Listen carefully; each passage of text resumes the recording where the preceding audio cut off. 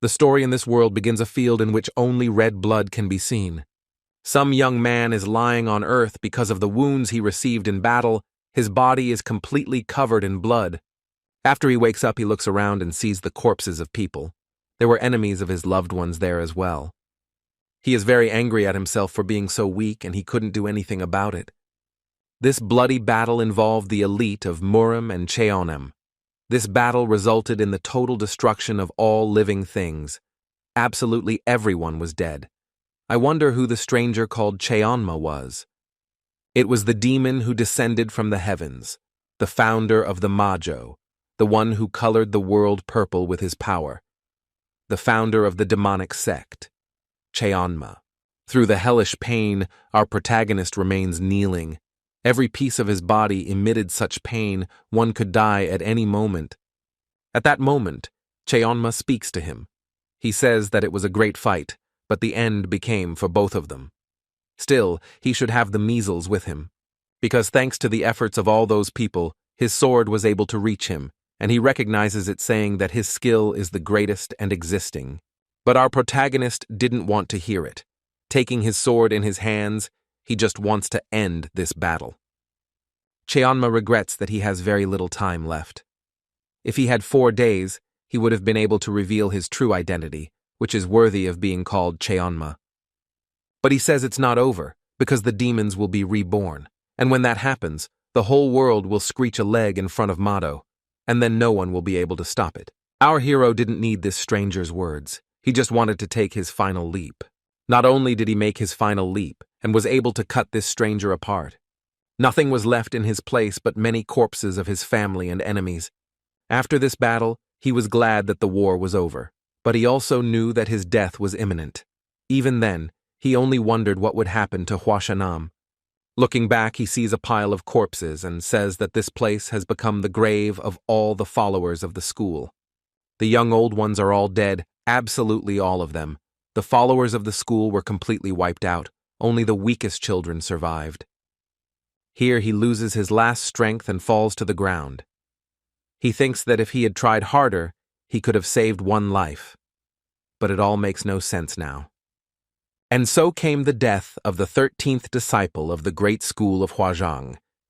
He was not one of the 3 greatest swordsmen in the world. His name was Chaon Min.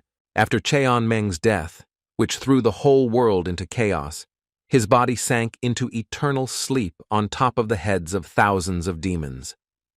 After a moment, a picture of a child who was wrapped in a straw figure is seen. There are still apparently many kids who are practicing diligently repeating after the master. Of course, one of them was Chaon Man. As a child, of course, he was naughty. Sometimes he was a bully, and because of this, he was always told off. Of course, it was all a memory from his life. Yes, he was a narcissistic fool not worthy of praise just for his innate talent. He was blind and didn't realize that it was Huazhan who gave him everything. In his mind, he regretted not practicing enough and not taking his studies seriously. He regrets being so lazy.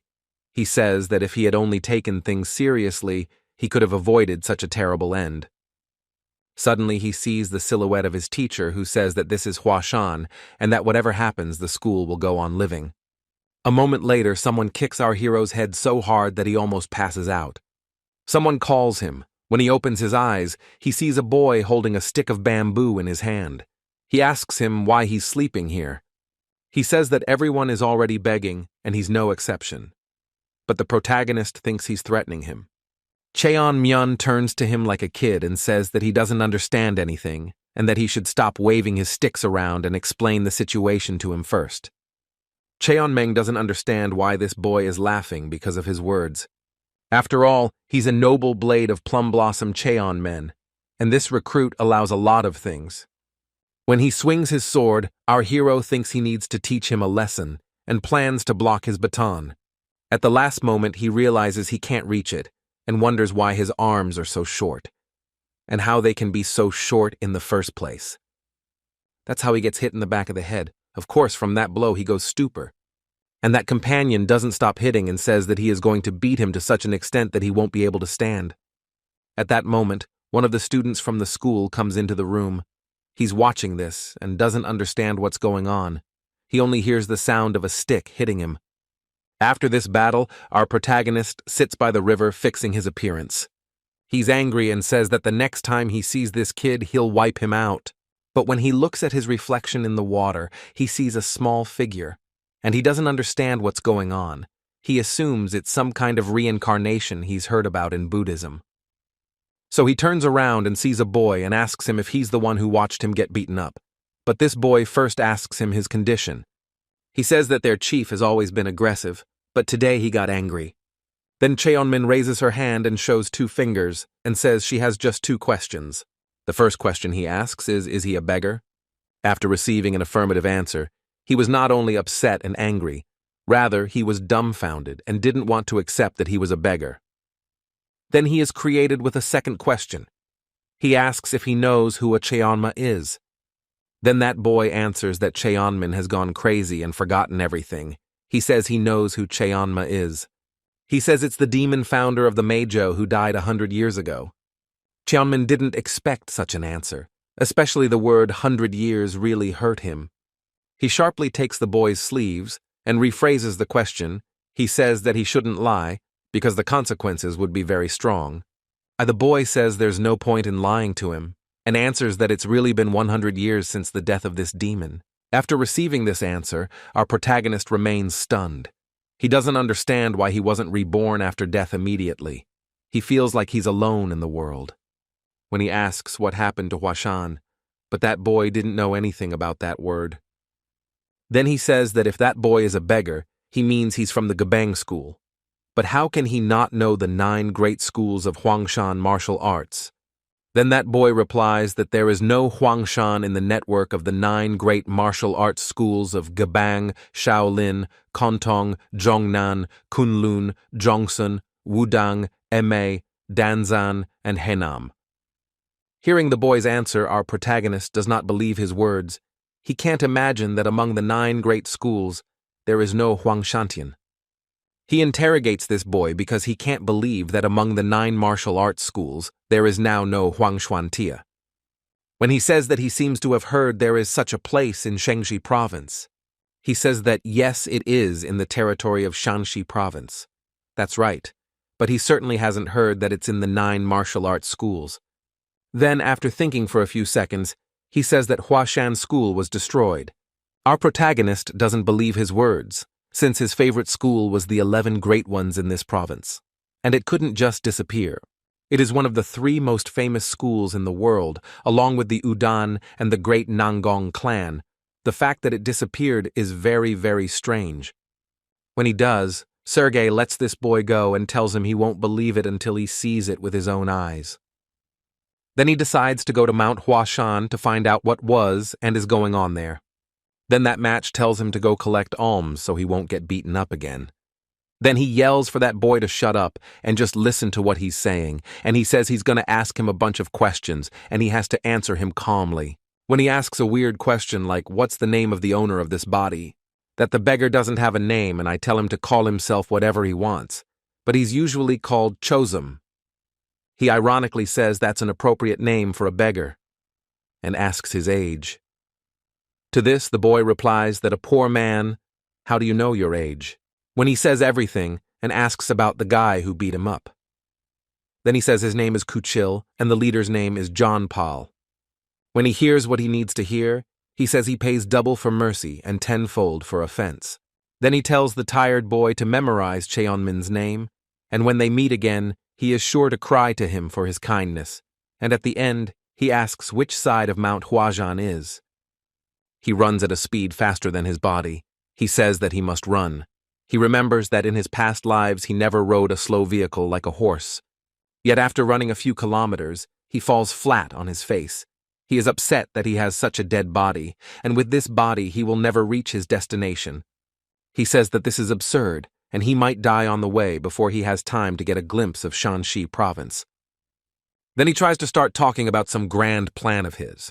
Turns out we just need to get physical training for martial arts. About himself, he says that the common man cannot even imagine how amazing and possible it is.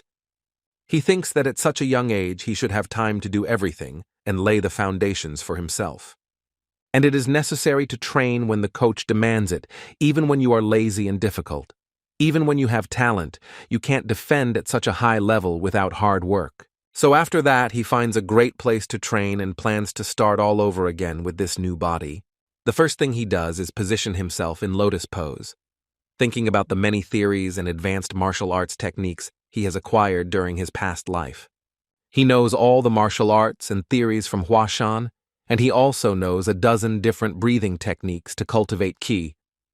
And if not limited to the Hashan school, he knows twice as many. And of these, he decided to master the principle of the 6 interactions. This technique is very special, because in the first year of his school, every beginner starts his journey with this technique of 6 interactions. Although this technique does not increase the strength of the trainee so dramatically, but you can fully feel his body. And now he begins to purify his body with chi energy. This sensation is like sifting out the shifting threads from a giant bush of cloth. A complete cleansing of unstable energy, if one gathers all the cleansed Dantian energy, then it will become the foundation and guide that will open up a new world to the user. Small, at full energy, it seems like a snowball, but it's a raging torrent that no one in the world can stop. He's down because he's using up all his energy. He's angry because it's no use if he wants to use that leg right now. Then he remembers his teacher who said he had to use his brain before he did anything else. He's angry that at this rate he'll never get to his destination. In some village, a bunch of people are haggling. Some are offering goods and some are buying what they need. In short, there's life in this village. In some alley, 2 boys approach some man saying that there is some vagrant who is intercepting their alms. They say it's a small child, so they throw all the coins to him. To this, the ungroomed man says they should make life difficult for him because he deserves it. When they point the finger at this little kid who's been intercepting their alms, then they turn to this kid. Of course, they use a couple bad words to address him. At snack time, he turns around and with that disgruntled look on his face answers what needs to be said. This boy's manner of speech really hurt them. This time, their tone has increased several times. They are already serious against him. He says that he does not know from whom he got permission to beg here, but since he is young, he will let him go. In addition, he says he has to give back what he's collected today, and then he can go. Taking away good food? You beggars have no conscience, says our protagonist. He stands up abruptly and checks his physical condition after his snack. He says that he hasn't recovered from the energy yet, but it will be enough. He says that he now understands how to control this body, and that they attacked him all at once because he was too lazy to deal with them. During the time when the man is drained, he also says that he's not in the best shape so he can't hit properly, and that they wouldn't mind if he beat them up a little bit. Then the man says his patience was wearing thin, and our protagonist has shattered that edge with his statement. So he orders them men to beat the crap out of him. So one of them immediately swings his arm, but he did not expect that this little boy would quickly and cleverly dodge this blow. After this little maneuver, he hits the man in the face with all his might. From this blow, he falls a few meters. Afterwards, he shouts that he is a grateful plum blossom blade of the great Hashan school. He had punished those bums after all and put them in their place. What they are saying is their fault after all. Just so I don't distract them from their minutes of questioning and talking, our protagonist asks them a question. He asks if there is a quick way to get to Shanxi. They are surprised by such a question. They say that if they knew such information, they wouldn't live like beggars, and asks him to ask another. He says they probably misunderstood each other. Grabbing the man by the sleeves, he says that if they meet again, and when he asks a question, absolutely any time all must reach a clear answer, if he does not want to die. Then he lets go and says that if they understand, they should get the hell out of here. After that, these rascals run with all their might to avoid getting even more from our hero. Misty skies somewhere in the mountains begins the next story. Some man is probably the foreman, you hear knocking at the door, and tells that man to come through. Then some young man says there's nothing wrong, but a child asks to see you. At these words, the master is surprised because it was a child who wanted to meet him. This child was, of course, our protagonist. He greets and says his name and says that he wants to join Hashan. The master addresses this young man as Un Am and asks him what he said that they are no longer accepting new members. And in turn, he says that even after what he said, this boy did not stop. They look at this boy's face and see only a smile. This, of course, caused some emotion in these people. But actually, the main character was furious, and to know the reason, one has to be transported back a few moments. After such a huge journey, it still reached its destination. He didn't have the strength to even walk and take a single step. The shortcut that the beggars had given him didn't help him much, but in the end, he managed to get there on his own. But still, he started to climb the huge and long stairs that lead to the top of the mountain. He says that whatever it takes, nothing is impossible if you have the willpower, and he will definitely climb this mountain. When he does climb the mountain, he notices that the wooden sign that was at the entrance has disappeared somewhere. It just wasn't there, and it made him very angry. He remembers that Sanang wiped it down every morning, and he doesn't understand where it went. And just as he's screaming and expressing his emotions, a young man enters from the cabin. When he sees a silhouette, he's surprised that it's a little boy. He asks him if he came alone and how he managed to climb the mountain alone. Then he tells him to listen to what he says and asks him to answer one question. He asks if he is Dao Song Huangshan and says that he has been looking for him, yet the young man answers the question in the affirmative. The boy rejoices at this answer as he hoped the school had not fallen apart yet. Then the young man tells him to go ahead, but they are not accepting outsiders at the moment. But he is hardly in a condition to come down the mountain now. Still, they will not leave those who have come to Hashan on the street. He says that it is very cold here at night and that he should come to visit them. When our protagonist entered his homeland, he was deeply disappointed. He wondered why the training ground was covered with earth. Where did the blue jasper pavement disappear to? He thinks they probably needed the money, so they sold it, looking at this fashion. The man says that it's a great, spacious playground. Our boy notices another thing that was dear to him is missing from the place. It was the golden palace that enlightened this whole area. He asks why the place looks a little empty. He asks why there was nothing there in the first place. To this question, the man replies that you have noticed that there used to be a palace on that empty place. He also says that he's too experienced for this story, and he's ashamed to talk about it. He says he can't put it into words. Then he shows this boy the oil palace. Our boy is happy that at least it's there. When he does go into the palace, it's the same thing. It's been completely emptied out. He says that all the pictures, pendants, and scrolls have disappeared somewhere. And he notices that you're missing the most important thing. He starts looking for some flour that was standing by the locker. He angrily asks where the flour is, and the master is that this boy knows about this thing. He remembers some strange white metal plum, and he says that it was sold at some point. He says that it was of no use anywhere. Yes, and he was killing it from the general interior. He also said that the merchant offered a good sum for it, and they sold it. All those statements killed our hero. It turns out the white plum is a relic of this school, just like the sword of the Celestials. It doesn't shine like the gold that carries the pure waters of Huangxin. He doesn't understand how such a thing could be sold, that you have to break it all up quickly, and it's easier for this master to meet with Chaon Min.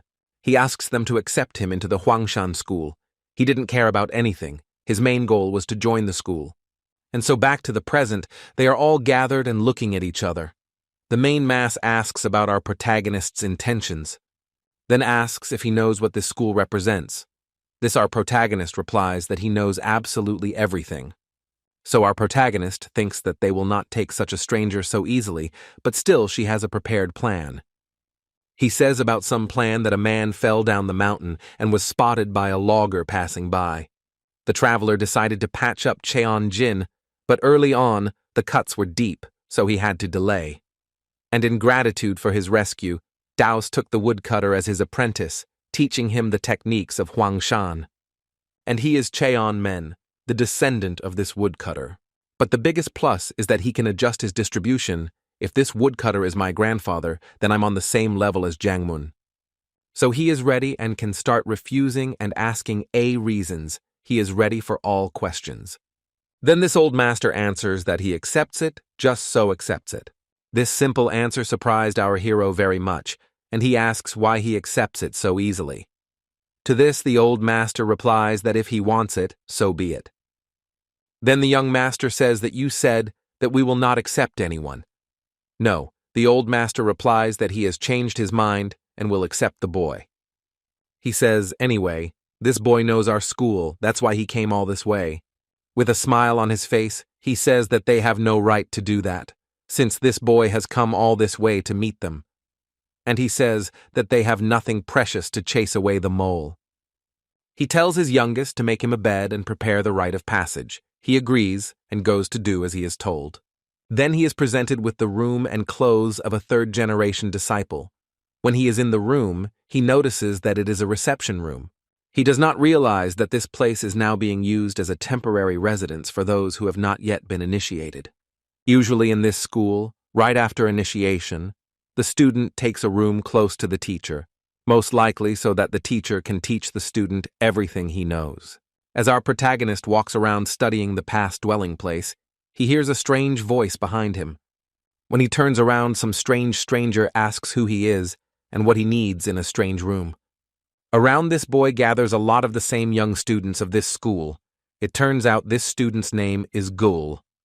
He explains this noise by saying that this little boy was snooping in his room. He also tells his senior to check this boy. All this is heard by some senior of this school. He speaks to everyone and tells them to keep quiet. He says that practice isn't over yet and they're already making a mess. It turns out one of the masters and all the students apologize profusely. Absolutely everyone bows their head to the master and apologizes again. The only one who didn't apologize was our hero. Then the master asks the name of this cocky boy. He responds by saying his name is Chaon Min. From the fact that he hasn't heard that name until then, he assumes he's new to the House of White Plum Blossoms. He says that it's late and he should rest and says that he mustn't forget to come to practice. He tells everyone else to come downstairs. Absolutely everyone immediately obeys the master's orders.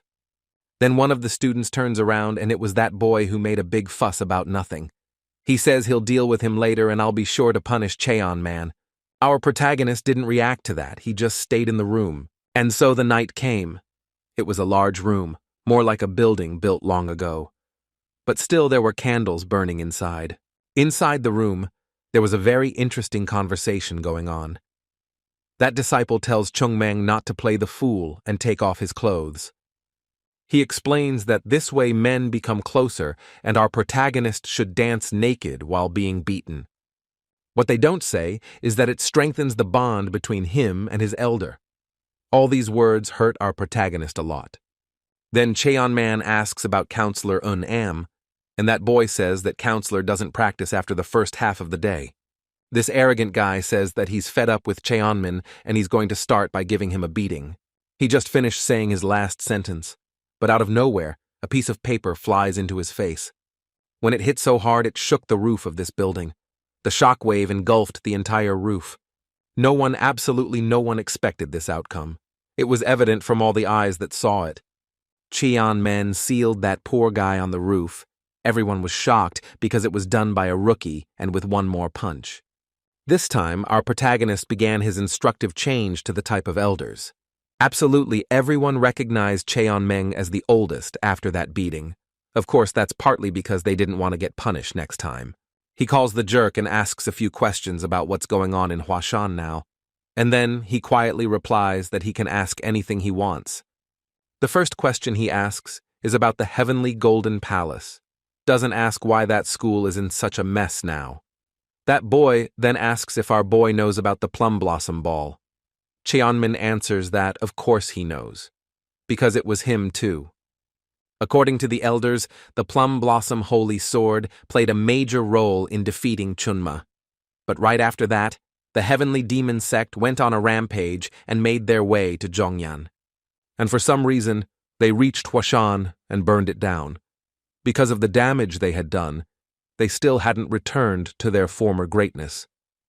Then the protagonist thinks to himself that the reason why this school has fallen into disrepair is himself. Taya Flumox's ball technique has no strong fundamentals. Without them, it is extremely weak. There will most likely be no problem even if you get rid of Hashan's technique. This sword technique is terrible. It's not worth it. So it should probably be discarded, answered the scale on the hero. That would cause some problems, because it's a technique of our ancestors. Why don't you just take it out of the library? Said the headmaster. After all this talk, they come to a common conclusion that they will do it. The master turns to Chaon Man and begins his speech by saying that he didn't call him here today just for this question. He says it's time for him to get his students, and asks how he would train them. The joyful Changmeng says that he would just beat them first, and when they are on the verge of life and death, he will surpass himself. After that, it turns out Soyan Jiangmoon never offered him any more disciples. As he was resting and lying down, some junior approaches him. He says that Counselor An has summoned him to the training ground, and said that he should definitely be at today's training. In the training area, all the students repeat the movements of the headmaster, who teaches them everything he knows. He shouts for everyone to get their blades ready for future training. Everyone finds their pose and is ready to repeat after the master. All this training drama is seen by our protagonist and his man standing nearby. They are just watching.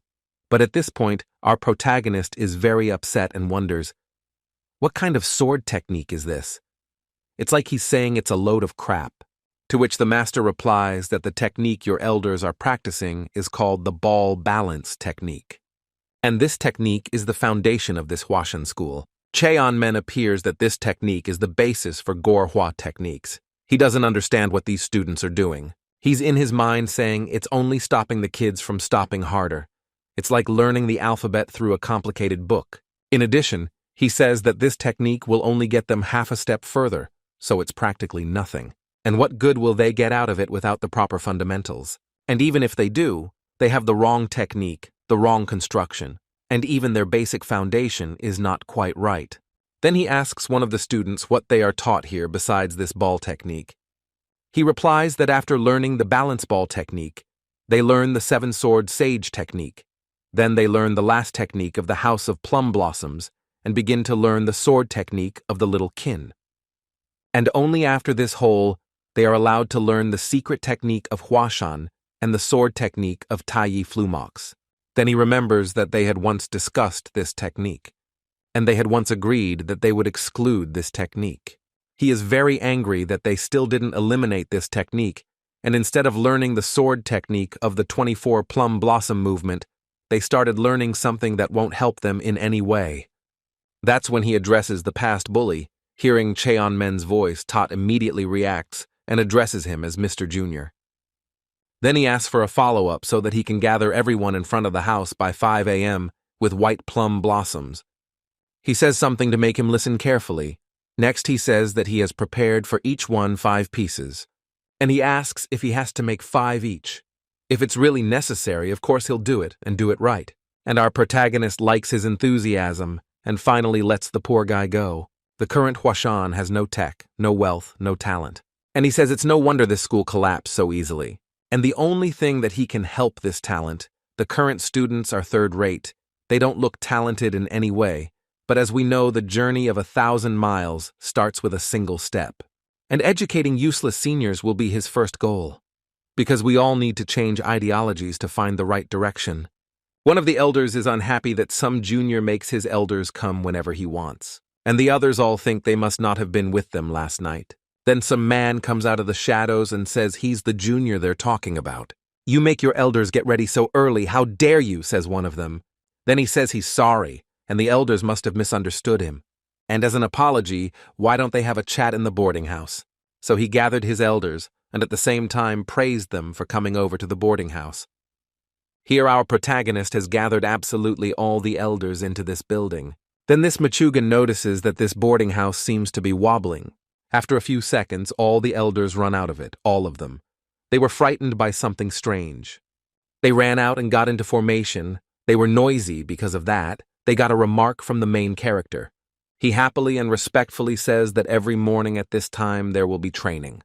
And with respect, my elders. Early in the morning, the master gets up and wonders why the students have not come for greetings, and he assumes that they are all still asleep. He justifies this topic that they have a newcomer, and rather, they are tired after the visitation ritual or something like that. He's serious about teaching them a lesson. He thinks that if Jo Gul suddenly turns out to be a discharged beast, Yoon Jung shouldn't have let him overdo it. After a moment, we see the surprised face of the martial arts master. He sees so many disciples who were exhausted. All of them were asking for help from him. Many didn't even have the strength to stand up and greet him. He is surprised and shouting asks what happened here. But no one dared to answer him. Even to the master, they did not say a single word. He thinks what must be the reason for them not even telling me in Won. Then the master sees a stiff and exhausted Joe Gully. He says it's not important, it's who's behind him. He sees a newcomer, which surprised him very much. A little boy lifting a huge load on his shoulders. Turns out he's not just lifting, he's squatting. And this time he did 10.085, exactly to 1. He looks at this boy and notices that he's so exhausted that his legs are shaking just from standing there. He yells at the others to get him some water now. Our boy says not to worry about him, and that she's fine.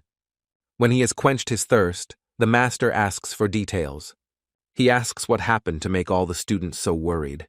Chaon Min replies that it's nothing special, and it's a little exercise they decided to do every day starting today. And because it's the first day, the guys are overdoing it a bit. Looking at the other students, he suspects that they were not full of energy. He wonders if they're all still here, and asks himself how scared they are of this kid. He also thinks how dare they call themselves disciples of the Hashan sect and yet fear him. He thinks he should probably reprimand him. Changing his tone, he starts talking to Chaon Min. He starts reprimanding him, saying how dare he deviate from the existing strict set of rules in the White Plum Blossom House. He asks who told him it's okay to sacrifice sleep for training. To this, our protagonist responds positively and simply nods to his request. The master is surprised by this answer, as he did not expect to hear these words. Then he dismounts from his horse and says that he will now press the point that he threatened his elders. Seeing the boy's face like that, he manages to keep his emotions to himself. He says to himself that it makes them look bad. He thinks that the third-grade students already look like complete idiots for teaching the newcomer, and he in turn looks like the biggest idiot for teaching them. So his musings are interrupted by our protagonist. He's only asking for 1 month. He says that he guarantees that in 1 month there will be a very good result.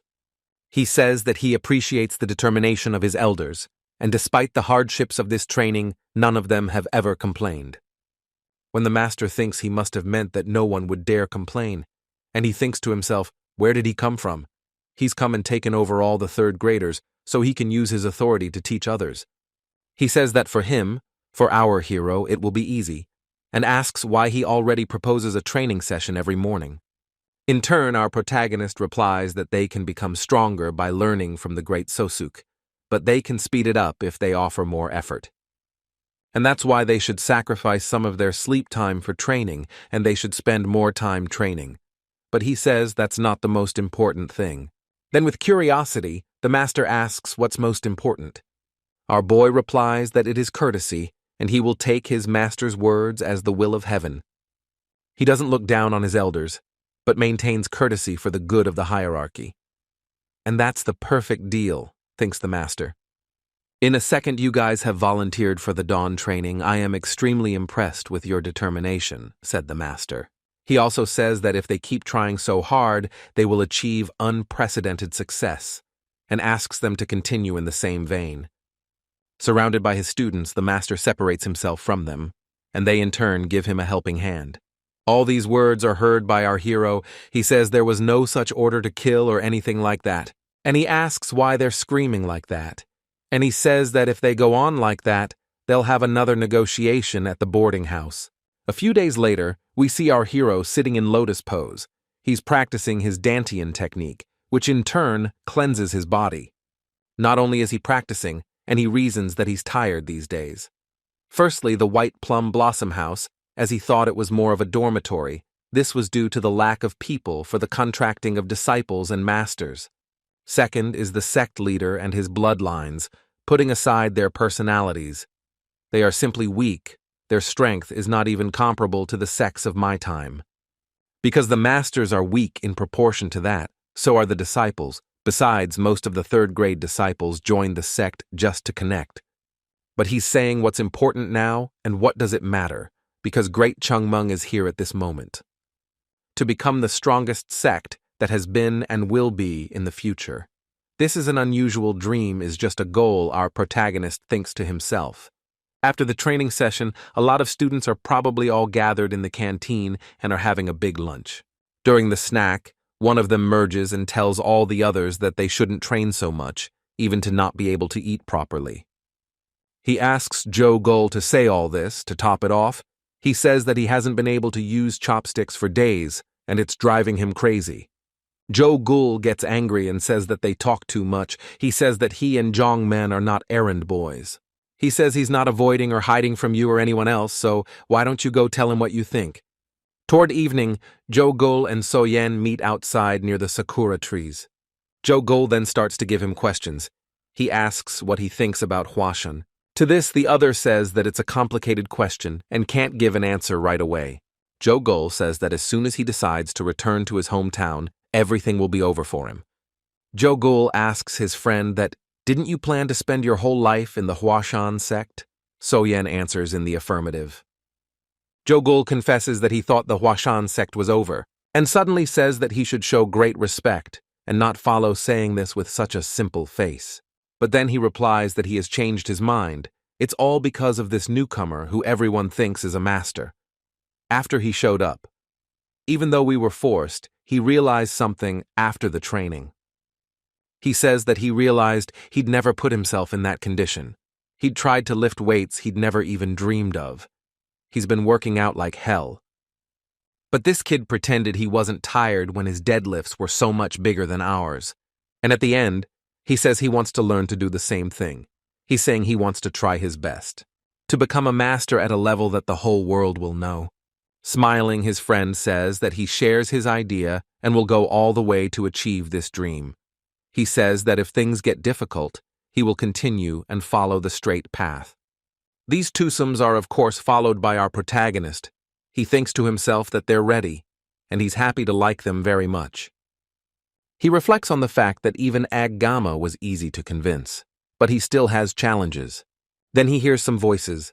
There were heard the words, "Come out here, cult leader. Yes, Lydia, all you must come out." Someone slams the door very hard, and it's easier to open the door immediately. Some serious people with torches on their hand hacks the door, and something else goes to this room. Screaming, they tell the cult people to go outside. They're telling everyone to get out of the way, and we told them yesterday that they can't do that here, and they have no right to do that. Our boy is watching. He's wondering what's going on here. He's very happy about these guests because they ruined what he cared about. These people say that they have waited too long, and they don't have that much time, and ask for a refund. This whole situation has dumbfounded the protagonist, as he doesn't understand how they came down to such a state that they owe money to such people. These people say, what, doesn't the head have any shame, and yell for him to go outside now and do what needs to be done. When the head of the Hashan sect comes out and says that what brought them to such a remote place so late at night, Chayonma watches all this and says that there is no doubt that he is indeed the head of the Hashan sect, since his every move and word drains a ton of aura layer. Then these people say, why is he trying to act so calm? But they don't realize that this master is just trying to act calm. Then one of the main ones, the owner of the Kong Pavilion, asks the head's business. He addresses him with seriousness and respect. Then the master says that he didn't expect the owner of the Kong Pavilion to come here. When the man says that he is embarrassed to visit him on such an occasion. He says that he did not want to climb this mountain again, but not a few people have asked him to do so and ask him to understand. He says that the master understands perfectly well what these people want. He says that the terms they agreed on have long since expired. The foreman just reacts calmly. He says that they have already tried to understand the situation in this sect, but if they had followed the contract, they would have had to add half of it to the amount in the contract. But still, this school saved their lives. And because of that, they're trying to be as lenient as possible. And he gives them 7 days on the condition that if they don't make it in time, they confiscate the Hashan sect temple. Then some strange sound comes from behind them, and they all turn around. Then some kid. I don't say what they shouldn't let the kids see. Then he asks his elders what happened and who those people were. Then that boy replies that they are merchants from Hashan Am Prefecture. Jogul intervenes in the conversation and asks him if the Hashan Am structure is not the name of the village under the mountain. When he replies that he's right, and says that he remembers all this from when he was trading with his father, Jogul interjects that the Hashan sect borrowed money from the merchants, and so the boy says what he doesn't know. He says what he knows and the owners of the Kanji Pavilion. He is the owner of the Hashan Tai Pavilion in Hashan Am Prefecture, and he says that he is the owner of the largest pavilion. He also adds that he participates in many events as a rich merchant. When our protagonist asks Tai Hua, when they look at our boy's face, they are startled as they see only disgust and anger there. It turns out he's angry because the original Tai Hashan Pavilion belonged to the Hashan grid.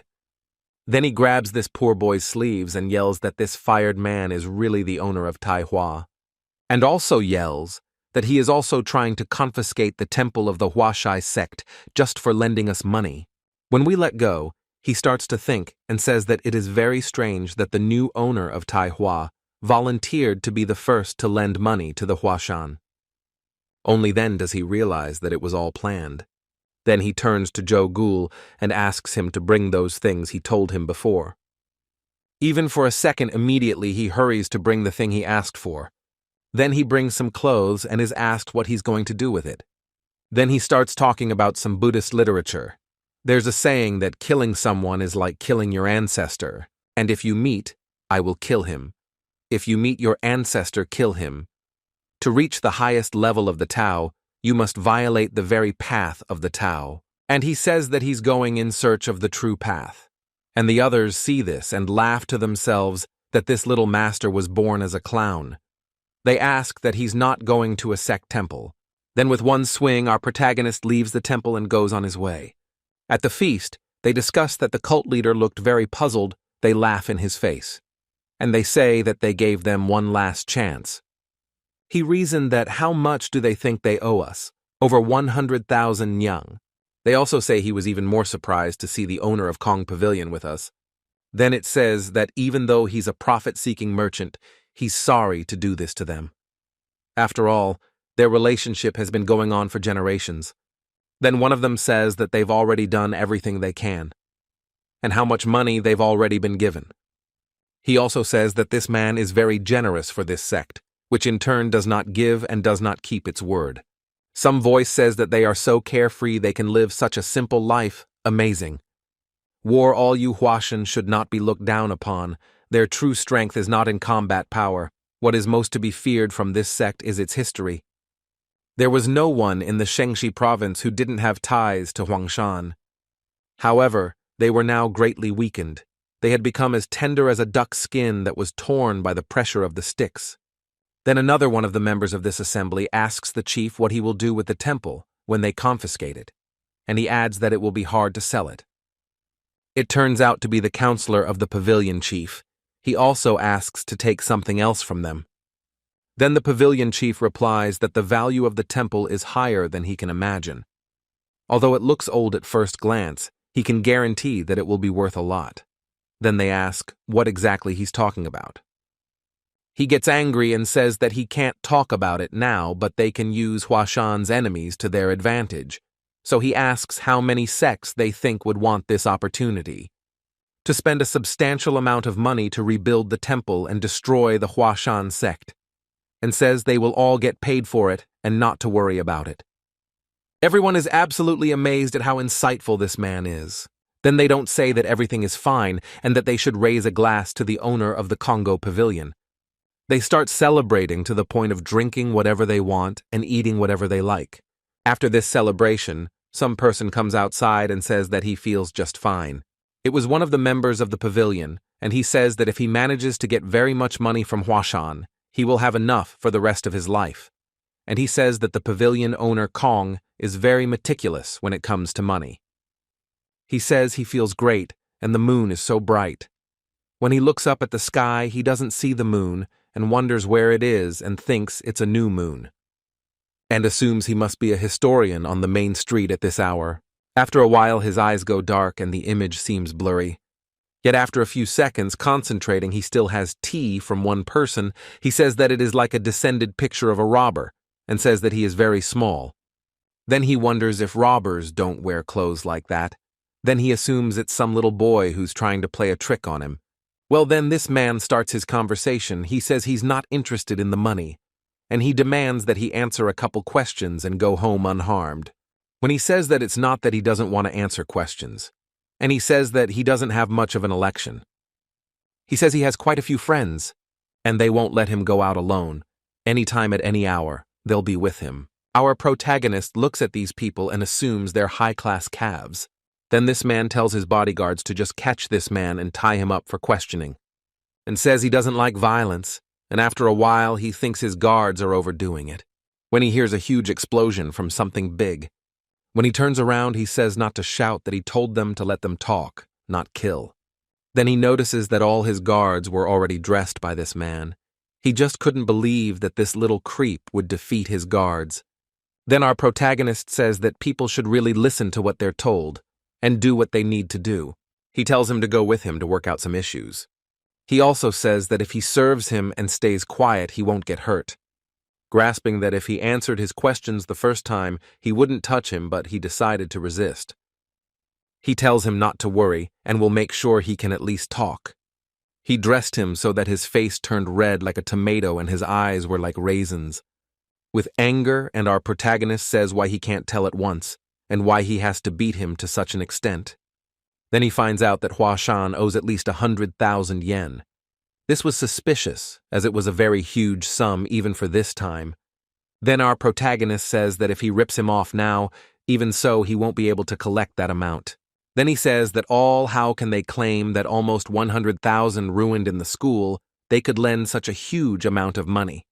Then this fatso says that it's all about interest rates. It turns out they lend at high interest rates, and if the loan interest keeps going up.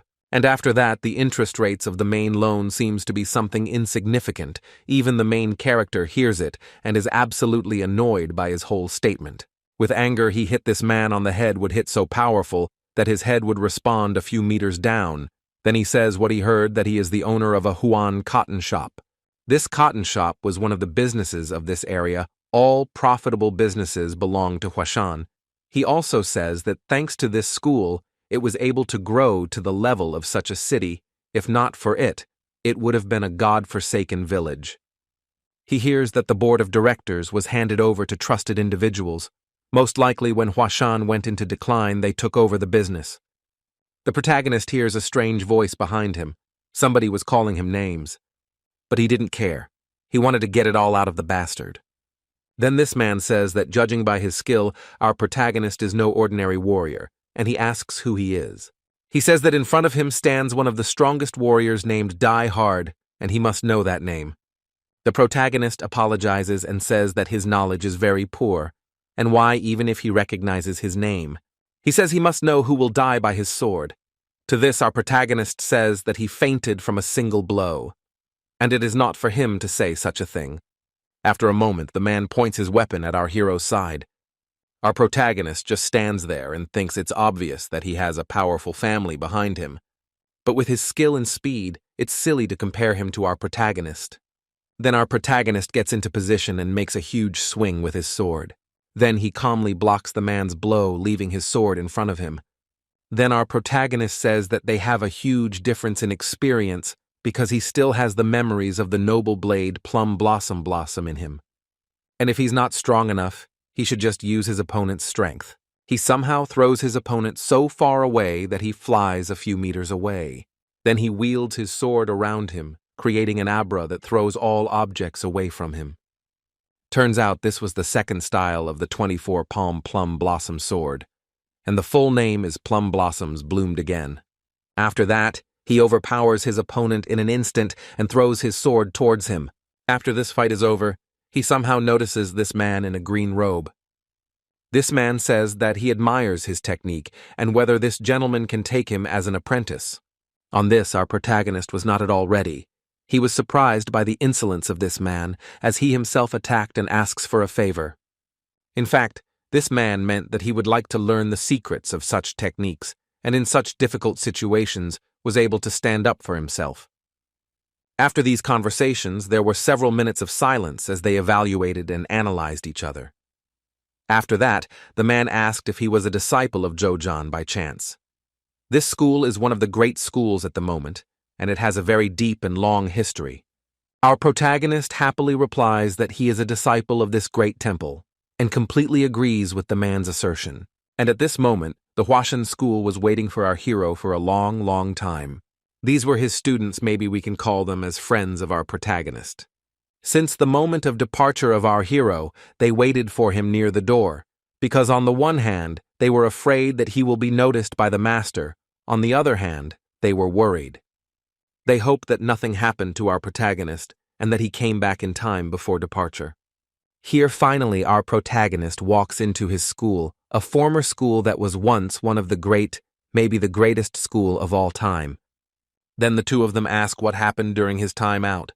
The main character answers that he had a heart-to-heart talk with his friend about the money he gave him for the road. Remembering what happened, he is glad that this man did not learn the whole truth about him, and glad that he was able to outsmart him. When he thinks what time was the great plum blossom, he is no longer the symbol of Hashan. However, this man will see in this area and is still alive, and then after seeing his special style, he could not even recognize this school. At this point, he is approached by his friend, who asks why he left the school, and our hero replies that children don't need to know about it. To this, they reply that he himself is a child. Then our protagonist says that no matter what, it is necessary now to gather and train. Then our protagonist, on rain, snow, or wind from today, they will not miss any training. Though snow will cover everything, even though it will hit, even though it's snowing even so, they still have to train every day. After hearing the whole motivational speech, they were totally motivated. And his friend says he's going to get everyone together and start practicing now. To this, the other says that the training can only be organized by the master or our protagonist, because if they try to organize themselves, no one will listen. And because of this, we'll need a master or our protagonist. On these statements of our protagonists says that he will definitely be with them someday to organize training. Then he thinks that how to deal with the financial situation of this school. So somehow a huge amount of money cannot be borrowed from others in a short time. While thinking, he also thinks about some people. These people are certainly the organizers of this financial fraud. Even so, if everything is true on the surface, it cannot be proved in any way. It is necessary to search for some evidence. One of the easiest ways to solve this problem was to destroy the very pavilion where these bad thieves are located. Our protagonist thinks that he could kill them all and thus solve this difficult problem from a financial point of view. After thinking of all the options, he comes to the thought that it would look strange, and since a little boy destroyed such a big building and such strong people, and of course it would ruin the reputation of the school. Then he remembers his master who used to write some kind of paperwork and go everywhere with it. And usually when he came to him for advice or about something important, his master always hid this book under himself and just did not want to show what is there. It was always interesting for our hero. He thinks that it can somehow help in this situation, since in this book can be written the whole history of financial or historical events. He also remembers that his master always kept all the documents in one place that was hidden from everyone. But he assumes that most likely this place will be somewhere underground and will be very well guarded. And of course this place should not be far from the school. He remembers that there were rumors that the entrance to this dungeon is at the house of the representative or master. This thought turns out to be very good information for him and makes him very happy. After thinking about it for a few moments, he suggests that it is most likely to be inside the hill, as it should be close to the new master, but should not be visible to the eyes of ordinary people. He says that's a great idea, and he'll have to move out to find it. He says that if he finds the treasure, he will tell the head of the treasure and runs there without breaking his arms. So he starts exploring the place near the huge hill around the school. He uses his powers to find the empty space, since if he finds this empty space using his power, it will there interfere with the entrance to the dungeons or the dungeon itself. He uses his powers for a very long time and a lot in finding this dungeon. But still he has spent a lot of ki and mana, and his body is completely protected because of that. But he still tries and tries, he needs it because this dungeon can save the situation that is this school.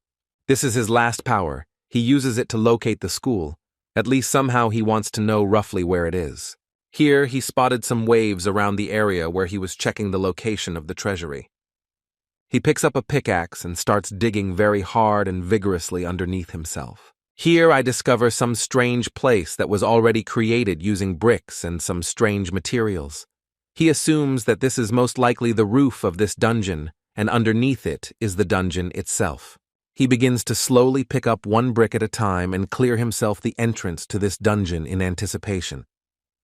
When he looks through the gap he created, he sees a huge space in which there is not a single person, or even a soul. But after some few seconds he sees a power man. He walks very quietly and his surroundings are very gloomy. Turns out it was the current master of the school. Our protagonist is surprised that the master, and yet he did nothing to solve this problem. Then he sees a cracked wall he assumes is the entrance to the dungeon. When he sees that this wizard is doing something, he learns that the wizard is unable to do anything, as he simply lacks the power. This school is collapsing and there is no avoiding it. The ignorant state is falling apart and the school management is unable to do anything about it. Seeing the school collapsing, which once read into his life and unable to do anything about it, feels his heart thinks our protagonist and about himself and the master. Looking at his trembling hand, he says that the chapter can't share this with anyone, as the head is the one who should be a support for his students, and so in this place he is left alone with his pain and sorrow. A few moments passed, and it was morning, and at that moment, the head left for his native school, leaving this case to his fate. Using this moment, our protagonist leaves through this gap he made himself. He is inside the dungeon and looks at the treasure room itself.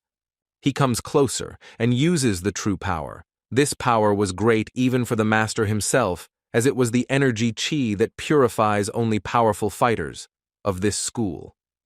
But what was the surprise of our hero after using his powers? This dungeon did not change in any way.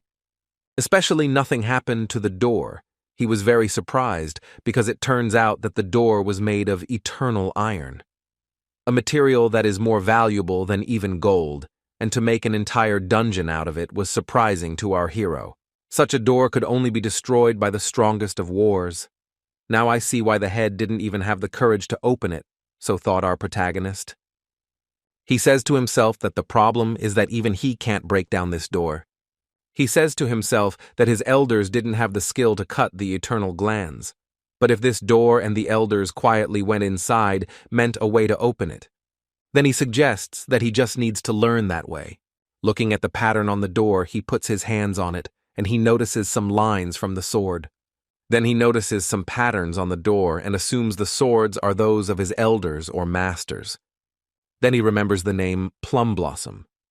24 palm ball mark is very similar to the plum blossom style.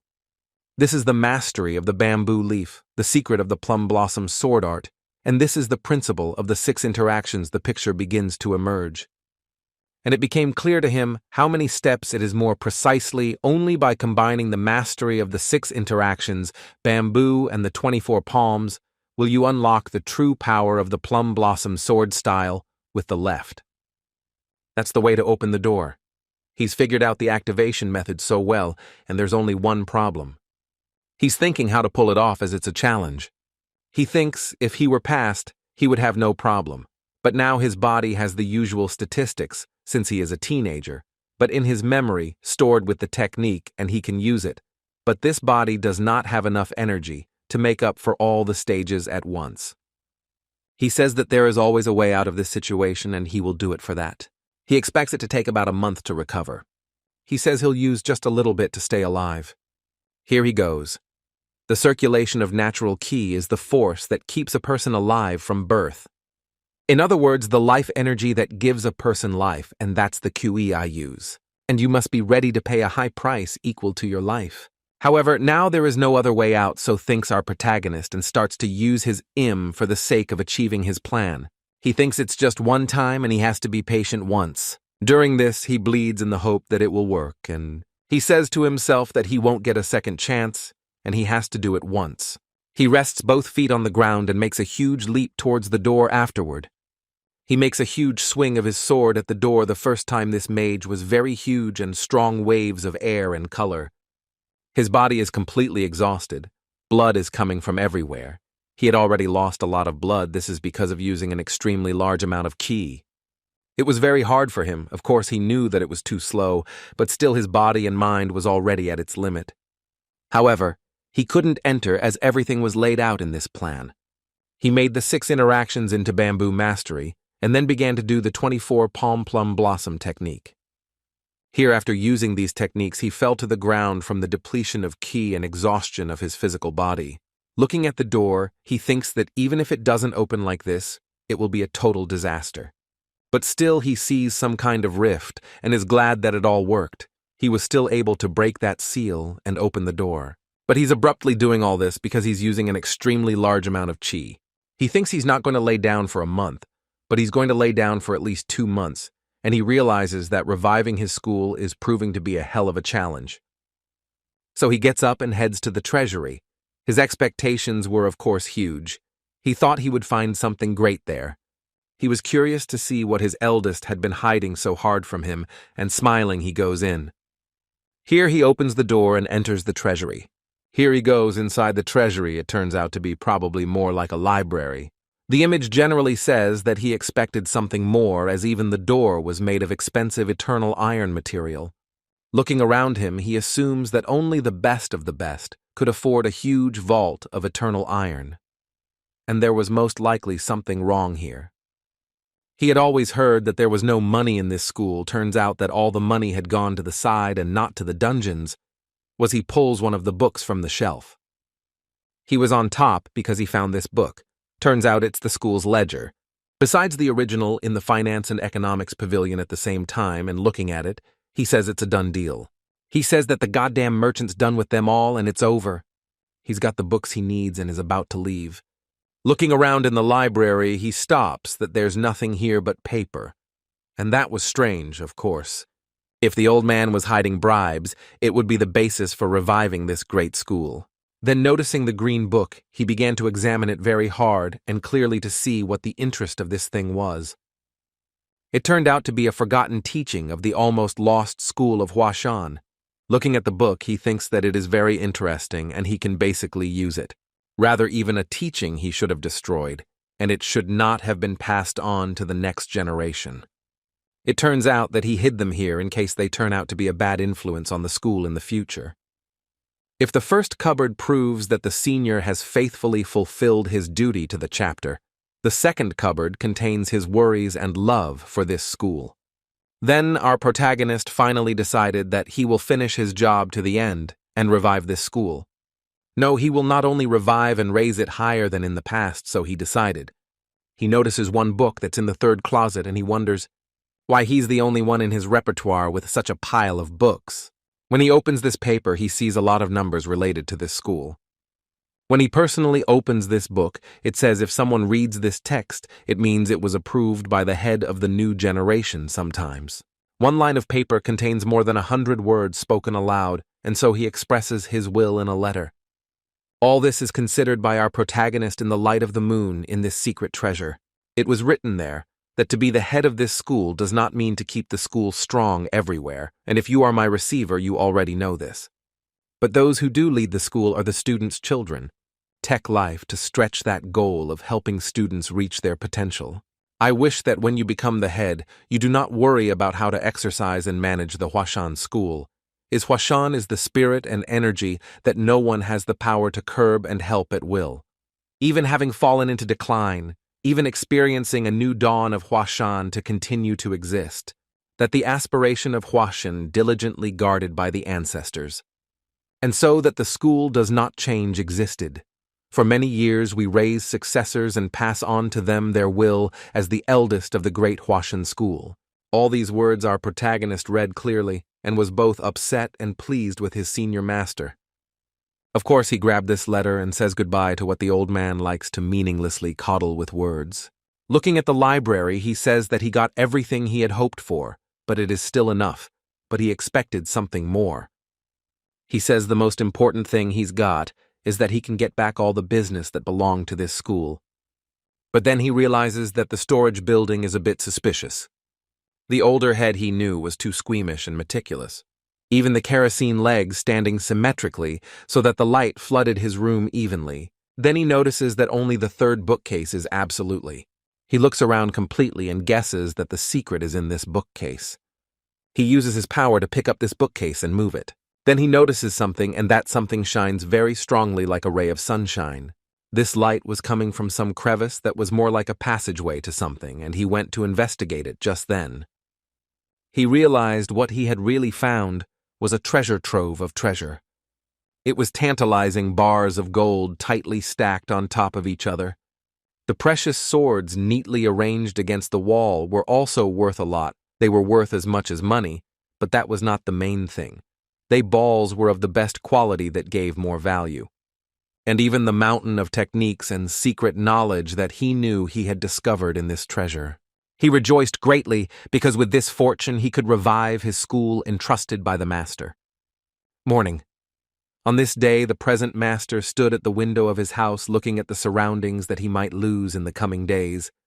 He says that morning has already come and that this day will bring joy to some and despair to others. And there are only 5 days left of the time the pavilion owner gave him. And it was a surprise to him, because at this time, nobody usually bothers him. So he goes outside and is met by Ungam, who in turn gives him some information. But the junior master says that he has to see and learn all this on the way. The head is surprised to see where he has to go and why he says that, since he says to do something urgent and without knowing the details, he has to go there.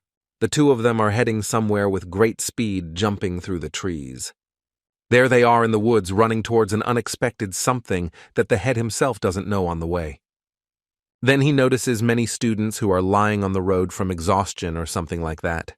Then he asks the younger one what happened to them. Why are they so dead and lying on the road? And the younger master answers that they are training by themselves in the morning. Because of that, they are so tired and lying on the road. The approach of the masters is noticed by our protagonist. He heard it and felt his own. He looks that his name is Junior Master and plans something.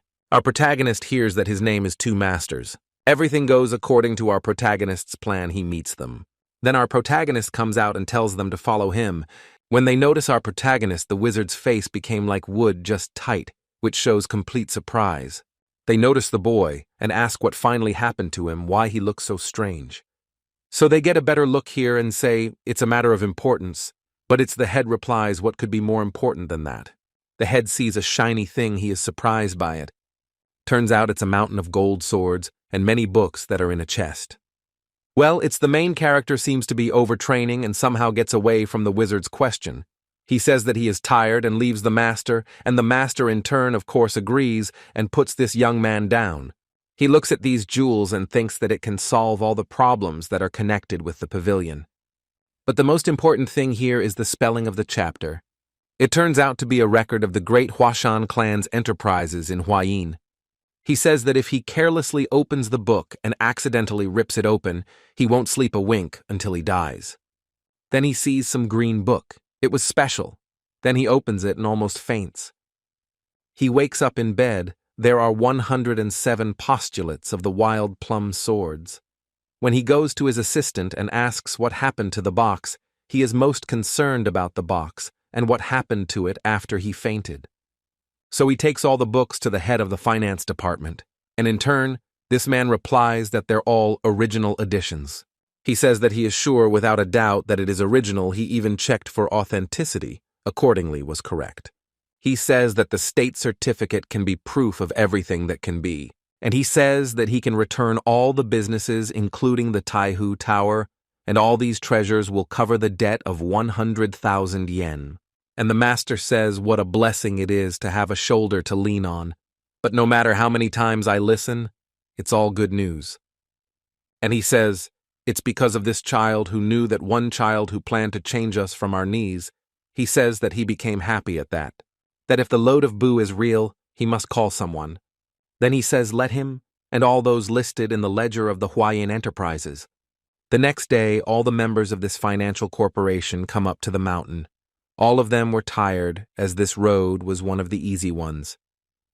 Looking at his people with his eyes, said that it was only a short distance to school, and they only had a few hours to walk to get there.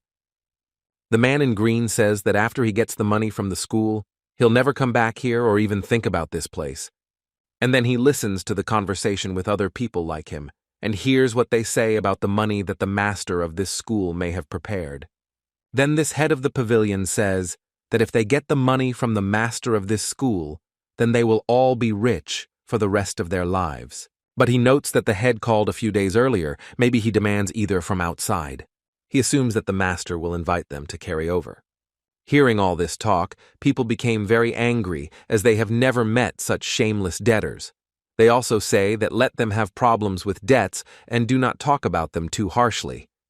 The man thinks to himself that he may be out of money. One appearance of a man from Junan says that they also have a view on Hashan Manor, and he thinks that his share is 5,000 nannies, and that he can live on that money all his life without thinking about trading for a day. So they come to the ground with this school, and they all come just to get their precious money. Coming to the main gate, all the merchants shared a similar feeling of being overwhelmed by the mountainous thoughts of Hashan's heritage. Having stood guard over this city for centuries, they thought that this heritage would be cut off by their hands. Especially the head of the pavilion knew about this information. He also knew that Hashan was not 7 days old, and they should take the money faster than that. Near the entrance, they were greeted by a junior master. He summoned everyone and said that the head was waiting for all of them inside the house. All of them listened to the words of the junior master and went inside the house peacefully and together. The head in turn greeted all those who came to meet him. In return, they all bowed to the head and showed their respect. At this, the head began his word. Of course, he said that they had made a great journey, and this journey was quite dangerous. They had a lot of work to do, but the head should have been more concerned, and they should have come themselves. Said these traitors, having listened to their words, the master said that it was difficult to climb the mountain and offered them tea. The head said that he had acted selfishly, and said in truth that he had gathered you here today to tell you the position of Hashan. Hearing some strange sentences of the words of the master's statement, the head pavillioned something and wanted to listen to what the head of this school had to say. Should said what he had been looking for a long time, tried to grasp any opportunity to fulfill his duty. But alas, no matter how much he tried, he could not repay it. Closing that debt is one of the hardest things to do. And the compliment said that they also need something to live on, and they cannot delay the date of the debt. Then the foreman asked them for a postponement. He said that he could not pay back all the money, but he could give a part of the payment. He asked if there was anyone present who was willing to wait a little longer. The head is a master. He bowed his hands and asked everyone here to help Hashan. Everyone was surprised by this gesture, as no one expected it. He thought that surprisingly things had taken a different turn. He assumes that the head is doing this in order to push them into the underworld, or he wants to show mercy. It was an interesting and puzzling question that did not leave the mind of our hero. But he knew for sure that the head was not as forgiving as he looked. For the head of an entire clan to be secretive is darkness, even if there are followers of the true nature, because the head must skillfully wield profit and loss, officially must welcome all financial. He wondered whether the current head is overcome by a strong anger. Then the head of the shopping center told everyone that the master did not tell them that he could not delay the payment date. Even last time it was a problem, he asks, that he did not misunderstand them. This time he is not asking the owner of this pavilion, but to everyone here. Each of you should receive a different amount of money. So he's asking everyone who's willing to delay their due date. Then to the question of who can't make a concession, you will be able to pay off the debt immediately. To this question, our chapter answers yes. The Hashan school may not be the same as in the old days, but that doesn't mean that no one can lend a hand, and he says that he hasn't been able to raise the 100,000 he has prepared. That's why he's asking them and says that Hashan will definitely repay everyone who steps into their shoes today. To this, the head of the pavilion says that he is not satisfied with this situation, and they must pay back all debts now. Then the man in the green coat asks if the school will thank him if he postpones the date. He asks for an honest answer. He asks that everyone realizes that the Hashan school could collapse tomorrow.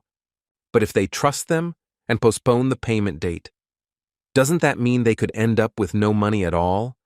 He asks on the basis of what they can get their money from them.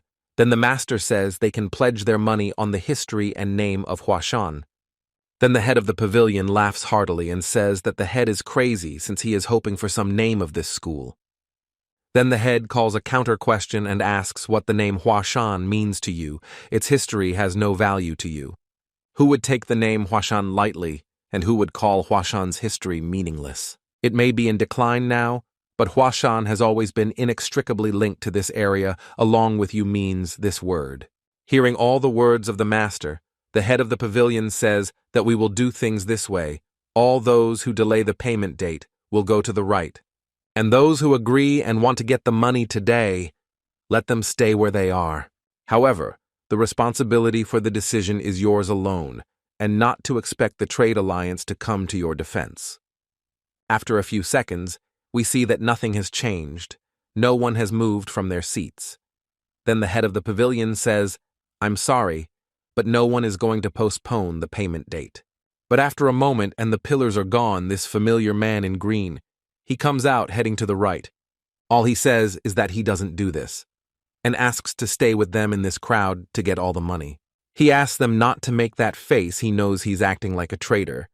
Then he says that the owner of the pavilion cannot understand him because he is not from this area. He says that the head of the pavilion has settled in this area as a son-in-law, and therefore he does not understand. He says that this area means a lot to him. He grew up on Hashan's stories. He says that he grew up surrounded by stories of how the horse stood guard over the peace and the shengshi. And even though he learned he had no talent to get into Hashan, he always dreamed of going to that school. He says that his father, and that's how much he cares about this school. Once you get the money far away from here, you'll need it very much. Where will I go? I've spent my whole life on Earth, Hashan, and that's your reason for giving up so much money, asks the head of the pavilion. He asks again if he will regret such a free choice. He says that while he was climbing the mountain, he thought only about how to get the money and to get a wide leg, and now he has changed, saying that even if I don't get the money, I can still live, maybe wishing I'd taken it then. But if he bankrupts this school, he'll regret it till the day he dies, taxing them with useless money. Do as you know, nothing will change because of you alone, says the head of the pavilion. Then he notices several people who also joined our man's idea. They were no longer just a few, but a crowd of 5. Watching this magnificent scene, the master says it's nice to know that there are still those who honor Hashan. He angrily begins to say that since ancient times Hashan has been favorable to you, but they have repaid it with betrayal. Based on the ledger, Hashan confiscates all the businesses they run as well as all the profits on their property. The rotten merchants begin to look at all the records found on the Organ Hero. They don't understand what happened during their absence. The chapter seeing all this says that after that, there will be confiscation of all the property that they started during this time. Reading all these books, the head of the pavilion says that it is necessary to stop sooner or later, as the joke has gone very far. To this, the master replies that it is unfortunate that the head of such a great school as Hashan looks like a joker in your eyes. Having read all the editions that our protagonist has found, the merchant says that they cannot know for sure whether it is true or fiction. To this, the master rudely and confidently says that they have no right to accuse Hashan of forging in the physical evidence. The master says that he is still obliged to call a person who understands the matter. Then the master summons to this place the head of the financial institution in this school and in this locality. Then this man says that the matter requires thorough investigation and will take some time. Hearing such words from this man, all the merchants say that it is not proven and it takes a long time and it may be fake. Then this man says that foreseeing such doubts 2 days ago, he sent half of the consignments to the government of the locality, and now they are being verified for authenticity. This man did not expect such statements if during their absence the officials start a thorough inspection of the local enterprises. All the merchants, including him, are now in the Hashan school, and they cannot fight back. Then it comes to him that the head's main goal was to lure them out of town. 2 days is enough time to check all the ledgers. Then the pavilion owner remembers that the master said he sent half of them. But who would check only a part of the ledgers? Most likely the boxes have already been checked. In other words, at the foot of the mountain, they're being pressed by a government army prepared for a raid. Then he starts yelling at the head that he is a liar and somehow body this evidence so that the government believes in it. Then the head yells at them to calm down and they have no right to open their mouths, to push away the outstretched hand of a close friend in distress. And stab him in the back, you're no longer worthy to be called friends. He says they were coming back and it's over as soon as they get back to town. He also says that he had originally planned to confiscate everything from them and take one wagon full of possessions. Looking at the master's face, he sees that his face is so wrinkled with anger. Hearing all the words of the master, the head of the pavilion leaves saying that he will not be indebted yet. So he turns around and hurriedly walks away from the area. Looking at Mr. Yu and at the other people who took the school aside, he says that until the last moment they kept their humanity. Your businesses belong to Hashan, and that will not change. Hashan will return everything that has been lost. However, he will allow them to continue to run the enterprise locally and make a profit. He says that he proposes to discuss their future cooperation and asks them to come inside. When the Lord thinks it's better than depending on the owner of the horse because in one moment he's gone from master to deputy. Our boy watching all this is angry that the master gave them some wagon. He calls the master a damn fool. He says it's Hashan property who let him scatter them. So he decides to follow the trail of these people with great speed. So we see that these merchants who took the wrong side were leaving the city. One of them recalls that when they came down with the school enterprises were already APOC and occupied by government troops, and they were extremely unfriendly. If not for the request of the head of the pavilion, they were either alas or far away. The owner if only he didn't fall for his words. When he speaks, the owner turns to the horse and asks what they should do now. He asks him to say something and says that it all happened because they trusted him. Looking at the owner with a cold stare, he says not to blame him for what happened.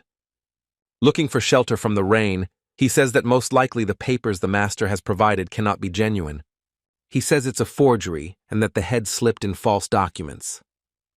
But to this, the others say that the government has not confirmed its authenticity. To this, the head replies that they conspired with the county head to divide the property among themselves. He says that it is necessary to go to his hometown first and then see what happens there and solve this fraud if possible. And he says that if these bastards are pressuring people with power, they'll find their way out. At this time, someone overhears their conversation and comes out of the shadows and he says it's all a lie. The two men meet their gazes looking at each other with suspicion and some surprise. The head of the pavilion doesn't realize what's going on here in the daylight in a robber's suit who would be an idiot walking around like that. He says that if he has stolen their property, then he should go far away to save his life. This, of course, irritates our protagonist, as the property is not theirs, but the property of the school. He says that he is not going to steal them, but just wants to return what was stolen. These words caused fascination at the head of the pavilion. He says that how fortunate and he just wanted to attack someone from this school. Then our hero is attacked by one large group of samurai and plans to completely destroy him. But our protagonist with one swing completely destroys Fluff and Ashes in this small army and samurai. This amazes the head of them all, as this was an elite army that could destroy a small village. He is surprised that there are still some masters left in this school and orders them to go somewhere far away.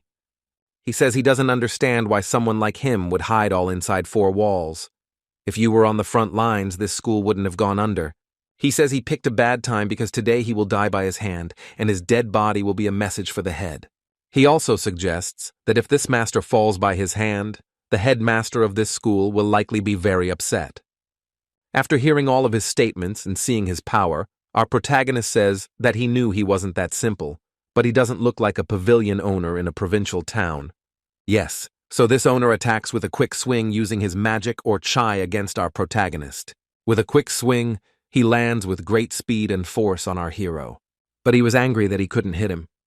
He was surprised that somehow the protagonist was able to dodge such an unexpected blow. Without saying anything, he makes another dive towards the masked man.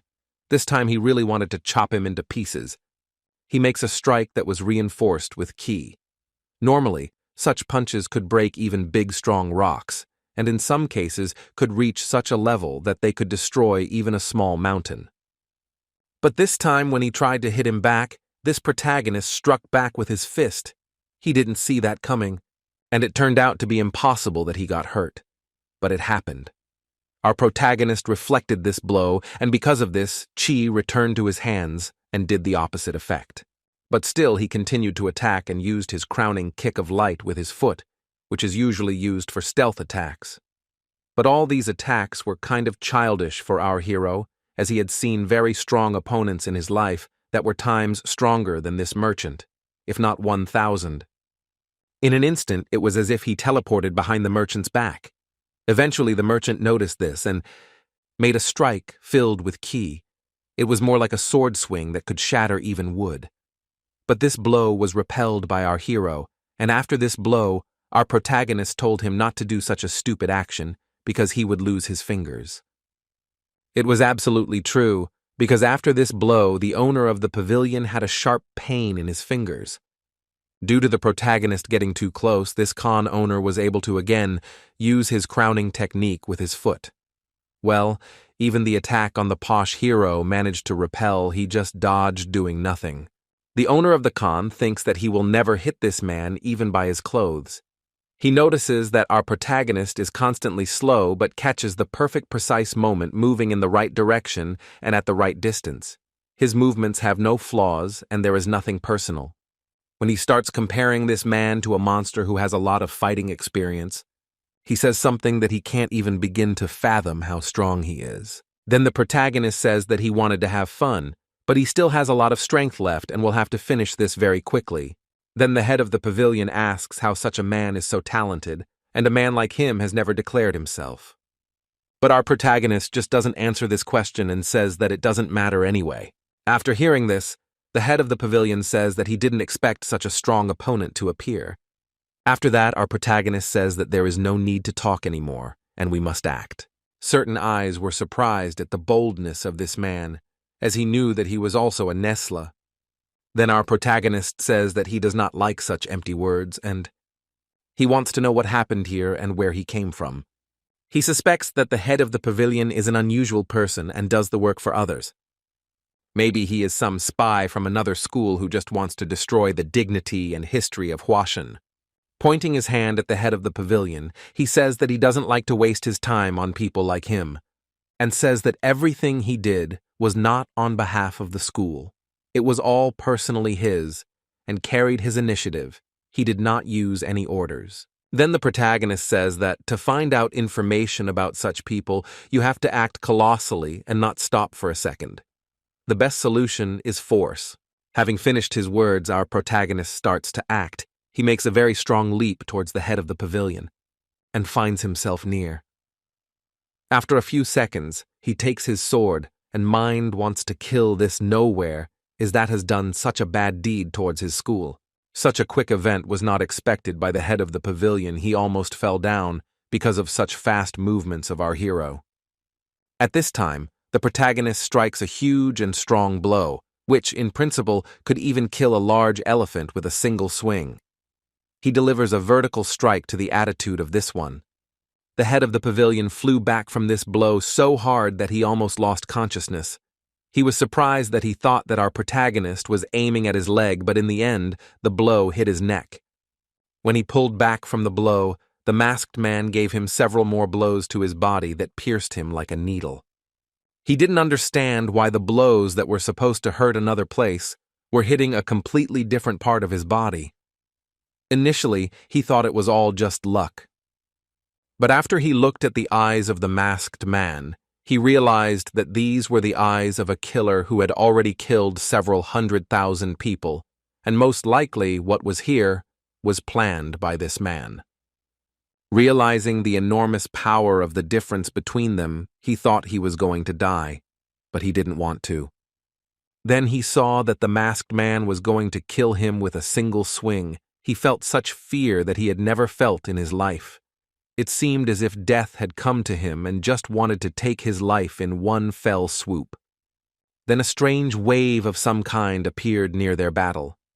In comparison, it was a strike from some kind of magic or utilized ki, since this strike covered a very large space and had tremendous power. It turns out, it was the pavilion head who was using his another crown technique. This turned out to be the technique of Lord Tai's palm technique, a powerful technique that strikes a huge radius and destroys absolutely everything within it. What was the surprise of the head when he learned that this technique did not work? And yet this man somehow managed to survive after him. He not only parried this blow, he just dodged. Then our protagonist realized that this man is unusual and is a student of the Zhongnan school. After the protagonist learns that the owner of the pavilion in Huayin is shaking debts in Huangshan and is skillfully wielding the techniques of another school, he is surprised by this turn of events. He asks the pavilion owner if the other school has sent the other school to destroy the history and everything in Huangshan. Realizing that he has made a foolish mistake by using his school's secret technique, he thinks that he is about to be finished and will have to reveal the secret of his school and the secret of his life. He says that the fatal mistake was that when he swung his sword and came upon him by surprise, he got confused and used the palm of his hand to use the tai, which normally should be used to destroy opponents, and this technique should not. He thinks that this man will never get away from him if he doesn't beat his, and most likely he will need to reveal all the secrets and even Kozari. Our protagonist likes this as he says that loyalty is a very good thing, but he doesn't like this outcome. He says that the Zhongnan school is not a bad school and not one of the weakest, just that since a long time ago between it and Huang Sheng, there has been animosity, and so the relationship does not work out. Even so, he cannot help but recognize that the Zhongnan school is rightfully ranked among the 9 great schools. But such a powerful school probably won't solve its problems this way. He says that this man probably doesn't know much, but because of the long time that has passed, the new Murim may still be acting so low, most likely even they sacrifice their deeds for the sake of wealth. And emphasizes that times are not the same anymore, and everything can change, and absolutely everyone can do anything, even sacrifice their pride. He talks about his enjoyment of the times in which he now lives. After listening to our protagonist talk, the head of the pavilion begins his story. Then this bastard says that isn't this the best outcome for this school and says that there is no more and there never will be, having lost the school's secret technique. This school will never be the same again. The only question is whether it will collapse now or last a little longer. He just wanted to ease the suffering of the dying Hashan. Then our protagonist interrogates the school, which is the same school that lost and left without masters, left only to die. He says that someone like you will never understand about the life and history of such a powerful school. He says that who says that Hashan has lost its power and its secret techniques and even its masters? He beats him up and says that they should have taken Hashan on strength instead of such a menace of tactics. He says how the 2 schools had a lot of history in common and even the sword styles were similar. If there are 2 great schools with similar systems next to each other, one of them is bound to have a hard time. But still, thanks to him showing such a secret technique to him. And he's going to be rewarded in some kind of even-handed way. He says it's fun if you do, but a shame if you don't. At this time, our protagonist rejoices that he holds a sword near the head of the pavilion and maps something unimaginable to him, and tells him to hand over every last detail to the bastard who sent him. Then our protagonist starts swinging his sword. He only swung his sword fast enough to create the illusion of left swings. Mr. Khan is surprised that the man swings his sword so hard that he created a huge, strong wind wave. But he notices one thing that hurts him very much, and he doesn't realize what it is, why he is doing it. Even so, because our protagonist makes a lot of fast blows, but none of the blows hurt his opponent. Then our protagonist says that when plum blossoms bloom on the snow, they emit the thickest fragrance. It may be winter now, but the Huashan age has not yet come to an end. After he said all that, he made one very fast and clear dash and was already behind his opponent in a second. But nothing happened to Mr. Khan. Our hero says that with the passing of spring, plum blossoms decorate the whole mountain, and at that moment, There are a lot of flowers that fall out of the sky. Then all the pink blossoms of this technique disintegrate on the head of this Mr. Kona. This turns out to be one of the sword styles called 24 plum blossoms that is made of fallen petals. This is a very powerful technique that is rarely performed now or even in history. After using this technique, this person falls down permanently. He just fell and most likely lost consciousness. Our main character says that it is an illusion, and even a very strong illusion that can control everything and everyone. He says that he can still die as the force is not enough. He also says that for the past and himself, it would be barefoot. And now, when he died with the ball, it's as if all the powers have left him. Someone was watching this situation. It was one of the members of this crew. He was present. Our protagonist calmly notices him and tells him to come to him. He also tells him to go to him quickly and at the first time so that there are no repercussions.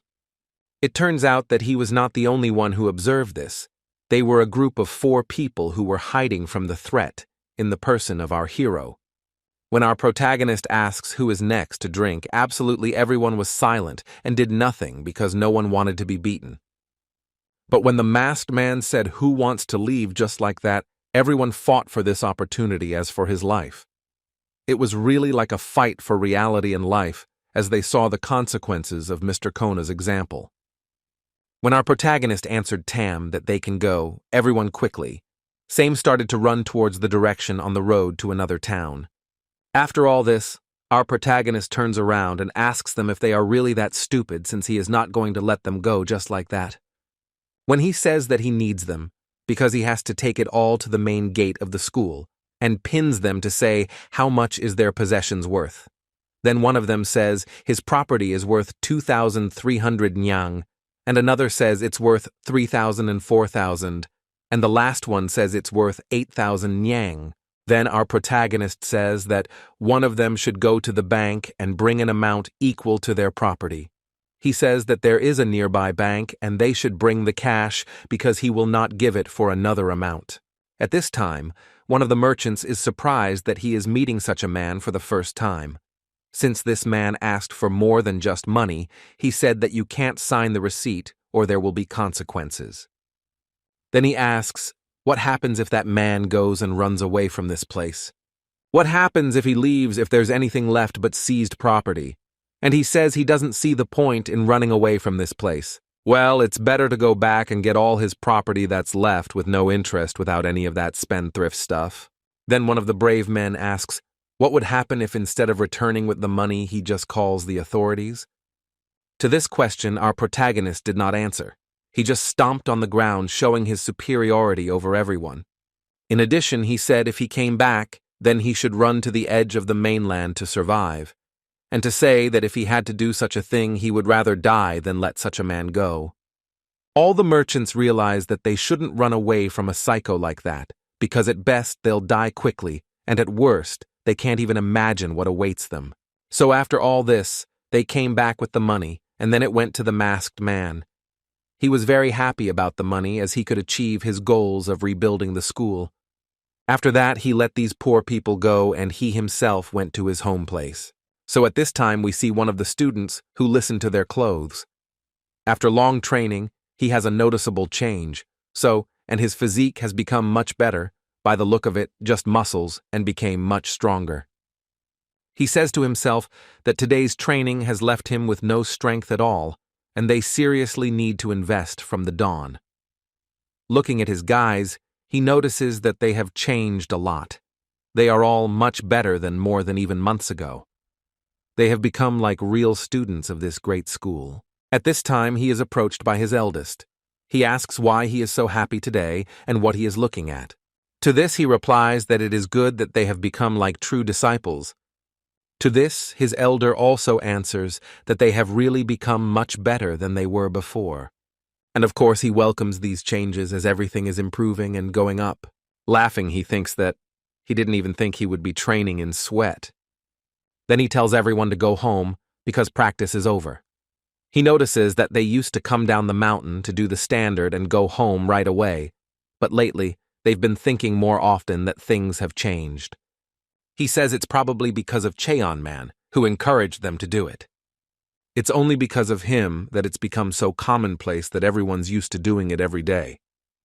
He says that even though it's just a slight breeze now, no one knows if it's just a slight breeze or if it will become a typhoon that will turn Huangshan's whole existence upside down. But he says it will bear fruit in the distant future. As they approached the main gate of the school, they were surprised by something. They see some people, and the junior master tells them to take all the materials inside and then do something else. Then he says that if they break this tree, they will immediately forfeit a month's wages. Then they see the youngest foreman ordering everyone else to do what they need to do. They were surprised and asked the junior master what is going on here and what are these people doing here. He says that they are laborers and says that they are taking advantage of the moment to overhaul the estate. And he says that they themselves know that this school has long needed such a major overhaul, because all of you are also outdated, and to make everything perfect, and training, and even the mood of the students was good, should make a great repair. He also says that they should help the laborers, because they are already tired enough to do and carry these materials. He shows them what to do and says that they should not relax and help these people. Hearing the master's orders, the apprentices began to help the laborers. During the evening meal, they saw a dish that they had rarely, if ever, seen in the area of the place. It was an appetizing chicken that seemed to glow like gold in their eyes. They couldn't believe that they were going to eat a little meat today. They compared it as a gift from above and rejoiced so much that they lost the power of speech. And if they began to rejoice at such a celebration, and absolutely everyone began to eat this sweet meat at the same time with pleasure. They say that most likely, who knows, maybe the changes can come much earlier. They were surprised that the repair began suddenly, and the meat on the table appeared, and 2 sets of new uniforms were handed over. They say that money is good. I can give many opportunities. Yes, now and in the future. He says one of them says that it was nice even though they have money, but they think that the older ones will immediately start to change something. When an older person says what you think, they're willingly poverty of patience. If not, there's nothing to be done. He also says it's the first time he's ever seen a junior mentor smile so happily. He thought he didn't know how to smile. Then they say that Hashan will probably change at the speed of light, and they have to get used to these changes too. But most likely all these changes will not be positive even, so they have to be ready for anything. The elder is talking about the secret document in the box that was discovered by our hero. They say that this case was very suspicious since he played along and did everything in a strange way. The fact that he found this document and played dumb, it was a bit of an act. They say he probably did it to avoid questions and interrogation. He says that what is clear is that Huangshan is changing and they must avoid change. That's why they must be determined and ready for anything. And if they act rashly, they'll be caught in the huge hurricane that this boy raised. Then Jogol tells the elder not to worry about him, because he's ready for all the trials that await him in the future. Then he asks the elder, where is our main character, because he hasn't been seen since morning and he's disappeared somewhere. He says that he is worried and wants to ask something more about him. Then he says that the head was looking for him this morning, and he is probably at the head's house.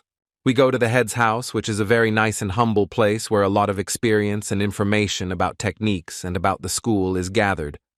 Inside the house sits 4 people, head our main character junior master, and a man who is the financial manager. Then the head says that he should be rewarded with very nice and good things.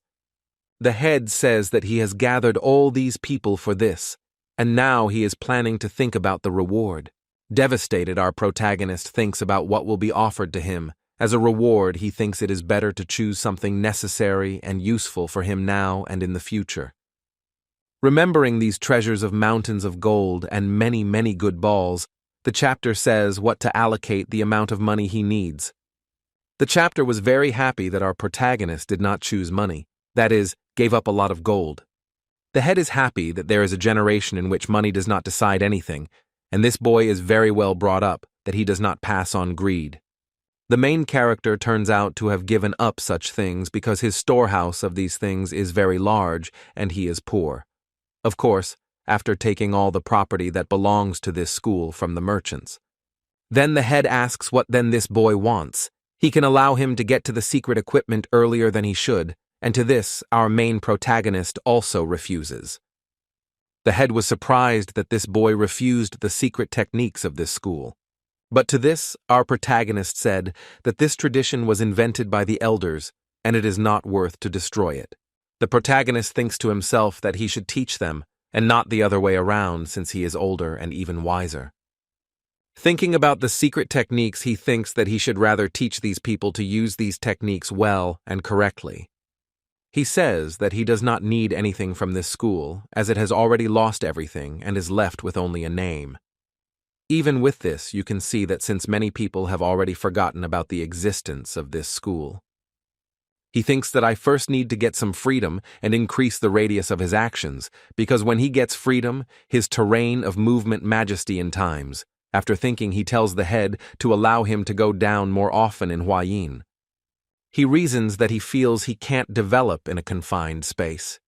He argues that he feels that he can't develop in a confined space because he feels that training is empty and doesn't produce any results if he doesn't feel that he can act freely without any shackles.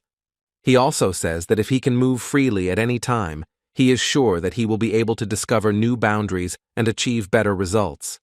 But at this the master says that he cannot and does not choose to do so because he fears that it will cause discontent among the other students as well. It violates the law of discipline of this school. He asks our protagonist to ask for something else, but the refusal surprises our protagonist. Then our protagonist tells the master about some physical problems.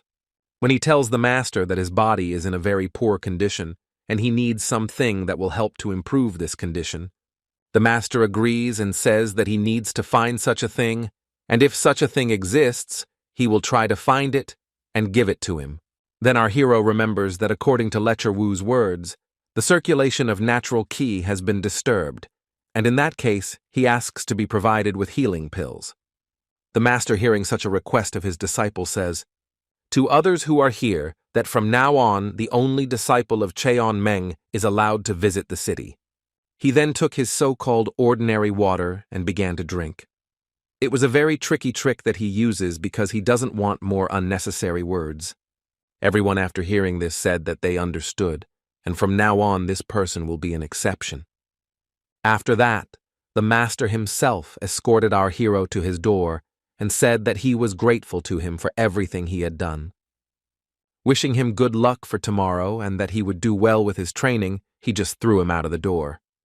Such an outcome of events our protagonist could not have expected. He thought to himself that he had done well and asked for a very worthy reward that could help him in the future. And this man not only did not give what he needed and did not allow him to leave the city and said that he would control him even during his departure. After the protagonist left, this master closed the door and started a conversation with his companions. They started talking about our protagonist, that he is an unusual boy, and as if there is something strange about him from an adult.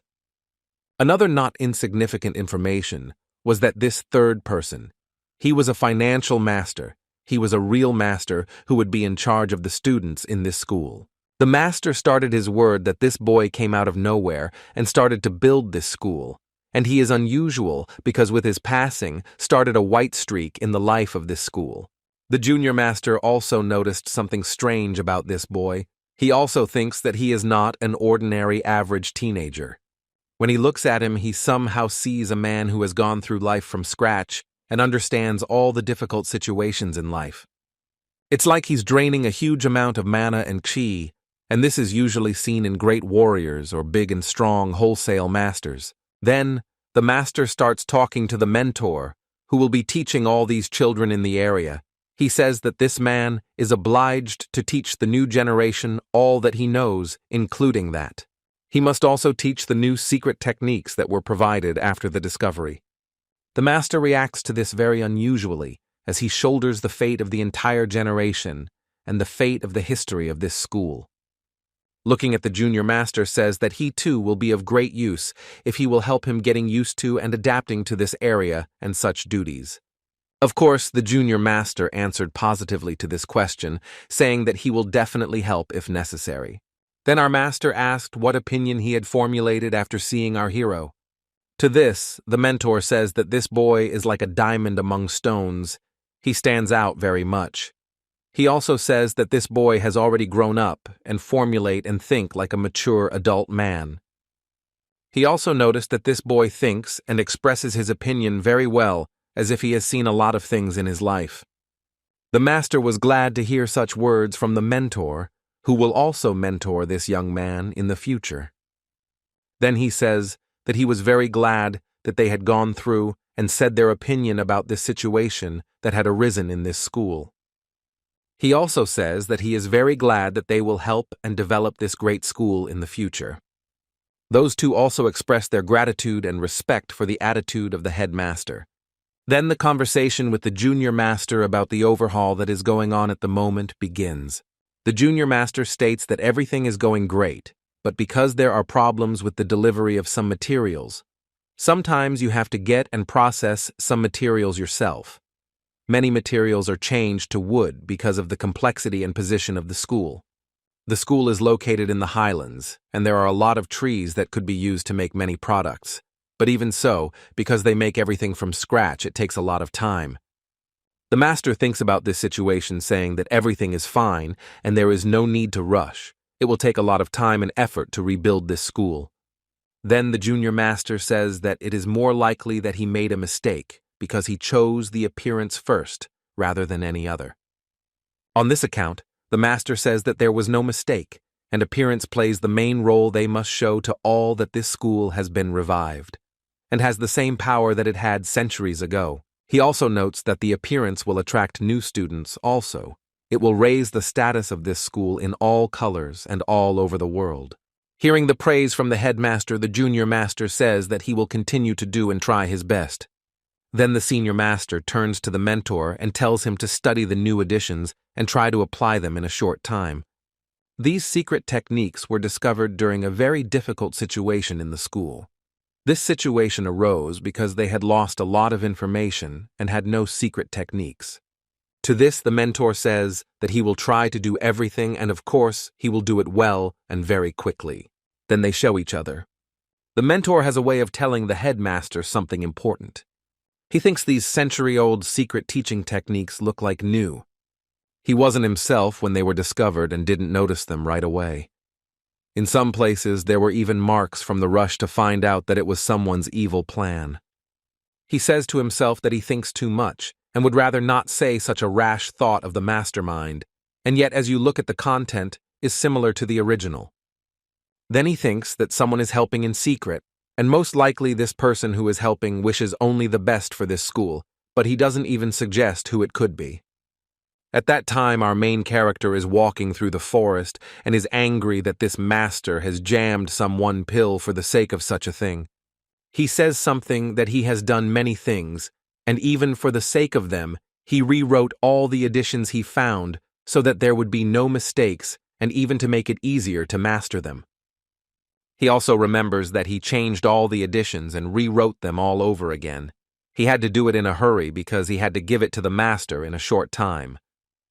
He is also angry that he has it written all over his face that not only did he lose the money and the results of all the elixirs he lost, he is also angry that the school has been afloat all this time. He says that he knew that he had to prepare for the worst things in expectation because he knew how bad things were here and how low they could go. But he didn't expect it to be this bad. He is angry that it will take him a long time to rebuild and revitalize this school. He also says that he can't go without training and mistraining for a long time. This is because such a young body is changing every day, and during this time he needs to fill the training and develop physically. This is the most favorable time to develop and improve the inner energies. If he misses it, he must find some other way to develop his physical data. He has to take a drug or something similar in a short time in order to also be at the level of his previous strength and even go around and jump to the floor. This can be done in two ways to restore the circulation of qi. The first way is to eat an expensive medicinal healing pill. The second way is this internal transmission from a more powerful warrior or master. But now it is impossible because at this time and in such places, such strong masters or wars do not pass. And the only last option left is the power tides that are said in our time to be pills for healing. He remembers that once upon a time he would just pick up a now of the earth and eat it every day. In those days he ate these pills in order to gain the so-called explosive with which he could do his evil deeds. But now he doesn't have such an opportunity, because something happened, and the quantity of these pills decreased very much. He says that when he gets drunk secretly from his elders, he will take the pills and become as good as new, as if the hangover will be taken away with a hand. Then he gets a great idea related to the pills. He remembers about some place where you can find something similar or themselves. Then he runs somewhere very fast as if in a hurry to find the dust itself there. During his running, he says that from a bad head and strange people can arise and brilliant ideas. Usually such happens that thinking about something else you pass, generally another idea. Then he comes and stops. He comes to the place where he spent time in his past life. Hashan's sacred mountains is famous for its rocky terrain, and Dronzer rock is the highest and most dangerous. And in the middle of Hashan is the mouth of the edge of which you can't even see, and there is the place he is looking for. In all Hashan. He alone knows about this secret place in the center of the cliff. There are caves that cannot be found if you do not go up there on the cliff. Dronzer. Training is forbidden because of the high risks. But thanks to this is the best place, is hidden from the eyes of the head and cannot find.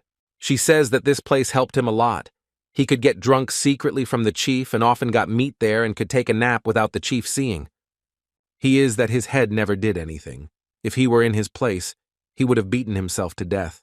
Then he says that it doesn't matter, and anyway, he has to go upstairs and climb up very quickly and carefully so as not to fall to his death. Turns out that's where the pills he kept in his past life are kept. In his previous life, he could get there in 2 jumps, but with this dead and weak body, he will never make it. But he says that if you try to get down from the top of that mountain, it's possible. But he says that it's about 10 times more dangerous than before. He also says that the hell he's here, and he's already died once and he'll die the second time. But he says that it's very hard to save his home school and wonders if he's doing such dangerous things for the sake of it. He says that practicing on the Dronzer cliff was forbidden, not only because of its height, but also because of its height. The dandelion cliff was called so not easy, its name means steep cliff, with nothing to hold on to and nowhere to put your feet. In 2 words, it is not sadly smooth cliff, and during this it stumbles and falls to the ground. So our protagonist falls with huge misses and almost dies, but when by chance he falls ever so slowly resting on some rocks, falling. He comes to consciousness and using his father's, he somehow starts to control this situation. The first thing he does is concentrate his chi in the palms of his hands and starts to brace himself. But because his body is not as perfect as it was, one sudden movement deprived him of the ability to brace himself with both hands as he accidentally broke his hand. But in the distance about 10 meters away, he sees a cave, and he thinks that if he gets there he will probably survive and everything will be fine. But there's one thing, if he lets go and does a little acceleration, he'll fall down. And in order to get there, he has to make a small leap, but he has to hold a huge amount of chai in his hand. But when he makes the leap, the rope he's tied to somehow breaks. But still in milliseconds our protagonist kills to react, and with his remaining arm intact he grabs onto the rocks. He was very lucky as he caught on to some tree and stayed alive. Even so, he was very close to the cave. He lay there for a few minutes as he was very tired, and this use of a huge amount of father had drained him of a huge amount of energy. Still pulling himself together, he managed and climbed up into the cave. He was cursing the fact that he had taken this rope, which had broken at such a crucial moment.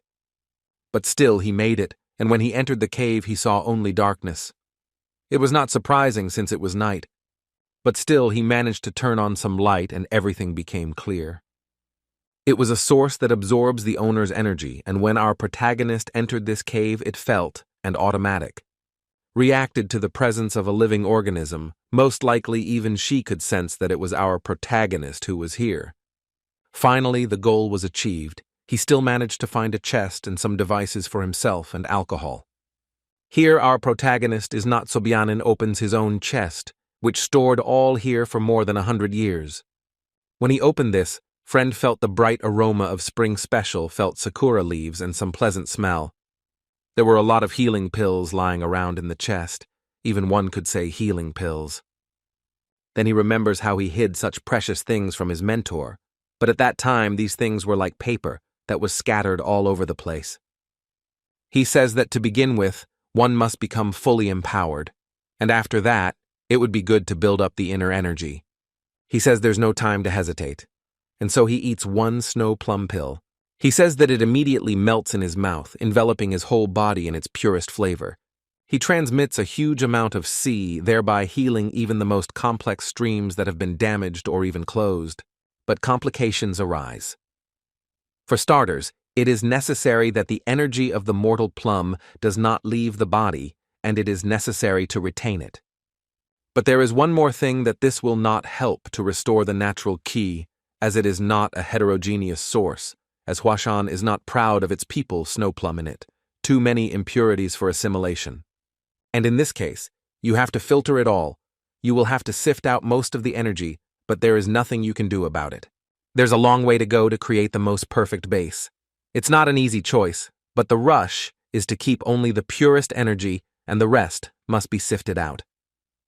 Each carefully selected shard must be maintained and channeled into the core. Not only does it have to be guided, it has to be maintained before it goes to the core of natural Qi. That's when the explosion of energy and Qi happens. This energy is known by the color of water and the sky, which is blue. Even after traveling this long way, you will feel that this was the beginning, as you have to control and be in a meditation posture afterwards. Because of the huge amount of energy released, you have to control and filter it.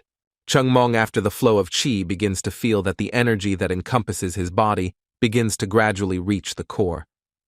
He starts to feel the whole energy ending with his fingers, but it was very difficult to control it, since this body was completely undeveloped. Even so, our protagonist tries and taking all the strength of spirit, still achieves his goal. This, I'm a little energizer, starts by spreading throughout the body, so he was able to perfect and complete his resurrection of new energy. After that, he felt that all the wounds he had received before were healed in an instant. He also felt that his body had become much stronger.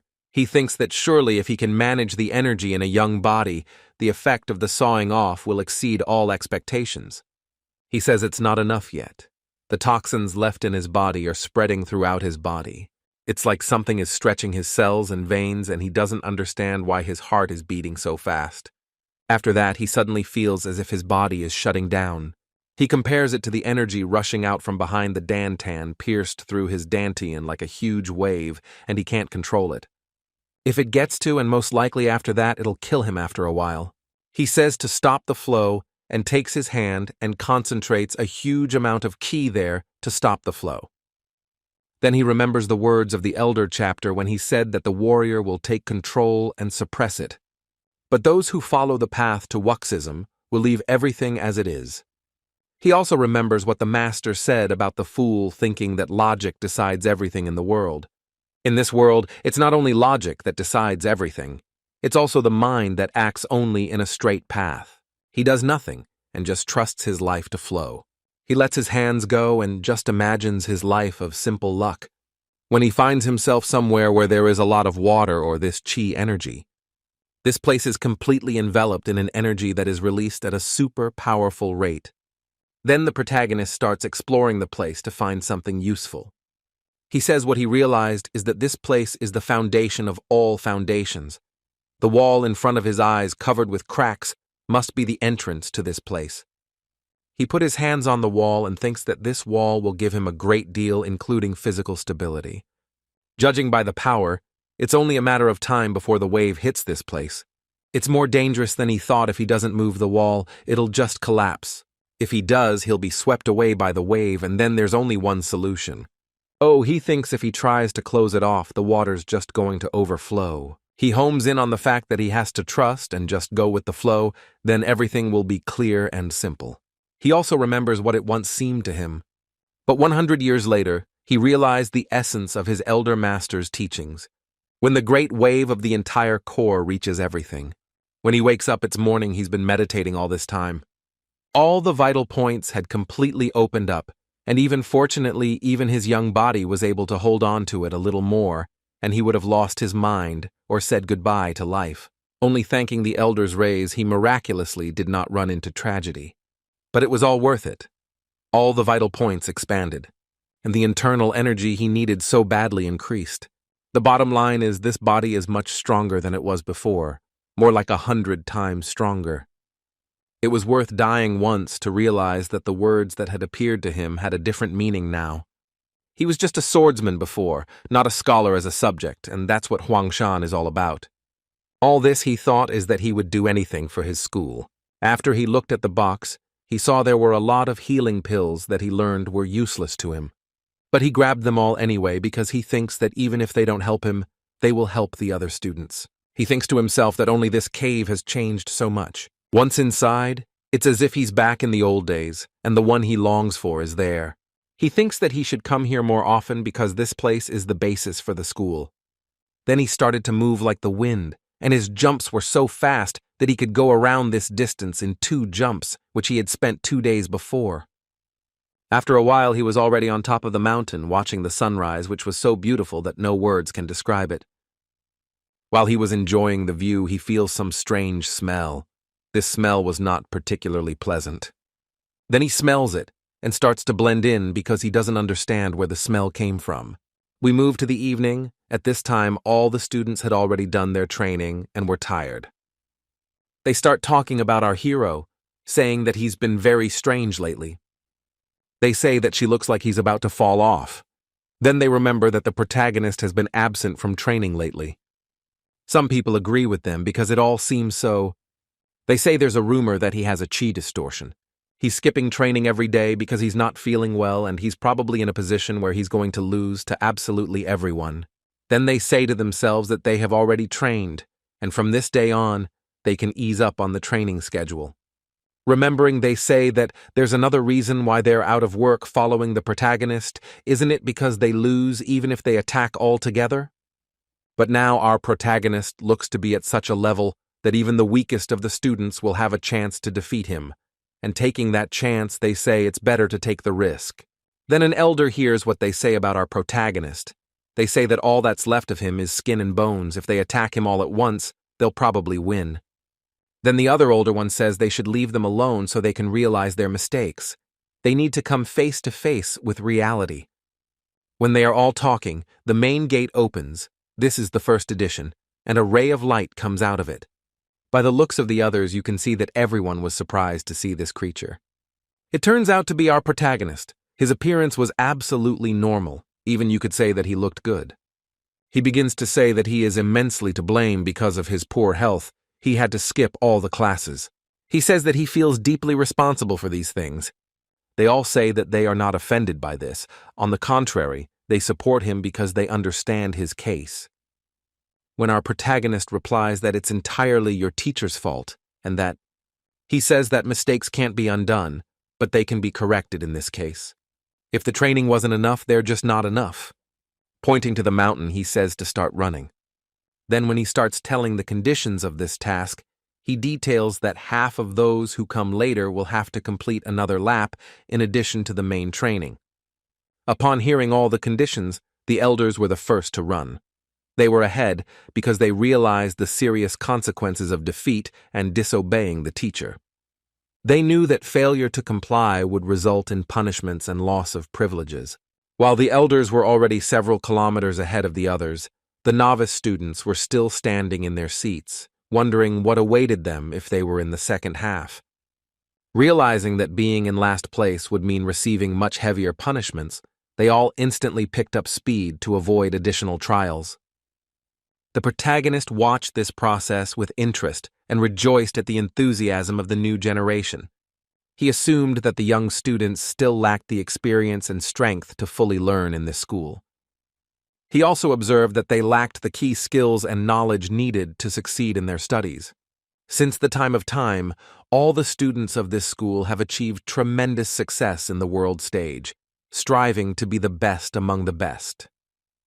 However, in order to revitalize the school and raise its reputation, each student must become stronger than ever before.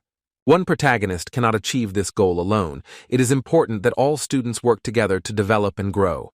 The protagonist repeats his promise to make the school better than it has ever been, and this time his words sound even more convincing.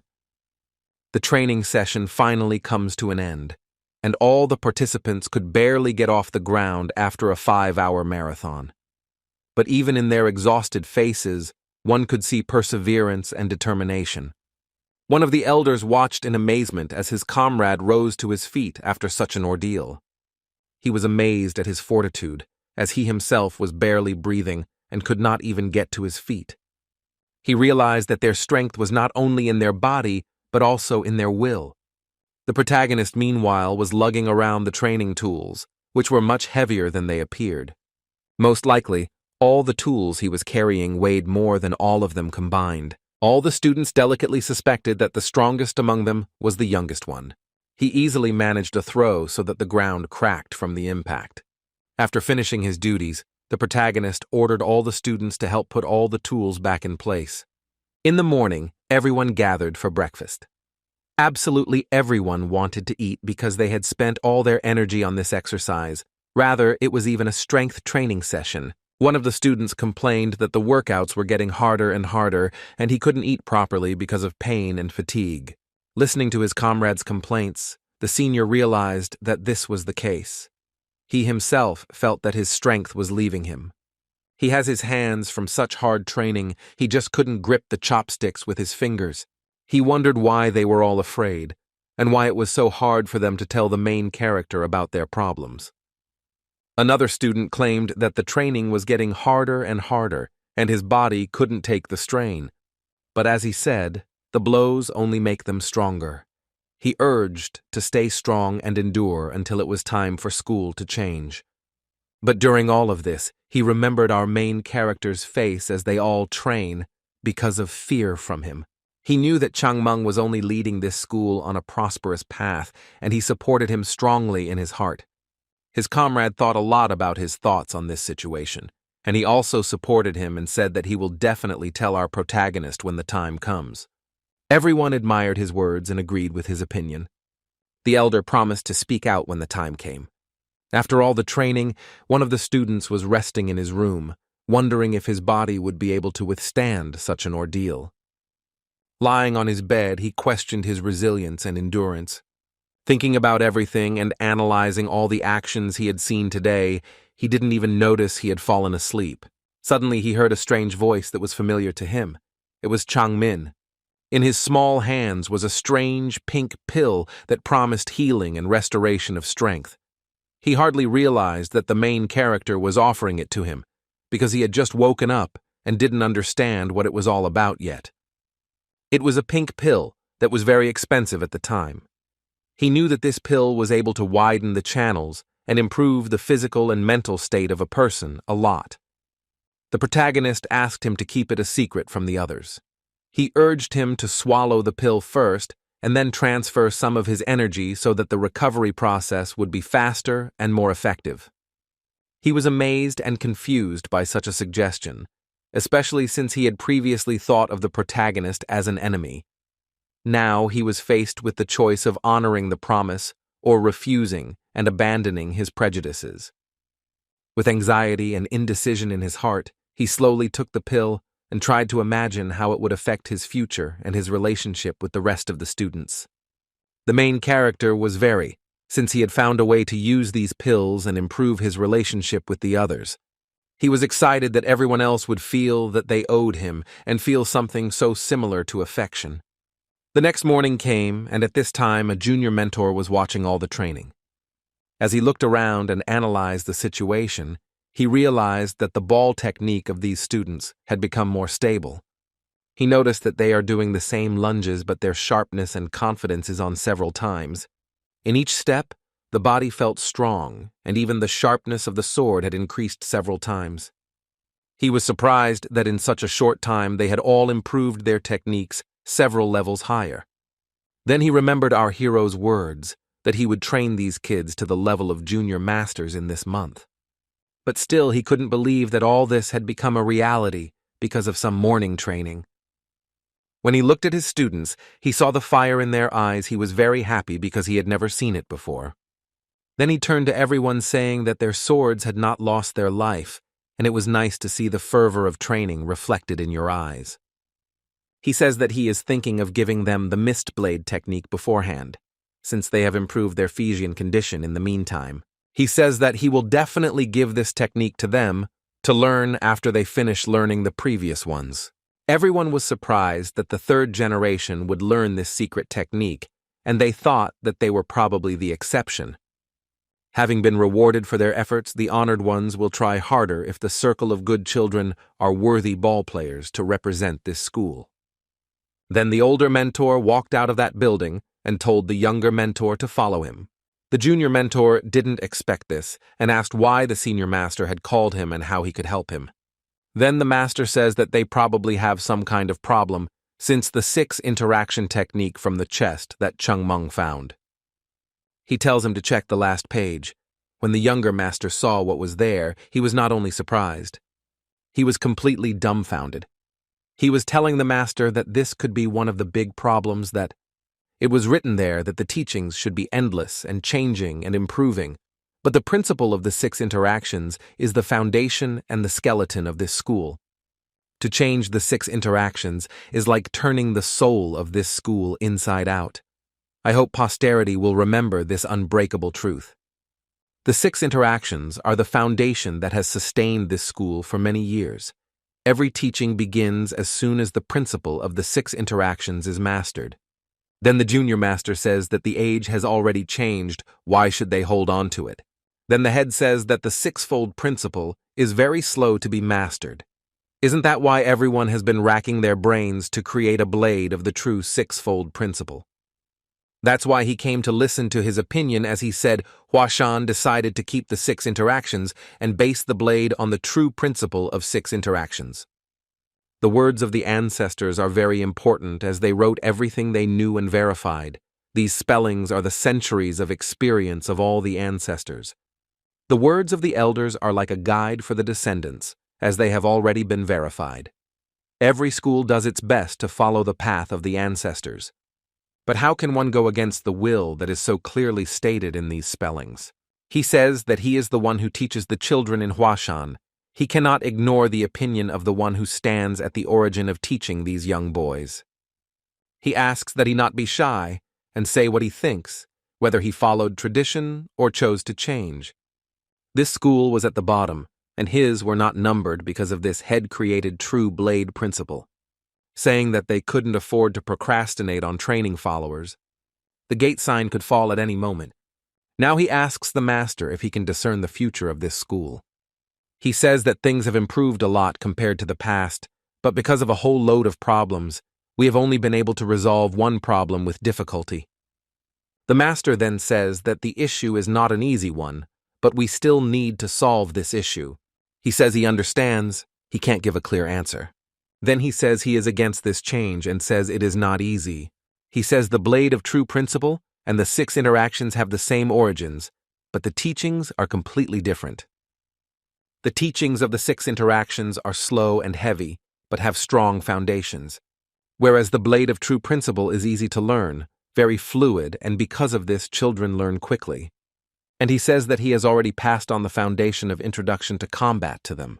If you throw everything away and start teaching them the 6 interactions, it might not bear any fruit. Moreover, to succeed in the 6 interactions, you need stability in your feet and serious intentions. Then the master asks, what is the importance of steadiness in the feet and serious intention? Then the younger master turns around and sees his students. He also sees that they have steady legs, and they are more than persistent and confident in their serious intentions. Then the older master begins to chill the younger master because all the students have become so strong in such a short time. But the younger master is embarrassed since it's not his doing. He looks at the group of students and sees our main character there, as he stood out a lot among the others.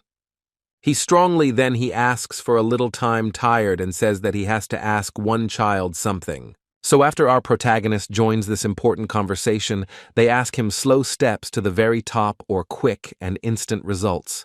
They give him only 2 choices, and ask him which one is for this school. To this difficult question, Changmeng answers that of course it is to the very top. He says that for a school like Hashan, this is the only way and there is no other way for such a school to consider. Also, as an addition, says that the unshakable confidence in this school is a piece of the lost past, sounded from the junior. Normal school fits the second option, but this school fits most likely. The second option answers our protagonist. To regain the former glory and make the name of this school rumble all over the world, they must accept the reality. The master was surprised by the junior's answers as he unraveled the hidden meaning in the words of the junior master. When he asks that they have to put up with it because it's Huoshan, then our protagonist replies that this is just his opinion and they may not even consider such an opinion. The elder master even says that he was ashamed because who would have thought that a child could do such a thing? He sees our hero as a wise and mature man. Then Junior says that it may be just a boy's empty words, but he may not bend to reality just because he is young. Also, to add to this, the younger master says that he does not want to feel confronted by this boy. This short dialogue overnight turned into a huge snowball. I determined the choice. It's not a trivial matter. Hard work will lay the foundation for the road that will follow this school. After this long deliberation, the senior master turns to the junior master. He says what he commands in the name of the head of this school from now on. They change the basic technique of the true principle to 6 interactions, much to our junior master's surprise. He says it's not just about the 6 interactions, and they must revise all the teachings of this school. Your role as master of the Salt Plum Pavilion is more important than ever. The school cannot leave in limbo, because this is the great school which has only a bright future ahead of it. He who walks under the name of this school must strive to become better and better to be the strongest in this world. He says that it is the duty and vocation of the followers of this school. These children of its future may not happen in their lifetime, but as long as these children do not give up in Huashan, there is a chance to regain its former glory. At this time, the main character is angry that they are asking such stupid questions. He has already laid all the groundwork, and they just had to make the right choice. He says that it is necessary to face the truth in the eyes of these losers, cannot do anything to thick. He says that he is sure that and this time, they all will go wrong. Anyway, we need to go back to the city to look into other things about this school. Since this school is now in such a position that any bad cooperation from the outside can lead to total destruction. He's saying what's probably going on in the businesses as well. He assumes that there's a lot of nonsense and confusion going on in the enterprises. He is angry that without him this school has not returned anything, and he said it very loudly, and everyone was surprised by this behavior. All the former troubles of this school are over, and finally this peaceful moment has come to this area. All the problems were solved as if nothing had happened before. The problems with the technicians and also the economic situation became much better. It would seem that the happy laughter should not fade. However, at this moment, there was another new problem related to this school. He says that things in this school are much worse than they seem and should rather be dealt with quickly so that the economic situation is not even worse. He was at this point talking to a student who has been together for a long time. He asks that they speak simply and precisely. Our main character asks if he is some rich son of some merchant. He says this because he has heard from someone that he is some kind of heir to great riches. But the one in turn replies that all this is nonsense. His father is an ordinary merchant who lives a simple life.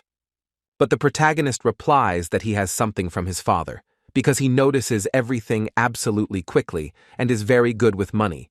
After all this, he says that he should just look at the situation that has arisen in this school. He especially asks him to express his opinion about money. Suddenly some hype even gets in on this and they just turn around to realize.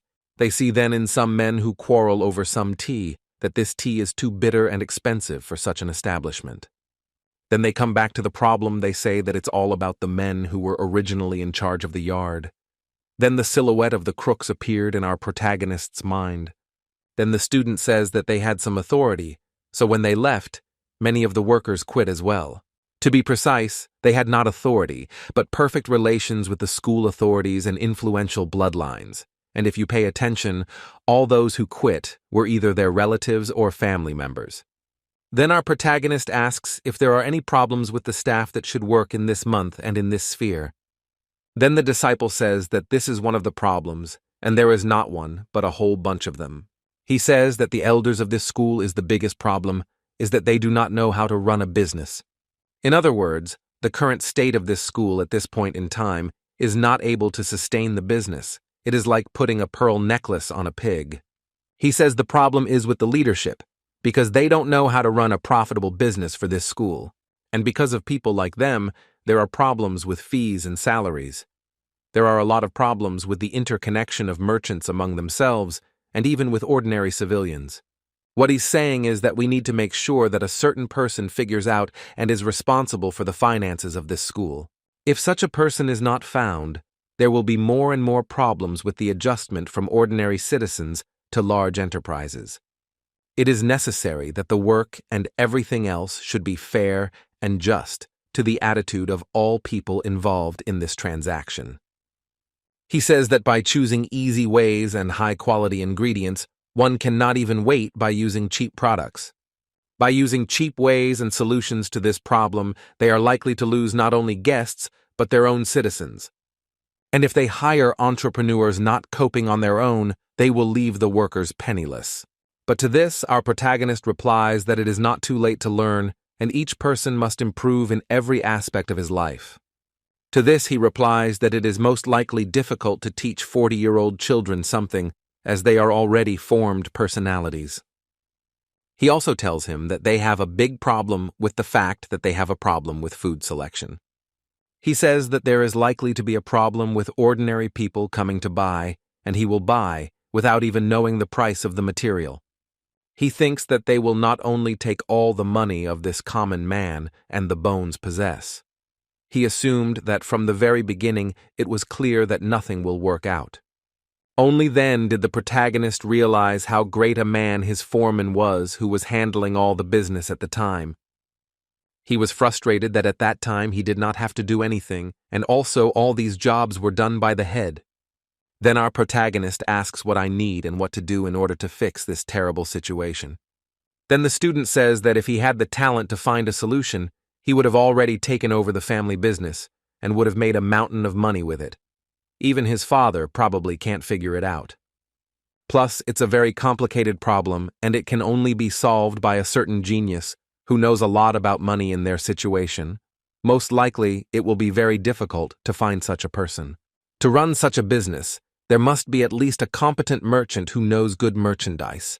There are no such people in this town. If only Mr. Huang would do it, there would be no need to worry about anything, as he is the smartest and also the most responsible person in this field. This man is one of the great ones who could take such measures to improve all business conditions. He is one of the most influential merchants who acts without partiality under his management. Goods, not only from Shanghai, but also from other areas of this country, are transported everywhere. He has been sponsoring Hashan for a long time, and many people know about it. Only with his help, Hashan has continued to exist until now. Then our protagonist does not stop asking about what he is for this school, why he looked after, and why he also sponsored this already crisis school. And such questions of the students became awkward, and he realized that our protagonist does not understand anything. But still on questions he says that he knows nothing, and most likely there is no right answer, but he once heard about some rumors. That he cares about this place, but he also sponsors some other schools in other cities in this country. Anyway, he's never had any serious problems under him. He's been giving advice and support for a long time. Then the question arises, can he just go and ask him for a helping hand? If he is such a kind person who has been helping since a long time, he probably won't refuse even now. When the disciple explains that there's no way to meet or even talk to Mr. Huang because he's been sick for over a year, they meet a junior master who also happens to be near them. They, as students of such a great school, begin to greet each other first and then only ask what the junior master wants. Junior master greeted and asked our hero to go to the main pavilion in a short time. The protagonist was surprised by such a request, as this house is located on the slope of a steep mountain where even birds can't reach. He asks the junior master to send there some elders who are stronger than him. In turn, the junior master says that this is not the case, and even so he does nothing and gives a message to be delivered to the head or to the pavilion of finance. He says that this is an urgent matter and should not be delayed. It turns out to be a letter from the Milky Way Trade Guild, so you have to be careful with it because it's a very important letter. He hands over the letter trusting that our protagonist will deliver it in a short time and won't cause any problems. The student notices it and was surprised that the situation from their conversation was so coincidental. Then the apprentice says that it's the guild of the same Mr. Huan. The junior master says this letter is very urgent, so we should go right away and deliver it at least before sunset. Chaon Min receives this letter and says that he will handle it much faster, as it is a very important letter and will be very careful with it. Once he's gone to a place where he won't be disturbed, he opens the letter when he thinks it's not a letter from Mr. Huang, the head of the local road, but rather a letter from his subordinate, since Mr. Huang has been unwell for a year. Then he was very happy because he was so lucky to get his hands on this very good and useful thing. When he opens this letter, he notices that this letter was sent personally to the head of the school. If there's an urgent message in his head from the distracted gentleman, it means something's happened to him. Then he starts to use his for read the contents.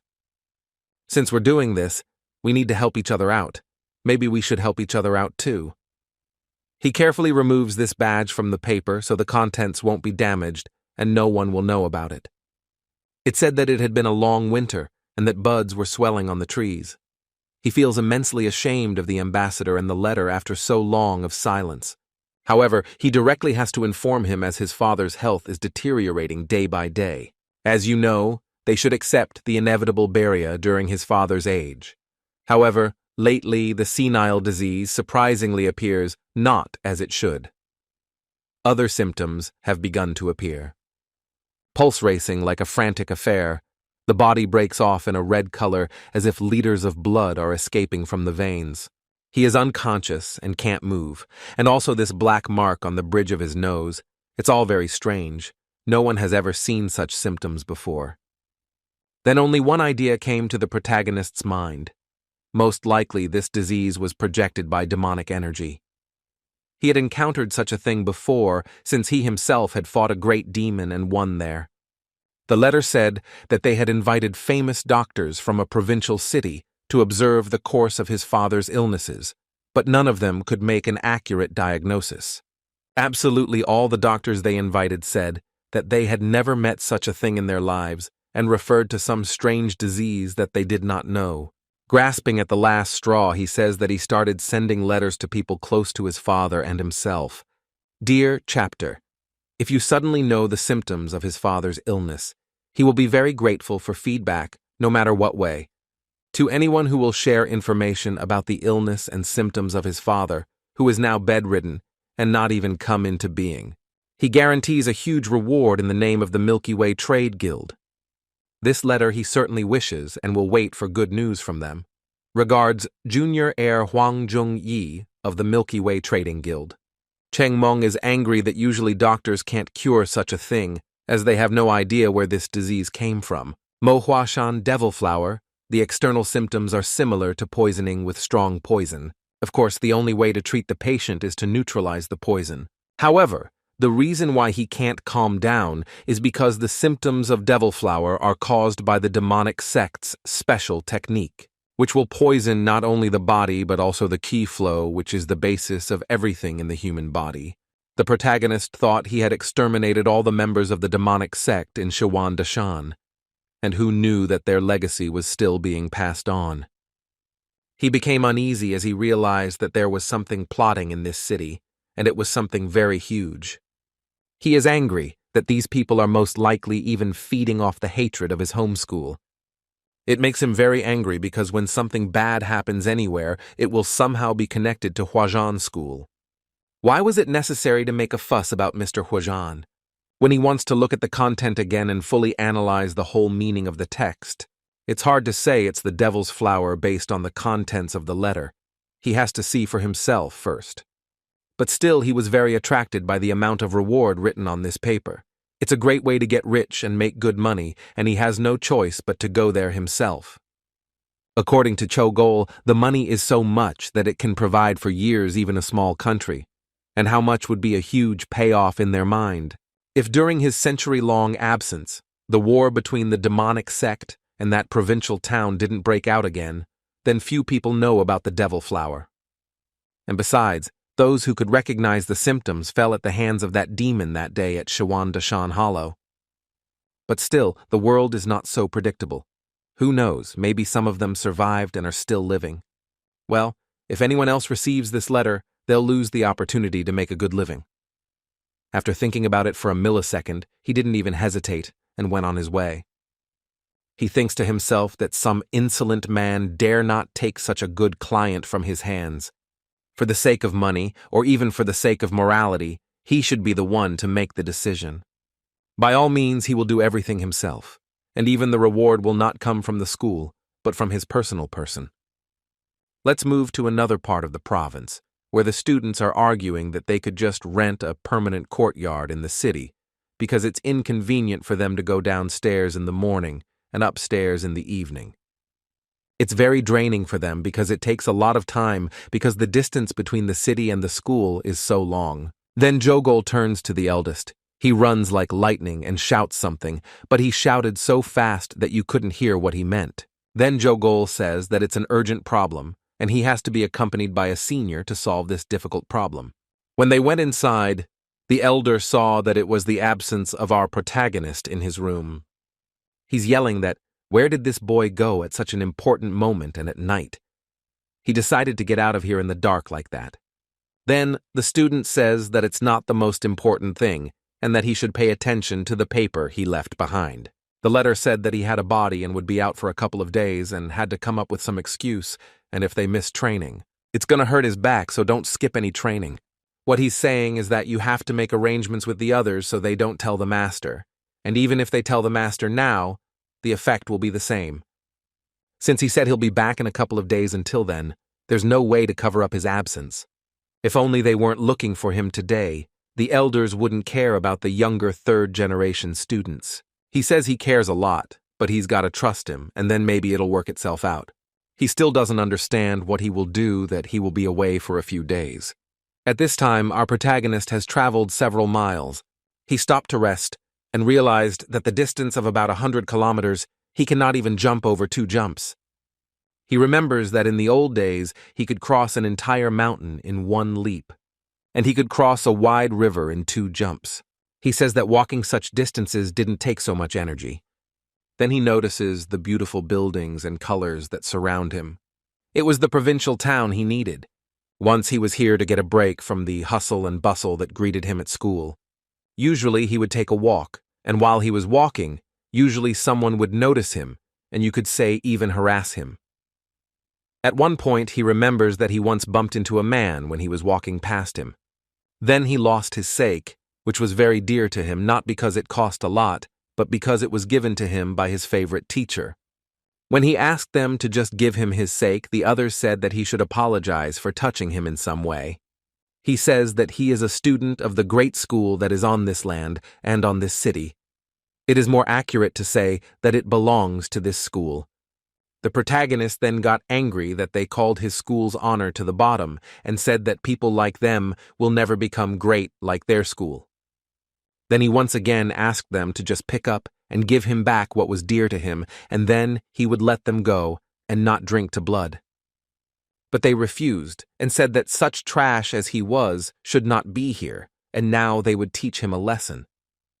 Each of them thought that he was stronger than our protagonist because they were confident in their skills. And the other in turn thought that he would celebrate this victory and remember and tell his master.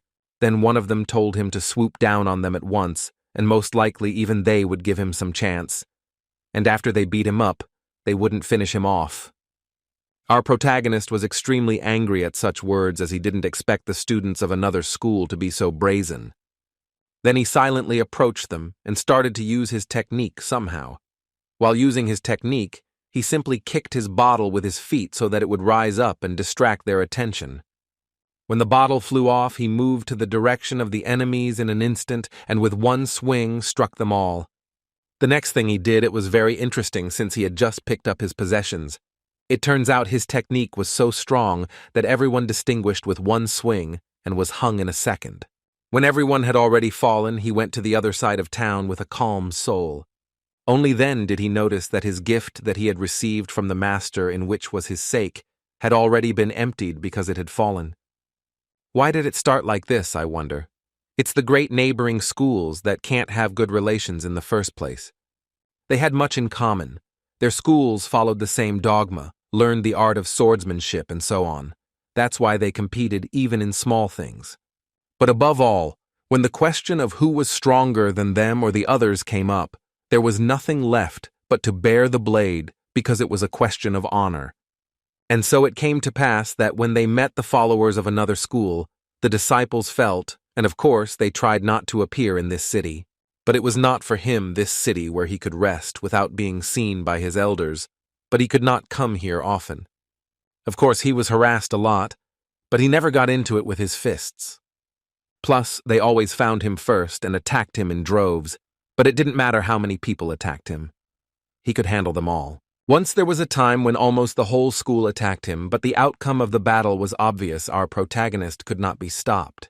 But still, it's worth giving credit for their fortitude for a hobby they don't know how to get bruises. They can't be again. It's that fortitude that made this school stronger and put them on the world stage and showed their name all over the world. And that's the only reason why anything can happen between them, because they are always competing with each other. But still, our protagonist thought that nothing so serious would happen. There's no one looking for him in the past because it's been over 100 years. At this time, at the room of Mr. Milky Way, something strange happens. The doctor who examined the father of the current head says that this case is very serious, and in a short time it is necessary to get rid of this disease, or at least find the source. Then the son thinks that even the master of the Tan clan, nicknamed the Lord of Poison, can't cure his father.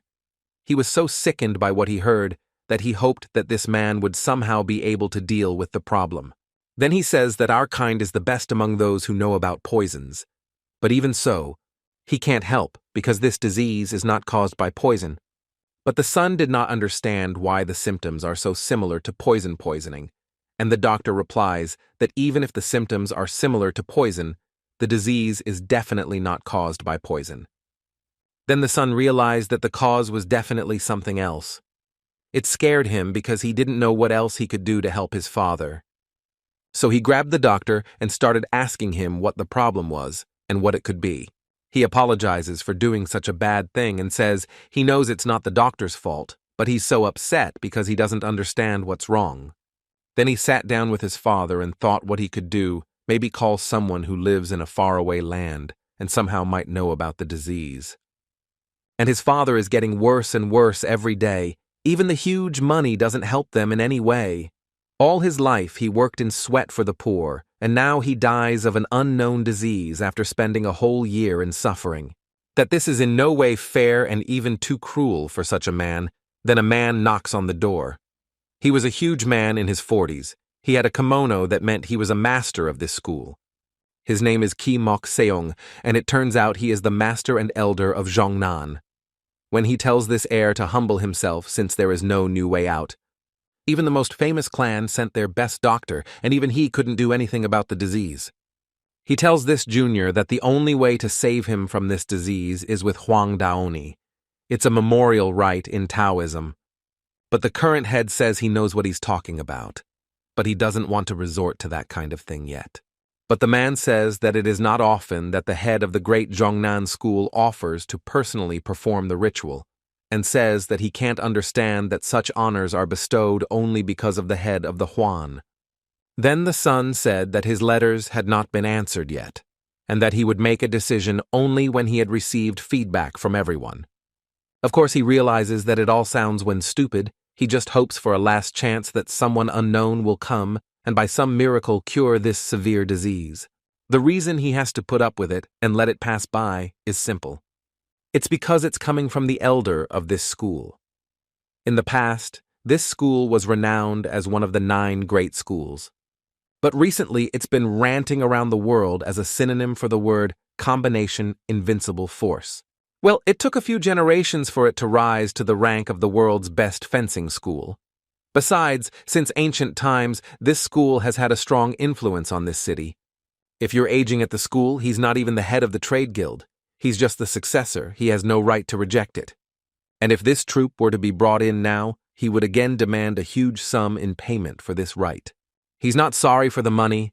He's willing to give up all his possessions, if only it will help his father. But if they were really sure that it would save his father, they wouldn't ask for payment in advance of the ritual, so they're up to something. It doesn't make sense because even the renowned doctors couldn't cope with the disease, and even they don't know what the disease is, how they can save his father. During this thinking, the room they are in, someone knocks, and he and the master of this school turn around together. It was an ordinary worker of this school and this town who just wanted to say that. At the moment, this man is being looked for by a man who came from Hashan itself.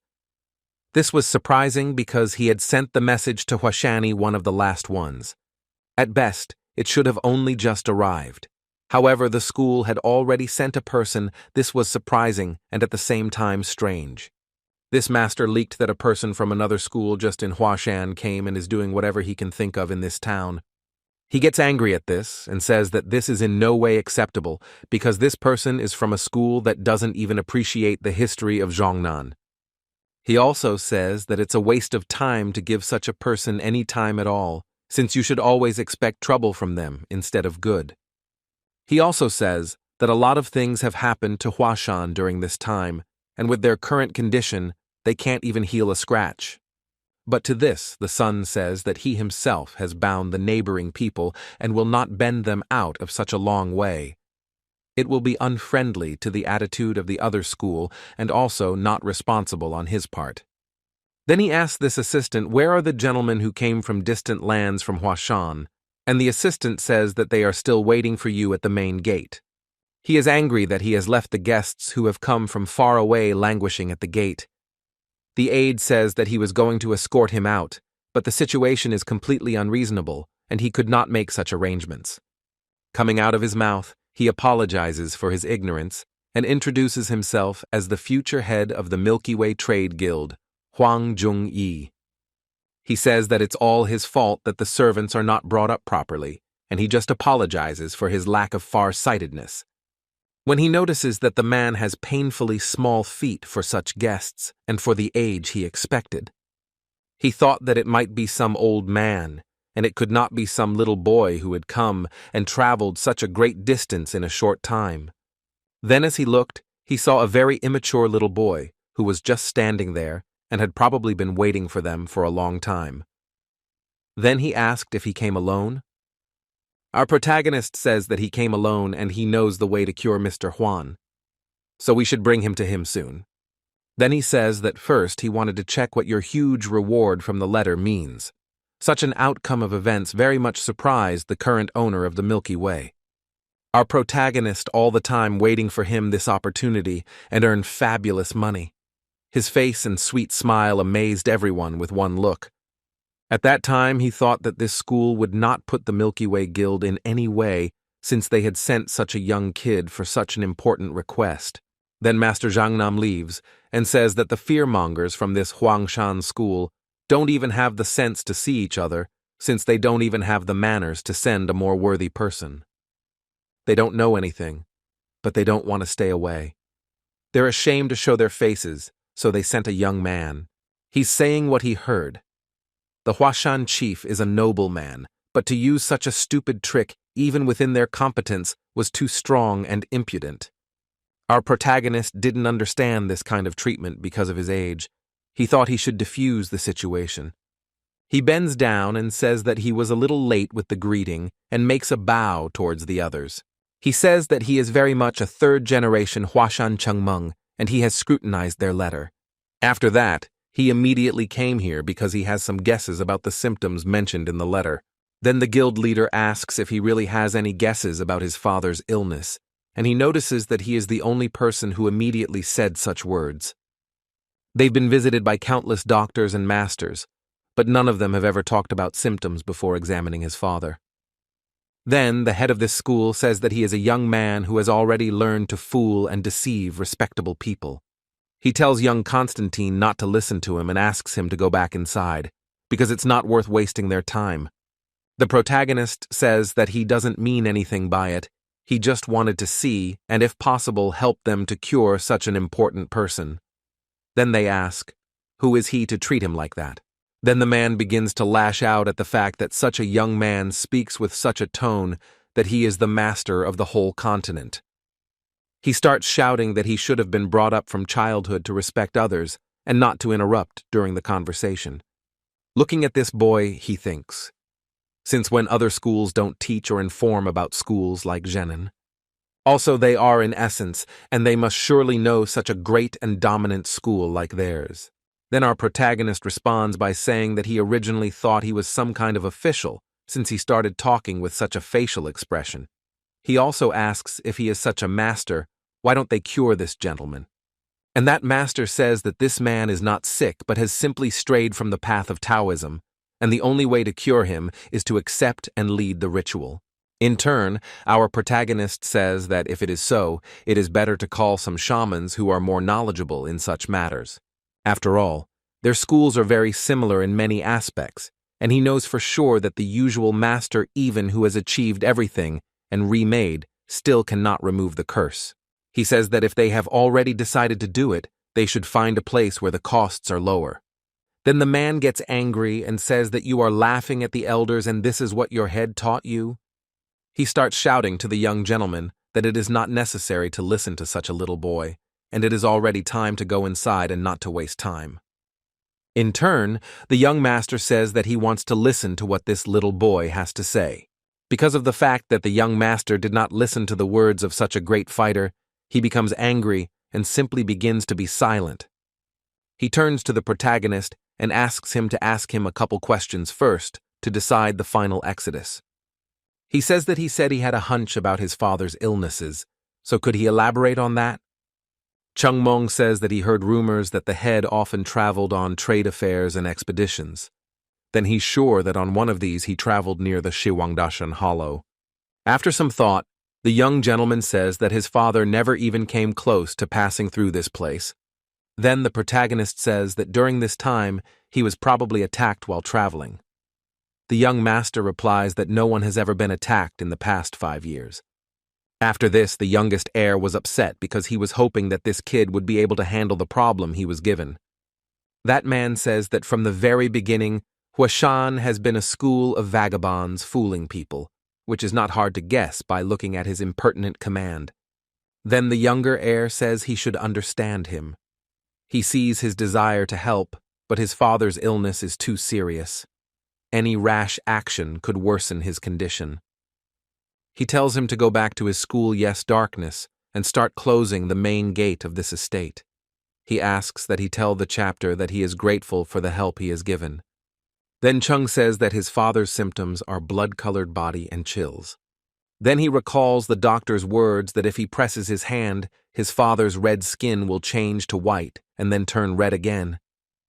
Before losing his large island, black key has accumulated not only on the bridge of his nose, but also on the rest of his body.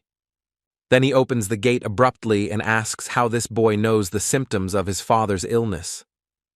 Then he apologizes for his previous statement and asks him to come in and see his father. Then the schoolmaster says that this young man just listed the symptoms characteristic of a surge. Then the young heir says that this man didn't just guess, but knew about the symptoms, since black spots don't usually appear in a chi surge. And he asks if he himself knew about such diseases, why he himself did not deal with this problem and did not cure his father. Master couldn't say anything because he didn't expect such an outcome. It was obvious from his face that he was hiding something else. Then he says that he will no longer let them get in the way for no reason. And if you continue, you can be sure that they will officially oppose the Zhongnan school. After hearing this, Master left and was only angry at the main in Hero A and the younger Milky Way heir. When our protagonist looked at this old man, he thought things would be much worse because his condition was very weak. He looked at the old man's body, then realized that he would still be able to fix it. He knew for sure that it wasn't poison, but was a disease that was caused by demonic energy. Because when he analyzed it, he realized that it was the work of some immature person who didn't know about magic. If the master had used his power, the old man wouldn't have lasted a year. So he takes the old man's hand and uses chi to detect and neutralize this energy. He says that his father's condition is too predictable for me because now he is on the verge of life and death. The junior tutor was very worried and realized that this boy would not succeed, but still he says thank you for his efforts. After a few seconds, when he looked at his father's face, he sees some changes. Slowly, his body regains its normal color. He was distraught because he didn't expect this from the boy. He had long ago accepted that there was no cure for this disease, but out of nowhere came this miracle. At this time, the hero says that now he has done everything so that he did not die, but now it is necessary to get ready, and we should start with breakfast, because he's come a long way and he hasn't eaten anything. Here they are all ready at the table. At this time, our main character is raiding all the dishes and eating hippopotamus. At the table, the junior mentor asks what he should prepare to cure his father. In turn, the protagonist says that the treatment of his father takes a lot of effort, and he needs to eat well. He also says that the cook who prepares all this food is an excellent cook.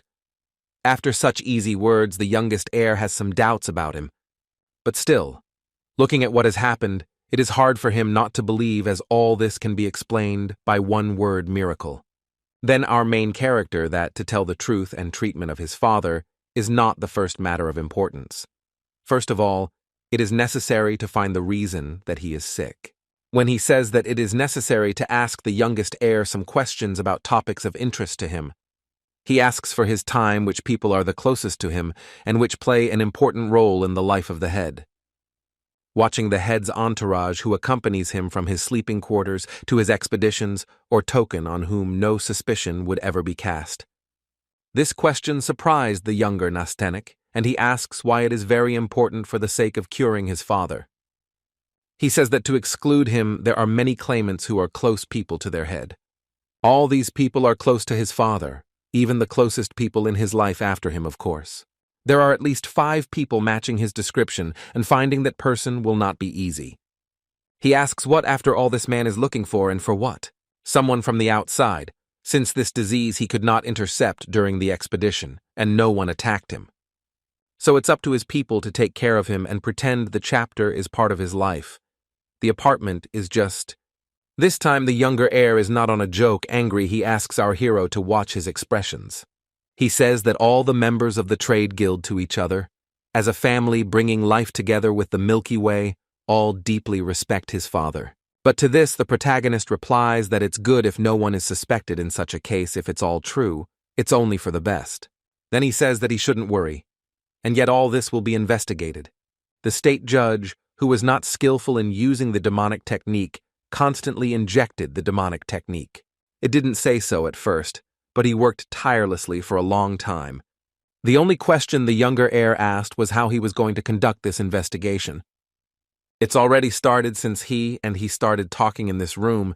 You just have to watch, our protagonist answered. Soon all the fun will begin, as the investigation will lead to unexpected decisions and consequences. Then he asks the younger heir to do him a favor. He laughingly says he needs another bottle to loosen him up. During this time, somewhere, that man says that not only is the child a school with all the honors of entering this city and this building, but his name is like that unkillable man. He remembers the name Noble Plum Blossom Blade, then he represents the very man who was on top of everything. Then a second-generation student of Zhongnan School asks what the Noble Plum Blossom Blade is. The master says that such a noble title doesn't suit this little brat. Then this disciple says that if you talk about another school, he'll lose his temper.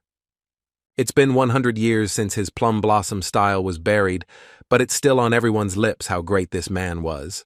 This master is angry that this situation is getting out of hand. This boy has got the whole village up in arms, promising to cure the head of the Huan, and how can he not be alarmed? He asks if you think it's possible that this little boy can somehow cure the head, because they're already saying there's been an improvement. If this child can cure him, the head won't just turn his back on Huangshan, who saved his life. He must be throwing all his strength to help them and think it's not good and must be stopped.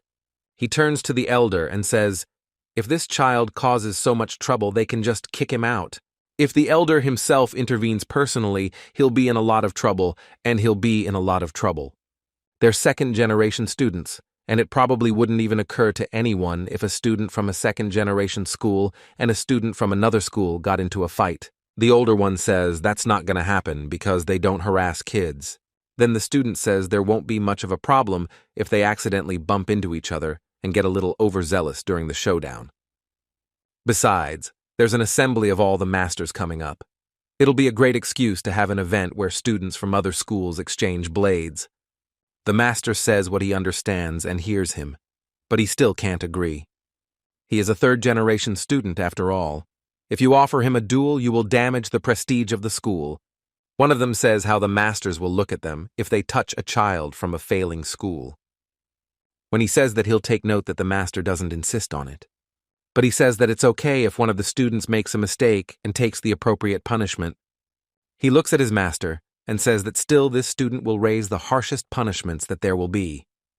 The master says that it is a matter of course that whoever touches this child will be punished by him personally and in addition with a huge reward. They say that it is only natural that they look upon the Hashan as a shame. At the time of their birth, the affairs of the Hashan were already going downhill.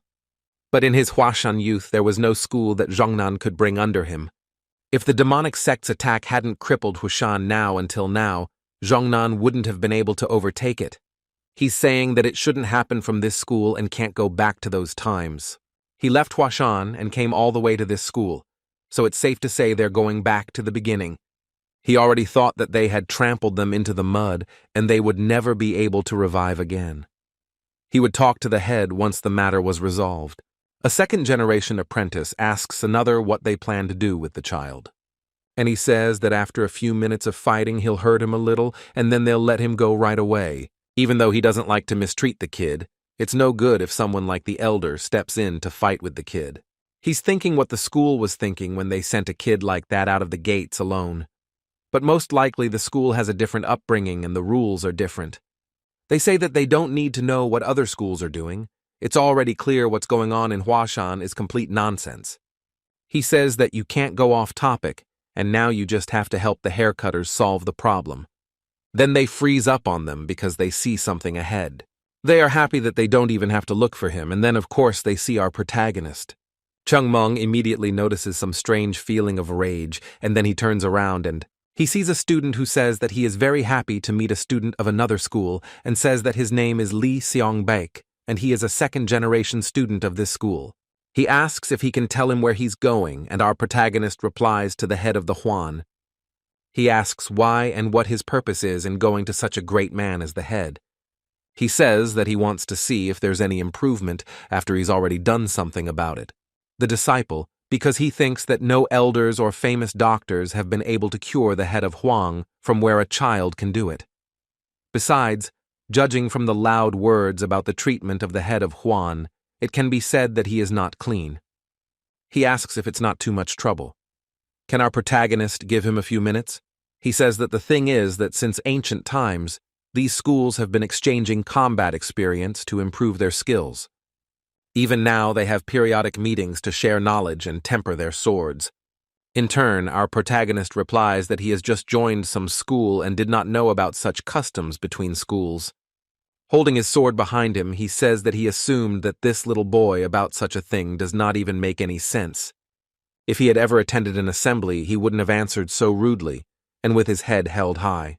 Then he began to say that experiencing the Huashan sword would greatly help his learning and further development. He said that it would not be worthwhile to exchange experiences and further develop together and become much stronger than before. The fact that he will still refuse, even knew nothing, cannot help but feel that the opponent is not up to you. However, he has a couple of ways to hold back this boy. The protagonist was not happy about this and says that this is just a fight between students and not an equal fight that will help both sides. But in turn, this second-generation student says it's not a fight. It's just an exchange of knowledge. But he says that a challenge is a challenge and notices that the second-generation student's hands are shaking without knowing why. He says, "Come on." He always accepts a challenge to a fight. He'll just say one thing. He says that after this fight, and even during this fight, he did not regret this decision, asking our protagonist to say his rank. Our protagonist says he doesn't have any rank, and his name is just Chaon Min. He says he probably doesn't even need to have any knowledge to fight like this. In turn, this second-generation disciple says he's about to give advice to a young child. He says that he should think that he has done nothing wrong. But the world does not judge who is right and who is wrong. He tells him to go back to his school before he gets more angry, and if he fails now. When he's interrupted, our protagonist says there's no need to fight, because the students of this school are only in chatter and competes first, and why the time of this empty words? After that, they were very angry, but he still calmed down his friend, just showing his confidence. But it was obvious that he was very angry. He thought that he was not taught education, and now he will teach a lesson. Then he says that there is no point in being nice to him and stays his stand and greets his opponent. Then our protagonist looks at another student from this school and tells him to lend his sword. They reacted very strangely to this, as in the great schools each student must have his own sword. But at this arcana, the hero replies that he didn't bring his sword to this school because he came to heal the head of this guild and didn't come here to fight.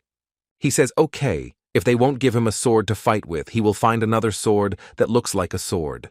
These words really pissed off, and this senior says that he has to give him his sword because this great school will not fight a man who has no weapon. Then this junior student throws at the protagonist his favorite ball that he got from his father. After grabbing the flying sword, and our protagonist says that he went to fight and to start attacking him. But to this, the school student says that first he must at least take the sword out of its covering. To this, the protagonist says that he is not going to kill, and there is no need to pull out the sword. Lee Sung-baek thinks that if he talks to him, he'll lose his upbringing. He was planning to scare him a little, but the kid won't understand unless he tells him straight. He thinks it's better to do the right thing. It's too late to expect favor from him, since he had made him very angry during their conversation, and even all the time he was annoying him. Seeing that the student hesitates, our protagonist says that let him attack, because that's how the day will pass. Then this student gets into his famous stance for a big swing. In a second, he makes such a leap that he almost reaches our hero. He uses his personal style, which is inherited from his father, and strikes our hero with his sword, but at the same time, Jongmen fights back with his sword. But that's not all. After he fights back, he notices that this student is charging at him from above, making a huge swing. But still experience decides a lot, and this blow was also repelled with just a sword. But still something surprised our protagonist.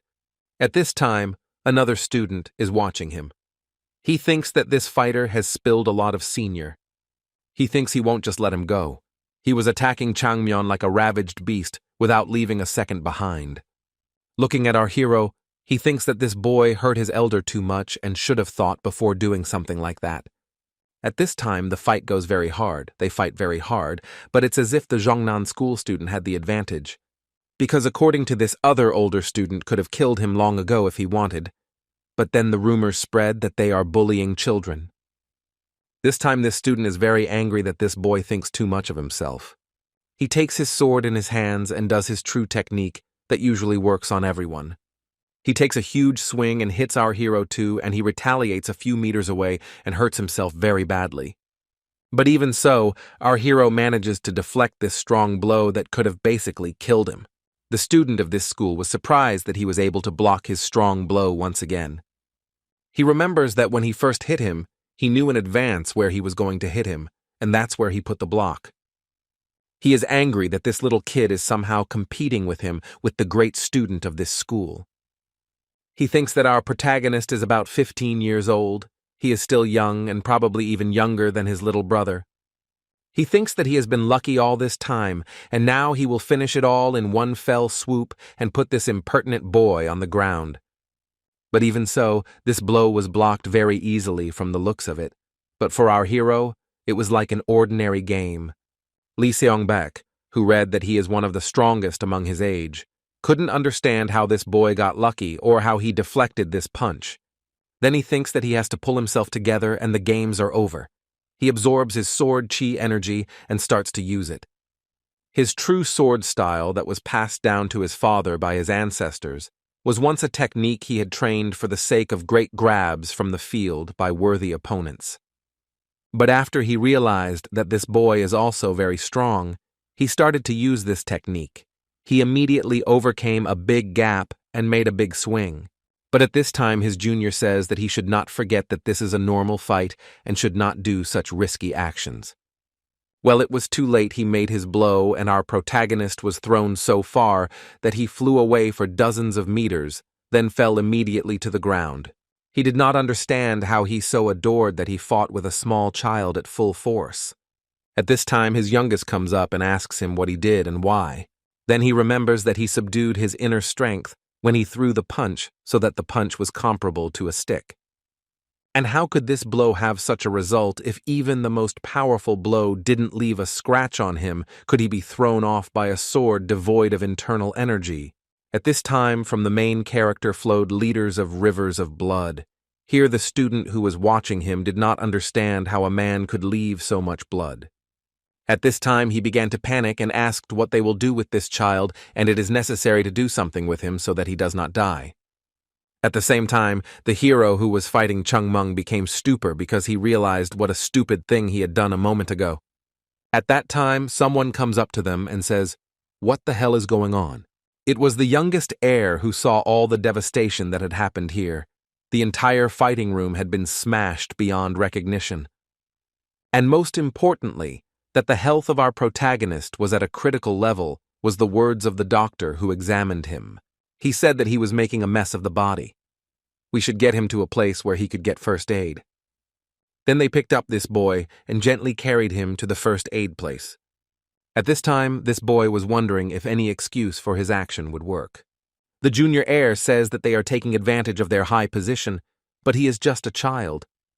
How could they send an assassin to him? He has until now believed that this school and its followers are very wise and have a conscience that does not cross the line. He asks how he should understand those who do such things in front of his nose. He was angry and realized that it was his mistake too, that he did not choose the right people. Turning to the disciples, he says that he will never forget this day and will never forget the incident that happened today. He turns to them and says that they should leave this guild immediately, and he doesn't want to hear any excuses. At this time, the master of this school comes up to them and asks them what happened and why they are so annoyed. Then he notices that this training ground was completely destroyed and there was a pool of blood somewhere. Turning to the young master, he says that there was probably a small accident. The young master is angry that they are calling it an accident and comparing it to a small accident. The child who is treating his father was almost killed by the students of an influential school and asks, "Is this what you call an accident?" He says what is now an accident is the absence of hidden intentions. At this time, the student says that it was just a misunderstanding. He never crossed the line, and it was all an honest argument. At this point, the young master says that it's not a problem that they went overboard. It's just a boy. What was the original reason for a student from this school to raise his sword at a kid from another school? Also, sparring is not that he is very familiar with the terms of war and warfare, but he was told that sparring is when two rivals of equal betting come together in a duel to exchange combat knowledge. It's just a little boy who's come to heal his father. He's never wanted to fight anyone before. And he asks them if this is the valor and conscience of a great school like Zhongnan. He says he'll be brief. They must gather their students today and leave the guild. He says this on behalf of the Milky Way Guild's heir and acting head temporarily. The man then tells Madon-san to remember that despite the unfortunate incident, the school wishes the head of the guild to recover with all his heart. Leaving, the junior heir says that this is even an undeniable fact. And at the end, he says that it doesn't seem so, because this case proves the opposite of what the apprentice master says. At this, the master says that now they are going back to the main mountain, and he has made all this, and he has to deal with it. He says that he will stay here, and by any means you can pardon the master, and only then he will return to the mountain. Until then, he'll be here to look after this boy and solve the problems he caused. At this time, the doctor has examined our hero and says that the situation is dangerous and his body meridians are in complete disorder. He says that now he is trying to restore them, but he can't guarantee a full recovery, and this means that his life is about halfway between life and death. The younger heir says it's all his fault because he didn't monitor the behavior of his men. He then asks when the boy will wake up, to which the doctor says that it will take at least 2 to 3 days. Looking at the younger boy, the heir hopes that during this time nothing will happen to his father's condition, and that it will be stable until this boy wakes up. Because this child is the only one who was able to improve his father's condition and understood the symptoms of his illness, and most likely, this is the last chance and hope to save his father. However, to attack this child and render him unconscious is the lowest of human behaviors. If I had at least a little respect for the guild and his father, they would not dare to do this, thinks the youngest heir. The cruelty and insolence that is the great school has long since exceeded all limits. During these musings, the doctor asks that can this child really learn a chapter from such a disease? He says that he does not harbor empty hopes, but this disease that has engulfed the entire body of the chapter is something inexplicable. The doctors couldn't tell him what kind of disease had befallen his father. However, the young swordsman did not even need to see his father to name the symptoms of the disease. Moreover, he had seen with his own eyes how his father had gotten much better after the fighter had applied certain techniques. Without that, he would not have succumbed to blind faith and must have come to their aid and sent this boy to him. In any case, spare no expense to make sure his recovery goes without complications, says the next heir of this guild. After this conversation, much time passed, dinner clutched the night, and in the room where the protagonist lay, someone picked up. He was fully clothed with a cloak, his face was not visible, but it was clear that he wished something bad to our hero because he activated his demonic. The next step he attacked just immobilized Chen Meng, who at this time was just sleeping in his bed. But at the last moment, our hero manages to come back from this blow, as if he was not sleeping, but waiting for this moment. He instantly grabbed the hand of this enemy and held it so tightly that he could not move for a second. Then looking at the enemy's face, he says that he caught him after all. This masked man just applies such a strong power that the bed on which lay and our hero was completely broken. It was already clear that he was about to kill our protagonist, but it was not to be because Chaon Min just dodged his blow. He gets angry and uses in his trump cards, as he cannot catch such an agile fighter. But his strong attack was just finished with one swing of his leg and our hero. After the masked man is pacified, Chaon Min says that he probably did not understand what is happening now.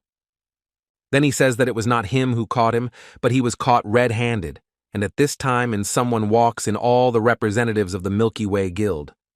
Absolutely everyone was surprised at what this masked man did to our hero and who he was. They ask what a master of such a great school like Zhongnan Jabok is doing outside the patient's room.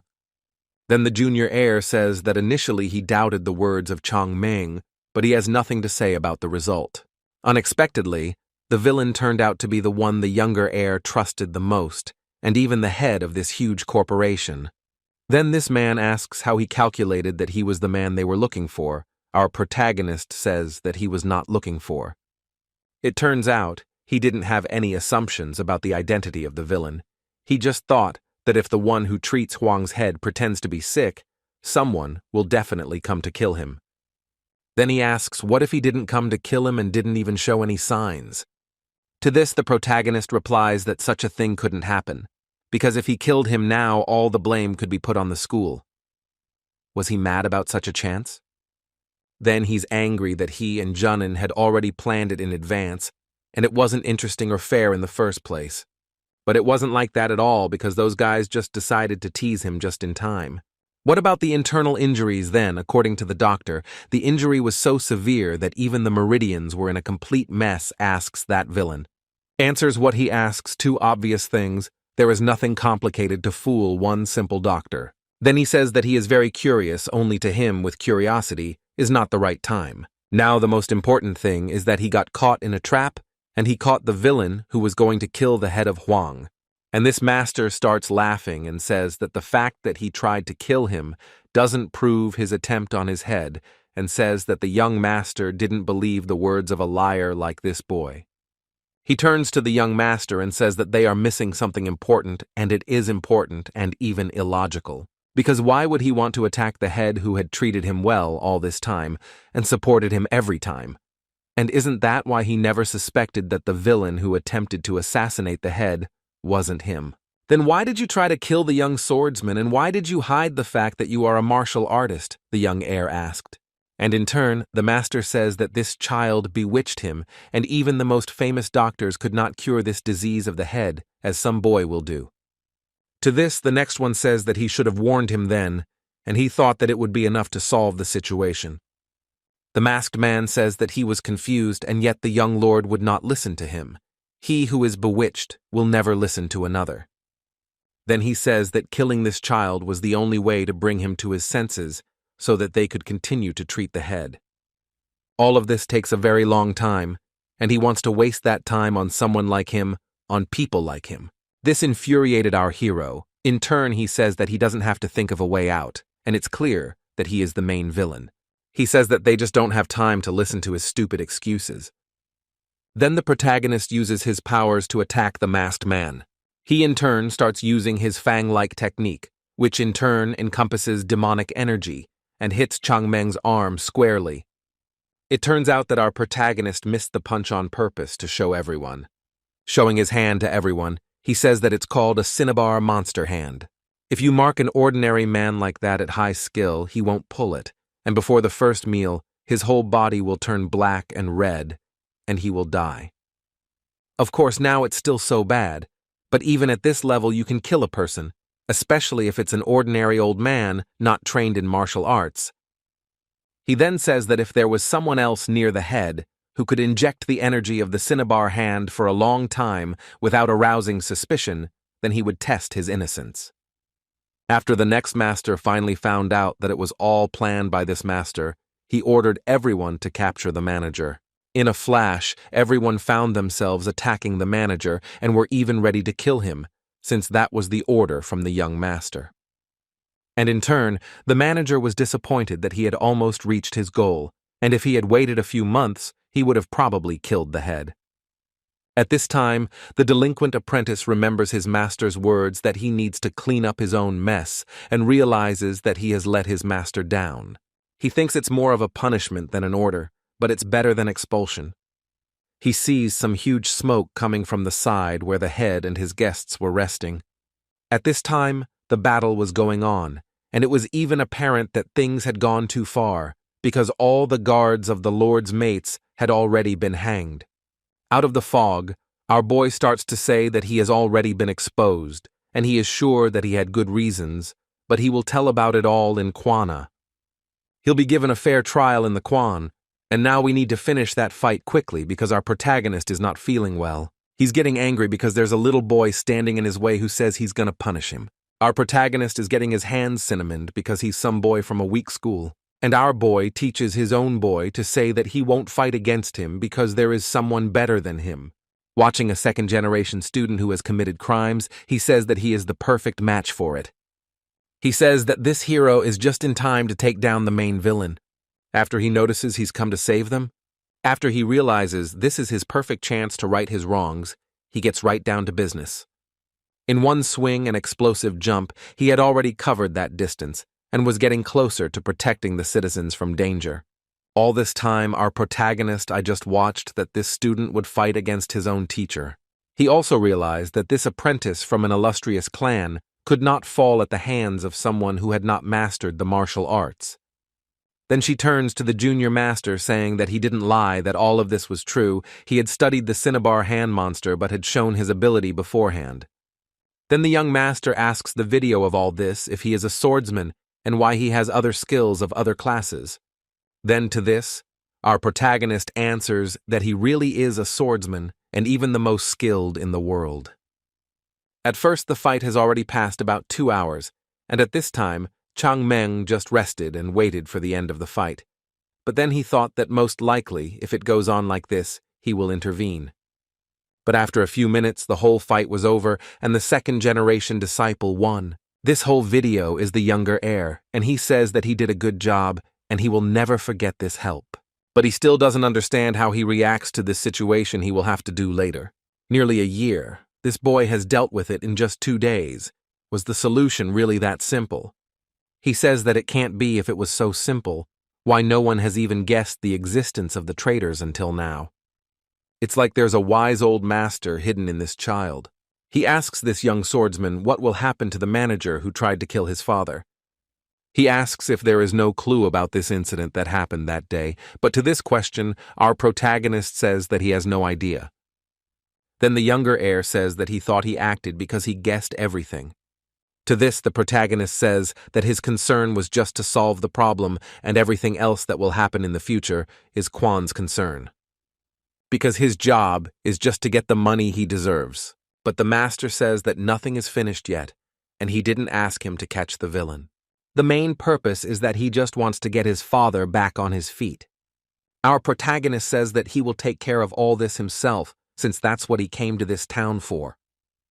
The junior heir says that he promises to support the Hashan, even if it means throwing all the forces of the trade guild. He says that this is only a small part of what he will be able to do after he heals his father. But the protagonist blurted out that he shouldn't pay Hashan. He should pay the man who cured his father's illness. It was funny, but the young master was disappointed by the protagonist's answer because he didn't expect that. After a few hours of Chaon Min sitting on a stool, thought that the only thing left was to lift the Hoven's head on his feet, and then the bodies here are finished. It's nothing difficult, and it's nice to be able to throw in some difficulties with the jerk from this school, our protagonist thinks. However, there is only one problem. He still has no confidence that he can do it, because this case is already continuous and this body was difficult to save. Even though he said that he is omnipotent, but frankly speaking, he can't even say with certainty whether it is possible to raise this chapter on its feet. After all, he is not a noble plum blossom blade now, but an ordinary child who is just developing. Moreover, a single careless movement could cause a surge of demonic ki and weaken the body of the head would immediately die. But still, we must try to save this head by some miracle. He asks not to be hated if anything goes wrong because he is still trying to make a miracle out of nothing. He takes a hand with his head and transmits his chi through currents that this man doesn't even have. He eats these streams and through these streams enters the inner world of the head. But he only there notices one thing that was demonic chi that was displayed in the form of monsters that looked like snakes. After these monsters noticed our protagonist, they immediately attacked all together in a crowd. But still our protagonist is strong, and he displayed all the attacks and held on very well. But it was not all, as they were an infinite number, and they attacked and attacked without giving rest. But still the result was very good, as the heads began to heal and take on a more human color.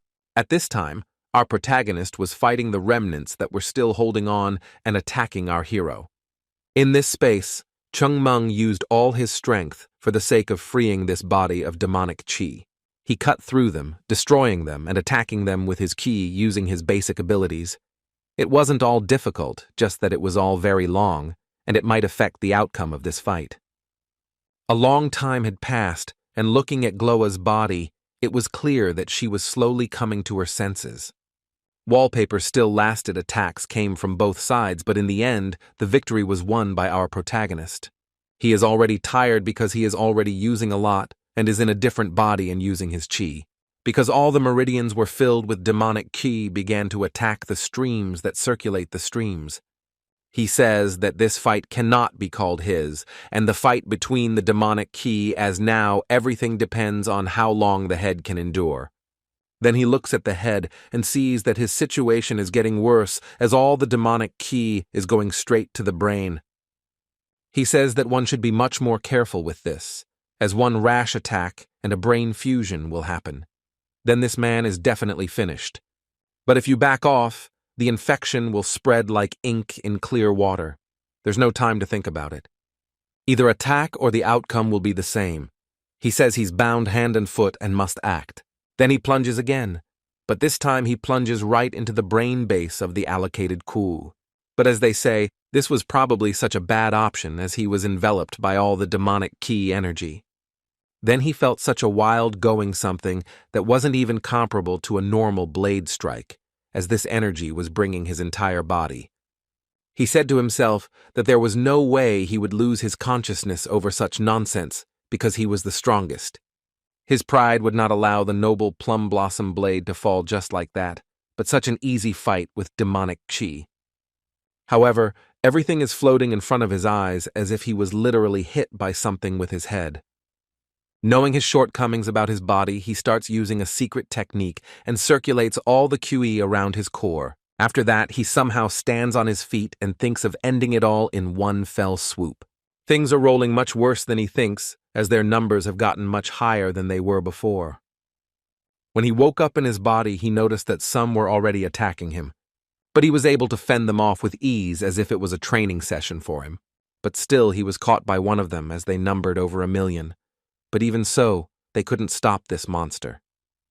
He slashed them as if he was practicing against small, inoffensive monsters. It was only at this time that he noticed that something was wrong. Most likely the speed of these monsters had increased many times over since they were inside his body.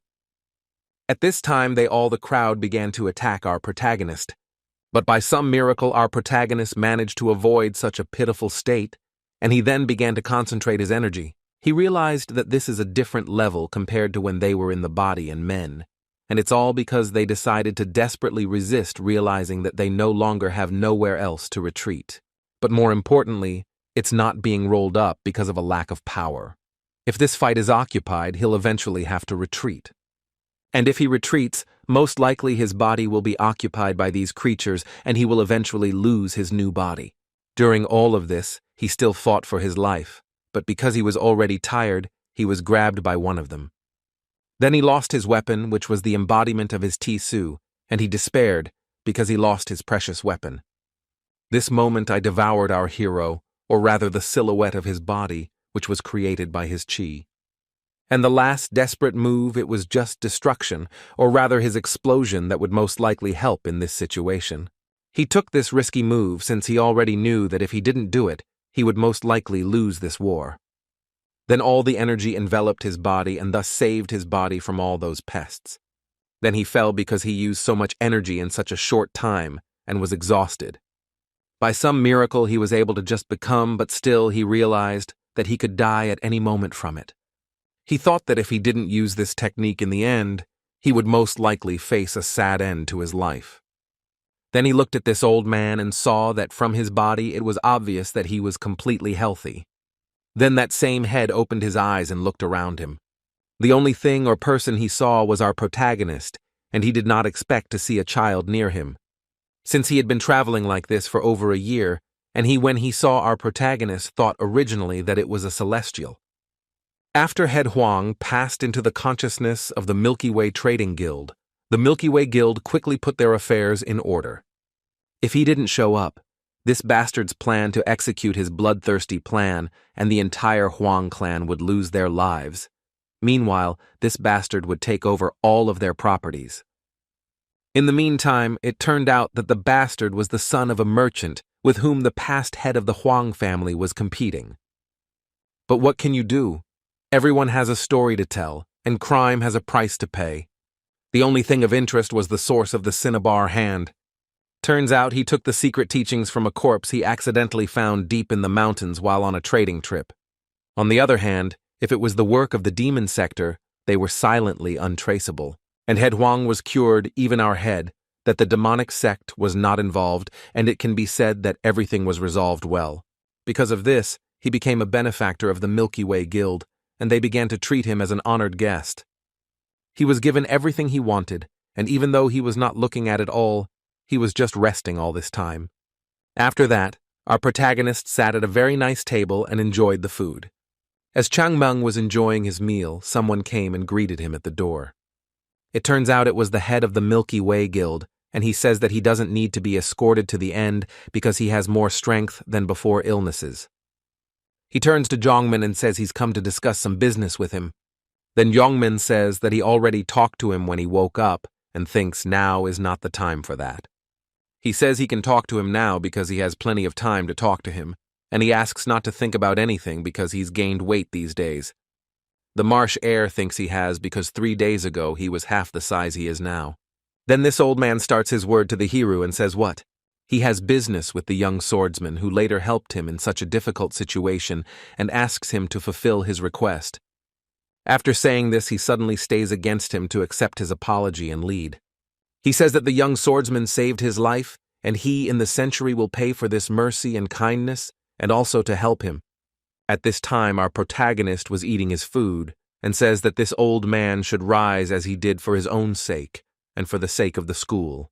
But this old man says that his son told him about everything that happened, doesn't even know if there is a way to pay for saving his life, and he wants to try everything in his power. He begs our hero to give him some way to pay for the mercy to say his request, and in case the benefactor wants something, he cannot hesitate to tell him about it. At this time, Chaon Min says that he has stopped asking for it because people like him don't ask anything for kindness. In addition, he says that he came here without the permission of the head of the school, and it was all on his own. He says that the matter was urgent, and he didn't have time for authorization, so he went on his way at his own discretion. After realizing all this, the head of the school bends down and says that in that case he should pay him. He will not say anything in his head if our protagonist is so willing. Then Chaon Min says that they should promise him, and then he will tell Pro some details. He takes a book out of his pocket and says that he forgets some things, and in that case he takes this book and writes down everything, and in this case he wrote it down before he came here too. It was all written down and he knows everything, and he always wrote down what was going on around him. Then this head is surprised that he recorded something before crossing over and asks what exactly this person recorded. Smiling, Chaon Min says that he wrote down all his wishes that he hoped would come true here. After a while in the chapter room, he tells his son about his condition at the moment, saying that it's somehow amazing that his body has become so light as if he's really healed. He says that he has become younger in this short time by about 10 to 20 years. At this time, the son turns to the father and says that he has not come to check his condition, and whether he is cured at the moment, the father says that he should not waste time and get to the point. He says that he heard that his father had arranged an arrangement with Hashan and promised a huge reward to Hashan. When he notes that his guild, or rather his father's guild, is in another city, and it is too dangerous to cooperate with a mountain that is so far away from them and in great decline. He also notes that naturally his father would feel grateful and would do anything for that. But he remembers that his father has promised him too great a reward. In any way he can see, it is too dangerous to strengthen Hashan's ties while cooperating with Zhongnan. He asks his father to reconsider his decision and keep at least the previous terms of the contract with the current school. Then he asks the young head what the main duties of a merchant are. The son answers that the main duty of a trader is to conduct business without turning down the right path to create a sound trade policy, and also to develop and contribute to the country and the world. These are all the duties of traders, that they should explore all their lives and work for the good of themselves and everyone. At such loud statements, his father begins to crumple very much in front of him. He was, of course, pleased at such a noble response. He says that it sounded very plausible and enough of him for having such a smart and smarmy mouth. But he says that there is no need to be afraid of it, and speak the truth, and say that the main duty of a merchant is to earn money, and sometimes a merchant seeks to earn, even transgresses the law and moral norms. He says that if you want to follow the money, you have to help others with that money. There is only efficiency that will bring contribution and money in the future, and may even bring it now. Hearing this answer, the young gentleman was distraught, because he didn't know why his father was doing this and supporting another school. He thinks that his father somehow wants to benefit from the collapsing Hashan. Then he remembers how to expand the merchant guild. Then he remembers about the merchant acumen that followed in his genes. The most important thing is to find the value in what others overlook and deem unworthy and invest. Way before school or another merchant guild, his father was thus able to turn the outer path into the best trade guild of this province. Then he still asks what reason is there to invest in a crumbling and crisis school like Hashan, and asks for a clear explanation for this.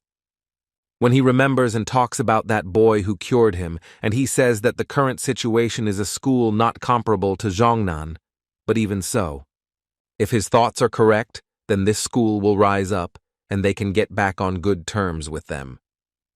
And most likely the belt from this will be so huge that he and his son never dreamed of it, since the future in Hashan is definitely some huge achievement. Then the son asks his father because he doesn't understand how he can explain going to Hashan. He says that doesn't it mean that if they fall, they will follow them and suffer great losses. Besides, no matter how much one thinks, there is no guarantee that Hashan will grow to such an extent. Then the father says his son is talking such nonsense because it's obvious. He says that a merchant is not someone who will just wait for a reason to succeed. They must create that reason themselves. He says that he doesn't expect this school to rise from its knees because he himself will make this school into a great one. He says that he has lived all his life as a merchant and has met countless great merchants and craftsmen along the way, but that child who confused him and made him admire. He has made a lot of money all over the world trying to find a python when it turns out he has a dragon under his nose preparing to ascend. He says there is no way to understand it with simple thinking. He says that no matter what he tries to understand, just follow the punishment, and in time, he will understand everything. If the treasure promised today is not erased from the memory of the boy and returned to them with shackles, even so cannot be destroyed, the trade guild will not suffer losses. But if it binds them to a lifelong friendship, they'll do the opposite with little blood. What he says is that the demands cost 5 times what he had planned, and he was very angry about it. He is angry at the smart boy and says that Chaon Min was able to outsmart him, even for a large sum of money. But after they had already calmed down, the father tells his son that it had already been decided and everything had gone very well. Then the young gentleman says that if the father has decided so, then he will just trust his decision. But in addition, he says that he still has some doubts about it, and so he will try to do his best to overcome those doubts. And because of all these factors, he will try to raise this school to the top of the mountain. Then the father thinks that his son has grown up and is happy to hear such nice words from his successor. At this time, our protagonist thought that there is some hidden agenda behind this action, as no man would pay such a huge price just because of the feeling of gratitude. And yet what he wanted in all this does not concern him, as he has already done his job. He thinks that if he were a real child, he would feel responsible. But unfortunately, life has already worn him down. But this wonderful moment was interrupted by one of the students who came to him, when our protagonist asked what he wanted. He simply pulled out a wooden sword from his pocket and held it out to Chaon Min. He says that he has no immoral intentions, and if he allows it, he would like to exchange it with him again. And he says it's in all seriousness. Then he says that weren't they going to put him up and do everything to achieve their goals? And that's why they decided not to hold a grudge against him. But he asks what this has to do with the exchange of combat experience, since it was before as a real fight. Then the second-generation disciple says it doesn't matter if he's been dishonored or if he was in an extremely precarious position because of him, and even if he was just a toy in his hands, it doesn't matter. Everything happened for his own personal reasons. But what really happened is that he still can't understand what happened at that moment, and says that's why he's going to exchange blades with our protagonist to find out. Though it's hard to believe, he knows that his skill is superior to his, and there's nothing wrong with that, and the goal is to find out what happened then. He knows that our protagonist manipulated him and forced him to fight him. Then Chaon Min realized that this boy decided not just to fight, but he wants to understand what happened then and just compare with his strength. This pleased our hero, as he was ready to fight with such a warrior who only wants to gain knowledge and not chase revenge. Then Chaon Min says that if he agrees to meet him again, he will probably regret it, and asks if he still wants to fight with him. Then the second-generation disciple replies with confidence that he will fight with confidence regardless of the outcome of the fight. Then he also says that during this time he has realized his weaknesses, and the next one he will not check now, and even if he loses, he will accept it with pride. A few minutes passed from this conversation, and they were already standing on the battleground. At this time, this disciple, looking at our hero, reasoned that no matter how strong this disciple was, he is 1 generation younger and more like 10 years younger than him. And according to the principles of division, he is like a disciple of the second generation. He can take a child of the third generation as a disciple. But even with this difference, he felt some danger coming from our hero. He didn't understand why his body was shaking so badly, and he couldn't even... He remembers the fight with the chapter when he looks at our protagonist and compares him to the strongest. He can't believe that such power comes from an ordinary child. He thinks that it's just his illusions or the tricks that this little boy is using. And he thinks that now he must make sure of everything, make a conclusion after the fight. He says that even though this little boy is no threat, he can't understand the trembling as if a tiger is standing in front of him.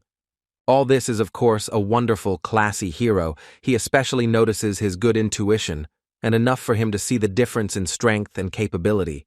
He assumes that this match will become a great martial artist because he has a great future from now on. Through hard training, he will be far behind his peers, and he will not be surprised if in the future this swordsman will be called the best swordsman of this school. And he thinks that if he is such a good and experienced potential master, rather he should disappear a few lessons. Then he shows his hand to them to attack him and do everything to win it. That's when this student gets into his named stance and uses some strange technique. This technique is noticed by Jung Mung, and surprised that the students of this school already know how to use sword illusion. Well, the next thing that turned out to be different was a new fighting technique of this school-style 12 snowballs. But with surprise, it did not solve anything because our protagonist with a single leap defeated this boy. It was obvious that Chung Mung had no pity for him and hit him so hard that his mouth bled. After that, he wanted him for his battlesuit, and it was obvious that our protagonist was very angry. When he asked how he knew the technique and who taught him, he says that the 12 snowball style is bullshit. He says you can fool anyone but him with it, because it's a style he knows better than anyone else.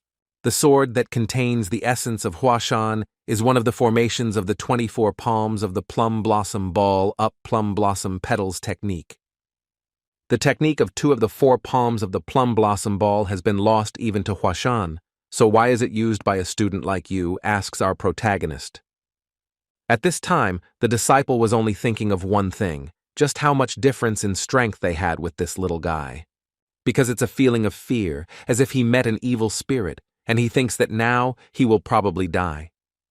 After he lost consciousness, he woke up about some terrain was wrapped in bandages and he was lying on the bed. When he looked around him, he saw our protagonist sitting next to him. Then our protagonist says that he calmed the destructive internal energy, and most likely the wounds will also heal quickly, and asks this technique is most likely already a new Zhongnan style. When a second-generation disciple says that the 12 snowball technique is already a staple of this school. Having committed such a low deed, they were sure that Hashan did not know how to sing anyway. There was no one left who remembered the 24 plum blossom palms. Then he asked who had been able to learn this sword style in the meantime. After he learned that all the second-generation disciples knew how to use this technique, he assumed that the first and second-generation disciples of the chapter knew how to use this style. He was almost right that the first and second-generation disciples of the first and second generations knowledge about it, but still no one taught the chapter. But it was still so complicated and difficult information for our hero. But the interesting thing was that all the first U and the second generation knew but did not know the chapter itself. If the style of 12 snowballs invented one of the chapters, then of course the style would be passed on to those below, starting with the students of the first generation. And that means that the last one is still alive and in Zhongnan. Then he thinks he needs to find out what happened when the demonic sect took over Hashan. Most of this school was destroyed, and the rest of the people who arrived in a daze finished off the other parts of the school. All were wiped out because they were completely exterminated. Another problem was that the number of demons outnumbered them by a factor of 10, maybe hundreds. Those who remained were mostly small children. But even they fought to the end, parents of this school, and for the sake of their loved ones that they had to protect. But here is the sad time arrived, most likely the army from Zhongnan, which was actually supposed to help, and was supposed to help rebuild with this school. Our protagonist guessed that Jiangku is bound to if just watching a demonic sect destroy a neighboring school. The problem is that one of them pretended to be a virtuous person and stole our school's teachings. Somehow he's starting to doubt that the Hashan passed on to the fire was made by the hands of the Zhongnan school. Hundreds of years ago, this school gave its life and protected an entire province and considered a neighboring school. But those bad people from the other school, in return for Hashan's mercy, repaid her like ailments. Even if someone was blinded by greed and made a mistake, the school's duty to correct it, but they dared to put up this new technique, even new names of snowballs as if in mockery to Hashan. Then he stands up in his place, and it is noticed by the student of the second repentance he was then our protagonist says that this student should not practice this technique ever in his life. But to this statement that student says that there is no way you can. So our protagonist beats him and says that if he said not to practice it, then don't do it, and he beats him to make him realize it. He explains that with this teaching, he won't be able to achieve the great successes he's likely to have in the future. Looking at him, he thinks of Zhongnan and wishes he were dead. Snowballs that were stolen long ago. The martial arts of this school are based on laying the foundation of conditions layer by layer.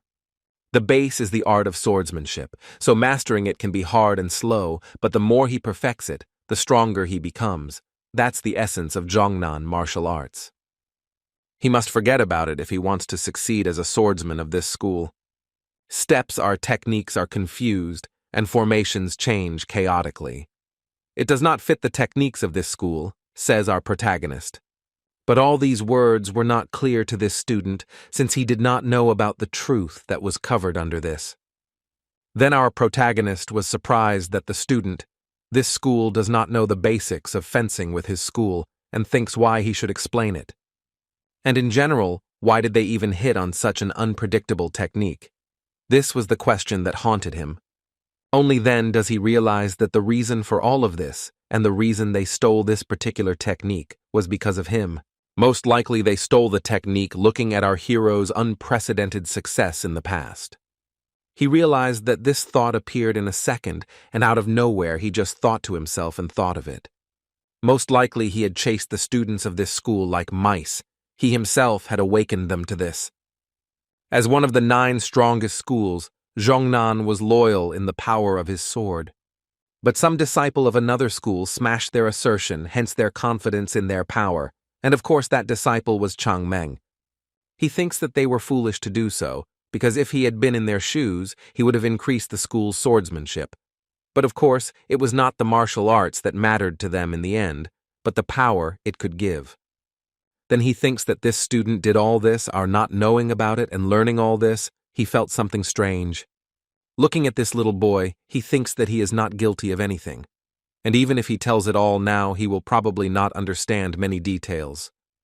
I leave the room, he says that he should forget what was said, and no one can impose a certain way of art on him. Advice can only help, but he must make his own decision, and the guidance of his head and his words can only limit him to those.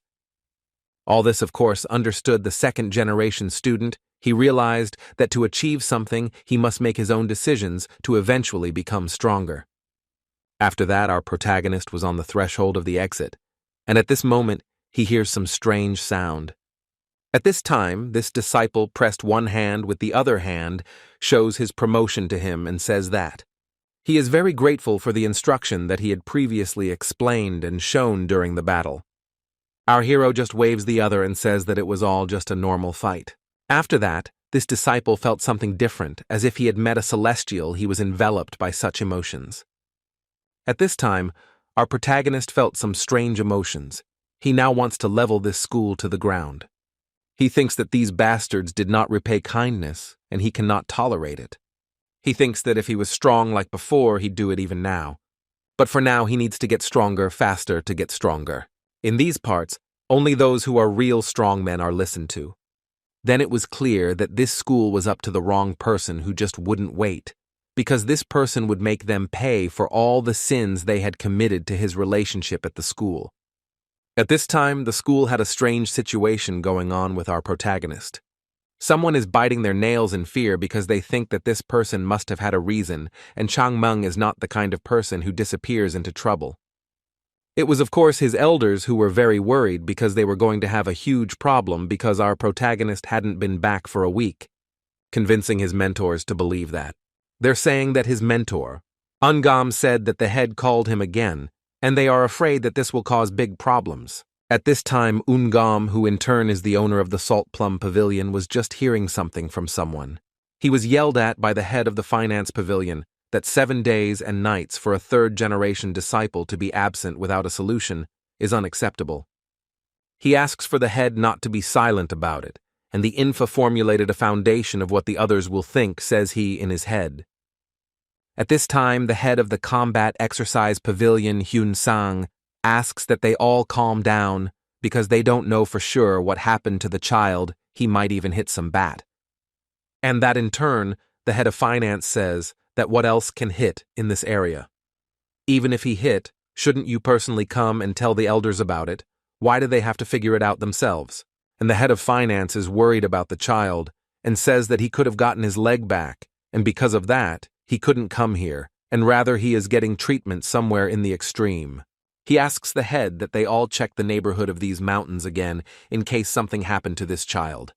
Continues to yell at the head, saying that why did they give a third-generation student the right to a special visit to the city? Then the head says that there was a good reason for it. Then he is confused that any reason can be found, but they should not have let him go and should not have given him such rights. First of all, it's better to refer to the rules before looking for a reason. Because it decides in the secret foundation a special right to children, he is not even from the second generation, but from the third. All statements are listened to by the head and asks that they end with this. Then they all calmed down, and the head of finance apologized for such manners because he had overstepped the line. Then the head of finance starts to question his choice about that child, because he thought that the Chaon Min he remembered would not cause trouble because he knew him well, and he acted like a wise man. At this time, the owner of this salted plum pavilion approached him and said that he would gather a search party of students, and they would search the neighborhood of this school. But he didn't have time to say anything because at that time, someone interrupted them and started saying that someone had returned. They all came out of the room and asked who had returned after all. Then it was clear that Chungmung was heading back to the school. At that time, everyone had already left the room, and the first thing we asked was what happened to him. When he was approached by the financial head, he says that he realizes that the head treasures this child, and of course this child will lead to a huge investment in this school and put it in order. But however, the elders do not burn the child with their homeless care.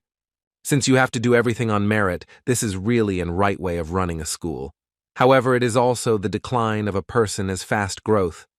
If a child, even a mistake, will not receive appropriate punishment is not so. It should not be forgotten that the more the head cares for the child, the more strictly he should talk and deal with him. Hearing all this, the head was just concerned and happy to hear such a response and demand. After that, he said not to worry and he will do everything else himself and right. He said what he wants most of all is for this child to grow up. If he is not hurt, then he will go for half a month in seclusion. But someone disagreed with this statement, and it surprised the head very much. Then one of Ungam's mentors says that he broke the order and didn't return is a serious offense, and that he should be locked up in the Repentance Corps for at least 6 months. When the head says that the punishment should be lenient because he is only a third-generation student, then he in turn says that if he were a second-generation disciple and the punishment would be harsher, he asks the head to give him a punishment commensurate with the severity of his offense. If the head does not do so, he himself will do it instead and punish him for such a thoughtless act. When the head asked the opinion of the others who are right there, they said that they completely agree with Ungam. He agreed and wondered what had gotten that boy to obey you and be out of this school for such a long time. They were already on their way out and saw our protagonist returning. He in turn was the first to greet everyone, elders and teachers who were around him. Then the head asks what was the reason that he left the main mountain, but the protagonist says that the circumstances were urgent and he had to do so. A third-generation disciple behaves so willfully, and so if he's a toilet, a big voiceover awaits. If all of his denials aren't convincing enough, they'll have to punish him. Then our protagonist thought for a few moments, and when he started to speak, he was already interrupted because they are already here for such a long reflection. When the head of finance says that it is not necessary to make him angry, and it is necessary to answer quickly to the questions asked. But after a couple of seconds, the head of Huang Yi comes in and asks everyone not to blame the child. Everyone was surprised to see this man, as they didn't expect him to be here because they haven't seen him in years. The head says that a week ago he received a letter about his foe and how he could get here in such a time and be well. Then the head of the Milky Way Guild says that this child did all the things that happened to him, and we should thank this young swordsman. He says that he saved his life, so don't go to her too much, because everything is thanks to him. When the chapter looked at our protagonist, he just nods because it was real. After that, they were already transferred to the main building of the school, and then the head asks for an explanation from the punished Chaon Min. He talks about some herb that looks like wormwood but is poisonous. He says that as he knows he was homeless, and when he found vagrants who mistook it for edible, he was poisoned. Remaining one day, you will be sick for a long time and eventually die. However, it is much easier to neutralize the effects of the herb Win than it seems to be just by giving crushed rare. Even doctors can't find ways to cure it. But if you sit on this stuff, you'll get better. Then the guests ask what it is that the head was poisoned by this herb. Very much says that the symptoms were too similar, so he decided to try it, and he immediately got better. Then in turn, the mentor says that he had heard something similar, and many people thought that there was poisoning involved, and this is proof that he is not lying. Then the main character thinks they should catch any vagrant on the street and ask, because he personally experienced it in the war. It has nothing to do with the Cinnabar hand monster, but who cares? He and the guild leader told the same story, so the main thing is to make it sound believable. At this time, Ungam tells the guild leader that if it's all true and real, our protagonist couldn't come back, and because of that, Chaon Min deserves a reward instead of punishment. But the other one says that it can't be like that. What reward can't be given because it's a serious act. Even though he behaved badly, it's a serious offense to obey the head of the department and get what he deserves. He asks him to do the right thing, but he can't let it go unheeded. Then he asks, should he praise a student who leaves a man to die and returns in time? Still, this school is following the right path, and everyone absolutely understood that. What could be more important than helping and saving a person is a fundamental thing that every person in this school should know, and asks everyone his pathetic preceptor what's more important than building relationships. Then it comes to the mentor that he was the first to try his luck and angered the head, then the other elders can no longer discuss Chaon Man's deed, and then everything turns out to be an afterthought. And you understand, and the head thinks that it's the mentor who should have said that, so as not to shake me and make me not to ask about this misbehaving disciple anymore.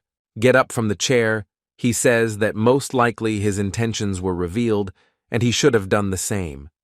He approaches our protagonist saying some strange things. Then, he finally Sunday here says that he did a great job and helped this school and strokes him on the head. Mr. Huang says he owes this school a debt of gratitude.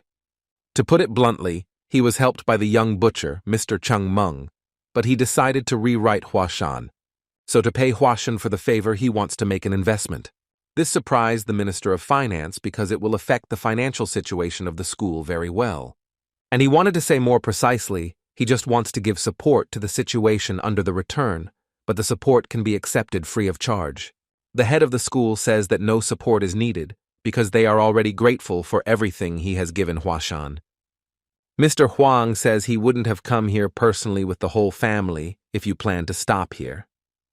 Now he just wants to give Hashan everything he has. If he brought the guild members here, we should discuss all the future plans of what Hashan needs and what they can give them. Such an offer from Mr. Hong was very much surprised by the head of this school. After hearing it, he immediately thanked this gentleman. Turning Chung Meng, he said that he brings happiness to this school and now helped a noble man and glorify the name of the school. With a huge smile, you can't say that his virtue knows no bounds. Then he says that in that case, let the head of the finance pavilion and Am stay and let the others leave the hall. At this time, the mentor pats our protagonist on the back and praises him for doing such a good job. He says that what he has done is not an outstanding deed that deserves such praise from everyone. Although he says that it is commendable that he saved a man and also Mr. Huang, and now he is a golden egg for this school. All this is heard by another mentor, and despite our hero, he is waiting for a personal explanation. Changmeng is told that he knows he has done a good deed, but it was rash of him especially to leave Hashan without saying a word. It's true that he disobeyed the head's punishment. You can't pretend every time with the excuse that he had no choice. But this, our protagonist just apologized and said that he was in too much of a hurry and couldn't think about it. After hearing this, Mentor was somehow not himself because he realized that he even did a good deed. This boy apologized for such a deed. When the two mentors left, they said to themselves that now this school will have a good future, and during this time they heard only good news. Meanwhile, our protagonist was thinking about when he would be able to raise Hashan from its knees. Remembering his senior chapter, he thinks that he will try harder and harder in order to achieve would-be glory. At this time in the head's room, Superintendent Huang says that he will take over all of Hua Yin's affairs, so that from now on, this school will not have to think about money. And he tells the head of the school that he has a couple of conditions for this offer. The first condition is that he doesn't save his salary money, but spends it on the development of the school. The head says that he agrees with this condition, because now this school is not at the level to save money. The second condition is to give the speech to his generation of students, especially Chaon Min, a special privilege. This is the fundamental and the reason to make such a contract. To this, the head says that it's a rather vague word that there may be some problems. This disciple already enjoys rights that exceed the powers of third-generation disciples. What special privileges can the head think about? When the mentor says, "What about letting Changmeng learn the techniques of the school's secret teachings that he discovered in advance?" He is referring to the Sword of Fallen Petals and the Sword of Seven Plums.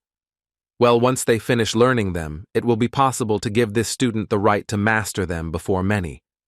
Even when the head agreed, the finance minister of this school says that it will never happen. The head is already tired of reimbursing the head of finance and asks him what else he is dissatisfied with. The head of finance in turn says that this is nothing and rewards him. He should be given something fairly equal to his efforts. This statement surprised the head very much, as we were expecting the exact opposite. The head of finance says that he is already busy. Mastering the martial arts cannot be considered a reward. Additional workload is more like a punishment. And a massacre is not long. He says that all this is not considered a reward. You cannot just throw what I already have. I do not pull what costs. Only something that will be a pity to part with can be considered a worthy reward. Everyone was surprised to hear such a strong statement about this boy, because he had only talked about punishing Chen Men a few hours ago. The head thought the same thing. Why did he decide that at the last meeting he insisted on punishment only? During the deliberation, the head of finance says that it's not an ordinary case and should be solved. Thanks to the fact that this child saved the head of the special guild, Hashan received money. No, a huge support. In addition, the head of Huang pledged to take even the management of enterprises. All of this was already very good news, but it was all free of charge. The head listened to it and silently analyzed it. Only then did he realize that Haiyan Young, the head of the finance pavilion, had started to think of another stream. Because the finance pavilion is the place that is responsible for Hashan's funds and existence, and during this time, the finance pavilion could only be characterized by one word. You could say that what was happening there was just a mess. There was just not enough money for anything. They had to save on everything. And all of this was handled by Heng Yong, who worked every day as if this place was an atom. How thankless it was to manage the finances of a school that was on the verge of destruction. At least the fact that Hashan had managed to hold on until now was entirely due to the head of the finance pavilion. Then a few seconds later, he says that he has every right to make these claims. All this time, the head of the finance pavilion has held firmly, I only dream of one thing, that this school receives so much money that even after the monthly expenses, there is still something left. And now, this moment has come, because of how much he's been blown away by this student who caused this situation. It is necessary to reward him properly, then this boy will earn more feats. No, feats are not earned but accomplished. Then this head of finance is burning that this boy is God's wealth. Having received the proper reward, he will often leave school and earn a couple more feats. This time, unlike those gesture beetles, that and coins are unable to earn this boy. He is already at this time boiling with rage. He has already become like a tomato, and even says that this boy is gold among stones. To calm him down, the mentor takes him and embraces him with his 2 hands. Hugging this hen-young tightly, I take him away so that the others can think in silence. When he is gone, the whole group says that this man has had a very difficult time up to this point. Then the head says that this man is very right, that this boy deserves a great reward. All will agree, and said that it is necessary to harm this student properly, and also by his reward the other students will realize that this school rewards on merit. Since this child likes to go down to the city, why not make his responsibility to contact the Eternal Path Guild look like a messenger? And you agree, because he thinks that Head Huang appreciates this kid, so he will receive him with honors every time. But there is still a question. How about giving him the sword of the plum blossom in advance? After all, this technique is the symbol of this school, or give him permission to freely visit the library. But at this time, an irritated Hyun-young says that it's not a reward, and he should just give him more money, because money is money. But then the chapter just takes him back by shutting his restless mouth. The head thinks what it seems to him is that the further the Hashan goes, the stronger it gets slimmer and weirder. At this time, the main character and Mr. Huang were having a heart-to-heart talk. Then the main character says that without this, Mr. will be a great actor. Even Mr. Huang says that they are already in the same boat now. The protagonist says that he was only lucky enough to save his life, but who is he to get in the same boat with him now that it's up to the gentleman to talk to the head? Then the gentleman says that he has no desire to be in the same boat with this school. They say he's not interested in this school, if it doesn't have this student.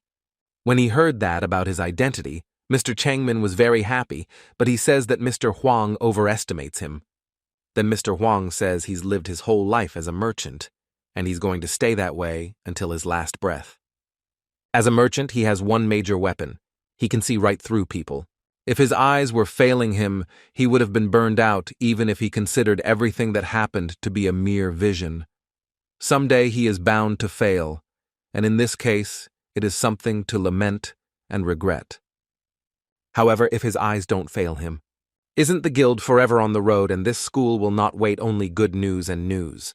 After hearing this, our protagonist says that he completely agrees with it, and it is easier just not to say such words, because those who throw loud words are sure to put a knife in the back. All the same great expressions and already infects, so there is no guarantee of everything, because he had as an example his old school, the old generation, which he cherished very much and was a very great school. Then there were many who praised you and shed tears for them when they volunteered the whole world. But however, when he looked at these people, he expected everything, but in no way expected any support from them. Such a difficult moment, Wu Huashana. In this short time, he remembered all this. When he came out of his thoughts, this chapter says that he too does not like such words. Because the merchant is free to come in from the boat at any time, but with a common goal, there's no reason to leave it. Because if 2 people take the oars, the boat will go faster. Then the protagonist says that it's all true and there's nothing wrong with falling in love anyway. When the head in himself thinks that it helped him to make sure that their views have similar views, something suggests that helping to support this school will bring the guild profit. However, this is more likely to happen if the cooperation with this kid is maintained. Because in his mind, this school is already rising from its knees, as if this child is sure that this school will definitely revive. He is surprised at this little brat's amazing self-belief. The Milky Way Guild is throwing all its strength into supporting the Hashan, says this chapter to our hero. Which all means that they are now considered Zhongnan from now on. The protagonist asks, just don't tell them that they are expected to pay for something they didn't even ask for. And that's pretty shameless. Then the head says that he is in no way expecting payment for this, he just wanted this swordsman to know about it. Then they each realize that they wanted to fool the other, but it didn't work out since they are both shrewd. Then this gentleman says that this apprentice is very shrewd, and gives himself to him to the point that there is no other apprentice of that age in the whole world. It's not that there is no other like him in the whole world. There is no other like me. Where else will you find someone who has died and come back to life? Then Mr. Huang says that this young swordsman should hide his identity better, because the world is a scary place where ghosts and evil spirits wreak havoc, where evil is rampant, pushing for nefarious deeds for mere gain. As soon as a young swordsman shows himself, there are crowds of those who will try to get closer and pounce. Hearing such concerns, the protagonist says to himself that this man overestimates him. He's just an ordinary boy. Then Mr. Milky Way says that he is already temporarily up, and he should leave. Before leaving, our protagonist asks this man to do one favor and learn something for him. After this conversation, when this man is already down looking at our protagonist, he thinks that this little boy is like a monster. In his head, it's hard to even tell if he's really a little boy, as it looks outwardly, but it's familiar for sure that this, instead of soon, to be great. He was the earliest to find out that there was a dragon in the unpleasant lake of Hashan. If only the Milky Way guilds used this information correctly, they could achieve the title of the best in the world. At this time, to the head of the Milky Way guild passes by his son and tells him that he has done all the business and explore the new. Then his father says that he has changed his mind about this school again. He tells his son that they have a lot of things to do and need to prepare the foundation first. After that, they were leaving the manor to deal with him, is completely different from Hengjong, and the elder Hashan thought the head of this huge guild.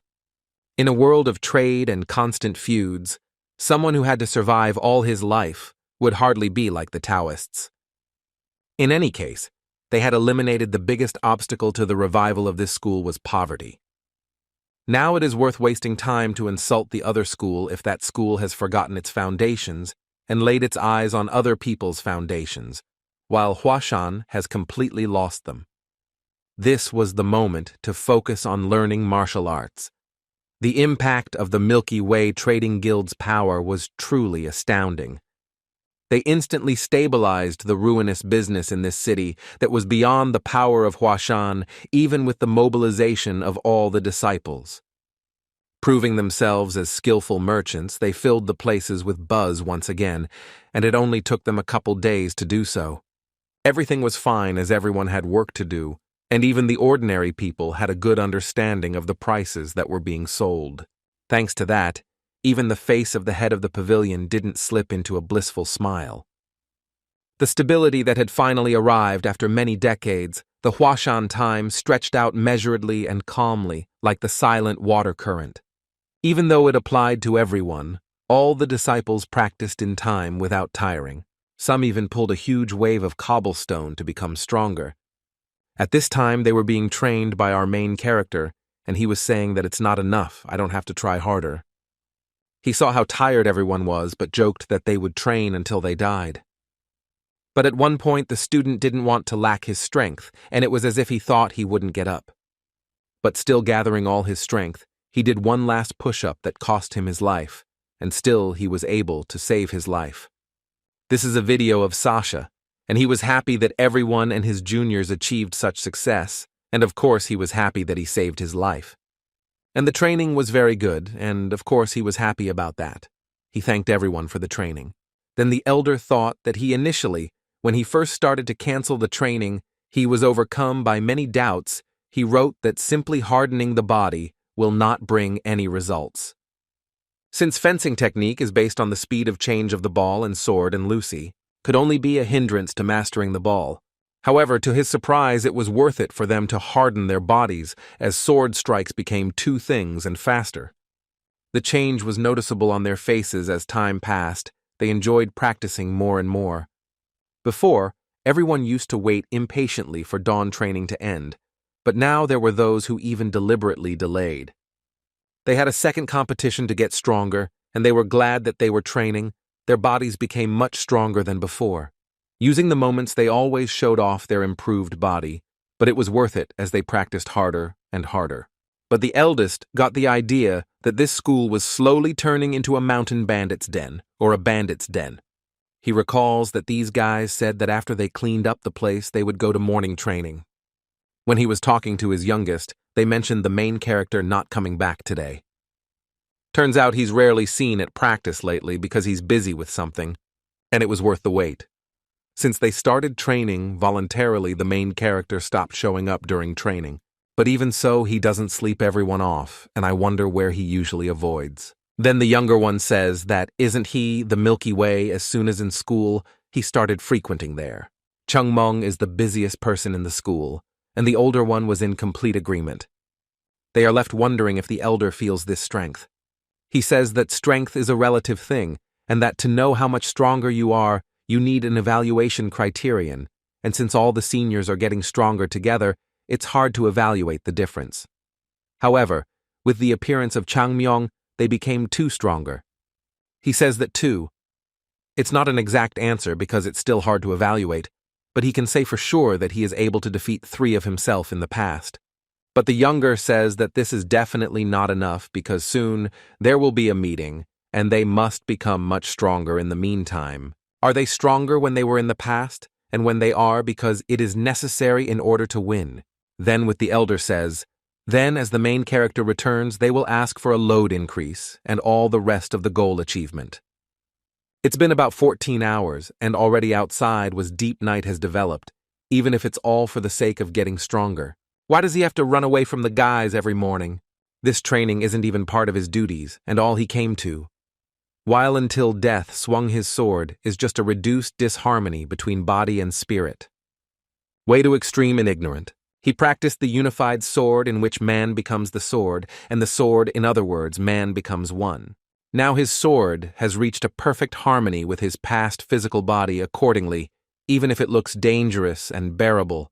Outwardly, he cannot bring the technique to perfection as it was in the past. In addition, the awkward imitation has already made him experience side effects. In other words, if he wants to increase his strength, you must train endlessly and become one with the sword. The problem is that he won't be able to translate the training in full view. Otherwise, if you train in full strength, it will turn everything well. The same huge kids and redheads, so barely nightlight, he was climbing the mountain peak, hit leaves, practicing with the ball, and descend every morning, but today he was surprised that someone was here besides him. That person was just practicing with the ball, and it was obvious that the sword technique was much more advanced than that of ordinary third-generation disciples. It turned out to be a very beautiful girl who just came here and practiced the sword art. Our protagonist watched all this and was surprised that such a beautiful girl had such skills. He was very surprised that there was someone else there besides him. Beautiful maiden under the moon, gentle but strong, bright but graceful, this ball dance looks soft. But there is not a shadow of hesitation in it. This sword is like a plum blossom in the ball dance due under the moon. He sees the technique of the past Hoven, and then he thought that except for him, no one seemed to remember it. Turns out no one else can see right now unfolding under his eyes. The question is not what technique she mastered, but then what meaning is put into the sword. Except she stopped after doing such a beautiful sword swing that our protagonist watched. After she landed, she immediately put her sword of the protagonist, and it was unexpected for both sides. All the mood to hell to reveal his presence in front of the child from the great swordsman did not leave a trace thought to himself, Changmeng. Then this girl, beautiful girl, says that he, before this man that has not met, and asks who he is. The protagonist thought to himself that who is she and what the hell is she going to do here? Then he notices that she is typing this his school and assumes that she is a student of Hashan, and notices that this girl is able to charm a man. In his past lives, he has lived over 50 years and traveled all over the country, even the continent. But in all their many travels, he has rarely met such beauties. And if he were really a boy not even old enough to grow up, he'd be stumped. But when he thought about it, he didn't expect that this girl would put her sword so close to his throat. Then he points to the symbol of the Hashan school and proves that he is from this school. Then she says that she has never met him, and most likely he must be a third-generation disciple. But third-generation students are forbidden to go outside the gate at sunset, but the protagonist says he has permission from the head. She says it's a lie and it can't be true because it's just not real. But Jae-kyung says that she can check if the student is lying under the name of the head. And so could you first put down your sharp sword? She lets go of her sword and picks it behind her to show that she is not an enemy to him, and says that outsiders are not allowed to watch this training. Chungmong starts to say that even before yesterday, this was his training place out of nowhere and makes him look guilty. What should he say to that? She says he should have left as soon as he saw her. Then Yongmen says that a stranger is leaning in the vicinity of this school. He should have checked it out. She just turns around at those words. Then our protagonist realizes that she is divided and she has nothing to say and is not strong in verbal altercation. The sword is sharpened properly. It's exactly as it should be. What can't be said for the language?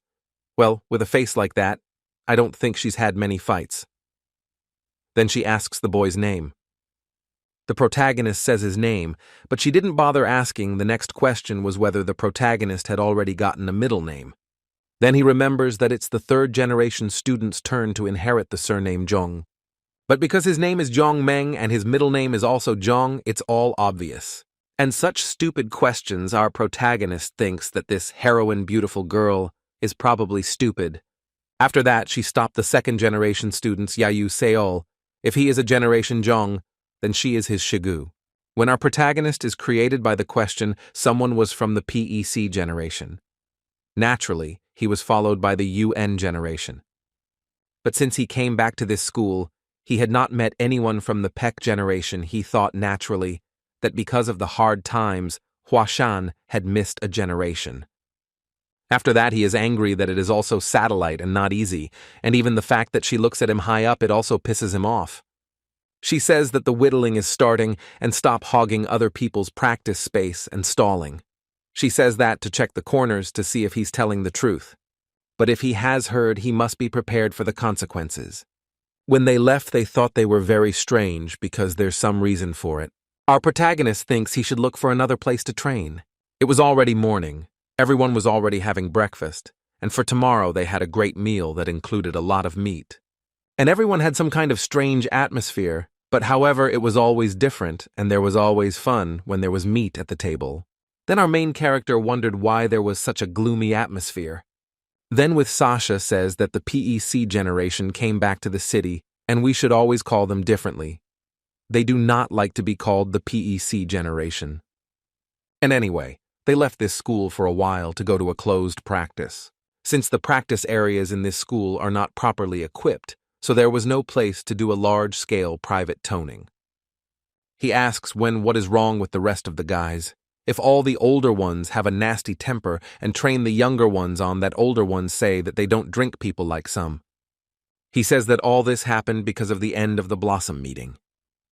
This meeting decided the whole exodus in the following actions that were done by the elders and even the masters. It turns out this gathering was very serious and everyone had to be ready for it. Every 2 years, the Hashan and Zhongnan would get together to hold a martial competition to compare achievements. It seemed like it was originally held once every 5 years to strengthen the friendship. But gradually things changed, and it turned into a duel between the second and third generation. But is it really worth calling it a duel? It was usually the time when students from other schools were beating up Hashan's students. Turns out the back injury from 2 years ago is still lingering. And how can they get over it again if they have a hard time getting the seniors to walk around with iron masks on their faces again? And then the atmosphere will become a frenzy.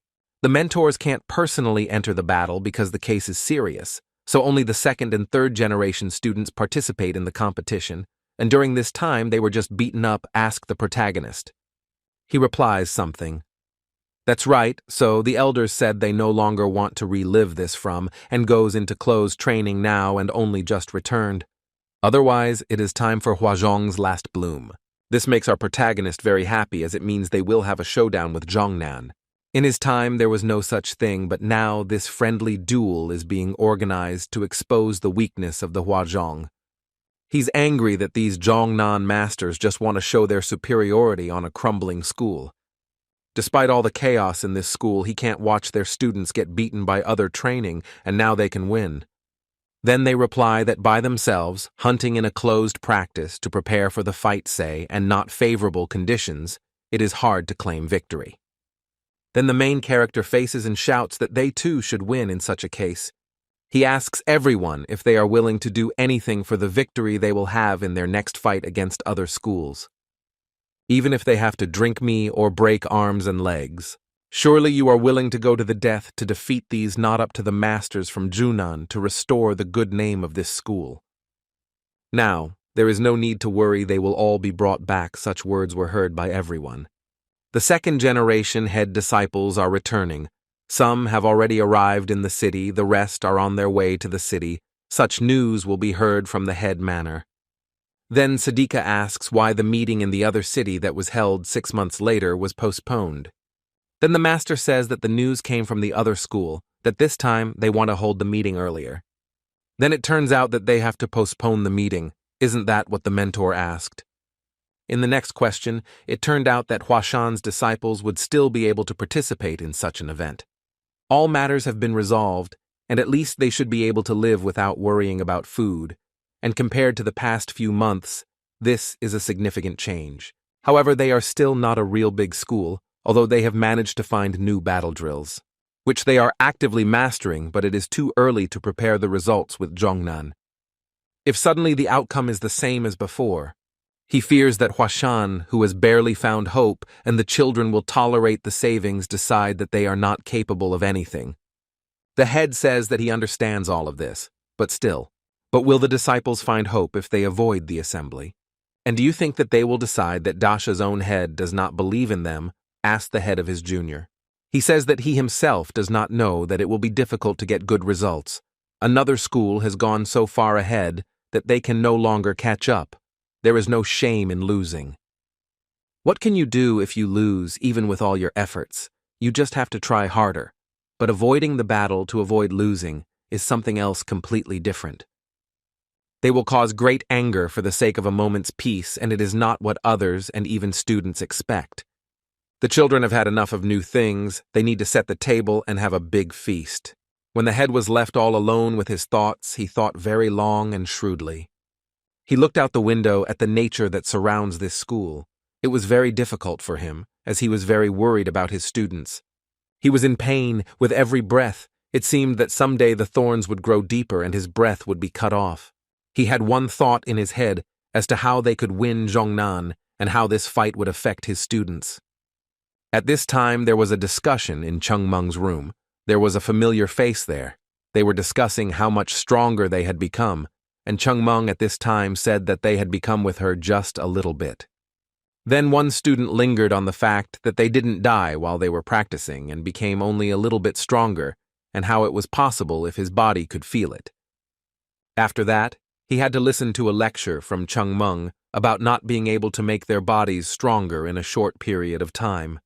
Now, the growth of the third-generation belt disciples did not fart. They had never shown such a speed of development before, after all. However, to the third generation, old Hashan is still far away, and not even comparable to other schools. If the other schools' abilities remain at the same level, then now no one and meeting generation is capable of defeating them. Well, the only one who can somehow defeat them is Chogol. There is a chance that he will win if he meets a suitable opponent. If they're older, there's no point.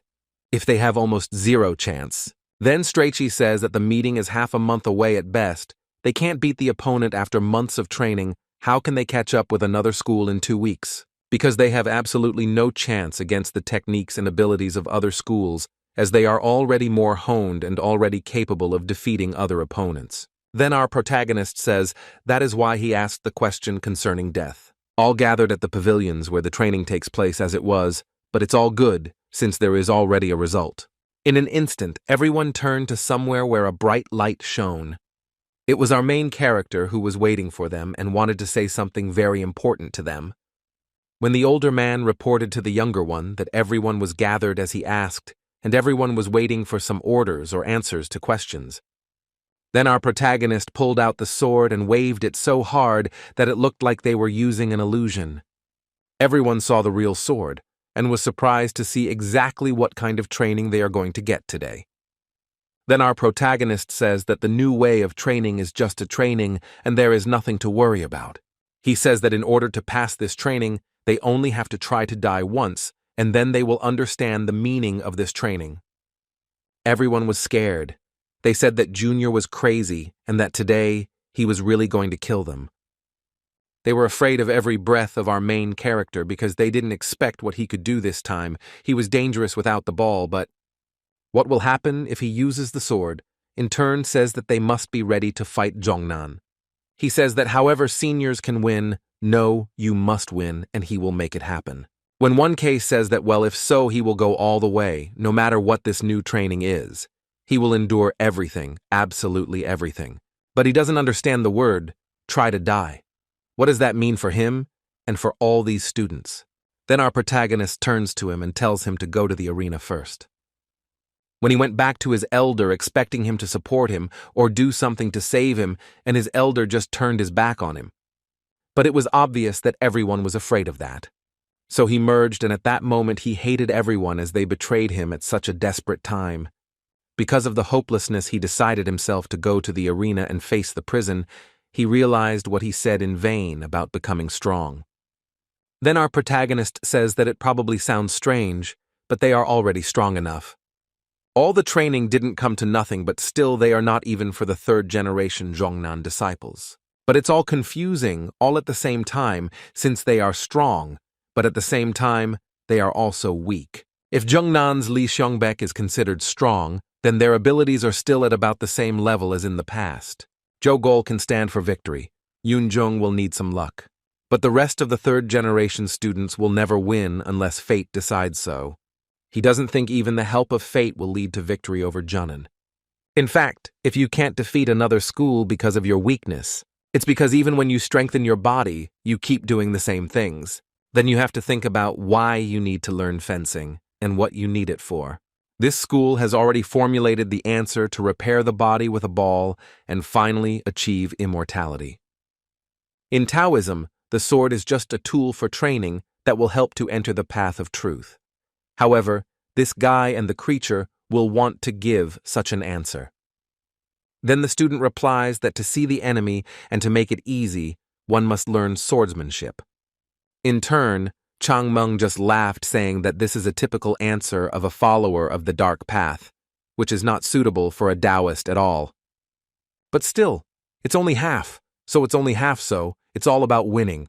Of course it counts. And in the same case, what do you have to do to win with the ball? Asks your sword. That in turn is stronger so that no one can defeat you.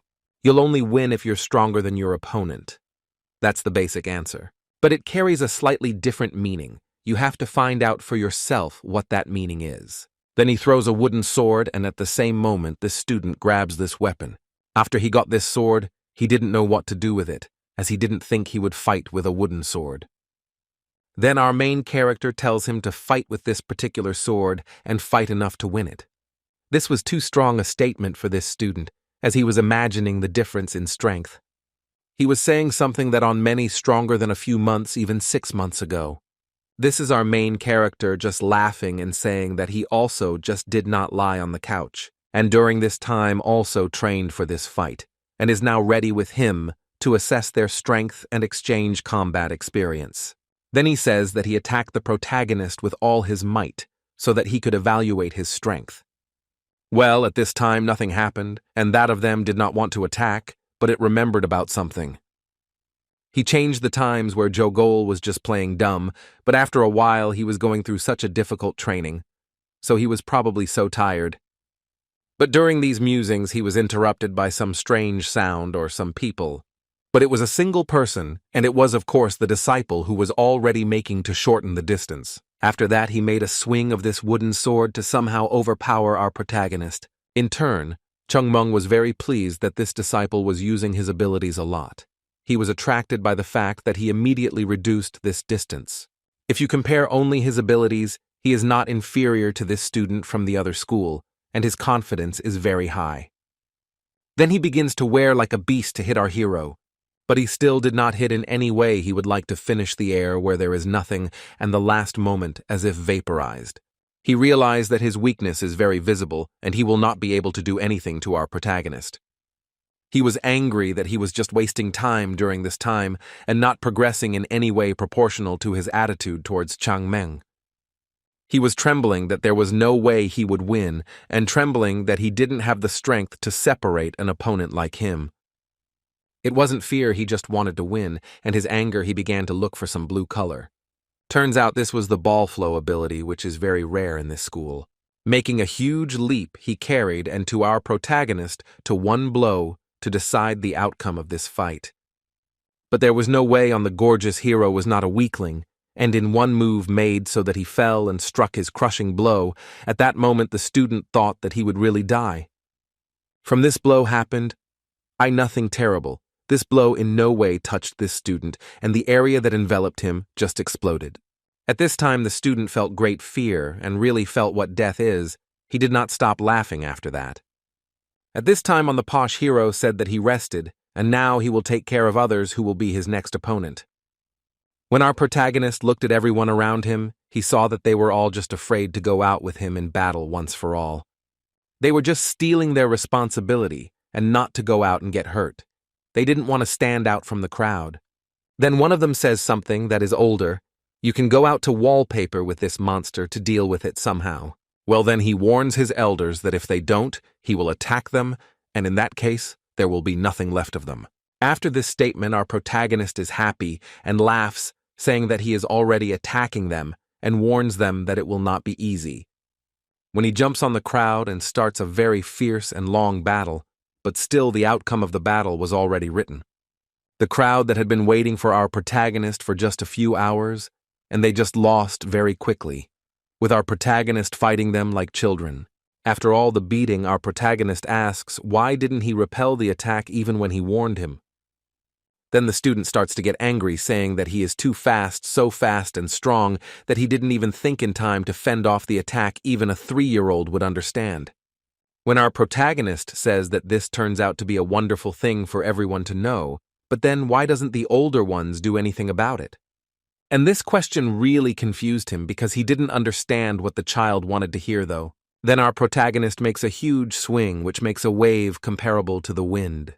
When the student says that this is the movement that he saw, but it was many times faster, then the protagonist replies that a sword coming down on your head and a sword being watched from the side cannot be perceived in the same way.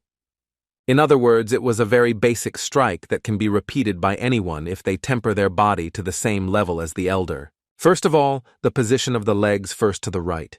You have to make sure that the legs are stable so that the body doesn't wobble. And then as this force is transferred to the extremities of the toe and shifts the inner toe, only then can you get to the point where your kick can break anything, even the strongest and biggest boulder. Not to say it's some kind of outstanding technique or speed invisible to the eye. It's just a swift and decisive sword brought down in a straight line without a single extra movement. Then hears some voice. It was an older man who says that only now he realized what our protagonist wanted to say. He says that it is better not to try to chase dumb steps unskillfully, for the present us most suitable techniques combined with a hardened body. And you must have the determination to kill the enemy with one blow to prepare for the fact that you cannot swing the sword twice, say our protagonist. Only then Strachey reaches the fact that all this showed that the protagonists that if they do not kill in one blow, then most likely they themselves. They say it is better once to see than 100 times to hear if the huge difference is to feel the sword on their own skin when executed to kill in one blow, or to know about it only by hearsay. If the guys themselves now would not have experienced how Chen Meng falls on their heads, is much more difficult to think of the main elder. Then the older one is saying that they are still a disciple of a great school, like Hashan. Shouldn't they disciples expose the opponent to the techniques and swordsmanship from their school? Because the first technique formed by the sword 6 interactions is the chopping blow, which in your kind is fundamental to everything in Hashan. The 6 interactions do not go into the Hashan technique. The principle of 6 interactions is the basis and skeletons in Hashan, but you have to have a very good body to use the technique. Everyone turned in to listen to our hero's lectures, at which time he said that everything in Hashan begins with the principle of 6 interactions and ends with it. However, they had not even mastered the 6 interactions. What sword of fallen leaves? What steps of the stars? So Cheng Meng was born. He says that they have chalked it up to the fact that it is useless to learn other techniques until you possess the 6 interactions. A building without a foundation will collapse from a slight breeze because all fencing techniques in Hashan are based on the principle of 6 interactions. When he speaks to everyone, he says that they must first at least drag their body to the shooting ground. Then the elder says that he understood his meaning of the words about the importance of the 6 interactions. He says that they are not he send only in his hands of all here present, less than 6 interactions possesses such power. But it may sound silly to him, but they need power not in the future, but that which is now the jerk next door. And so he asks him if they do. As he does, will they be able to collect at least a huge bazaar, Sen Zhongnan. But this our protagonist starts to get angry, saying what kind of idea could this have gotten into his head. He once again asks what kind of person can lose to such people of such schools. If there is such a person, he is not worthy and does not deserve the right to live. And asks where is it that Hashan disciples lose to a loser from Zhongnan, and says that he will definitely lead them to victory. Then he says that no one from this school has the right to lose to such a loser from such schools. He says that he is doing everything to win this fight, and if he has to tear out his tongue or anything, he will do it to win. Appeal to all, he says that they must every day actually train and obey their elders, and advise him. They some figurative must win these assholes so that they do not affect them as strong. They will have to train so much during this time that his body can be so out of fashion, and they will train until they become a level higher. And when that fight came, they would all become much stronger, thus showing just how much the power of the Hashan school was ahead of Zhongnan's power. Everyone was motivated like they'd never been motivated in their entire lives. They were willing to go to any lengths to make these words a reality in 2 weeks. As we move to the flashbacks, someone refers to the chapter about how, if Senior Zhongmen doesn't take on a student, his swordsmanship won't be passed on to the next generation. His technique is too valuable to lose it like this. It turns out that this also bothers the head a lot. However, he as a man for no reason cannot entrust this man to become his student today, terrible punishment, for what sins children should his turns out to be created by such a question. This guy is the kind of guy who says that even a dog will become on its front legs if it is retreated to death. He cannot let someone who only wears the mask of a man do it. So if this man is really on the path of Taoism, then don't even bother talking about it. Turns out I've been listening to all of this our main character and says what he's already behind. It turns out all this conversation he was behind, just no one could feel him, as he was at that time, one of the great warriors, maybe the greatest. He's just thinking about it now, and his mood takes a turn for the worse. He's just saying what he's trying to raise them to be worthy is like teaching a child to walk. Although it's a little different than him personally moving their feet to show them how to take their first steps. If you want to do something good, do it yourself. He doesn't need a bloom that will fade with his death. He must revive the soul of this school so that it will be as strong. Even if he disappears, the bloom is beautiful with flower petals but fleeting. But the soul is like the root. Though it doesn't show on the surface, it keeps the tree alive. Even if he understands everything. It's only in words. At last, he has arrived at the training ground, where he can train and develop his skills without any people. He thinks this girl won't come again. Maybe she's obsessed with training, but she's unlikely to be on the mountain at the top of the hour. It's about 2 a.m. Stronger than his past self isn't about getting his old self back because that wouldn't be enough. He certainly has a definite goal that he must accomplish in a short time. This is of course due to the heavenly demon that in his past life he alone could not win. If not for those who ascended the array back then, had not weakened it with their combined efforts, he would have never been able to contend with it. He is angry at himself too. He, the great swordsman, couldn't convince one single heavenly demon alone. But what if he could separate it with his own strength, then maybe no one would die. These thoughts haunted him. He wondered if he could have defeated it alone, the head and other disciple mentors. All returned safe and sound, and went on with your quiet and measured lives. There's no guarantee that some sort of celestial demon won't reappear.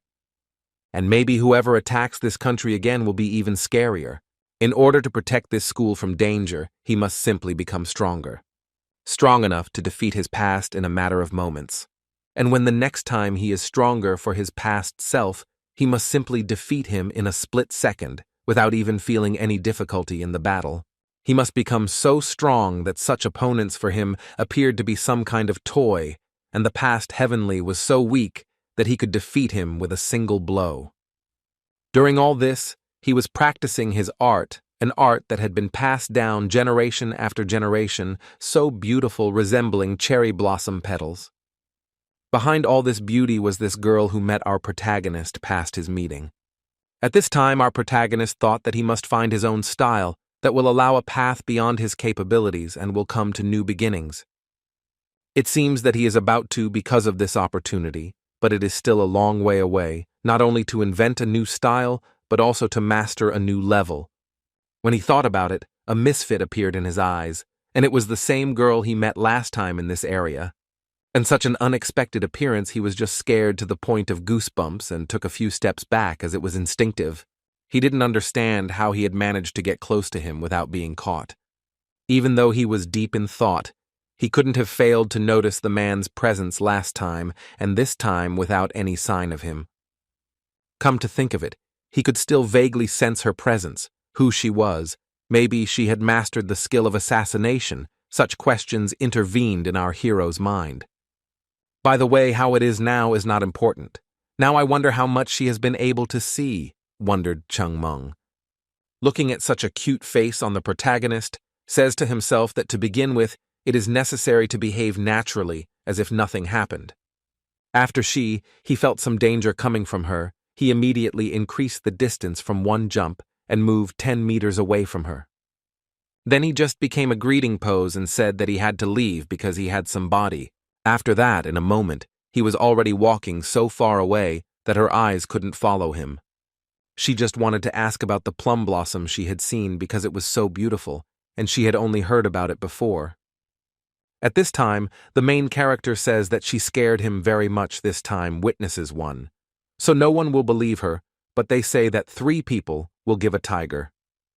It means that even the lies of a few people are accepted as truth. He should be careful when he returns to the PEC generation. Then he remembers that he has some things left to do. Before returning, he should go there first, then go back to school. It was a beautiful morning. There was such true peace everywhere, and everything was fine because people had everything. This really chic hero was having a very good time because he was eating at the popular restaurants of this city. He ordered dishes that normally the disciples would not even be able to order and taste now because these dishes are palatable. He says that since the drinking from the cave ended, he has almost returned to normal life, but one must actively use the privileges given by the head. He recalls that the head had said that almost everything flows at its own pace, but why so often forbade him to do so because it was a slam dunk to get out to skip the charka. He always liked to drink and have fun in his spare time. It was very difficult for him because he didn't have much spare time. Then he remembers the moment why the head forbade him to behave like that in front of everyone. The reason was that the main character was also a Taoist. But now it's a different matter, because he is over 100 years old, and he has the right at least to behave alone and drink as much as he wants. But he says that in the past, the alcohol that he drank in secret from him was the most delicious. Funny thing is, he's never needed anyone to sit across from him in his life. If only the elders had seen him sitting here alone, they would have laughed at him. These gentlemen were just ordinary old men. There's no such thing as ascension there. It's a paradise corner. Is there any need for anything else? The protagonist thought to himself. He was very nostalgic for the times when he was young and did what he wanted despite the warning of his elders. But at this time, someone comes into this room. They were completely shrouded in black, and there were more than a couple of people. When they entered, this presence was certainly experienced by our protagonist. He noticed that they were unusual as they exuded some other aura from them. Then he assumed from hearing their conversation that they were the older generation of PECs who were returning from their long and lonely training. Looking at them, he saw that they were young and handsome young men who were about 20 years old or less. The proof that this is the PEC generation was the symbol of a plum blossom that sat on their chests, and this is the beginning that I am the oldest one. Then he thinks that he should contact them and get the hell out of here. Their conversation was about Yu's sister in this city. Apparently she went to Hashan earlier. Then one of the disciples said that it was all already solved because their sister was somehow special and she could handle all the difficulties by herself. After that, they ordered some portions of the most delicious food they had today from the owner of this stall and into their beers. For this followed on the closet, Hero was surprised that they barely grew up to the second generation, and the first thing before returning went not somewhere, but directly to the beer center of this city. Even if the school is a mess, it should not be allowed to happen. He was disappointed in the youth in their years when he was caught staring at the cave wall for a week and only knew how to swing a sword. When he looked at the crowd that sat across from him and the man who was in the middle thought that he was the oldest. Then they didn't talk about, this is the baked goods they were not supposed to drink when they are in the territory of this city as students of this school. But today is a special day when they come back from such a hard workout, and today they have every opportunity for such fun. Our protagonist says that he's a future man who can feel his charm as if he's a noble husband from the legends come down to earth. And this boy in turn says that they all this time tried so hard and deserve this drink, and he has already paid for everything, and they should drink it to the end. Just don't get too drunk, because after a while they have to go to school and be greeted with head and constituents, and at that time, they have to turn off being regular second-generation students. All of this, of course, our main character listened to our main character. He listened to talk about how much they have increased their strength through this training. They say that they have spent so much effort, and they have managed to achieve good results, and they certainly hope to win all the disciples in the upcoming assembly.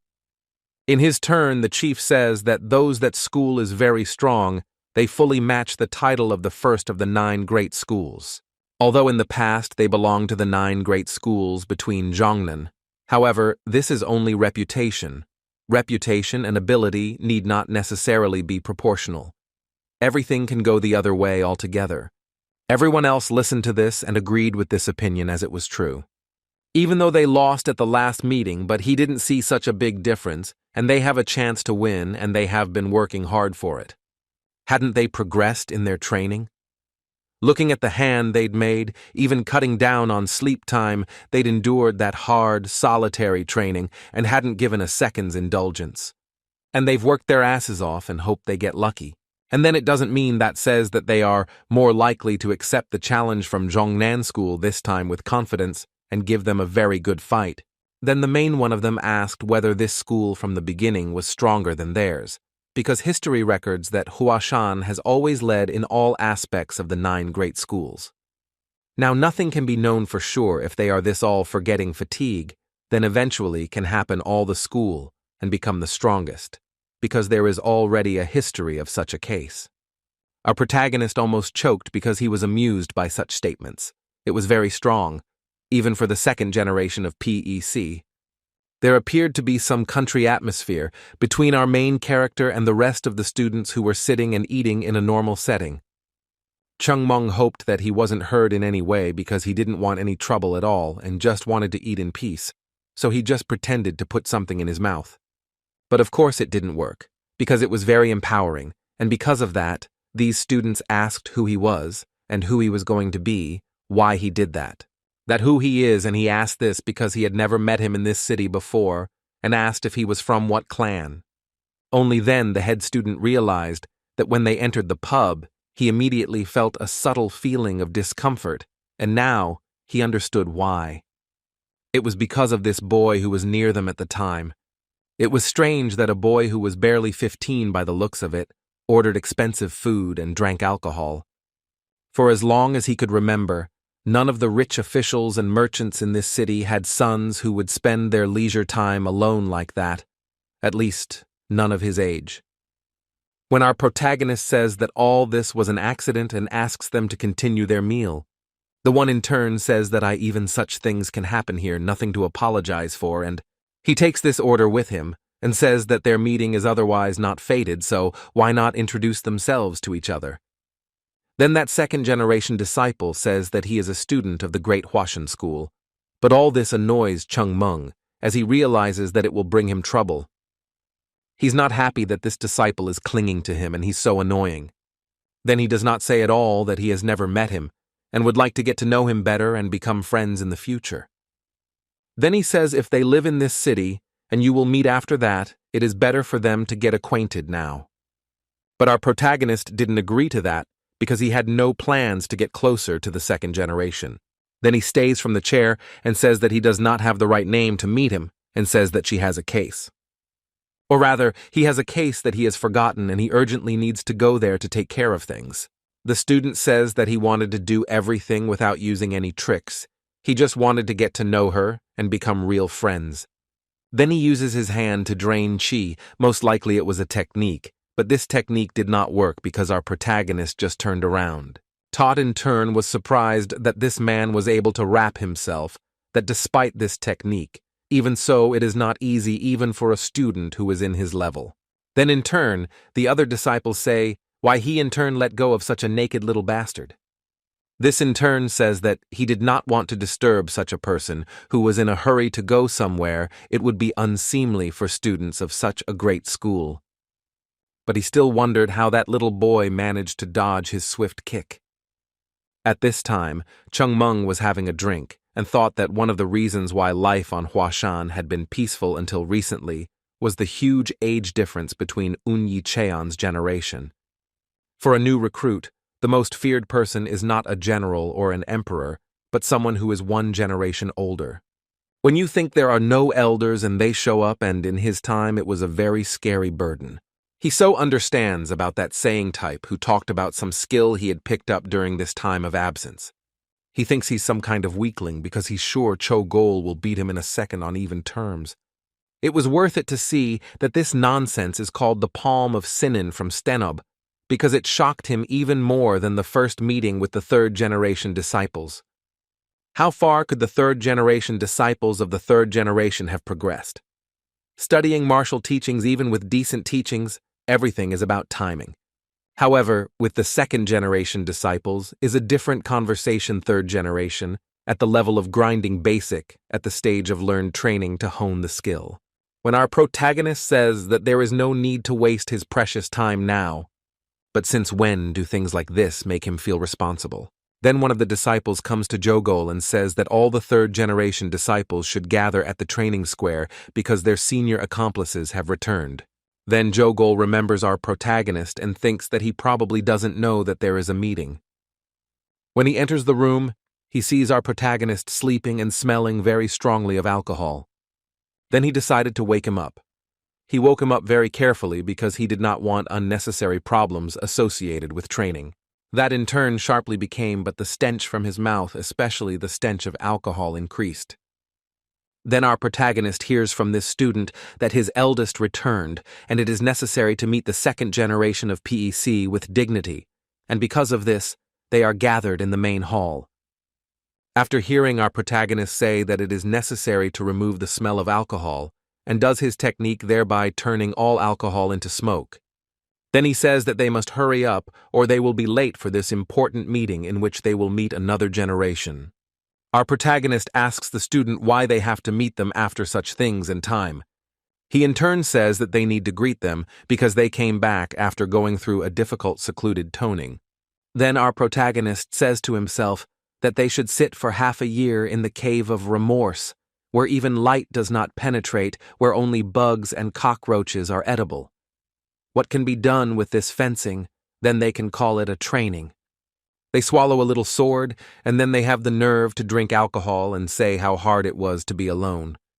Then the disciple says that this time they sharpened their knives and say that their favorite ways it turns out that even the head was generous and provided support in techniques and training. And he needs to be the last senior Pek. Jong is quite strict, and if he continues to behave as usual, he will not be too bad. After a while, they came to this point where all the third-generation disciples were waiting for them, and they meekly stood in that formation. Then, after a while, the very second penance who had gone through the difficult training to become stronger came out of the main gate. They all wore black robes. It was probably the uniform of the last generation they had trained in. And at the head of them was that same PC Chong who was rumored to be the strongest and most promising student of this school, who had also gone through this infernal training. When they passed by our hero thought that it was necessary to hide his presence to such an extent that they did not even notice his face. Because if someone remembers him somehow, he will have a problem, because he will be pestered by everyone who wants to get to him. At one moment, this Baek Chung turns around and notices a very similar face that he seems to have met that time. Although to this boy who showed his disrespect when he sat and ate during their morning celebration. Then he also says that he is his seemingly close friend whom he met this morning, and when he covers with his hand, he was sure it was him. Well, the main character says that he has never met him because he recently transferred to this school and is a freshman now. Then he asks him not to throw words around because you can't accuse someone you're not completely sure of. To accuse someone, he must have some high arguments or evidence. In this case, he says that he has no such evidence and should not accuse him of such things. When he in turn says that he is absolutely sure that it is him, and if in this case his memory does not fail, and even proof is not necessary. Then in turn, one of the elders says that this boy is telling the truth, because he really came after they left for their drills and training. Baek Jong thinks that he can't be wrong about this boy because his face and even his behavior was very similar to that of the man he met in the morning. He wondered how they became friends in such a short time because he knew the character of those two and knew that it would be very difficult to become friends with them. It was also surprising that this boy had a strong character for such an age, and he was protected by the strongest of the third generation. After he had said everything he said that the meeting was fate for them and they would probably meet more often in the future than they did now. This whole conversation was interrupted by the mentor saying that their second-generation disciples were waiting for the head and they should reach him in a short time. When the second-generation elder says that he has something to do and has no time to waste for such a small boy, after he left with his elders, say that you can't contact and address him with such a tone because there may be problems in the future. As it turns out, Senior Puk Chung is considered to be the most outstanding talent in the school and is considered to be the one who will revitalize the failing school.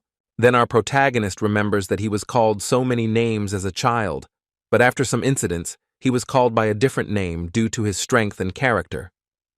Then he says that he heard that the talent of this school is Jogol, because he is very talented and smart, even if he is among his peers. Then this student says that he didn't say that anymore because it would make Baek Chung very angry. Then he says that this person is much stronger than him, and he can't even compare to him in any aspect of his strength. You could see that he was embarrassed very much, because our protagonist was saying that he is also stronger than this Baek Chung. He says that it is commendable that he is praised for his skill, and he seems to stand out among the stones as if he is gold. But this can have a negative rather than positive effect in some cases, and in the extreme it can have the effect of making him perfect in this crowd, or even among the students of this school. When as the older generation was going to greet with the head, our protagonist notices that in this crowd there is that girl. He then hopes that this girl has not told anyone about his meeting with her, and hopes that no one from the second generation will recognize him. Jogol notices this and says that it's really hard to get away from Sister Yu as she is very beautiful and attractive for a school like this. Then the main character looks at him with a strange look, as he wasn't interested in her at all back then. But he does not stop talking about what he cannot even dream of Senior Yu is already in love with Senior Baek Chung. But at this time, no one did not want to serve that. Especially our protagonist and his eldest, they just covered their ears and pretended that he did not hear anything. Then our protagonist says that one of them is the most beautiful in this area, and the other is the most talented, and such a thing cannot be. If he had spent time practicing together, he would have already made a name for himself, as a swordsman says about Chogolaya. At this time, the second-generation students welcomed the head after such a long absence from this school. In turn, the head also welcomed them and said that he was very happy to see them in good health. They said that they were very grateful for such an opportunity to train in seclusion, and all these trainings were not in vain, as they had gained strength worthy of a swordsman. It was the turn of the mentors and the head that said that they should train for this, and he expects more than worthy support from them and wishes them good luck in the future. Then I turn to the financial class pavilion. He says that they should make a feast for such an event. But that in turn did not want to do such an event at all, because it was only the return of the prodigal disciples of the second generation from which there is no use. But of course he didn't say that, but he agreed with the head and said that he would organize a feast for such an event. As he was leaving, he very quietly muttered that it was not necessary to organize a feast for such a simple event, and that it was not worth it. They were just wasting the school's money. The chapter notices that this man, after the Milky Way gel started supporting them financially, started saying some strange things. After that, he asked mentor Unam to help these students relax after such hard and long training. Then the head turned to our hero, saying that he should again stop by his house to solve some problems. But this appeal to the head surprised Bak Chung, because he did not understand why he was again going to the residence of the head. And what personal matters can they have that this little student can solve and wipe out his generation? He has many more questions about this disciple, and the most important question was where he came from and why he plays such a role in the chapter's life. Then Unam's mentor says that he should not think about this boy because he is having thoughts from such a big information. After that, this Park Chong has an opinion that this school has changed a lot because of their absence. When he came to the evening dinner, he was greeted by a juicy fried chicken, and he wondered how this school got the money for the celebrations. But another student said that during the year they had been away, the pavilion and even the refectory had changed a lot. He was embarrassed at first, but it was so clean and neat. Then, one of them suggests that most likely, when they were gone, the god of wealth had not entered, and judging by the reaction of the children, it is so. When they heard these children talking, they were already dissatisfied with this meat because they wanted something varied like fish or other seafood. This surprised the older one from the second generation very much because in their time, such a thing was very rare, and it was impossible to get tired of meat when there was simply no such thing as meat. Is it possible to hear something more unlike and inappropriate in this school? This school, he knew, could rival Gaben for the title of the poorest school in the world. No, even that school wasn't as poor as Hashan. Just the students of that school are beggars themselves. They don't suffer from poverty. And for that school to suddenly become rich is not even like a dream. When the mentor asks why he doesn't eat anything, is the problem the taste of the food? Then this student says that he doesn't understand anything because what happens here is not like what happened to them when they were studying and training here. Then the mentor says that it's a long story and that he will learn everything in time, but that it's necessary to live a normal life for a while.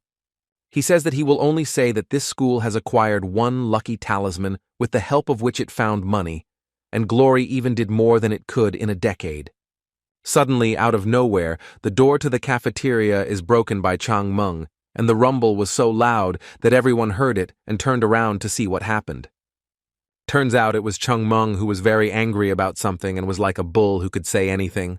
But after that, he just sat down at his table and started eating what he was served.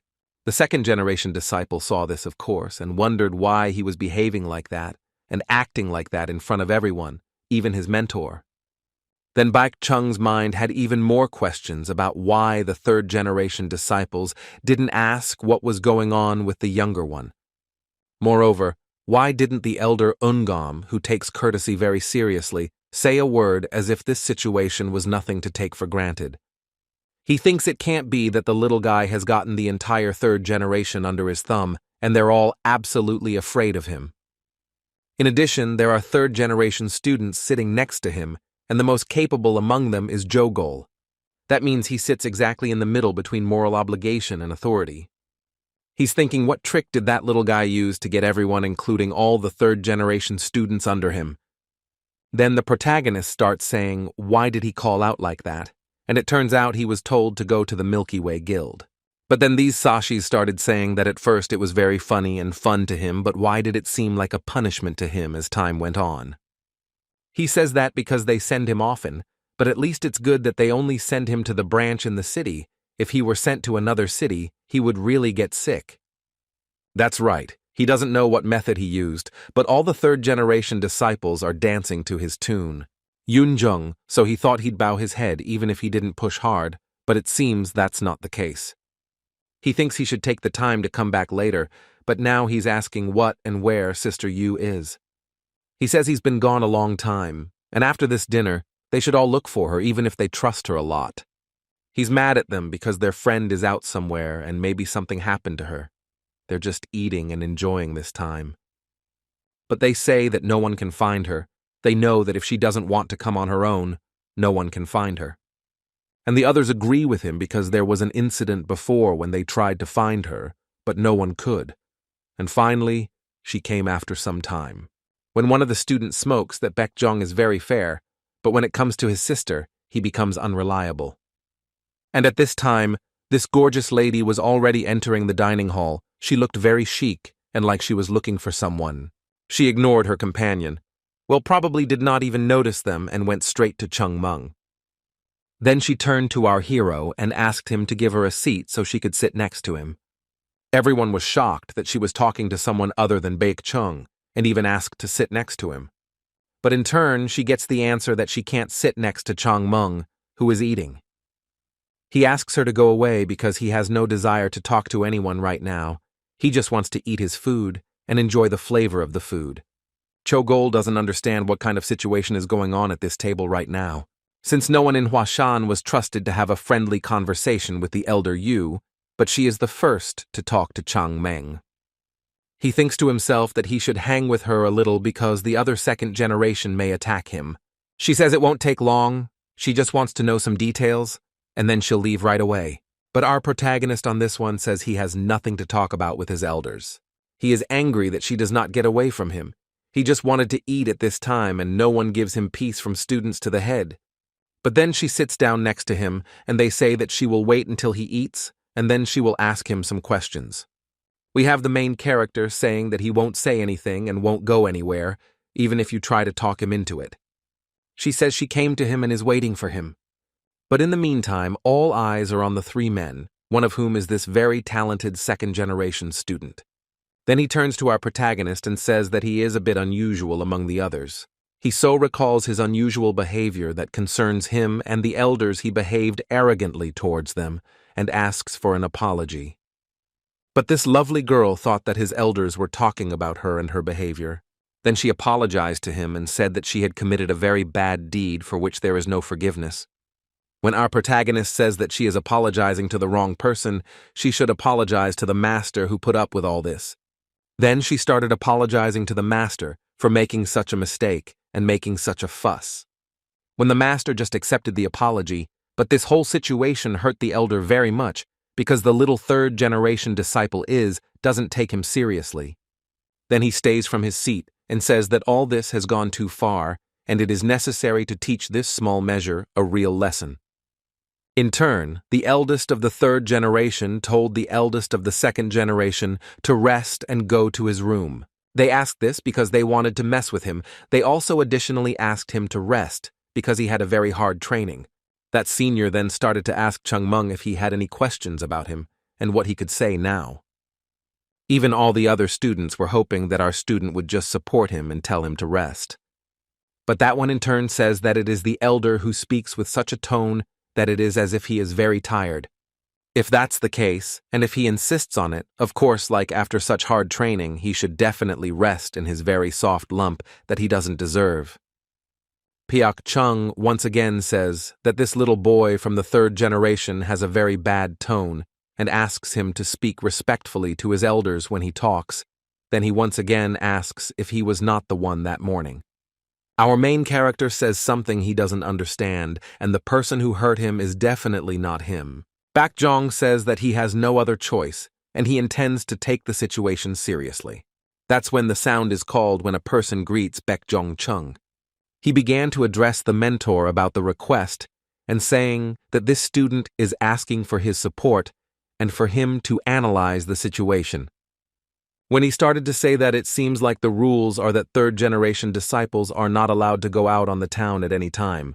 But today, he and someone randomly met someone who was wearing the uniform of this Huashan school and walking around the city. But on this, he would not say anything. But the most interesting thing was that this man then went to a bar and sought alcohol while still ordering expensive dishes. This same person could say with certainty, it was the boy who did everything that violated the rules of this school today. When the mentor says it's no big deal, sometimes it happens because of stressful situations. Then he says that it is a normal thing that happens at least once a month, and nothing can be done about it. Here the student thinks that his ear is failing him since the mentor, who was always the term for such things, demanded always decency and common sense, he says so. Then the mentor tells him to just forget about it and eat his food quietly sitting on this table. Because all the things that are in this school and all the things that have appeared while they were gone are because of this boy, and he can sometimes do strange things. Then Baekchung once again says that this behavior and the fact that he was drinking alcohol at that time is not the same. It violates the rules and laws of this school. Then Mentor Unam says that some laws have already been set on our protagonist because he is special among all. Then he asks him to sit back down and not to cause any more problems related to Chaon Min. He and all the other second-generation disciples heard what the mentors said and were surprised that this man would not punish such behavior of a third-generation disciple. Then the persistent Peak Jong says to himself that if the mentor became like this, he should act colossally and notices the mentors and financial affairs of this school and says that if the mentor does not do it, rather this person can. Then he formally greets him, asking his business and everything else related to this school.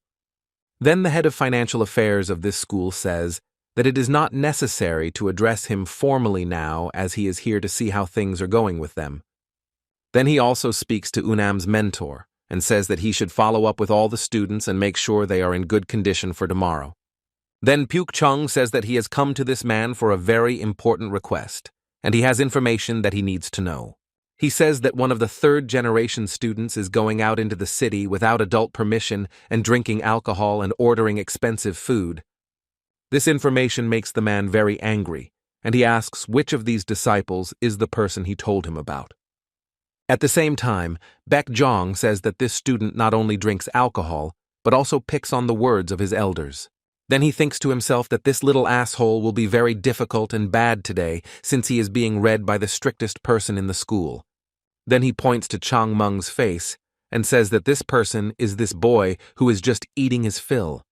Then this head of the financial situation of this school says that if this is him, what is so supernatural and wrong about it? He says that he is fully entitled to rest for a while after such hard days of training. But the disciple still starts to object, saying that there are prescribed rules that must work for everyone without exception. Then he asks if the poem has a rule about drinking outside the school. And he says that he can drink a little. What's the big deal if he is under stress because of this situation at school? He says that they didn't even save me money to pay for food, and there are so many of them, and this guy that feeds them all decided to buy his own booze with his own money.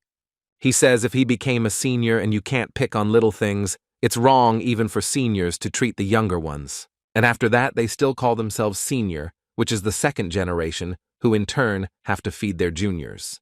He was very angry at these disciples, saying that they only know that they wave the sword, yes, go and consume, and there is nothing to be proud of, because in this situation, the younger are right.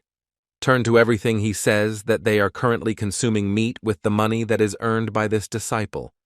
And if this apprentice decided to drink a little on the saved money, they can tolerate and accept this situation. Then he gets very angry and says that if they don't want to eat this dish that was earned at the expense of this boy, then the head mentor comes and takes him away from these students who have heard too much for such a thing. But even so, this head of finance of this school does not calm down, and it was evident that he wanted to say more. Then this same student, the most important of the second generation of this school, looks at the protagonist and pays attention to Chang Meng. After some time has passed, and in his room, this second-generation head student drinks his tea to calm down and understand the situation he saw today. Baek Jong is listening to his friend's opinion, and he thinks that this child is not only taken care of by the elders' mentors and the whole staff of this school, and he's disappointed that even Sister Yu cares about him a lot and that she's attracted to him. It's the first time he's seen Sister Yu actively trying to talk to anyone, and it's not the first day they've been together, is it? When that student says to calm down and not to get mad at someone for something like that, just because they didn't do it right, some kid monopolized all the elders' favor.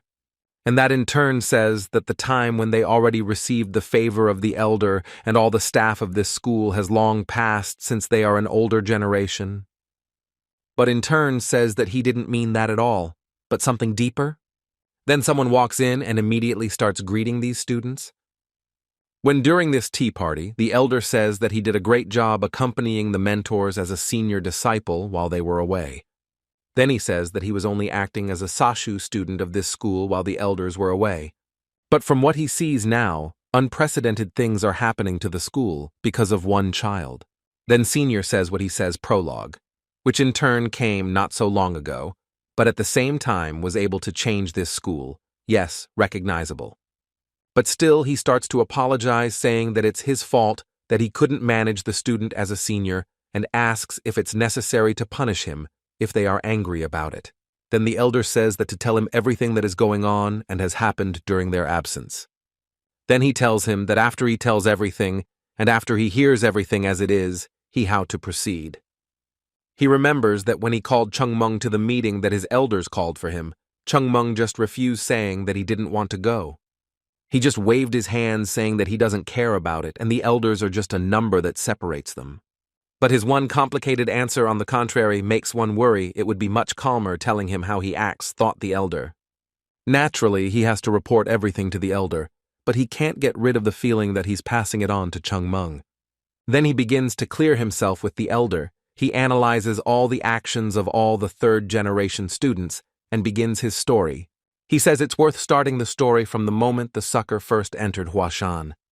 About 2 hours passed, and during this time, he was able to tell everything again from the beginning up to that moment, and all this time they listened to him without even interrupting him for a minute or a second.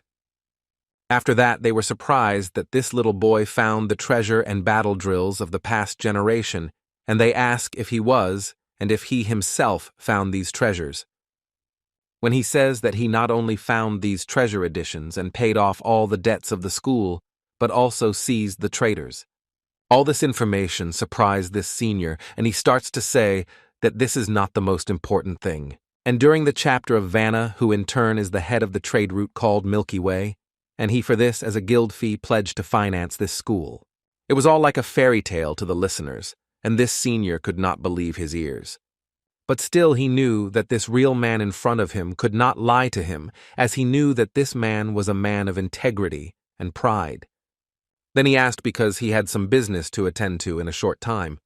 In turn, the elder let him go because they heard what they wanted to know during their absence.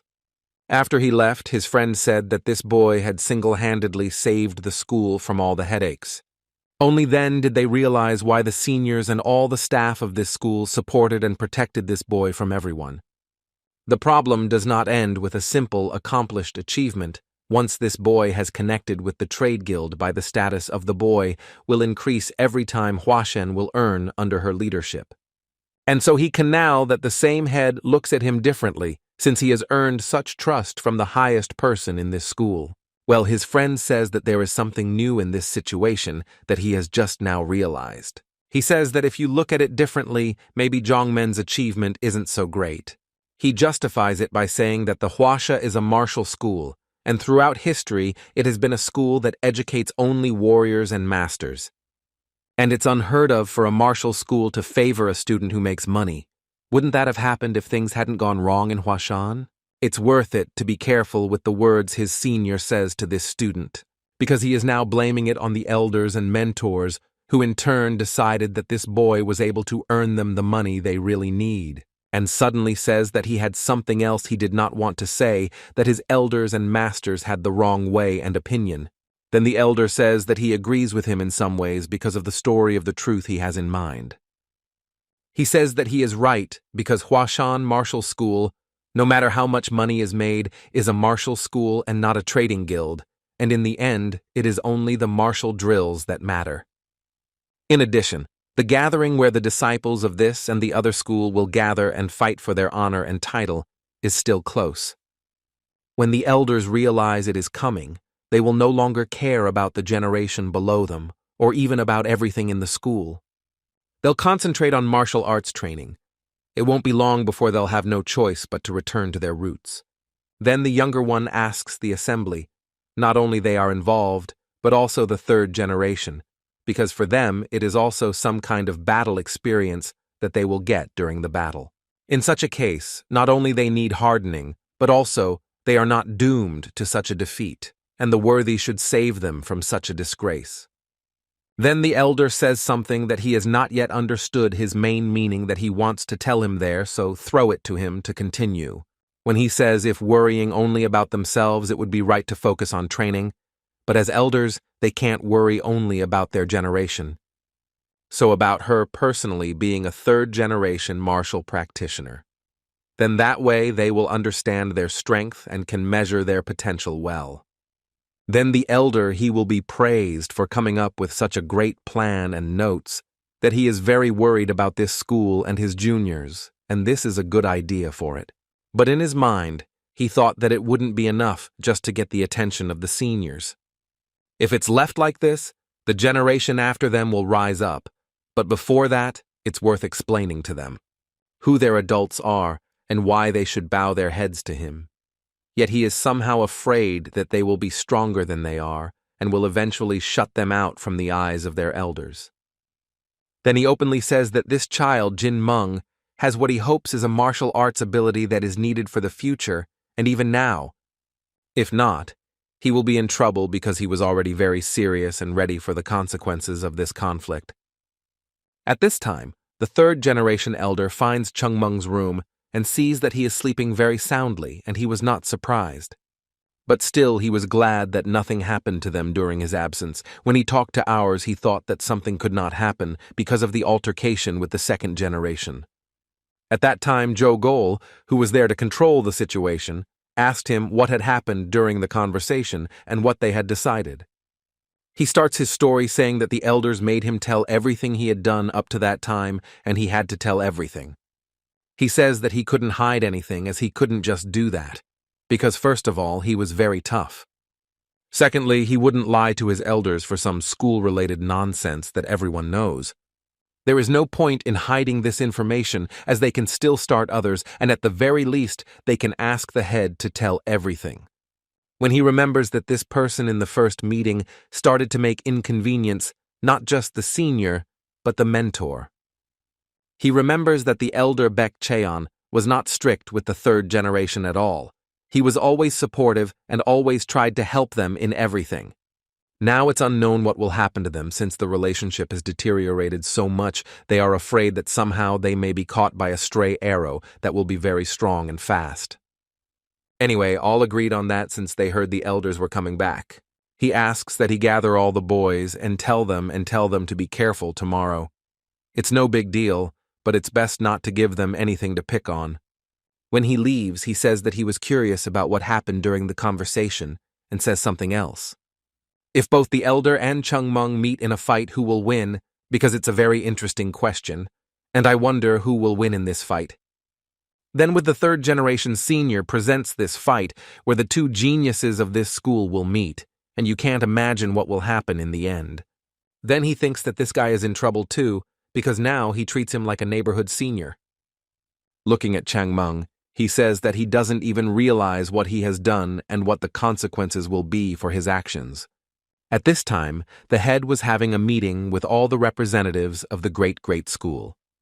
He was told that everything was exactly as the head said. The second and third generation disciples had a rather strange relationship now compared to the past.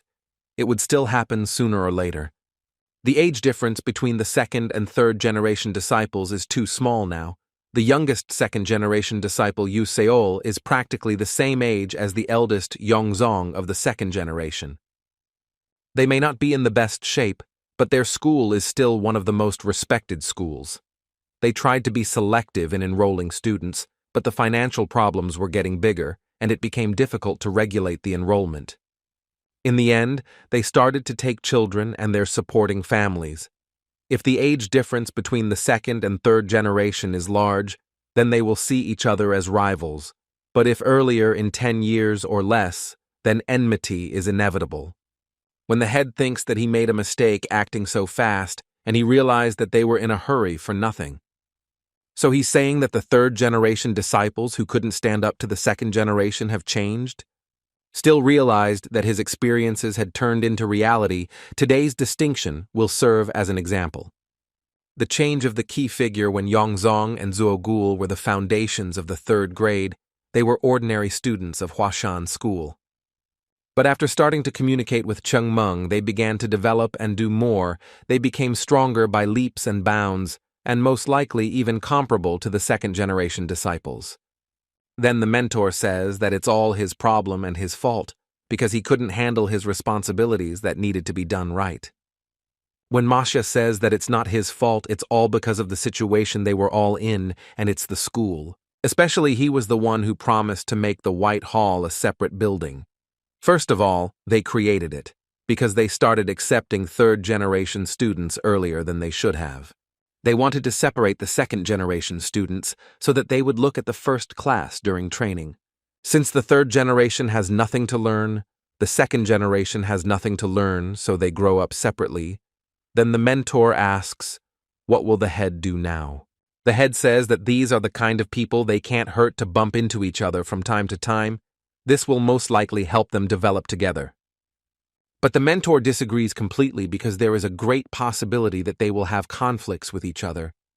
But the head says that you should not think that way and just trust them because they are not little children anymore. The head thinks that this mentor doesn't see the whole picture of what's going on because the problem is not the second generation's problem.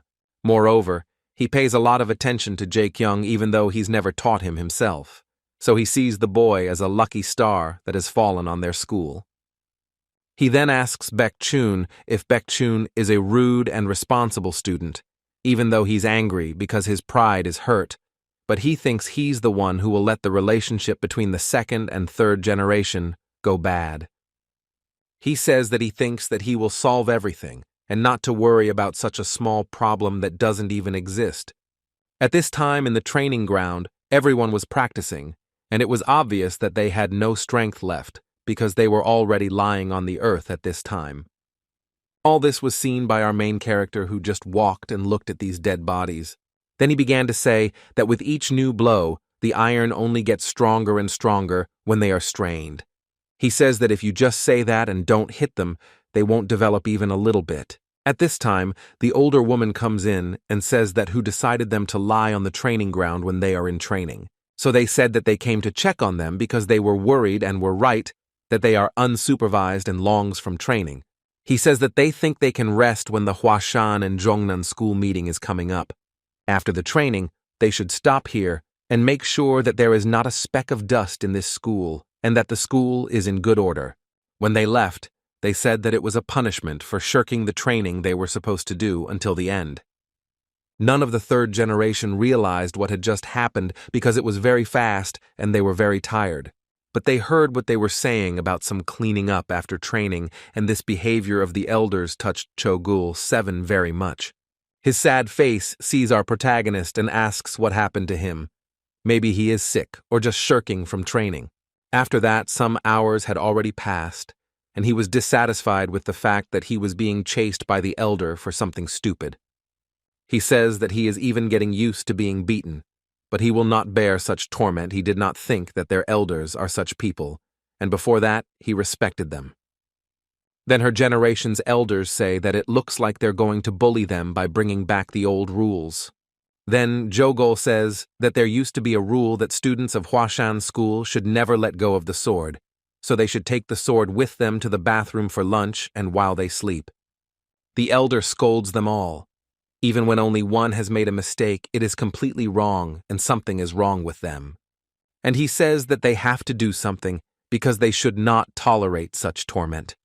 He says that they are overreacting. They don't even hide the fact that they are humiliating them. They can't let them continue to treat them like this. Then he says loudly that they need to do something about it. But Chayonma says what? Then the older man replies that he didn't want to tell him because he can't make him swear to any actions he might commit in the future, to which the protagonist asks, what do they want then?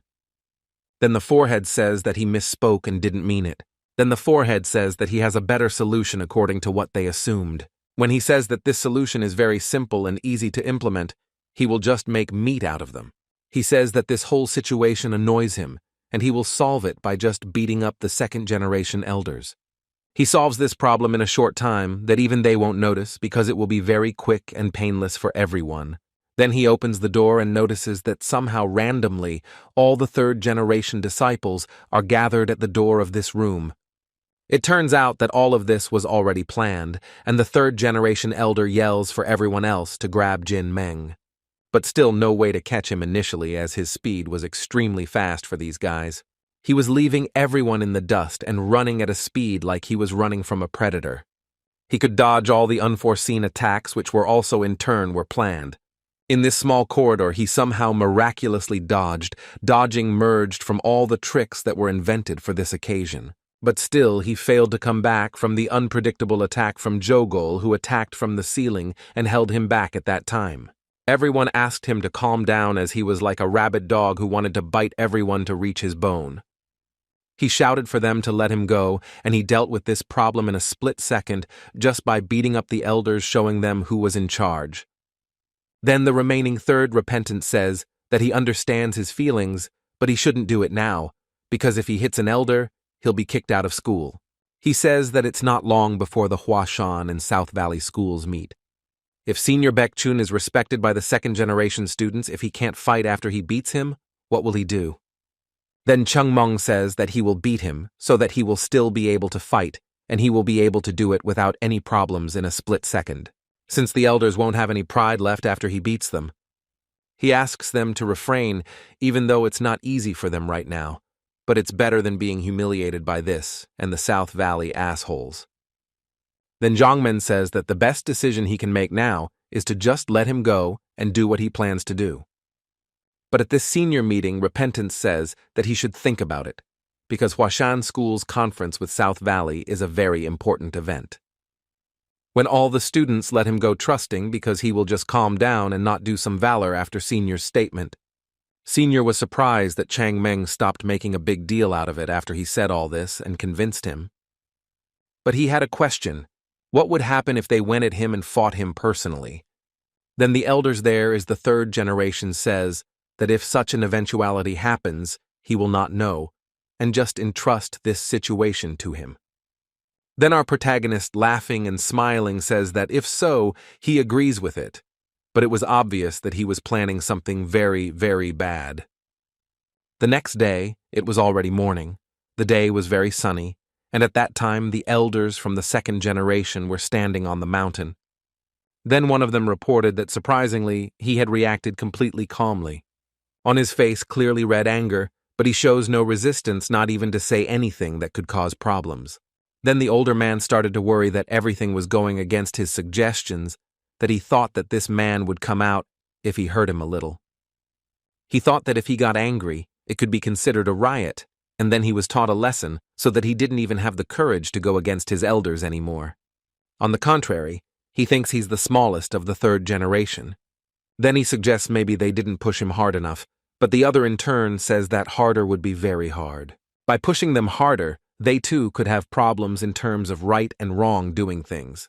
Then it came to the main and meetings of her generation that all this was not just a coincidence, and this boy was very smart. Meetings have company. When he asks what about the rest of the students to lose his generation is not, then the other answers that they have seen them crayon, but apart from the strange training, nothing much. Except they can't procrastinate anymore, because there isn't enough time for them, and the whole thing doesn't need to be completed at a very fast pace. There's no telling when the mentors will be displeased. It's only a short time before the meeting. It's time for them to start preparing for it. Then the elder of the second generation says that he knows the water has boiled enough and it's time to pour the porridge. Then he says that the students of the Chaon generation have always been good kids. Before they went into closed-door training, they were all naive kids. Who would have thought that everything would change so much in a year that they would look like mature men? He says there's no need to punish all the Chaon that I guys. The only problem is this kid named Chang Meng. Most likely all the problems are coming from this annoying kid. Then his friend asks what to do with this kid and what their plans are for him in the future. Then he says that the only thing they have to do now is to follow the Huashan laws and just be active and decent elders. Chayonma is his precious little junior, and he needs to take good care of him. At least Chayonma is a little bit of a worthy swordsman who is worthy of the title of a disciple of this great school. If possible, I wouldn't want to use rough methods, but luckily they don't have time for that, so nothing can be done, says the elder. Sometimes it may be necessary, and the rod one day they will surely realize what deep meaning their elders put into all this. They say that this will happen in spite of the laws of this school, on the relationship between the second and third generation of this school. Though these actions will be painful, it will teach them something higher that they will realize after that, and will respect not only themselves, but also their elders. Dinner is night in this palace, all the lights are out, even at the main gate. Even out of Denmark comes out some silhouette, and it was of course our main character who went outside in such darkness. Then he goes somewhere. Somewhere say that he is on the same place, does not return, although he was caught, 2/3 time, certainly will not be, who generally gets caught on the same, and yet you have to avoid some green how he got to this level. He says that this guy is like Kaisen's brother, invented some non-existent rules and trained people with them, wants to do something, but does not do it himself. He would have turned the whole thing upside down a long time ago, despite the masters and mentors. But there's only one thing stopping him. The request of his elder and disciple because he forgave him from the heart and asked him not to commit any actions that will lead to terrible consequences. Lately, this person reminds him of the face of his head, if more precisely it is similar, not faces, but the expression it suffers, pure expression. Every time he did something surprisingly, it is able to cause guilt. After that, only he decided to be patient until a certain time, Huizhong's meeting to be exact. He would like to kick the faces of the PEC generation, but he would like to kick the heads of the Zhongnan bastards more than them. It wasn't until he reached and found a certain place where there was no one, and the place was even the right size for him. But still he decided to check for the absence of people and found no one. He says to himself that he can't relax because it's his sister or mentor. Because of him he can't do anything because she's attached to him as a turnout. At least she keeps her distance when he's with other generations of Chaon. But when he wants to be alone, she appears out of nowhere and bothers him with talk. If he could at least sense her absence, he could avoid meeting her in advance. She seems to him like a ghost that appears out of nowhere, but realizing that it's complete nonsense, he relaxes. Then he says that sometimes people all meet, and the presence is felt vaguely because of the faint sense of qi, although it is particularly difficult to recognize. Then he drew his sword, but during this, he noticed on the reflection of this ball some strange picture, and there was seen that it was her. The same sister Yu who had been following him until now. It was a surprise to even Chaon Min. Then he was not badly frightened and shouted why she was clinging to him, and where did she come from such a night as if she was a ghost that follows him around. Then he effectively took a couple of steps back, increasing the distance, and asks what she is doing here such a night. She in turn says that she is his elder and he should observe manners towards his elders. If this situation saw the head now, his stomach would from laughter at not even a granddaughter, not even grown up, indicates his ignorance. So what if she is outwardly very beautiful, it is impossible to figure out what she has inside, as if he has something unpredictable inside. When she starts to say something related to the sword that makes the plum come down. But to this our protagonist pretends to be a fool who doesn't understand what she's talking about, saying that he's never heard of it. He says that he doesn't know what she's talking about and has never practiced it in his life, and asks her not to waste his time practicing. But she ignored everything Chayonma said and then started saying to teach it to him. She said that he taught him the sword under which the plum blossoms.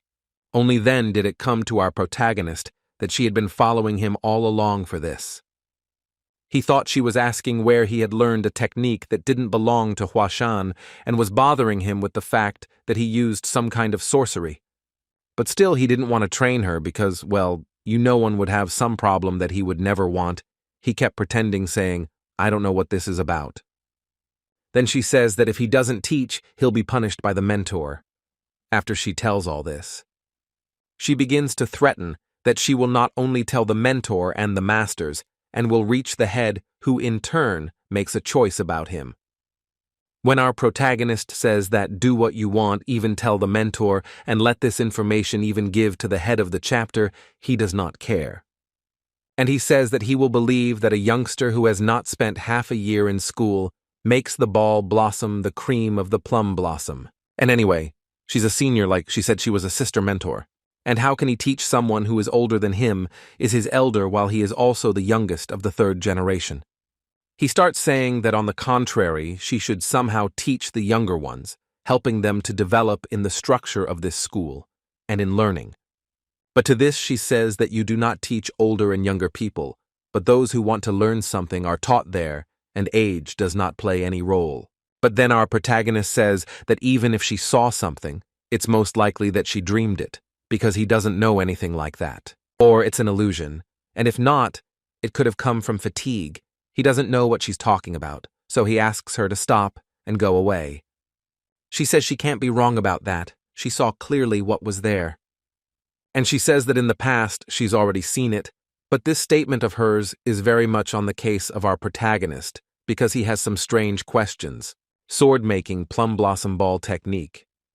Plum blossom ball, among the countless techniques existing in Hashan, there are only a few that do not just imitate the image of the plum blossom, but can leave to bring it down for real. In contrast to the techniques that can be learned by ordinary disciples, some of the leading plum blossom techniques could be inherited only by attaining the position of an elder. However, on that day, all the elders, and no one could think of destroying the Hashan school, so they couldn't even leave any records. But she says she saw the blossoming sword on someone else besides him. That's very scary and would lead one to believe that there's some kind of trick in her words, or she is a student affiliated with the Zhongnan school. He was angry and yells at her to answer the question he asked. He has already drawn his sword because if I were to get the answer, he expects he would immediately destroy this man from the face of the earth. She says what makes him think she's connected to the school next door. Our protagonist thinks it's more likely she's a fake. But he doesn't think that this silly girl could play it so perfectly right down to the clueless expression on her face. On the other hand, in Zhongnan, she could see the 12 snowballs technique. It's unlikely that anyone there can use the sword of blossoming happiness. It can only be fully realized together with Negong Huashan. Then the protagonist asks if she has seen such things, and thus has she seen such things in another place and another time? She says that she has seen it a long, long time ago and she has only seen it once in her life. Just deflecting all follow-up questions, and she simply asks that this man teach her the technique. Then she says that she really has no idea what he's talking about. Then she says that he has no other choice and she is now going to attack our protagonist since he can't negotiate. She draws her sword saying that now if he doesn't change his mind, she will punish him to such an extent that he will wake up only tomorrow. Our protagonist didn't understand why she would withdraw herself. He thought he had a problem with his head. Because a normal person would not threaten another person with murder, and for such a small reason, and he really did not want to teach her, because he did not understand why she wants it. But she still said that she is the eldest, and as the eldest he will now teach, and at the same time punish his youngest for such actions. She holds the ball close to him and says that this is his last chance to correct this situation, or it will be too late, and there will be bad consequences for him. Then she gets into her position where she can make a huge leap and reach her target in an instant. Only then does our protagonist realize why everyone else thought and acted the way they did towards Sister Yu. Because she was rabid, and for example, this situation proves that this is really true, as she attacked our protagonist for nothing. Then our protagonist thinks that she really wants to kill her and it was dangerous and lucky that he could come back. When he thought that what kind of mentor raises his sword on his student, and even so would be serious in such a position. Then she says that the reason she does that is because Chen Meng is stronger than her many times over, and it doesn't count as a wrong action. She starts hammering fast and flexible words at illusion with her sword, thus creating the illusion that she is attacking hard and fast. At the same time, she targets the opponent's weaknesses such as the main organs or places that are more unprotected, and it was noticeable that she really wants to kill Chen Meng. Naturally, this is not something that can be done by the disciples of the Zhong generation, or even by the sword of Ungam. A style that goes back to the very roots of Hashan was her style that she uses when fighting our protagonist. She makes the most of the favorite situation that is created during the battle, and in this case, she somehow caught our protagonist in it. Had our protagonist not dodged, he would have been dead by now, but even so, it was obvious that she has a lot of her strength for this. She says that he could not help but dodge. She was sure of it from the very beginning and did it because of that. During the battle with the other schools, one wrong move by Ball and he's branded a moralless person for harming an elder.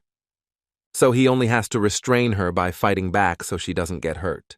He starts yelling at her about how she's a crazy woman and to just stop trying to kill him. He says that yes, what a senior will get for the life of a student, and it is very irresponsible for a senior to try to kill his junior, who is many times weaker. When our hero notices that her gaze is a bit unfocused, still intoxicated by the sword, most likely she has a widespread murderous desire left and right. She has fallen into a self-induced trance. Entering a trance state, she tries to find her sword's path. If not careful, she can interfere with it, and in the worst case, she goes into a state of insanity. Others would not even think of interfering and retreat as soon as possible, but despite the fast speed in her continuous attacks, there are many errors. You only need to hit at a high angle to doom your target to a disadvantageous position. Then, at a certain point, beat her flat and win the fight. But she starts hitting strangely. She hits unfocused and doesn't hit accurately. Her punches are much weaker and unreasonable. When our protagonist confirms his thoughts, and he was surprised that she fell into a breakthrough state during the fight, and now she needs a mentor and someone close to him. He thought that the most capable cheek in this school was Chogolya, but he's no match for her, because she's already on a different level from the third or even second generation students. When she is in the state of this stream begins to attack our protagonist, and it was unexpected for Chaon Min. He knew that the speed of this person returns several times in this state. As in this state, all physical data increases several times. The next blow almost went down the throat of our protagonist, and he notices that the blows became much more accurate and faster. But he did not want to interrupt this pace. He just fought back and analyzed her actions to make a more detailed report for him and for himself. Somewhere near the top of some mountain, the most important of the second generation is watching all this and just analyzing what is going on here. At this time, our protagonist thinks that it seems to have gotten better, but it is only temporary while she is in this state. Judging from her condition, she is sinking deeper and deeper into oblivion and losing a lot of her sanity while losing energy and strength, which may lead to some complications that may appear after this battle. At this time, from the top of the mountain, someone starts yelling at our protagonist, saying something not usual. He notices this jerk surrenders to the question, where can they come from at such a time, and how could he find them in such a shower? Then he starts his rush and exposes his ball still and injects his chi into it to increase his abilities. Of course, our protagonist sees this and rushes at this man too, as he knows that if he doesn't do this, the girl will probably get hurt. But he doesn't meet this blow with his sword, but simply hits the enemy's ball with his usual foot, which was also enhanced with chi. This maneuver was completely unexpected by the main second generation, who didn't expect this little bastard to just beat his sword with his foot. But the result was obvious that Chaon Min had repelled this blow and the energy he had asked down, thus just winning this air combat. Then this boy was already on the ground, and it was clear that he was hit very hard because when he was already there was a huge wave of sand. Then the main character also came to the ground, but unlike him, he was the target, and on the contrary, worried about this student who attacked him. He didn't understand why he acted so rashly because using a sword is very dangerous. Then he also says that the moment of immersion in self-development is incredibly desirable and valuable for a Taoist. If she suddenly wakes up because of the noise, it will be very bad for her in the future because it could stop her development and worse. Then he looks at her and sees that she has not woken up and does not pass into consciousness. This makes him very happy, since he won't have more problems and nothing will happen to such a promising student during this time. If she had woken up because of a recent conflict, she would have regretted it for the rest of her life. Then his buddy still wakes up and says that he rather doesn't know how important the moment of self-development is for a Taoist. It's true that he doesn't like him, but he couldn't even think that he is so petty that he is capable of disturbing an elder in the state of self-development. The man bared his sword to attack. If your precious elder had hurt himself, what would you do then? And asks our protagonist when this elder he should not have counterattacked, then this disaster would not have happened. Then our protagonist says that he did not do it on purpose, he just did not want to die, and such a blow and could not stand aside. When he thinks that this generation is a generation of lunatics who do not think about their childhood and do as they please. Normally, the bulk of the generation is made up of normal people, and only occasionally there are nutcases mixed in.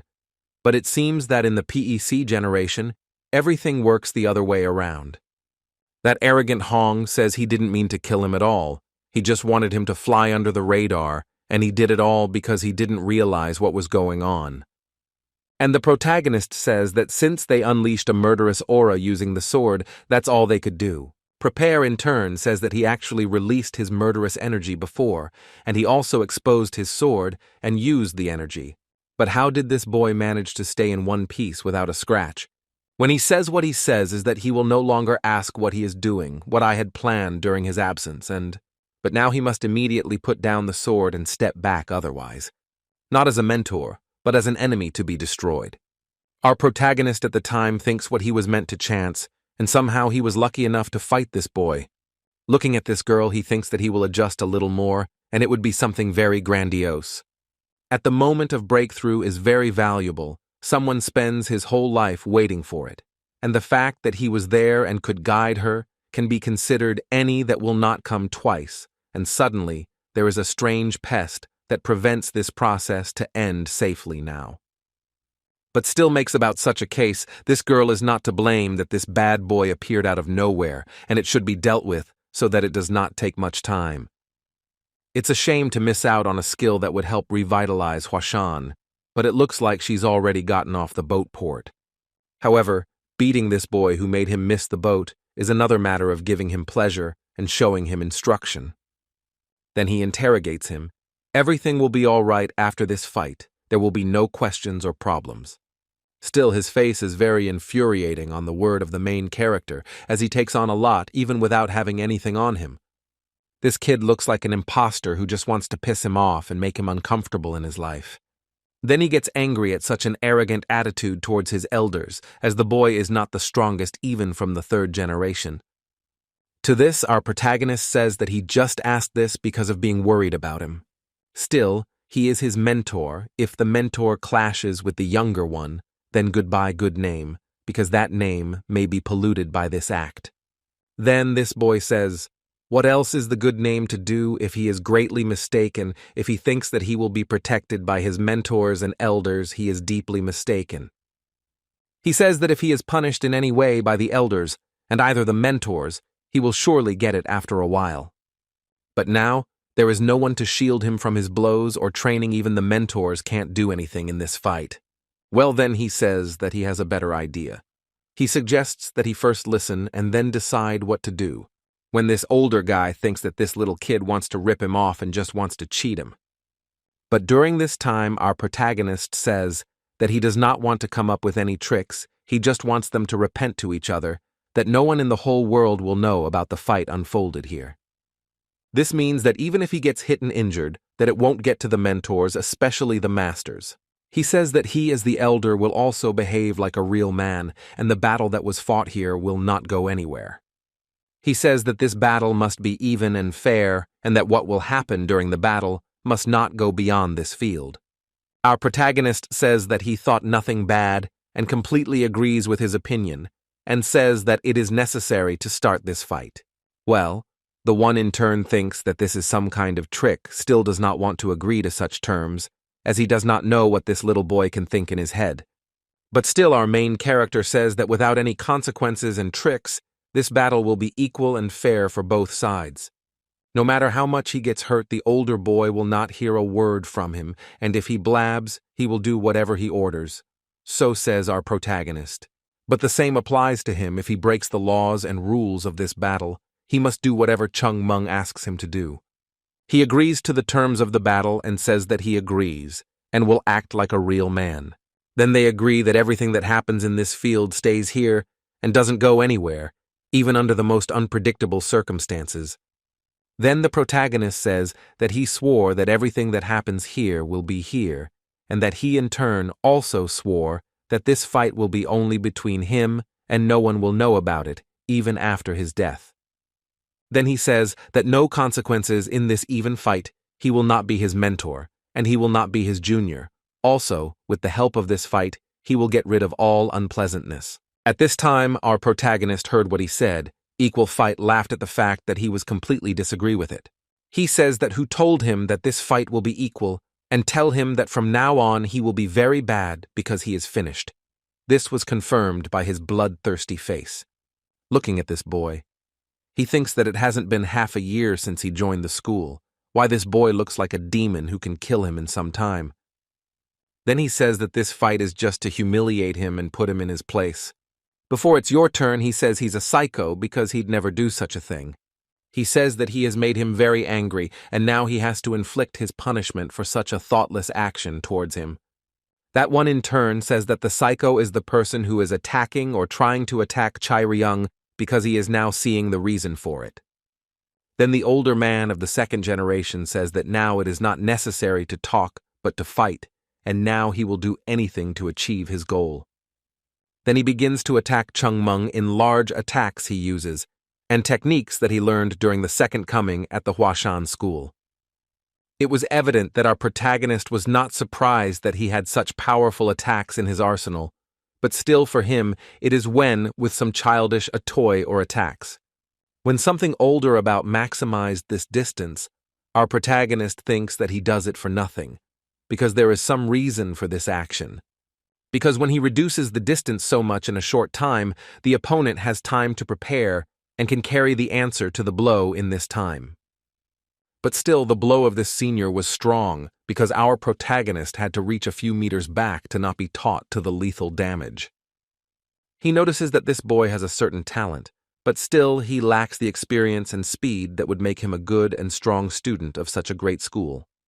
All his physical data is about on the level of a normal third-generation student, because the second generation doesn't take the time for his physical data. As his opponent makes a huge swing from the left side, he notices that he is extending his attack so much that it seems so slow and can be counterattacked in the meantime. Our protagonist easily parries this blow by dodging a few meters back and moving behind this jerk, then begins to prepare to make his crowning blow with which he usually defeats his enemies, who are much weaker than him at times.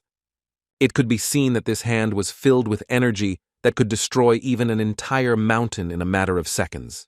Then he strikes this blow directly to the elder of the second generation, who in turn was also attacking our protagonist. It seems like this punch was very good, but still our protagonist won the victory in this fight in a matter of seconds. Then this elder of the second generation received a very large damage that made him almost unconscious.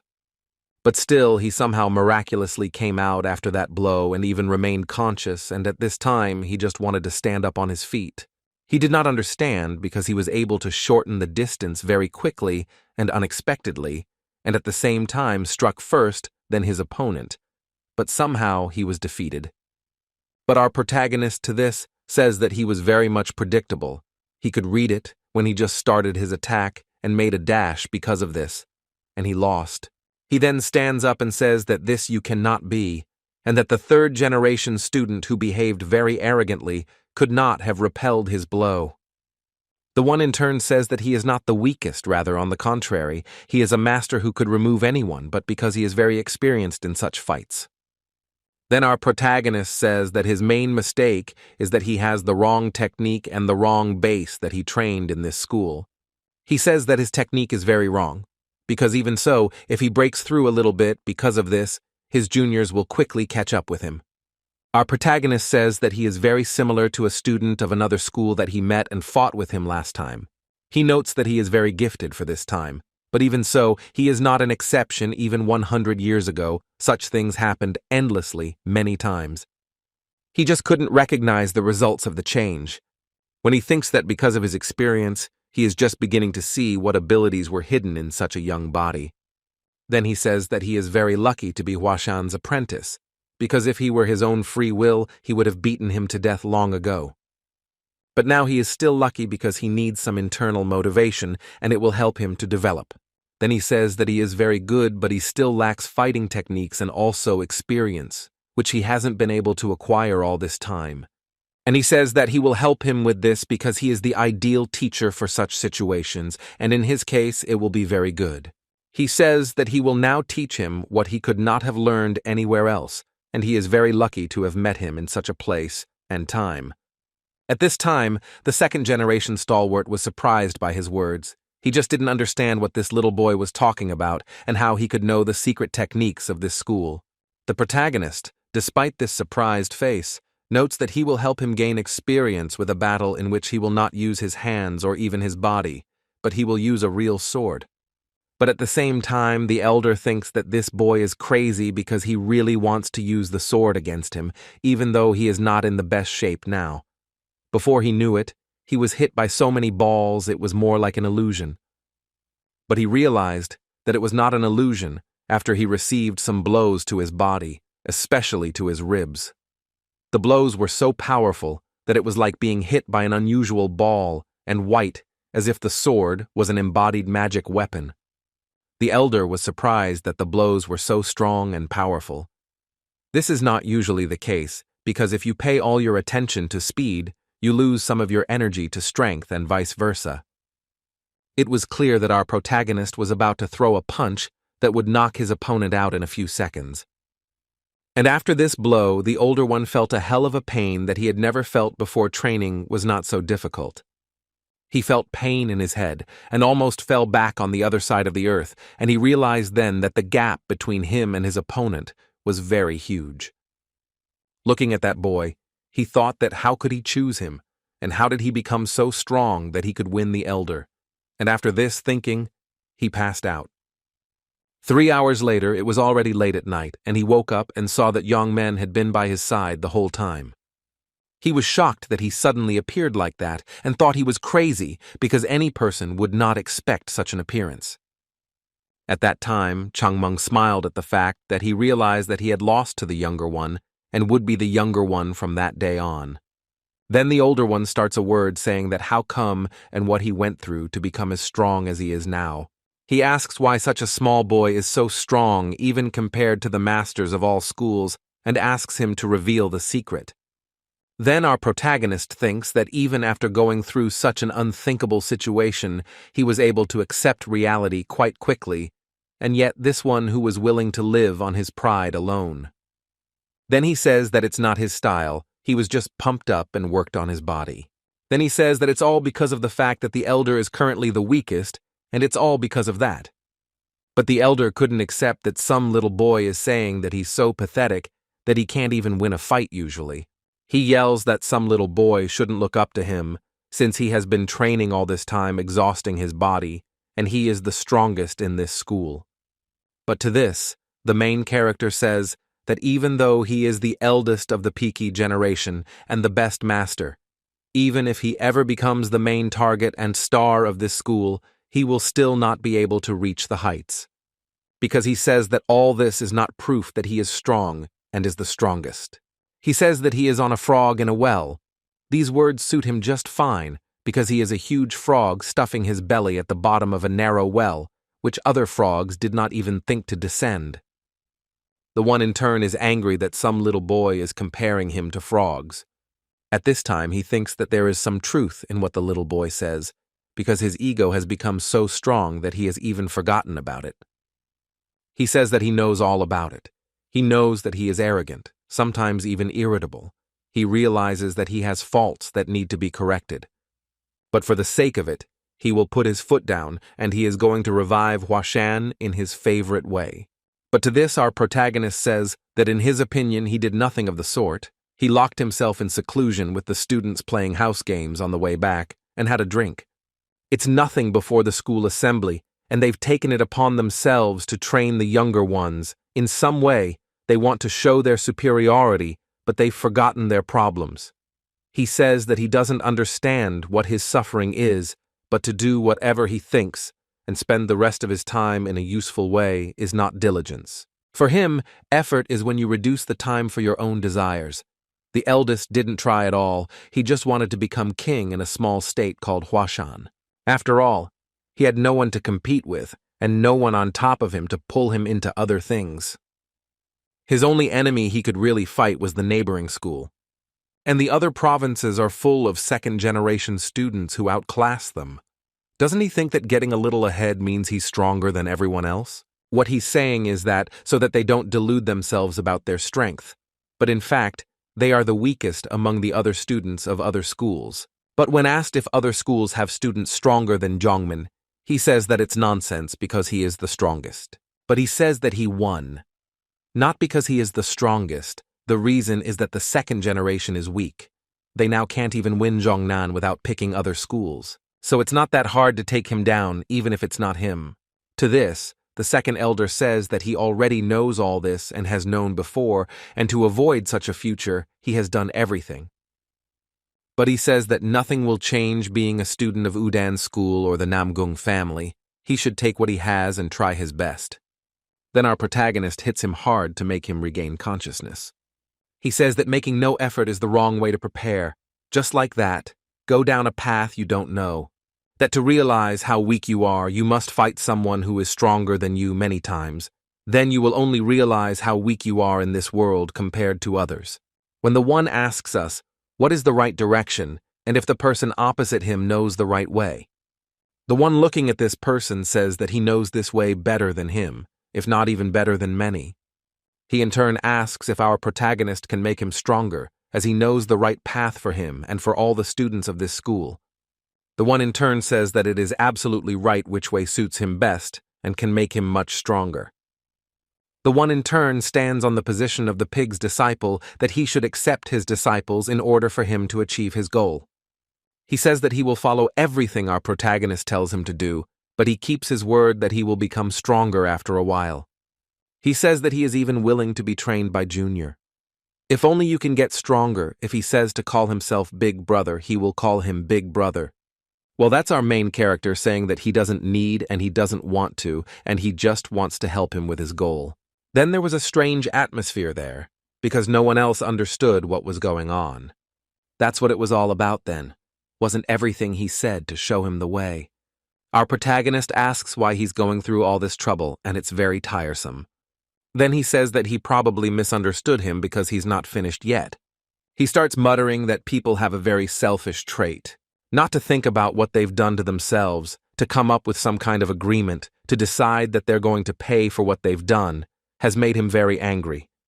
Well, yes, in principle, he paid for what he had done, but it was quite enough for the third generation of third-generation students, except that the payback for pissing him off wouldn't end there. Then our protagonist pulls out his blood sword to show that he's going to be very serious about him. He says that he hasn't tried to convince him of his ideas all this time, but now is the time to correct his mistakes. He says that the older man doesn't fully understand even now. It's clear from his expression that he still doesn't understand how it happened. He asks him not to worry because it's a long night. Tonight he'll let him figure it out. He sees that the older man has no sword, and there is no way he can give him a selection, and he will take advantage of this moment and train this older man. When he attacks our older second generation, they say that now he will realize the truth. A few hours had passed at this time our main character was resting, and was glad that all problems had been solved. Well, he somehow heard a sound and turned around to where his elders were being punished for pissing him off. He thinks he beat him up badly, but not enough to hurt his body, so he'll fall down a little and pass out and get back up on his feet. This fight won't hurt him in the future because he won't have any wounds, and this fight will remain just between them. After that, he thinks with the girl who also has this problem now, he even forgot about it at this time. Where did they come from? She appears exactly next to Chang Meng's face, like a ghost who came to take the soul of a man. Our protagonist was very much frightened, as he did not expect this person to appear near him. Well, after he came to himself, he sees that this man is a beautiful girl, pointing with her finger somewhere to the side. She asks why he did that to his elder and asks if he killed him because he found out their secret or his secret. Then we notice that this little boy looks at his head and asks if he will kill her for this incident, and says that she will never tell anyone about it. But our protagonist replies that if you hit the neck hard, you can lose your memories, and it's better for her to shut her mouth for a long time. Then she pretends that she has never seen such a thing and does not understand what this little boy is talking about. It was obvious that she was trying to hide her understanding of these matters as much as possible and pretended that she didn't know anything about it, but it still looked very nice. But at the same time, she asks the protagonist to teach her how to communicate with a sword. The protagonist thinks that since she even saw him happily beating Chaon, it would be hard to just turn away from her. So why does she want the protagonist to explain to her the basics and techniques of how to handle the ball, why it's so important to her? What's the purpose of not letting her die? But she still wants to learn the basics of Chaon Min's skills. But she says that she can't tell him anything, not even the reason, but she must learn this style. It was clear that she was not pretending to be a spy of another school, and it was clear that she did not want to learn this technique because of her beauty.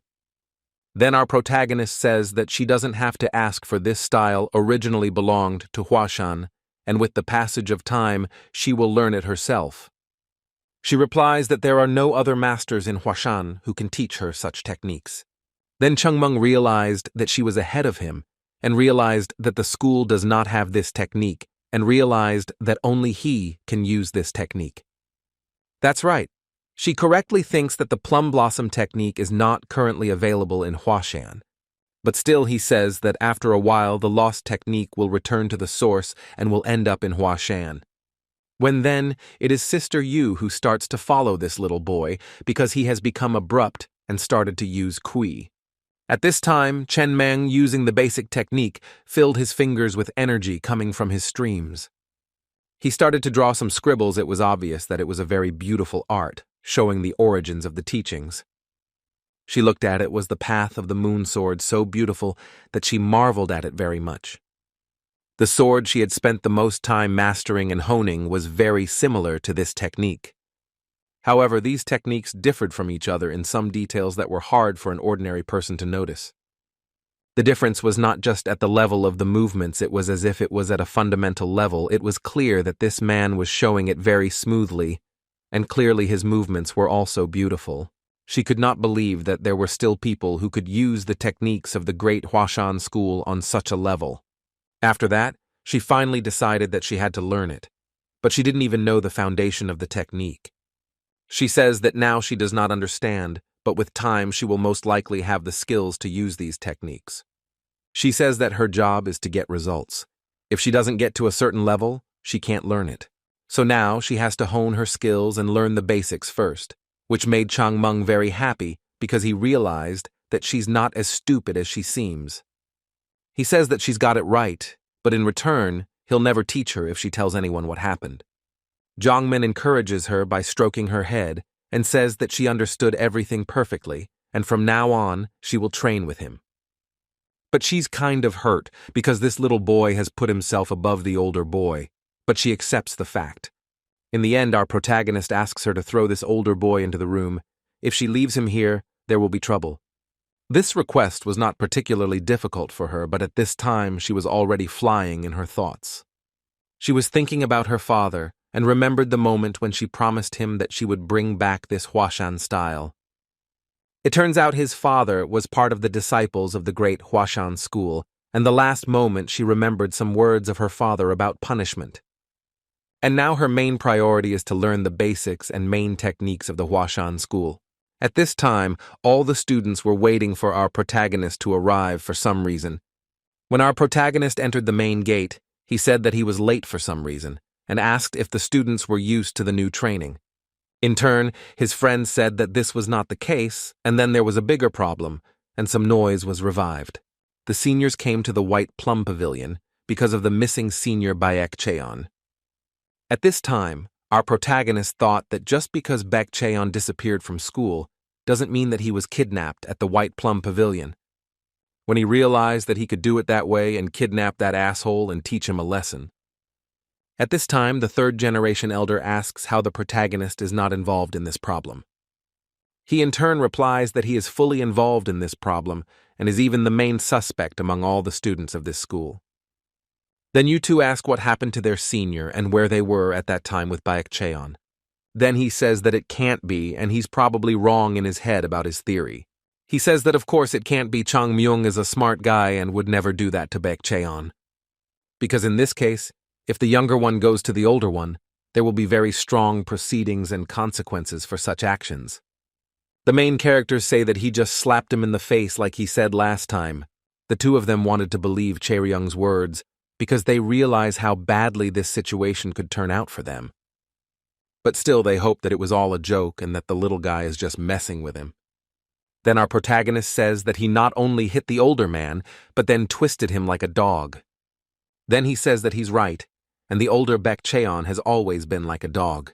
Then he just realized what our protagonist said and got into a fight in his brain. He started calling him a crazy bastard because he has no limit to insanity, and how could he beat up his senior? Doesn't he know how much disrespect? After that, our protagonist couldn't tolerate this kind of attitude and just threw this man away from him. Then he said that there was no need to take his credit. Then he took care of everything so as to avoid consequences. So you have to calm down him. At that time, he thought that no matter how crazy he should be able to control his actions at least a little. Why did he have to beat up the older man? There is a basic boundary of what is permissible, but it seems that our Chaon Min didn't care about anyone. But all this, our protagonist explained that he himself personally wanted to become stronger and asked him personally. This all, of course, surprised the elder as he did not expect such a response, and that a person can ask to be beaten. It was somehow meaningless, as any person would not ask to be beaten up very badly. But at that time, Jo-gol said that if you think about it, it makes sense, because even they used to do that when they were much weaker. But the other one didn't agree with that because he was older, and there was no way he would let himself be beaten up by the younger one. And even if everything went according to their words, it was unacceptable as it was considered disrespectful. When he asked Chaon Min if he had agreed to Baek Chaon-yi's training, what happened then? He just answered that he agreed and kicked him in the face and just beat him to a pulp, because he didn't feel satisfied, so he decided to just beat him until he felt better. I turned to them. He says, stop filling their heads with garbage, and they should go to sleep now because they have to wake up in the morning and see for themselves.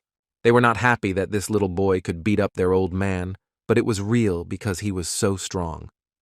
But the other says that he realized one thing about our protagonist, that he never lies and never blabbers, especially about serious matters. He always tells the truth, and never lies, especially not even to them. The older third generation was devastated to hear this, and realized that this little monster was able to defeat even Baek Chaon. The next morning came, and they were waiting for something great to catch up with them. At this time, the eldest was wondering why the older second generation hadn't come in yet, because at this time, they usually got together, and always trying something new on them and always trying to get them in some way and give them something to study. When he remembered Locke's words about what he said about taking care of everything to avoid the consequences, so at this point he had no idea what else had taken care of everything, but it looked like things might be resolved now. Never would he have thought that beating his elders could mend generational divides. Then he is approached by Jo-gol saying that it is very quiet now and most likely the elders will not hire them at all today and from now on it will be quiet. He is that our protagonist somehow managed to solve this problem since this problem was very serious. In turn, he says that this is probably true because he always keeps his word and never lies. And if that's the case, it means that Chaon Min is much stronger than the older second generation, and that's very surprising.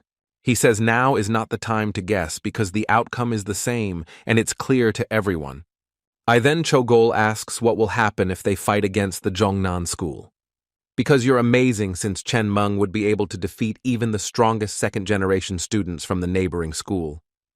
The elder thinks that if Chung Meng will participate in the next fight between the schools, it is likely to be so, since he not only the elder just beat him. In turn, Jo-gol says that this is likely to bring a big change as this boy can show the real strength of this school.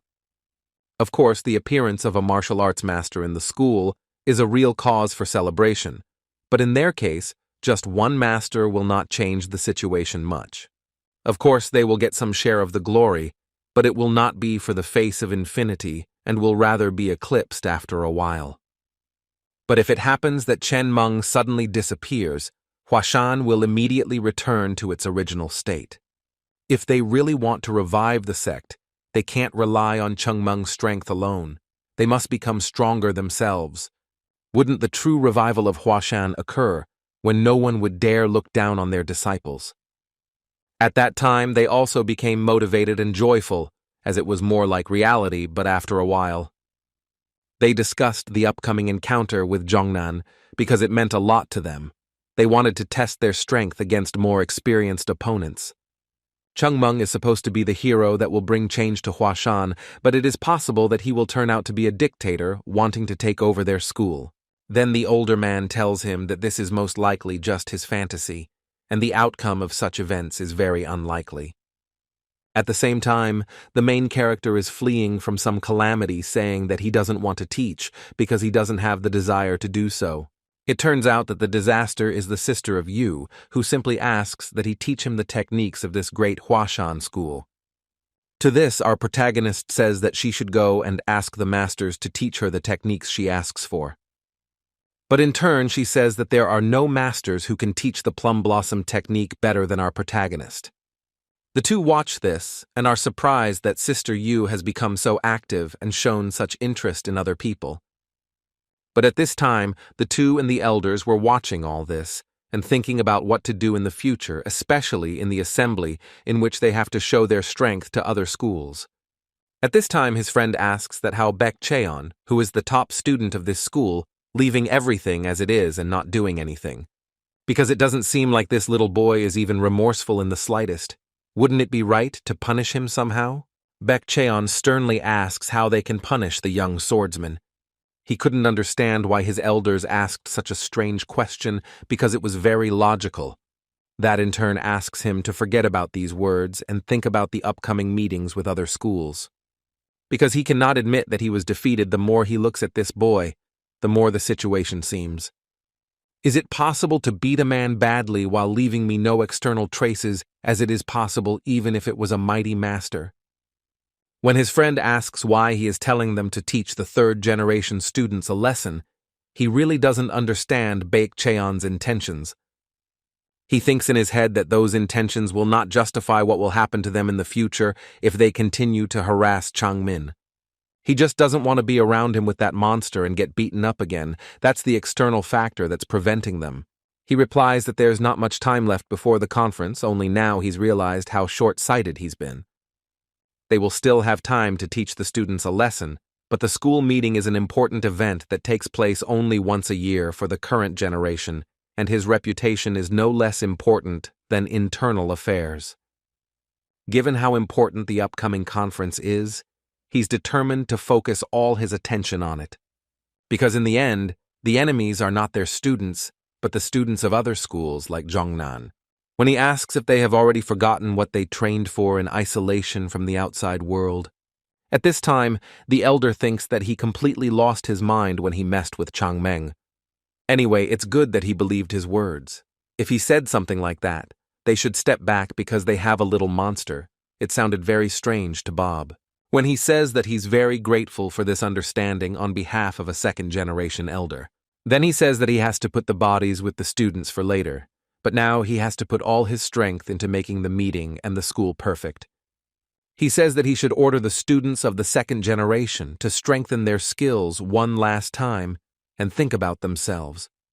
After his friend leaves to deliver his words, he thinks that once the building goes to an end, they won't even remember the minor problems with the third-generation students. After all, by then they'll have captured the incredible scene with Chaon Min, and they'll realize how careless they've been. Not only will they be surprised by the older second generation, but rather more surprised by the disciples and masters from Zhongnan. He thinks that he will do what he needs to do, even though his plans have been a bit confused because of Chen Meng. But for 2 years now, his goal has been to prove himself in the eyes of Zhongnan and Hashan. There is also a huge reason why he wants to reveal himself and completely overcome his limits. However, considering what kind of people will be participating this year, he has no extra time left. This time, he must definitely prove his worth to all the masters who will be watching the battle between these schools. At this time, there was a serious conversation between the elder and the mentor at the elder's house. Then the elder says that the guests from the other school will soon arrive, and preparations for this have been finalized. When the mentor replies that there were no problems during the preparations for the guests. Compared to the past years when they didn't have enough food and the training ground was in poor condition, it seems that this time he will be able to give them a proper reception. Then the head says that the longer he thinks about it, the more he's struck by how much of a great favor the boy Chaon Min has done them. The speeches are not only about how hearty they eat and live well, but also Hashan. Then the elder asks his mentor how he and even his disciples live now. He says that this time the flavor is much richer. He thought it would be light since the tea leaves have been drying for a long time. But the happy flower leaves are said to have a much richer flavor if dried properly, and people didn't come to this until many decades later, which is reminiscent of their situation. As they managed to keep the sect afloat, it was still a struggle, even though the elder was struggling to maintain the already shabby state. They had to endure hardships for a long time, but they finally got their chance. And sometimes it was better to just hold on and wait for their moment rather than suffer with elaborate plans and suffering. Because they're not the only ones who'll be relieved. Sometimes he thinks the head thinks their current state is perfect. But people inherently move to improve until death, and since the head is on the path of the Tao, he is sure that the head will also try to become better until the end of his days. Because this man is a very militant and great leader of this school who in turn has been able to hold this school until now. In order to bring back the former glory of this great Hashan school, it is necessary to have such a good and influential person as the head. In turn, the head says that it is not only his merit, but the merit of all the staff and students of this great school. All that has changed in this school is through the whole stream, and he is just like a fish in this stream, plays an insignificant role, because he is well aware of his shortcomings, which are related to his personality and life, which also affects this school. If Hashan had not been rejected, he would have become its head. If the brothers had not left their sect, he would still be reading the scriptures of Taoism. Then the mentor says to the head to leave such thoughts to himself. As you leave Hashan, those people recognized that they are not worthy to be part of this great school. And only he remained in this sinking ship, and was the chosen true head of this great school, Hashan. Then the head of the very strong, tired, happy, and asked, "How are you doing the second-generation disciples?"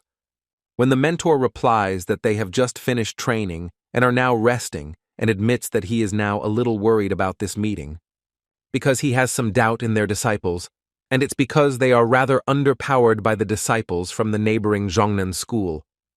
He sincerely wants them to be great, but as the head himself does not know that the difference in strength is very huge between the schools. Then the head asks what then he thinks about the third-generation disciples who can give some kind of miracle. Won't they take part in the upcoming conference, and how are they doing? Then the mentor says that apparently they are working very hard, but that's putting it mildly. But they have only recently joined the school, so they don't have enough experience to beat the third-generation Zhongnan disciples. Then the head says that he imagines that a huge mountain will suddenly appear in front of him, and he needs to overcome it at any cost. Even he may sacrifice all that he has, but it is necessary to achieve this goal. If there was another path, he would just go around the mountain, or if he had plenty of time, he could climb it, sometimes stopping to rest. But what if both options are unavailable, and he has to overcome the mountain in another way? Then the mentor says that most likely he would not be able to climb the mountain, to which the head says that he would not get any experience either. Then the mentor asks why he should not just shave a smaller mountain next time. The meeting of the two schools was originally scheduled and had the purpose of sharing experience. Is not so important who will win and who will be defeated. Much more important is who will be able to use the experience gained and become stronger. After hearing this, the mentor turns to the head of the school and says that this person is absolutely right. Then the head says that their guests have traveled a long way and that they need to make sure that their reception is at its best. When the mentor says that since Mr. Huang from the Milky Way Trade Guild has offered to help them, there shouldn't be any problems. You can start turning up your nose at the conference. Then the head asks the mentor to ignore it in any way and just do his duty as usual. The mentor then took the head's words and asked that he check in a final check on all the preparations and left to check everything to a point. The head in his office thought that victory or defeat was not so important being a Taoist. He so brazenly lied as if it meant nothing. The difference between the past and the present was that they now had the records of the 7 plum blossom sword technique, but it wasn't enough to bring Hashan back to its former glory. If only they had the holy plum sword technique, and if any of the disciples had this technique for sure, the head thought to himself. Transferring to the city of Huayin painted a huge, interesting, and beautiful building in front of our eyes. At this time, one of the disciples marveled that Hashan was indeed one of the 10 great schools in the past. It was Zhong, one of the second-generation Zhongnan disciples. Then he says that isn't their village too small and poor for a great school. Then some of the other Jin Gimryun students say that it is the opposite of such a village got a chance to exist, only because here, A wants a great school. Their school was incredibly powerful, so much so that they managed to develop the village to the point where ordinary travelers could come to this village and stay here forever. Saelyong says that they didn't lose their power because he doesn't see any point in holding this event. The question arises as to why they should even compete with those who are obviously weaker than they are. It would be much more sensible to practice on their own. Then another replies that he is sure the school elder had a point and should try to be careful with his words. The other replies that he knows all this very well, but of course he has questions. He asks his friend if he thinks that there is any point in holding this conference and wasting time on it. The only reason was to avenge the humiliated boy. And behind them was of course Lee Seong-baek, who heard all the words that touched him, but he kept silent. When he noticed that Lee Seong-baek did not recognize or show any emotion, he was like a stone. Then Jung, after the incident that happened at their school, this boy changed a lot. Then he turns to his older brother and says that they will finally be able to avenge the disgrace they once had at their school. At this time, Lee Seong-baek was looking at the mountain and Hwashan High School and was just thinking about his future.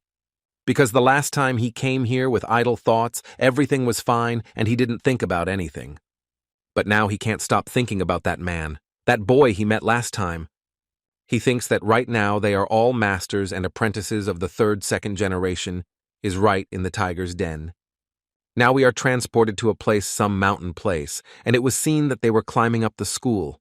And there were sounds. And that given the mountainous terrain, what were they thinking when they built the Taoist temple in places like this? That's why Hwashan fell apart. Doesn't it mean that they decided to move away from the image of the Taoist temple and became on the path of unity with nature? It makes sense that by studying the scripture boards and practicing self-refinement, they had chosen a place where it was not so easy for outsiders to get in, the elder suggested.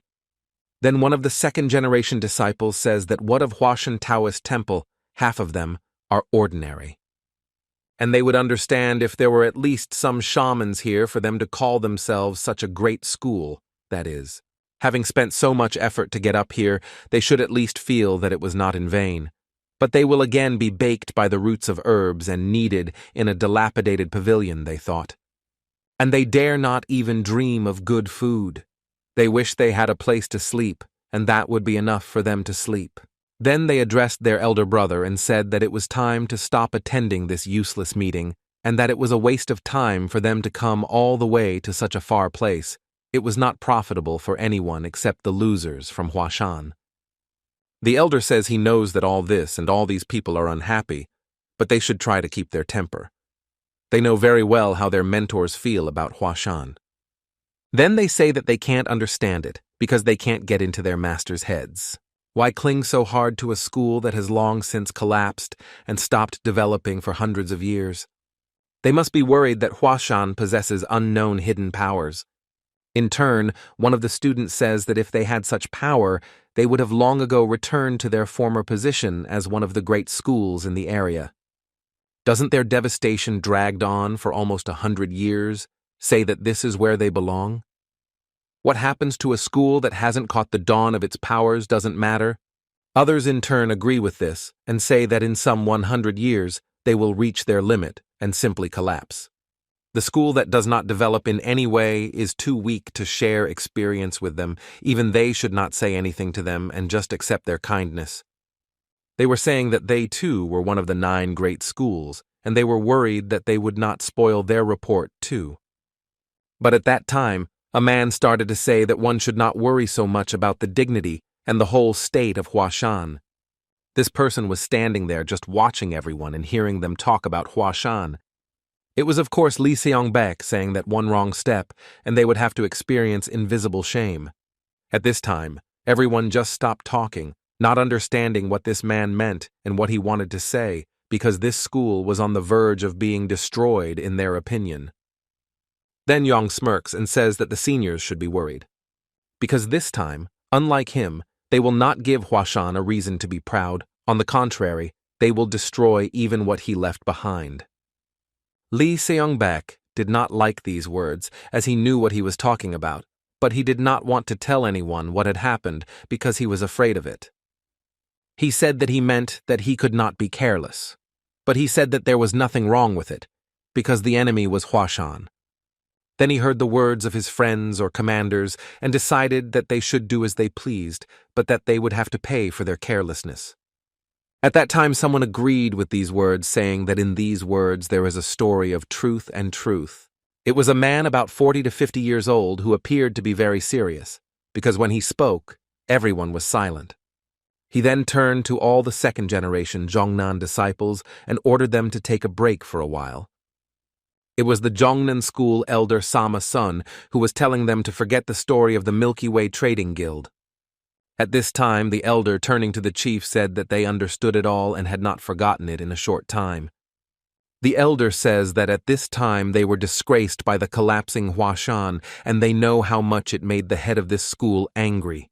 They have already had enough disgrace from Hashan. To achieve the title of the best this Jongnan school would ever have to fight a grade school like Hashan. With this gathering, their head is going to put an end to their relationship with Hashan. If one of them were to show even a second of carelessness and let Hashan disciples embarrass themselves again, he would never forgive this situation. He says that a general who has been to the battlefield does not regret the consequences, and when not entering the rabbit, he invests all his strength. This meeting is just for me to bend Hashan. This time they are. He asks that everyone memorize these words and remember any time during the battle with this school. Then the head gathers everyone and says that since they have had a rest, they should get on the road before they all bite their elbows from waiting. After about 3 or 4 hours, they finally arrived at the gate of this great school called Hashan. Then they were surprised after they looked at the main gate because the gate drivers were more careful compared to last time. When is the main thing to think that he knew that it was a trade guild pro-sponsored zero? But it happened just recently. In such a short period of time they solved all the financial problems and even rebuilt the temple gates. It was rather impossible. They probably couldn't have stupidly repaired the gate first for display after receiving such a financial investment, but that was the only way to explain this situation. Then the headmaster of the school says that they probably found the person from whom they could get the money. He says that nothing to worry about can change the gate, but the essence of it does not change this act to their face because it is a lowly school. At this time, someone opens the gates of this great school, and it was obvious that it was the mentor, and he says that they have spent a lot of effort coming all this way. He introduces himself as Elder Hwashan Hengsan and says that they have met before and he is happy to meet him again. The man then asks a question and is of course happy to ask why the head himself did not meet them. Then the mentor says that the head is a little busy now, but he is inside and is waiting for you when they come inside. Even he says that the guests have come from so far away, but the head cannot even greet them properly. Mentor. This has made him very angry as the elder orders the chapter to leave, and their gentleness has gone out of bounds. Judging from their behavior this time, it was obvious that they were being very strict and arrogant towards Hwashan's attitude. Then he somehow reassured himself that it was his duty to meet these great guests from the others. Then he asks that they pass. They have prepared a feast in honor of welcoming the Jongnan disciples. Then the elder says that for this school, that this gathering is some kind of mere feast and fun for food. But still he goes in after that, as he doesn't want to waste such a precious time, and says that he will meet the head first. At this time, he was thinking how much financial aid this school was able to get from the guild's personal path. But one thing was clear as day, considering that they had started to change the shape and form that first caught his eye. They shouldn't be enough for the interior decoration, but it was noticeable that this man was very seen. Because the training field was not on bare ground, it had been treated very well compared to last time. Then he noticed that the condition of the inner pavilions was decent, even compared to the best schools out of the 9 great schools. It was obvious that everywhere was much cleaner and brighter than before. Not only the gates had been repaired, but the whole area was very well groomed for a school like Hashan. The grounds were clean and smooth, as if they were made of expensive materials that were not only hard to buy, but also hard to get and make repairs to a huge place like this school. He thinks that something seems to have changed a lot, and there is still someone who is willing to give such support to Hashan. He openly stated that those who claim the sign of the people will not steal. This is a very important matter for the mentor, as he could not hear such a thing from the same mentor from another school. He asked to watch his words, because they have no right to exchange them for stealing and goes too far with accusations and suspicions. At this time, our main character yells for them to reduce to where they came from and for them to just silently, like frogs, walk away from the place. When they looked to see who had said this, they saw the displeasure of our protagonist. This, of course, made the main guest who came from such distant lands very angry, and he became a mad dog. Then the same master from the neighboring school interrogates what this little boy said to him. At this time, Chogol could not think straight, such already ran a few hundred laps around this pavilion, and thought, who are these people? At this time, our protagonist kicks his friend's leg very hard, saying that he should not mumble to himself, but just run and train. Then he says that he meant it towards the students of this school and not towards the honorable man from Jongnan. At this time, the Jongnan mentor figures out that all that was said was in reference to him, and this little boy is just trying to cover it up with this action. At this time, an elder from the 2nd generation of Jongnan turns to Master Yi asking him to calm down, because fighting with a child will not lead to anything good. And he wondered who this little boy from Davos was, who was acting so arrogant towards everyone. He was surprised at Chae-ryung's insolence because he acted like he was the strongest in the world. And the way he treated the elders really hurt Jin, because such students in Jongnan School were punished for disrespect. Then he asks the little boy to greet him and tell him his name because he wants to show respect by doing so. Then our protagonist says that he will do a favor for them because it is not difficult. He says that his name is Chaon Min and that he is a 3rd-generation student and is the smallest of all the students in the school. When he remembers that the student who humiliated the Jongnan student is definitely called Chaon Min, he notices that he looks younger somehow. They expected to see a more mature student of this school. Because of some boy, Hashan has taken away all their deals with one of the 10 greatest trade guilds. He says that this is unheard of, and he heard that their enemy's name is Chaon Min. He meant by enemy a good idea that they would train and exchange experiences. However, from what he saw, the young Taoist is not about the decency and fundamentals that should be laid down in this school, because that is the principle of Taoism. At this time, Chaon Min says that they are too far away, and he can't hear anything if they say something. They should come closer to him. Senior Jin says that he can't hear what our protagonist is saying and asks him to repeat his words. Then our protagonist replies that they have a hearing problem and they should fix it quickly, because it can make a big problem later. This really pisses off the older 2nd generation from Jongnan, and he thinks that this boy can have such arrogance and self-confidence. If the fact that he flew away with one punch in the fight with Lee Sunbai and spat out a mouthful of blood is true, then his skill is not high at all. Then how dare he behave like that right in front of him, since he is the strongest of his kind? Then he also asks if he is really a 3rd-generation disciple and is the youngest disciple in age in this great school.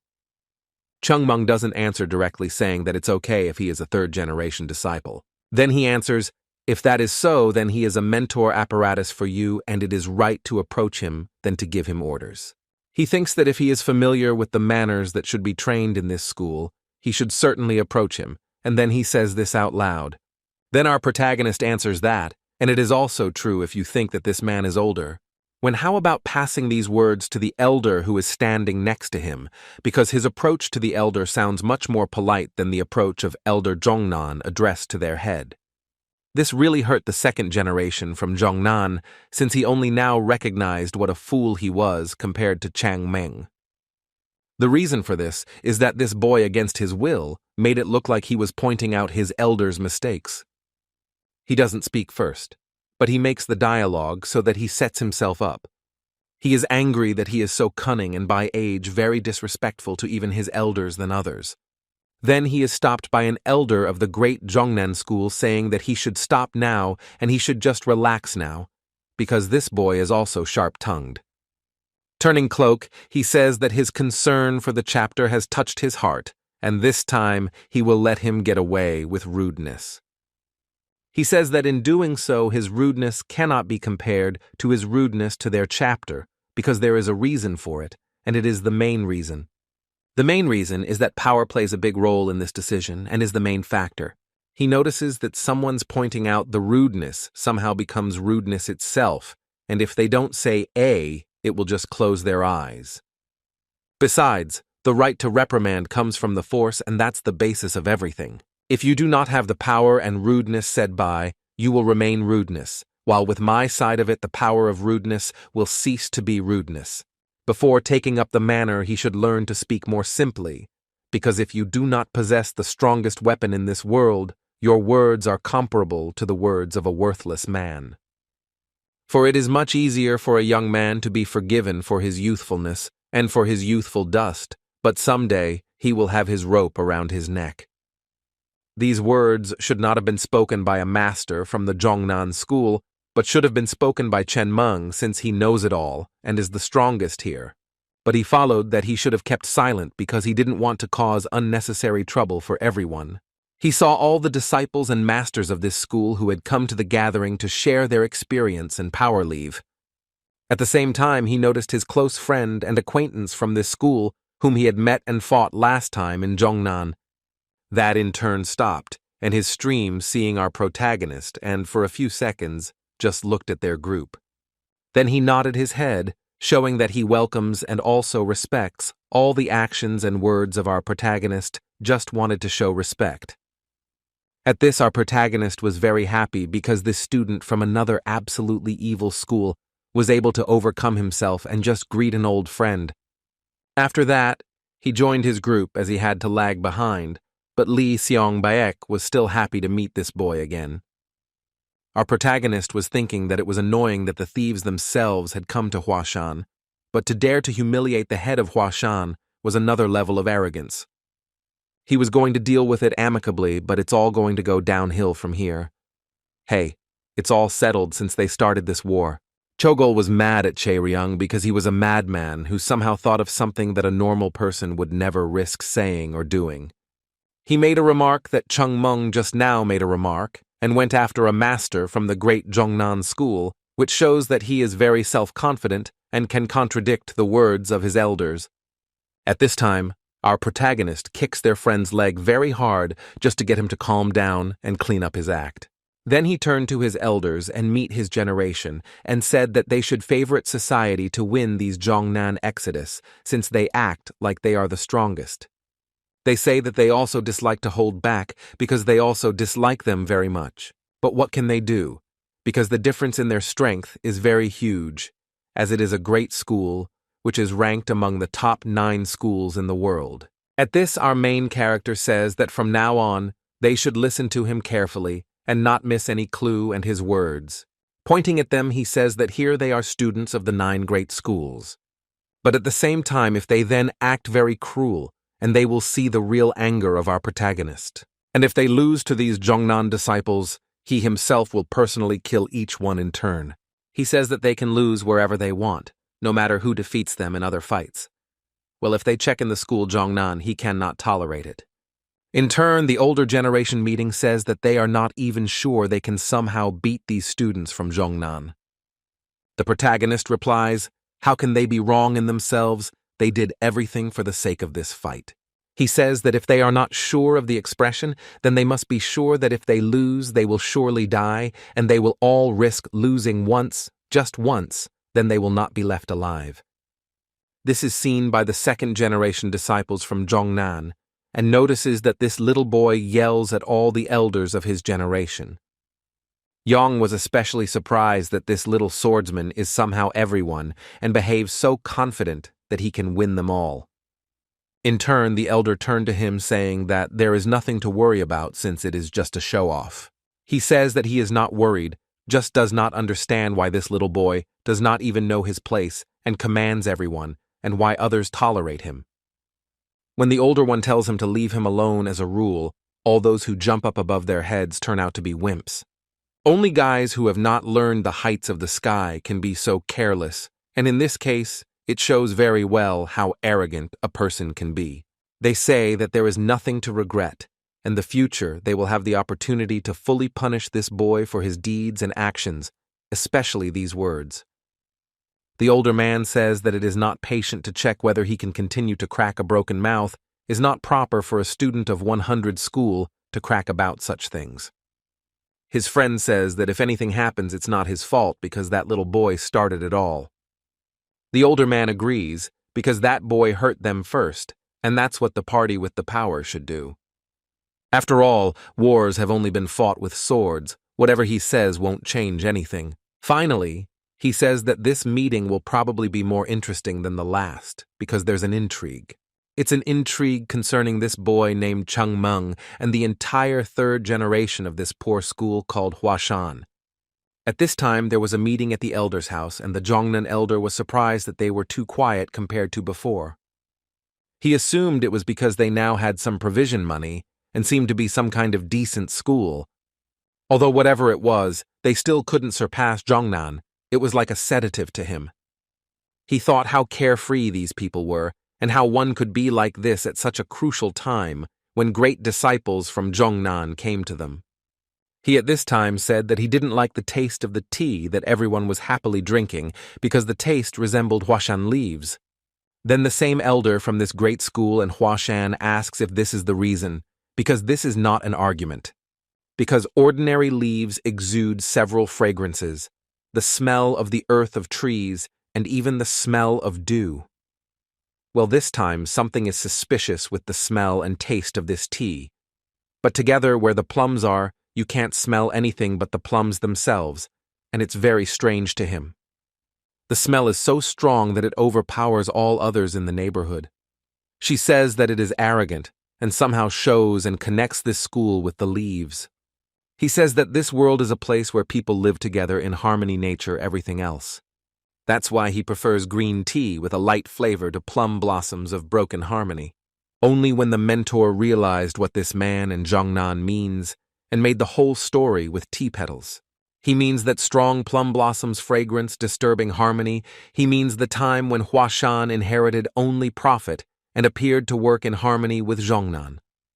Then this elder says that now is not the time to discuss some tea and should move on to the main business that brought them together in this table. He starts a word saying that they Zhongnan think that this will eat and the meeting should be the last in this century and in the history between these schools.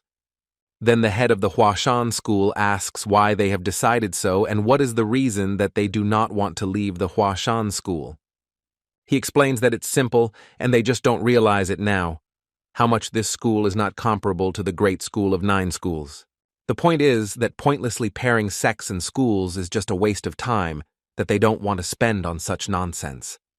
They are of absolutely no help to Zhongnan school and wasting their precious development time that they could have spent elsewhere. The chief financial officer is very angry because he doesn't like the fact that they don't appreciate them. At this, the master says that from this to the meeting was not invented for the fights in the first place. They had to connect these schools together and create a friendly atmosphere of the mission. The master of the other school says that he and Hashan have never had good relations and it was all for show. The master from Hashan was in full agreement with this, as there was no history of these two schools being on friendly terms. Then the master from the other school says that rather they have always been enemies because they have always competed with each other to see who is stronger than Hashan school or Zhongnan school. He doesn't think that everything here wishes him well, and probably wanted the disciples from this great Zhongnan school to lose in this competition in shame. But in turn, he says that he can understand that, but he still wishes that his students would become much stronger and simply defeat this school, because the relationship between their schools is like developing porcelain, and it will take a lot of effort on their part to repair it, but even if they do, will it be the same because the relationship has already been fractured for a long time? They are no longer going to participate in the meeting of the two schools. That is, they say that they have used all this time to publicly kneel down, thinks the master from Hashan. Even the master remembers that all this was really so and so, but still they could not talk about such a thing if they have any honor. He thinks what could be more offensive than this situation since they just put them below their knees. Then the mentor says that it doesn't seem too sudden for this man to talk about it, because this is a serious situation that needs to be discussed by both sides. Then the elder from Zhongnan says that they should have done it earlier since it was already a clear situation for everyone. He then asks if they really think that the current Hashan is good enough to be a rival for Zhongnan. They think that they have already done enough for Hashan considering how well they treated them, to which the mentor says that they are too arrogant about their achievements. Then the master tells him to calm down and affirms that they have in no way treated Hashan arrogantly. He says that they have fully held their past grudges and fully helped Hashan everywhere and always. Even though the meeting was always held at Hashan's place, they never complained about it. They even brought treasures every time to support them, and then they dare to accuse Zhongnan school. Mentor was getting angrier and angrier because he realized that this was not the reason why the meeting was always held in Hashan. They just wanted to make fun of them and see how low the Nepalis were, and also to show the superiority of their school. The treasure they were given under the pretext of helping them was only so that even Hashan couldn't refuse them. He thinks that he's sure that the head of the knife also thinks so. But what's more, they can't even answer that. Then the master says that if it is very difficult for them to understand this situation, he will try to explain in simple words. After that, Zhongnan and Hashan meet, and they have to be told that they are no longer interested in this. If they care about the fate of their students, then they should think twice because otherwise it will be very bad, and of course the result will not please them. After that, he just leaves in spite of anyone because he is not interested in any emotions of these pathetic masters from Hashan. Even the master asks why, and they are sure that they should break off the relationship with Hashan. If so, it will be difficult to fix it in the future. Then the master from Zhongnan says that it's already decided and there's no way he can change this choice. Then a mentor says that even though they have always behaved improperly during the meeting, they have not yet gone too far. When another mentor says that how dare they behave like that in front of the head of the whole school. Then they suggest that they should just say everything to the head and tell about the incident. Then the head asks them to just be about the case and says that sometimes words are useless. Why should they say anything? He says they can take all the humiliation they want, but he's worried about something else. He's very worried about the future of this school, especially for the kids who are studying here now who will become great in the future. That this man didn't just say that in his last words because this assembly is likely to be extremely dangerous for the students. He says that he doesn't care if he is insulted and humiliated directly, he just doesn't want the students to get hurt. All the mentors are thinking the same thing because they didn't want their precious students to get hurt over such nonsense. At this time, the mentor thought that it would be very dangerous, but even so, they can't just stop the meeting between the two great schools. If they give up before the battle, the clash and shame will follow the children for the rest of their lives. At that same time, a very strange atmosphere hung on this table, and no one understood what to do to fix this situation and not hurt their children. Then the mentor turns to the head and says that he thinks it's more than that. He thinks that what they want to show the gap between them through sparring is most likely their goal is to show that the knife cannot be respected by the area schools they represent. And this will be the final nail in the coffin of our and their already fallen school. The head thinks it's probably true, because it's the most logical explanation for this situation. He says that if it is so, Even they will not have time to do anything because there are very few days left. When the mentor says that this situation can be fixed and I need some ingenious plan, he says that to solve this problem, they just need to win every sparring match that will be held here. Not trying so hard the whole time they've been practicing like crazy. Especially their trump called Chaon Min has been training like a rabid dog to excel physically. He says that all this training can somehow bring a positive result in this dispute. At this time at the pavilion, the third-generation disciples were practicing as much as possible in anticipation of this meeting. One of the main factors that they were practicing very hard was Chayonma, who in turn just wanted to win over every disciple from Zhongnan school. Meanwhile, the disciples who had come from faraway lands were tasting the brilliant dishes that the school had provided them. They were eating very appetizing chickens and were surprised that this school's food was comparable to those schools that had fully covered the money potential. Even in their school, meat was rare, and here were dishes that could only be seen in elite restaurants that were very expensive for the students of such schools. Even this Strachey says he doesn't like this situation at all. His friend notices that his mood is completely ruined after what he saw because he frowned completely.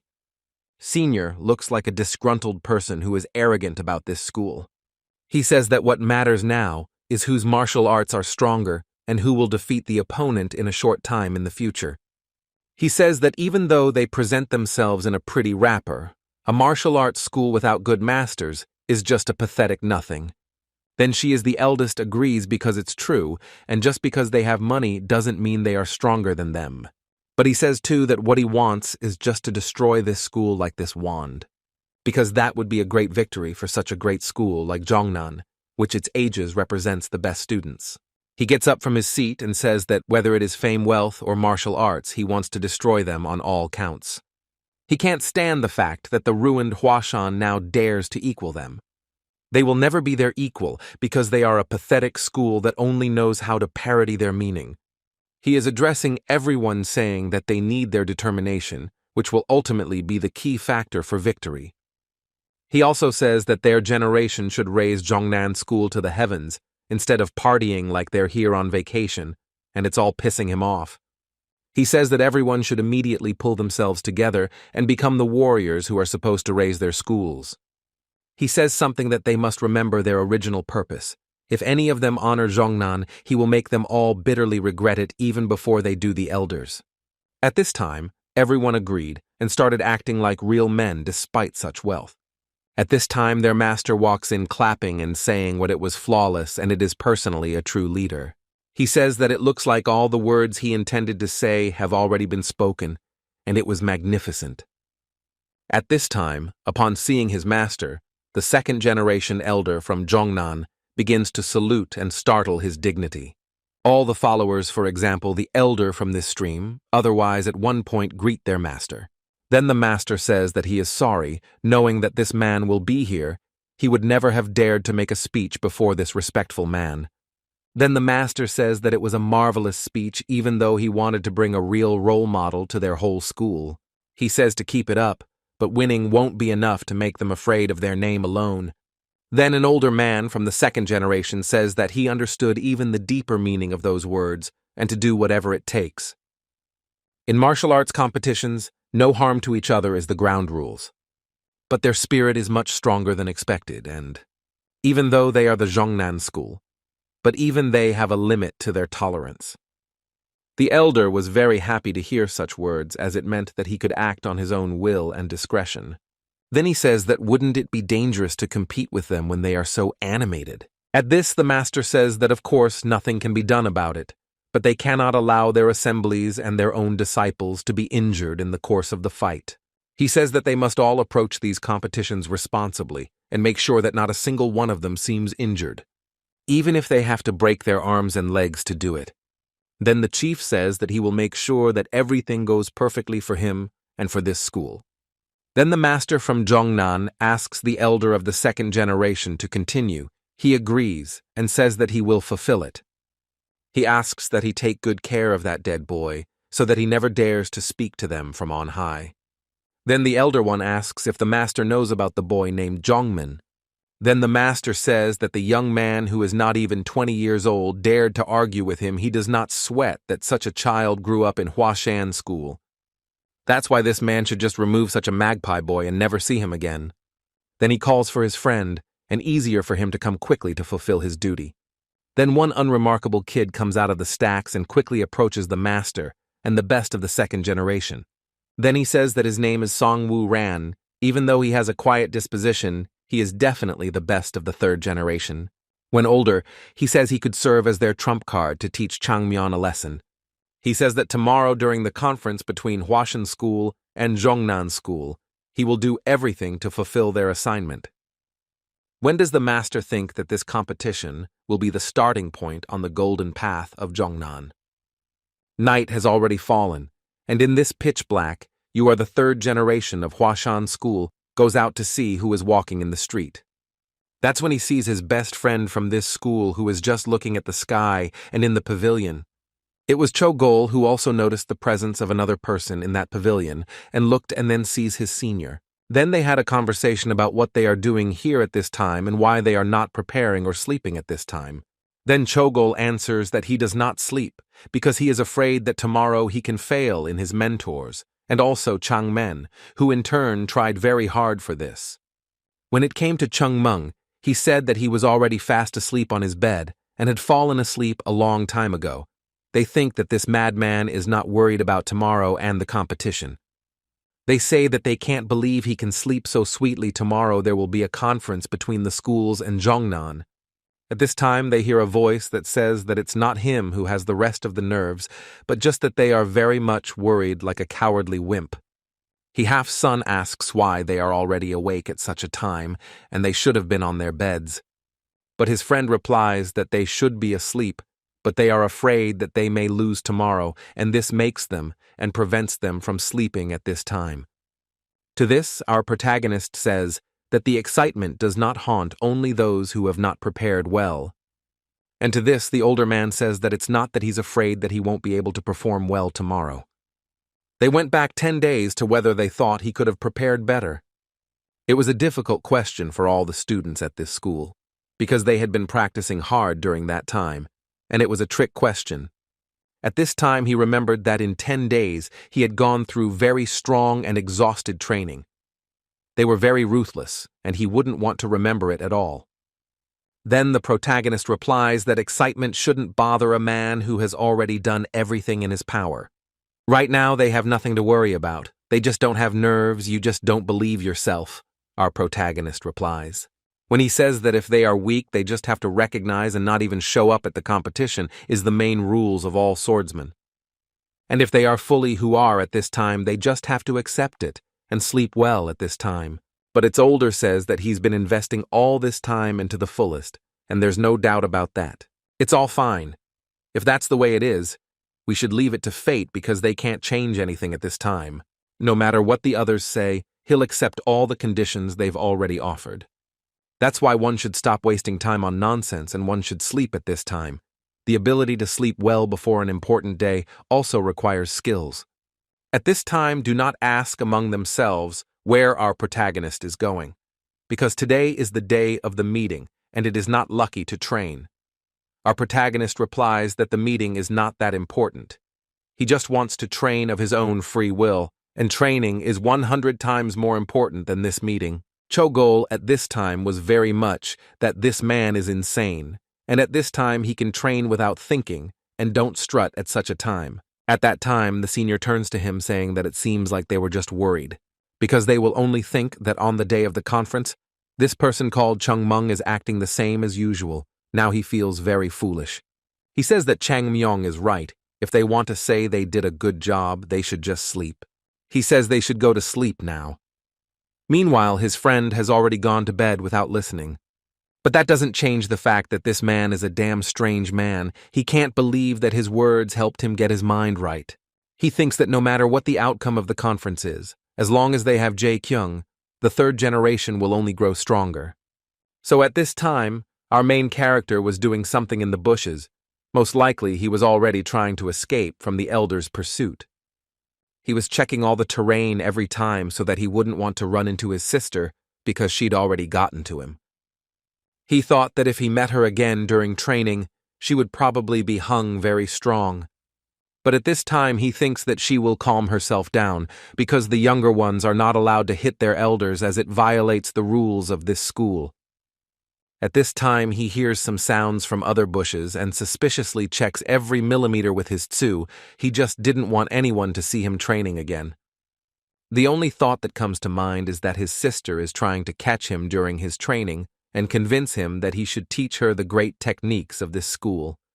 But when he scans with his skill and he realizes that it can't be her because it comes from another person, rather a man, then he sees that there is not only one person but a whole group of 2 people who seem to behave strangely at this time. He thinks that your people decided to meet in such a wilderness and in the middle of the night, and he thinks that now it will be strange. Curiosity got the better of him, and he thinks that if he doesn't look now and find out what you are about to happen, he will miss something interesting. Then he jerked a few miles to cover a great distance and jumped through the trees so he couldn't be heard over the clamor of the leaves. Then he notices one man. He was very similar to a man he had met, and then he realizes that this is an elder from the 2nd generation of the Hashan school. When he looks more closely, he notices another person and doesn't understand where this Jin senior from the 2nd generation of Zhongnan school is doing here with this person. At this time, a very interesting conversation takes place between the 2 of them. The elder from Zhongnan says that it's probably his friend who is doing well. He asks how such a close person is doing in relation to him, and what changes have been made. In the end, he says, addressing him as a brother. At this time, his brother says that the disciple from Zhongnan looks very calm and does not even feel tomorrow's fight. In turn, he says that he has no reason to worry because he knows his limits and strength. At this time, our protagonist laughs at the fact that his senior's name is Dongren. He could just burst out laughing at this time because it sounds so funny. After that, they heard that someone was listening in and somehow thought that some person might be watching them. It seemed to him as if some person was laughing at the time and maybe he just imagined it. But that's not the point. He says that he never called him by that name because he's Baekchun now. Then Jin says that he shouldn't renounce the name that was given to him by his parents. It doesn't matter what his name is to the others, but he is still what she was called at birth. At this time, the protagonist explodes with laughter, as he had not realized until then that his eldest's name was Dong Ren. Then the protagonist realized that they are brothers. One is called Dong Ren, and the other is Geum Ren. Now he is really curious to know who their father is. What was he thinking when he gave names to these children? At this time, the 2nd generation student from Hashan school was angry that he had to be called by his real and current name from now on.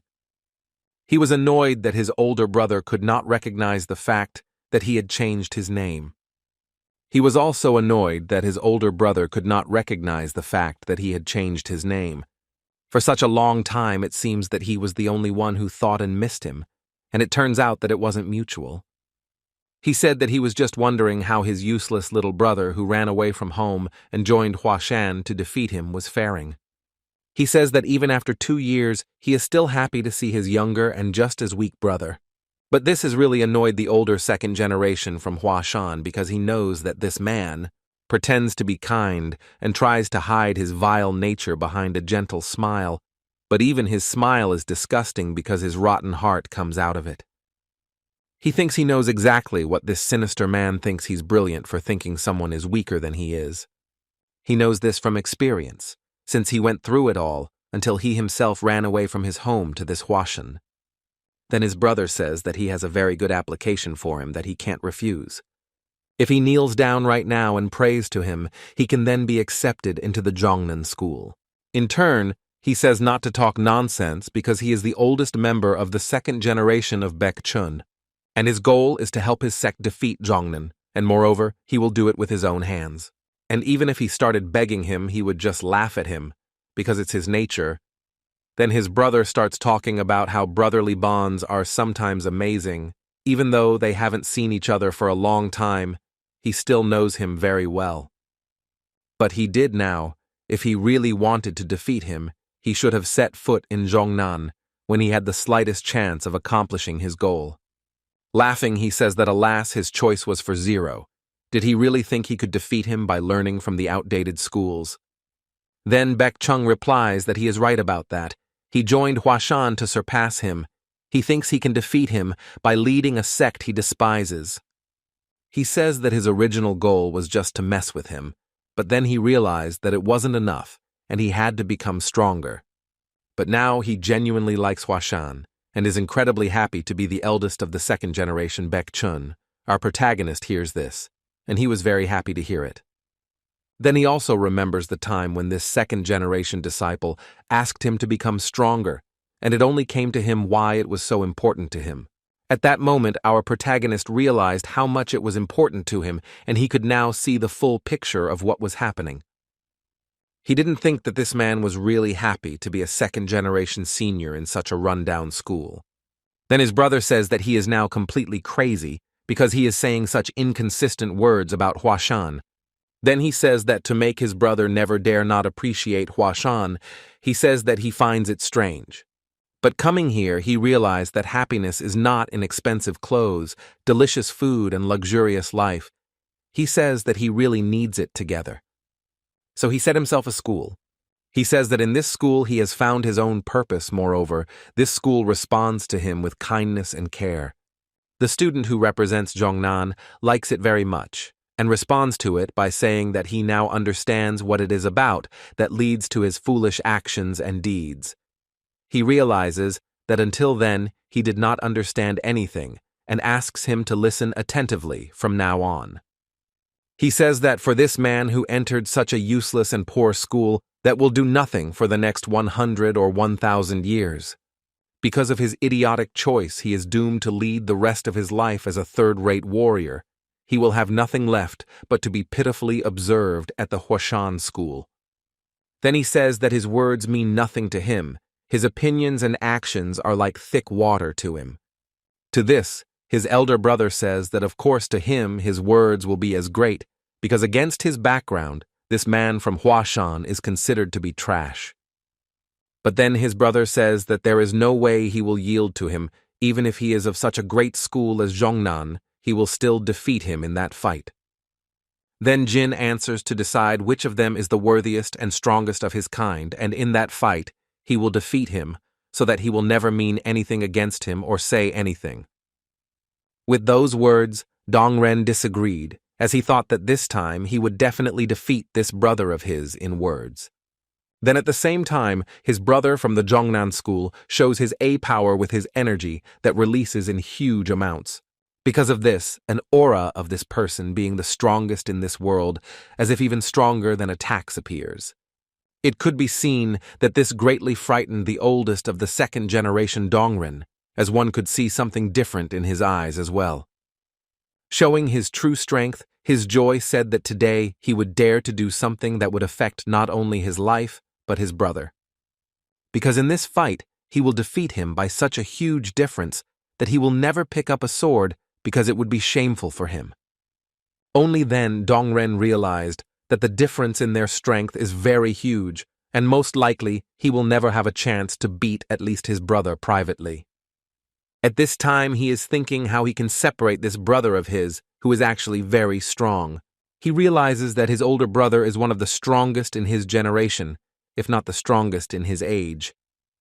Then he turns away and plans to go back to school, but suddenly he notices that from a tree he is being watched by Chang Meng. He was surprised that all this time he had not noticed the presence of this man. Moreover, he was surprised that his older brother had not noticed him either. Then he couldn't hold back his laughter at the name of his eldest, but he tried to hold it back. Then he says that he heard it all, and only now realizes how absurd the situation is for him. He says that he heard everything from the beginning to the end, and only now realizes that these two people are not just alike, but are brothers. He says that it all looks very funny as he is a student of Hashan school, and the other is a student of the school. But at this time for his eldest, it was a very strong burden, as he didn't want no one to know about it, because it was very embarrassing for him. You could read it all in his eyes because he was very upset that he had let his youngest down. Then Chung Meng says that he should forget all about it, because he understands it, and will not do anything about it, Even the elder will not speak. But he asks how crazy he is for leaving the school he's been studying at all this time and joining the Hashan school. He says that it's all insane since no one else could do that in his place, since it's considered, even if funny, to memorize treason. His eldest says that the case was very difficult because of the school family, and of course the environment that surrounded him during his studies in Zhongnan. At this point, there was a very strong atmosphere among the elder and our protagonist, as they both realized how confusing the situation was. But still, our protagonist answers that he made the right decision by joining me in the school that is Hashan. No matter where he comes from or what his history is, since he came to this school of his own free will, he is a full-fledged follower of Hashan. He says that he will definitely prove by his actions that he has chosen a good election decision to Hashan school. Then the elder homes that this is not at all what an immature child is capable of saying, as it is a serious statement about Zhongnan school and Hashan. But for some reason, his words conveyed to his heart very good memories and hope that he still made the right decision to cook at this particular school. When the senior asks how he can prove what he said before and how he can see it in the future, then our protagonist says that he will prove everything he said today during the duel between Hashan and Zhongnan schools. Still, he asks that he should not only rely on himself and others, and he should just believe that it should happen. It was already the morning of the next day, and everyone gathered. Absolutely all the masters and students of Hashan school were in formation.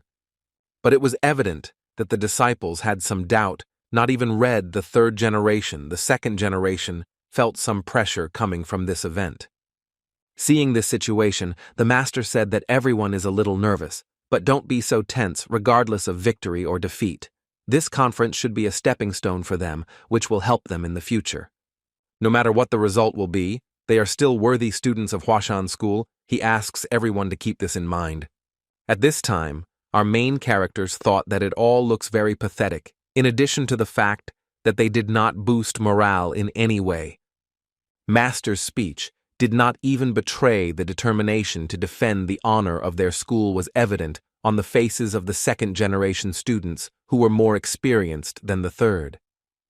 However, those words did little to soothe the hearts of those who felt burdened concerning this meeting. Master then concluded his words by saying that he hoped for all the disciples in Hashan and had faith in them.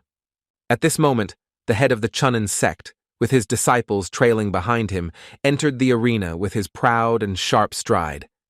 Seeing their future opponents, the masters and disciples of the Hashan school looked at their opponents with a disdainful and displeased look. The master of the Gunnan school had already settled into his warm, umbrella-covered ready seat as his disciples were already preparing for their future bout. Immediately, a loud, sudden noise that came from the main door grabbed everyone's attention. The door opened, and a huge crowd of people behind it could be seen trying to break through the gate. A huge crowd, many old, high-ranking people who were going ramming through that door, even though they were uninvited guests. Everyone who was sitting here, including the sect heads, were very surprised by them. There was shock in their eyes. They didn't understand who these people were and what they were doing here. All this huge crowd was held back by one strong man who looked back, realizing that he would not hold back this crowd. In his eyes, you can see the confusion and not knowing what to do next. The people who burst in turn out to be very rich, very influential people of the whole country, which was clear from their expensive clothes. And these people are heading towards the place where the masters of the schools are sitting. There was a look of incomprehension in the eyes of the head of the Hashan school. He wondered, like everyone else, what these people were doing here. These people shouldn't be in this place.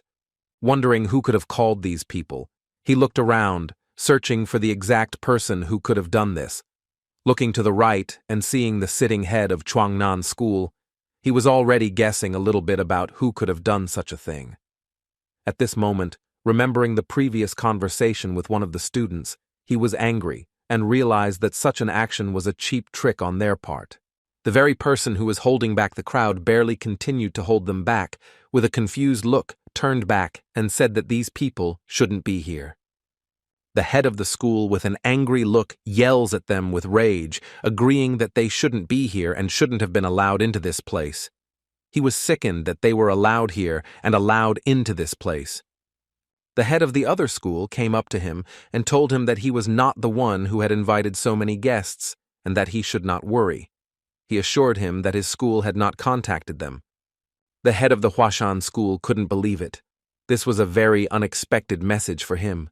Still remaining in a state of confusion, he wondered if it wasn't them calling then who could have invited them here.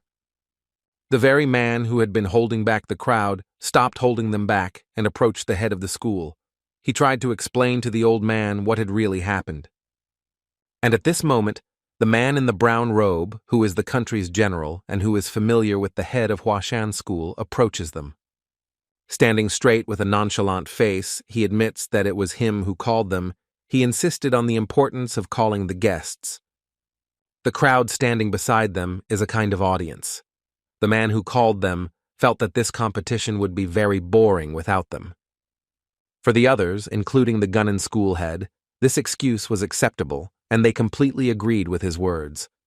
The old man in the brown robe looked with his peripheral average back, trying to find a certain person with his gaze. The person he found was Chayonma, an ordinary fighter from the Hashan school, innocently sitting alone. This old man opened a memory as he sat doing his duties. A man dressed in red approached him with a package for him. From this man, one very important letter wrapped in a rectangular shape was handed to him personally. Judging from his gaze toward Chayonma, the letter was probably written about him. All the spectating masters and guests of this tournament settled into their seats. Seated in front of the set tables, they were fully prepared for the upcoming tournament. The two brothers who were in opposite teams got ready for the start of this tournament. So, the first opponents of the first pairing were those very same brothers. Each of the brothers had his own interests in this fight, but each wanted to prove to himself that he is stronger than the other. The spectators were already waiting for the fight. They were anticipating a very close and hot fight. The two brothers stood against each other in a fighting stance. They waited patiently for the fight to begin. The older brother inspired fear and trepidation as he looked very intimidating. The younger brother was also not far behind the older brother, his stern gaze also showing that he was also worthy of respect. The onlookers sitting nearby were eagerly wondering if they had taken the targets by chance, as they were very similar to each other. They were greatly interested in how such a young opponent would be able to face the white-clothed fighter, Jin Gumren. The younger one had a great thirst for this bout and sincerely dared to stand against his brother. This fight was very crucial to him, and he told his brother that he would not run away from this fight. His brother's confident and naive speech caused only a small smirk, and the younger brother prepared a special blue spell for him like a tiger. With this magic, he reached and hit his brother very quickly. But the elder, even though the speed of the blow, was able to dodge such a deft attack. It was clearly understood that the blow was very strong. A powerful wind blew from the epicenter of the battle. If it had hit him, he would most likely have been severely maimed. To others, it was a complete shock that such a powerful technique was used by the hands of a junior. This tiger technique was very strong and allowed its master to become much faster. It gave him unrealistic power. What? How? These are the questions that others have been asking. Everyone doesn't understand it. The speed at which the junior attacks is so fast that it would dwarf Jin Gumren himself. Such a serious attack surprised even the old man. When did he learn such a technique? The others, however, supported the junior by shouting words of encouragement and praise. Still, no one knew for sure if Junior could defeat him. In order for Junior to win, he has to make at least one hit, but he can't even get a hit on his opponent. Jin Gumren dodged all the punches, even though they were strong and fast. Junior was very angry. He didn't understand how he couldn't hit him and how his enemy was dodging his every swing. And all he could see on his brother's face was a nonchalant reaction. Angered by this situation, he decides to use all his strength. His entire body is wrapped in blue. Strengthening himself several times, he launches his fierce attack flying towards his brother. But even so, despite his best efforts, he was able to stop him without even expending his strength. All the pathetic efforts only caused him to smirk a little. Deciding that it was time to end it, he struck his brother on the back with a wooden sword. He falls to the ground tired and exhausted from this blow. He has very little strength left. His brother standing tall with a wide grin, just amused at his younger brother's pathetic efforts. It's time to end this spectacle. From his brother's simple punch, he simply flew far to the side, spinning and hitting his face on the ground. His sword flew off to the side, and he was losing strength. Maddened by his helplessness and pity, he screams and doesn't understand where his hours of training have gone, because he can't even touch his opponent. From such madness, he tries to at least try to change the situation. The injuries he received gave him some strength for a decisive attack. Even so, this blow had no effect. He simply fell to his knees beside the taller brother. It was a pitiful picture. One could see anger in his eyes. He's panting and lacking strength, and he tells his brother that he will still find strength and win it. This only surprises his brother. All his pathetic stubbornness is incomprehensible to him. Then he says that it takes him a long time to realize that he is very far from his brother. The difference between them is very great. The old man, seeing all this seriousness, assessing the situation, looks at him with the same serious face. Standing tall in front of his brother lying on the ground ashamed, he shouts to the whole arena, "That's how big the gap between us is." The exhausted junior is simply forced to listen to his brother's word that he should leave this school, because in his opinion, it will never catch up with them. The brother does not bother to take advantage of the situation to humiliate both the junior and the Hashan school by endlessly hurling insults in his direction. Listening to such arrogant words, he can't stand it, breathing hard and gaining strength, decides to stand up to shut his brother up. But not allowing him to do so, he doesn't give in to this exhausted guy and hits him with his sword, making him fall down once again. From such a strong blow, the younger just fell down and lay breathless on the ground, which caused the others to be worried, and they ran to the one lying there to help. They didn't understand why Jin Gumran was taking this fight so seriously. They didn't understand why the elder was beating his opponent so seriously, even though it was just sparring. There was genuine incomprehension in their eyes, and resentment towards the elder for such actions. The elder said that he was actually succumbing to him and didn't fight with even half strength. Waving the wooden sword next to his lying brother, he said, if he had an iron, real sword in his hands, it wasn't hard to imagine what would happen in that case. His arrogant look was accompanied with his arrogant words that his opponent had greatly disappointed him because he had expected that he would be much stronger and would have been able to last at least a little longer. The guys who were near the lying and mangled fighter, worried about his health, decide to take him to the infirmary. Standing up, he didn't want to hear such foul words in his and his comrade's direction, so he decides to challenge him to a duel. Smiling at such an amusingly naive situation for him, he gives his consent for the black-clad opponent to fight in this arena. So he summoned his comrade to fight against a Hashan school fighter, to which he willingly agreed. For the nearby merchants and guests, Jin Gumran's fight exceeded their expectations, and they agreed that he was worthy of the title of Shanxi's most talented swordsman. Gimran's broadsword really stood intimidating. It was because of a fighter like him that Zhongnan School really had the right to be called the best school in Shanxi. Merchants say that while Hashan School is showing its growth, and in terms of investment, it is the school that is receiving a record amount of money, which is much more than Zhongnan. To the old man who was sitting next to them, their conversation of merchants seemed strangely fixated on money. And while the merchants are talking about such global topics, another fighter loses the fight and leaves the fight in such a pitiful condition in the arms of his comrades. The gaze of that very influential old man in the brown robe fell on the little Taoist, who was watching the fight like everyone else. Chen Man sat straight and watched every fight with a serious face, hoping for his comrade's victory to raise the reputation of his school.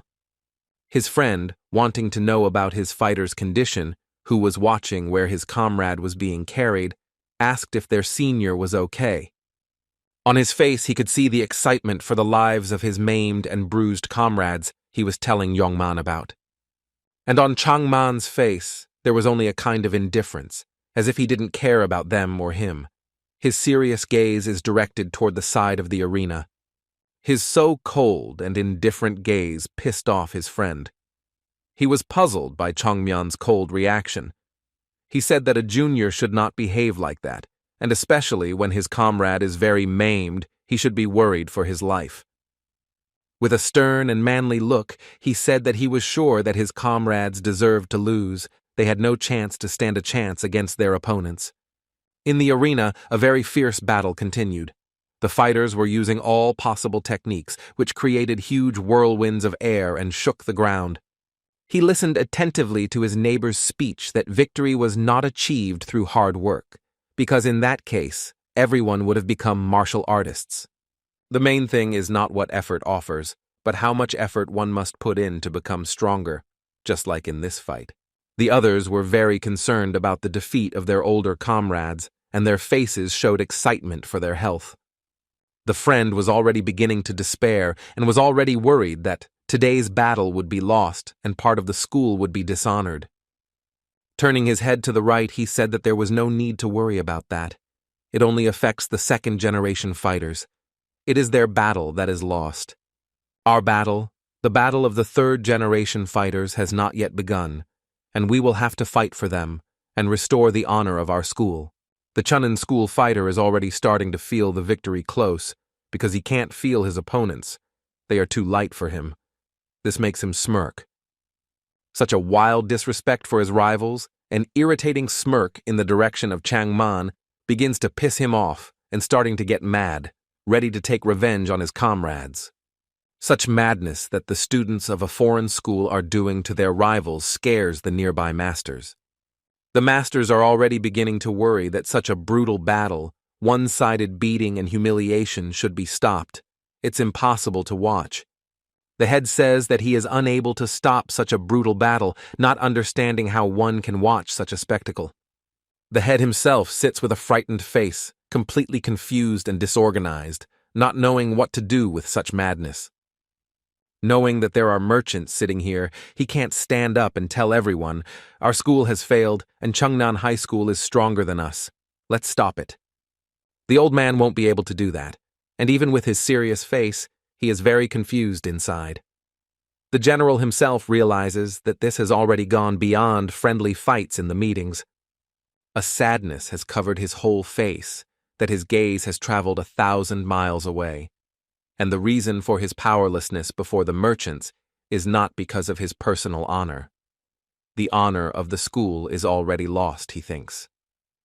He can't end this bloody fight, or else the entire Hashan will be scabbed over after these words. He can't afford to say something that will end up destroying it. The master is at a complete loss after saying those words, finding himself in a state of shock. He does not know what to say and only accepts what he has been informed. And the battle continued, and it became more brutal each time. Hashan fighters were being beaten, and they were flying off from the powerful blows of their opponent. And now another student was defeated and lost consciousness, hurting the honor of the school. The head of Zhongnan School sits with a very satisfied face, watching such a successful beating of his nemesis.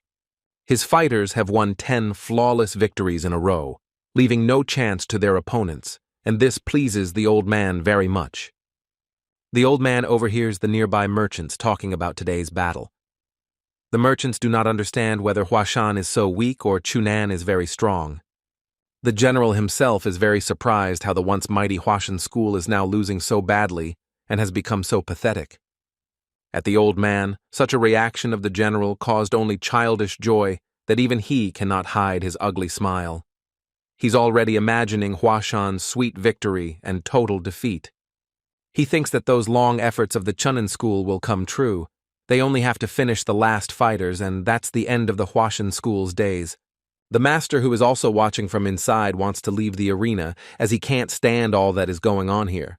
Well, as a master, he can't do that, and so he decides to stay here as a man. Next!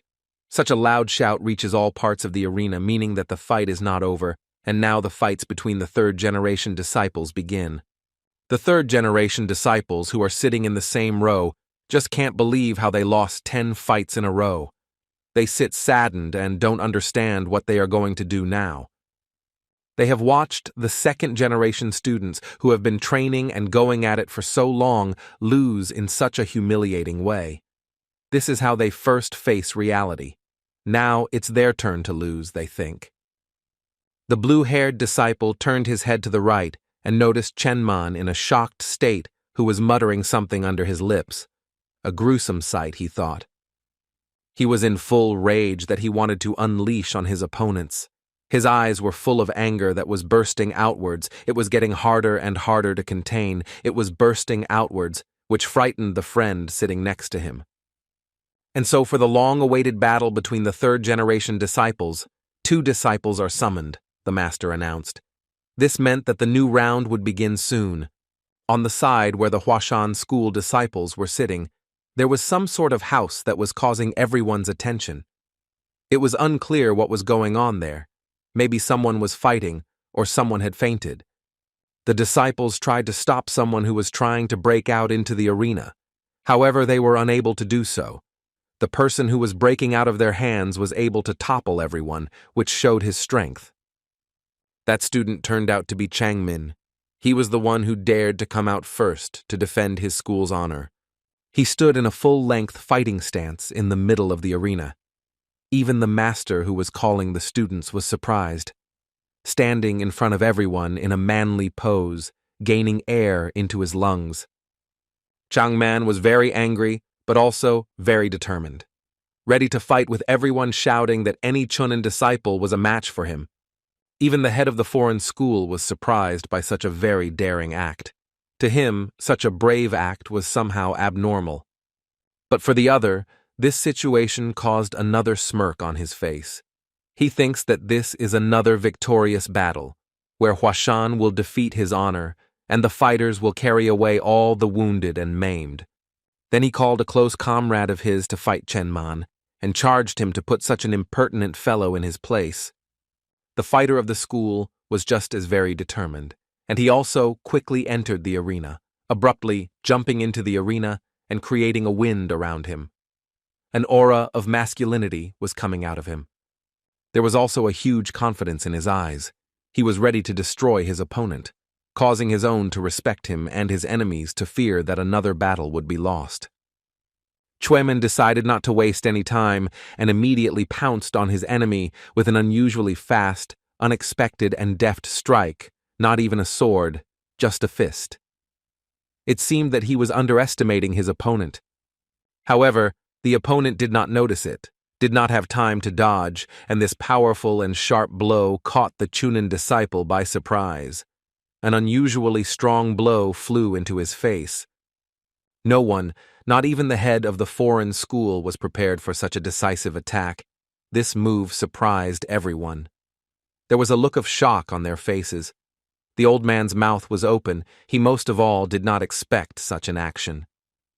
It was such a strong blow that the wind shook the ground, and the opponent flew several meters away, and even Chayonma himself could barely contain the recoil, almost falling down. His face was still full of anger, his eyes wide open, and his mouth threatened his opponent with death.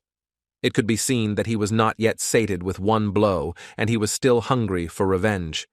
From such a strong punch, his opponent spun in the air a few times before falling to the ground.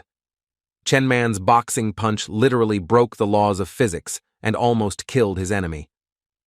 Chayonma flew back from the force of his own punch. While in the air, he had already imagined winning this round for his team. And now that he had landed on the ground, he would show everyone that even with his fist, he could win a fight. He stood straight on his feet and slowly walked towards the defeated enemy, already sure of the sweet taste of his victory. However, there is a heavy silence throughout the arena, and he can only hear the equally heavy pounding of his heart. The students sitting around him did not like how quickly the fight was over for them. Such an unexpected blow seemed unfair. They shouted insults at Chayonma, trying to hurt his honor in every possible way. But Chayonma himself was not even surprised at his reception. He was more surprised that his opponent flew away faster, even without using his inner strength. There was no emotion on his face, and his heart was like a stone, feeling nothing. Lying on the ground, his opponent tries to find the strength to get up, but he is barely breathing and shivering. He doesn't want to give up so quickly because it would hurt the honor of the school, and he himself would be embarrassed by the fact that he lost so quickly. The fact that he overcame himself and stood up surprised Chaon Min. He finds his strength and gets up, preparing to take another fight. Exhausted, it's hard for him to even get air into his lungs. After Chayonma's punch, a huge red bruise appears on the face of his mangled opponent, and he can barely regain consciousness. He is badly injured, but despite that, he stands with dignity. Any other man would have been carried on his back by his comrades. But the effects of the blow make themselves felt, even after he stands up and a large trickle of blood flows from his nose. And the rainbow means he's not yet recovered. And this guy was very tough and strong. He didn't die so miserably and quickly, which was very surprising. Now is not the place for his own humiliation, he thinks. Chaon Min looks at him with a soapy voice. What are you doing? Lie down on the ground, you're going to die.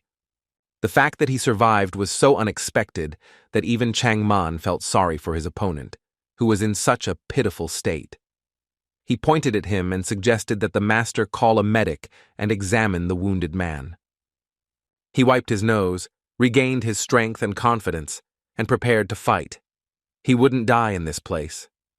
It was obvious that he was in pain, but it hurt him more morally as he was knocked back by the first blow from a boy a generation younger. Such survivability even after such a blow surprised the shaman. Then he asked if he was ready to fight further.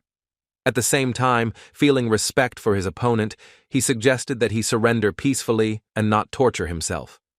The opponent was furious that Chaon Min had acted unfairly and meanly by hitting him while he was making his speech.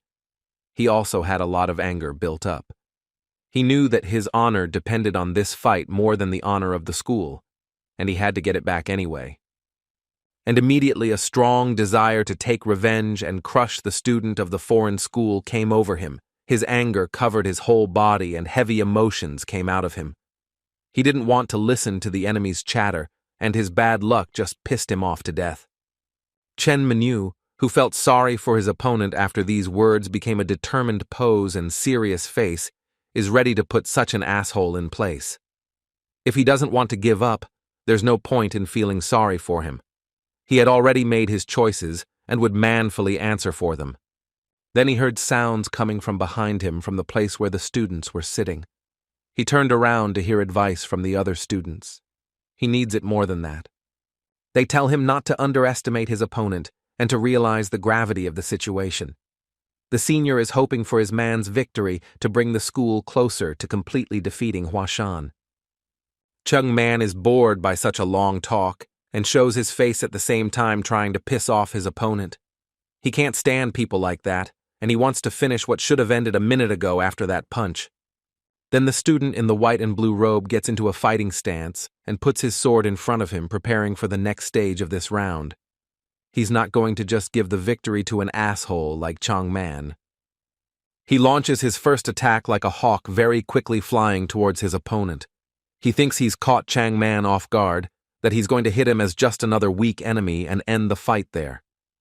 And even so, Chaon Min was able to dodge this attack effortlessly and make his counterattack very nicely, catching his enemy.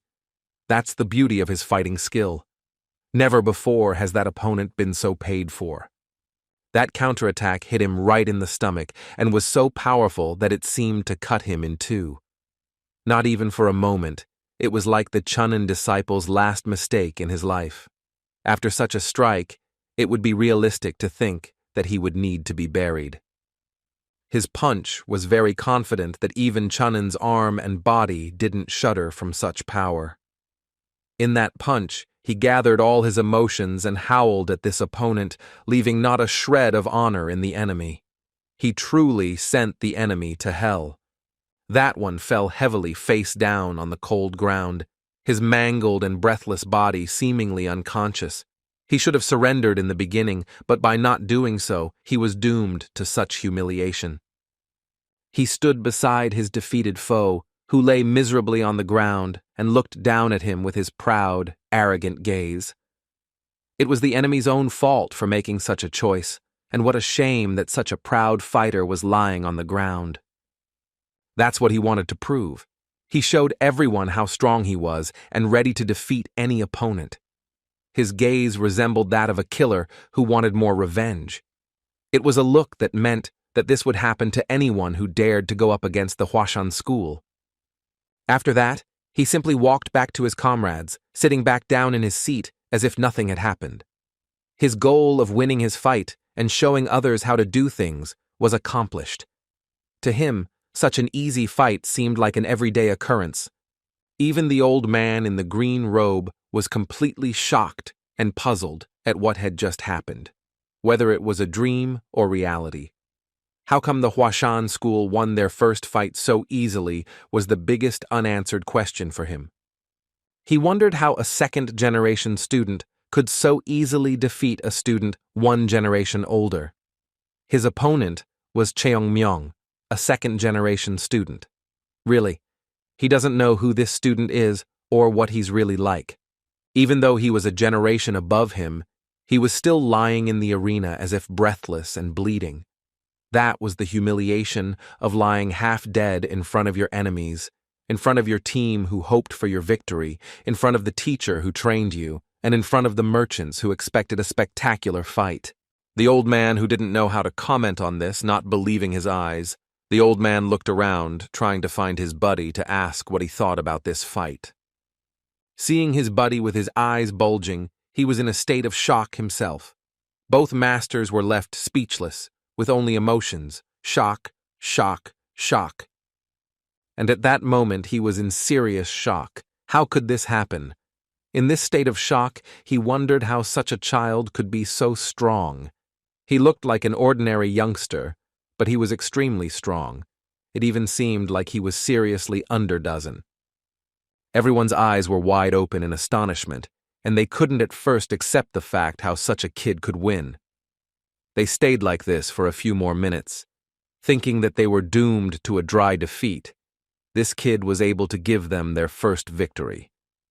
Chaon Min inquired about this kid from the nearby seated master. Who is he and how long has he been here? It was important for him to know the name of such a strong boy who had just surprised everyone. He was greatly surprised that this boy was able to achieve such a result in such a short time, and the result was that he was able to keep up with the level of the Junin school disciples, and even surpass it. And the defeated disciple was taken away from the battlefield by his own comrades. He was still bleeding, and a huge red trail followed his body. He appeared to be heavy that he was being pushed by the two of them, only recovering from the recent shock of the unexpected victory. They were very surprised how that young man had experienced such a rapid growth. Thinking about his past was nothing unknown and incomprehensible. The old man was also very surprised that Hashan schools finally had such an expensive disciple worth his weight in gold. However, he didn't know much about him. Who is he? Was the question he was wondering. He thought it was pointless to expect anything from such a child, but no, he had shown that he was really talented and fit for such serious battles if he could defeat such an opponent. He had seriously underestimated him since he had not shown much activity in Hashan, and it seemed to be for nothing. Everyone thought that he was an ordinary fighter with no talent, but he turned out to be the one who defeated an opponent who was theoretically several times stronger. And only now the head of the school realized his importance, his strength, his talent for his school. He would be the one who would save the school. The surprise was still on the general's face that he couldn't even accept the fact that after 10 consecutive defeats, Hashan had finally won his first fight. It was then that the old man had an illusory hope that it was Chaon, a student who was not taken seriously by many, who could revive the honor of the school. His gut told him that he would show the others how to fight by example. The traitors sitting nearby were surprised to see such a lopsided fight. They didn't know that the Hashan had their own talented fighter. The old man thought of this fighter and remembered the incident at Yunha Temple where the same Chaon Man had shown all his strength. However, the old man himself was unconscious during that incident. After that fight, he had no doubts about Chaon Man's strength, and no reason to believe all the rumors about it. The rumors said that Changman was a very strong disciple who had great potential. Chenman is the disciple who will fight until the end, even though he is losing. He's the one you should bet on if you're going to win in an unequal battle. That's what Hashan school lacked. All the merchants understood all of Changman's talent, for his victory over the second-generation disciple was no fluke. They had never seen such a shocking fight before, and so this youngster would remain in their memories for a long time. He had become a huge fish for all of them to reckon and fight over in the future. What a fortune the Hashan sect had made. The old man in the brown robe was also aware of this, as he watched the arena with his favorite gaze. The general had been pondering about such a fighter for a long time, and today he had found one, an apprentice who would fight like a tiger. However, for some, one fight meant nothing. He needed to win a few more fights and all the students of the other school to truly prove that he was a true talent. After all, this was just the beginning, and for some, it could be considered luck. The old man had real hopes for this Yutz, but wasn't completely confident in his flawless success against other fighters. Changman was able to light a flame of hope in the middle of the heads and masters. He had one more fight to watch to be sure of his students' true strength. Changman was in a relaxed state after the fight, which was perplexing to his comrades. He seemed like some kind of demon to them. His friends simply didn't recognize him. He seemed like some other person to them. There wasn't a drop of sweat on his body. What kind of monster did the Oin think he was? Changman's victory cheered up the other students of the school, and they truly gained morale and spirit because of him. The dismoral comrades had gained a new breath of morale, but that didn't mean they were completely confident of victory. This surprised the friend who watched as the other students, after so many defeats and after huge disappointments, finally started to smile. This was their first victory, and they all hoped that there would be many more victories. His comrades were praising that put Chenman in an awkward position as if the new star of the school. He, of course, refused such loud praise. Such a picture and the friendliness of his comrades lifted his friend's spirits. He longed for Jaehyun Man to fulfill his long-held dream of fulfilling all other people's hopes for him. Chechen Man never accepts compliments, and this time he simply sent his friend, who stood peacefully by and watched. It was the turn of the next fight in which he was already participating, the student with blue hair who walked into the arena with a confident stride. His comrades left wide open and surprised eyes accompanying their comrade with a glance. He was gaining determination to win in this round after his comrade's stunning victory. He was not allowed to fail. At this point, instead of wishing him luck, he told him if he lost, he would kill him, which of course cheered him up. He entered the arena with a wide stride, shoulders wide apart, and a straight back that even the wind blew in the opposite direction as if showing him the way. And so stepping into the arena, he shouted to all that he was ready to fight any student from the rival school. Angered after the last fight, the elder ordered one of the talented students in the school to fight that screamer. He was full of rage after defeating the Ashan school. He wanted to take revenge and not let recover after so many defeats. And so after the Shumnan student got into a fighting stance, the blue-haired one remembered him. His opponent was someone he had fought a couple months before this event. But in that fight, he had shamefully lost to him. He prepared himself for the upcoming fight by placing his sword in front of him in a fighting stance, fully focused on the upcoming fight. However, at this moment, he was having flashbacks of his past experiences opened up, where he was constantly losing in school noise on.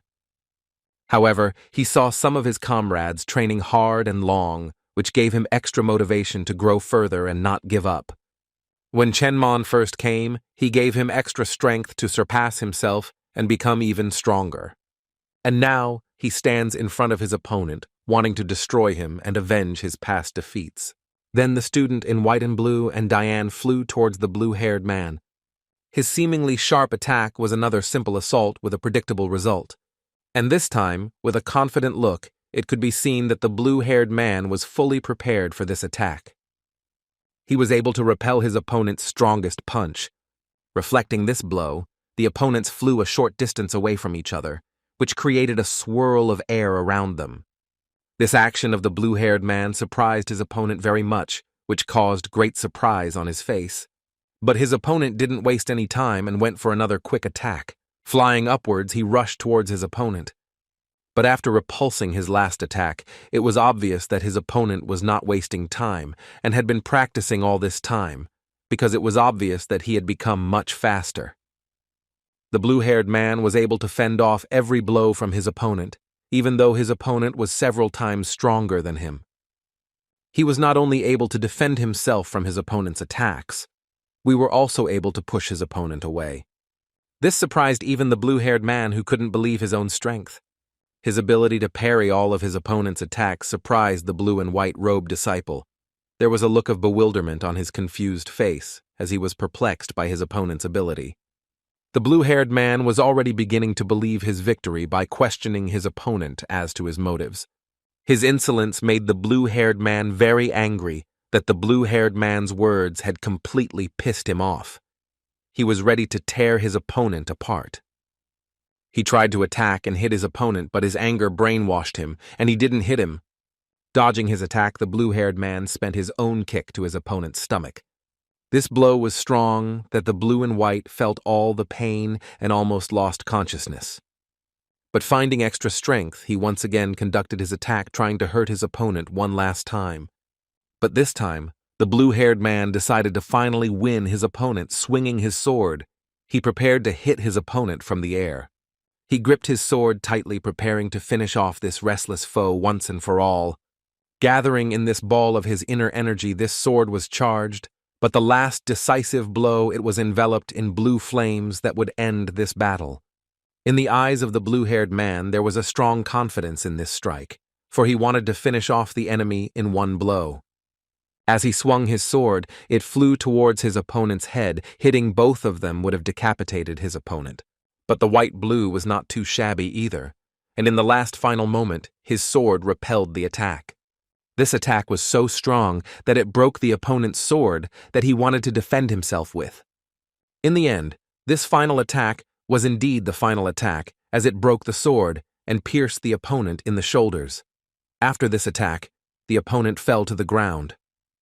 Decides to finish this bat, and at the end shows respect to his opponent, saying that it was a great fight. All his comrades were in an unrealistic happiness of victory, and not standing up shouting and not holding back emotions, were really happy about the victory of their comrade. Another victory of a student of the Hashan school simply killed the head of the sect. He was in complete shock at what was happening and could not believe his eyes. However, inside himself, he was really happy with this outcome. Returning to his row, he heard the praise and congratulations of his close comrades. Then he noticed Gul standing there, who looked at him with surprise. Gul was puzzled as to how to win the next fight. Not but happy with the battle won, the blue-haired man tells him not to worry about the upcoming battle, you will win it anyway. Such a wonderful victory made Chaon Min excited, and he praised his comrade well too. It was a surprise for him to hear such warm words from Chaon Min's side, but even so, he took his words very close. But for one thing, Chaon Min gives him a lesson. Then a picture is presented of a blue building with iron foundations, whose weak foundation breaks and causes the whole building to collapse. There is another red building with a stronger foundation, and even though the building is hit hard, it doesn't collapse. Also with martial arts, where the foundation is as important as real buildings, and if you break the foundation of the opponent with one blow, you can defeat him with ease. Martial arts is where it is important to hone all skills from start to finish to build a strong foundation that cannot be broken.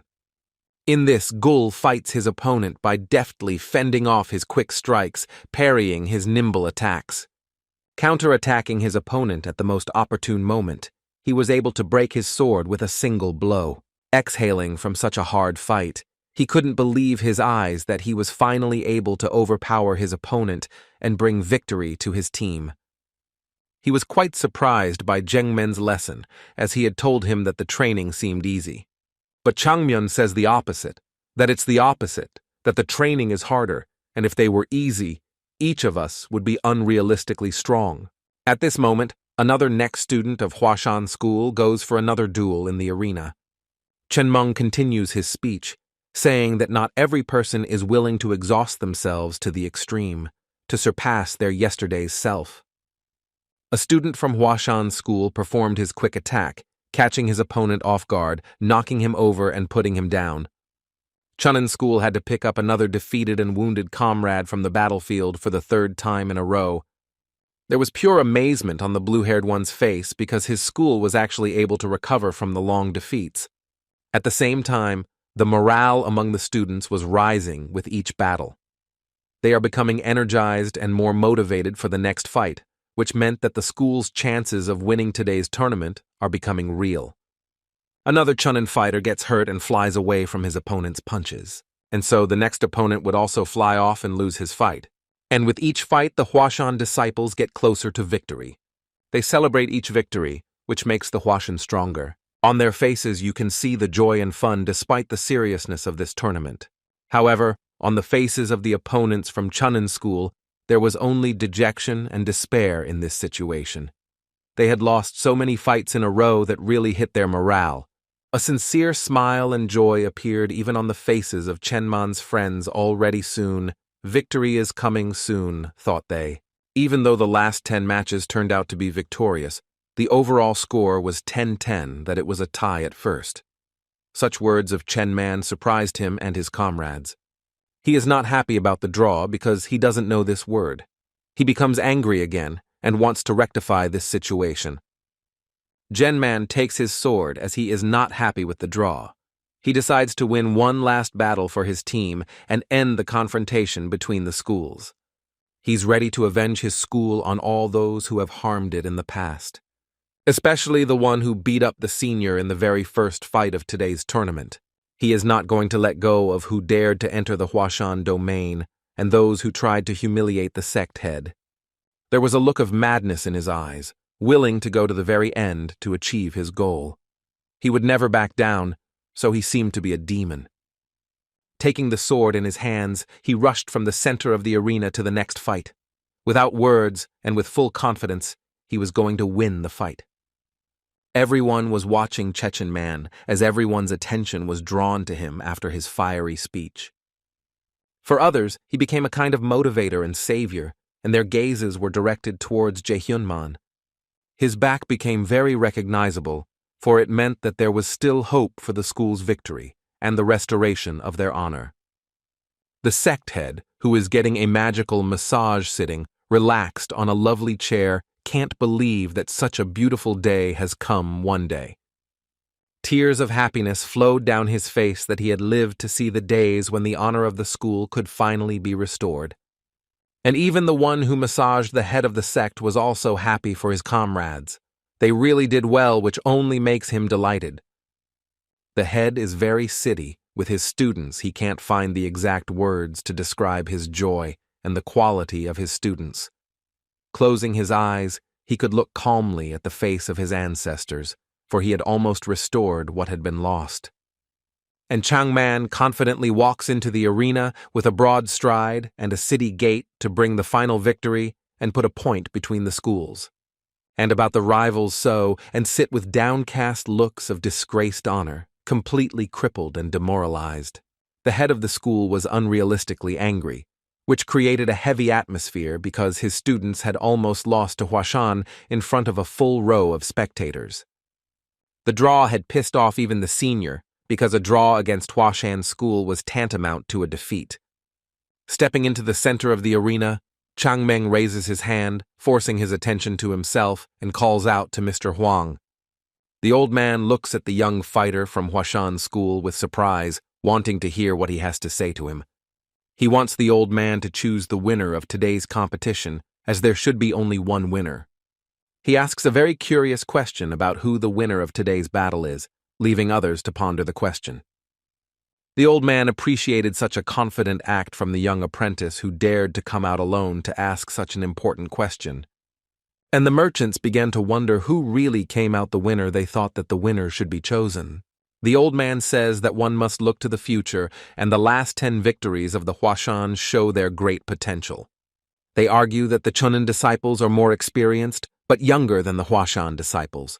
Then Mr. Huang realized that a definite verdict would be very difficult to reach because of the different opinions. In this case, Mr. Changman proposes to make one more but final bout as it is felt that the fight is not over yet. Such a harsh suggestion makes the senior of Chunan's school angry, and it is clear from his face that he is very unhappy with the young man's antics. Even the head and the general were very surprised by such an unexpected and abrupt proposal from a third-generation disciple. His comrades considered this proposal very crazy, since the students in the school Hashan is the third-generation students of my opponents will be one generation higher. Mr. Huang listens very carefully behind the very reasoned statement of Chaon Min.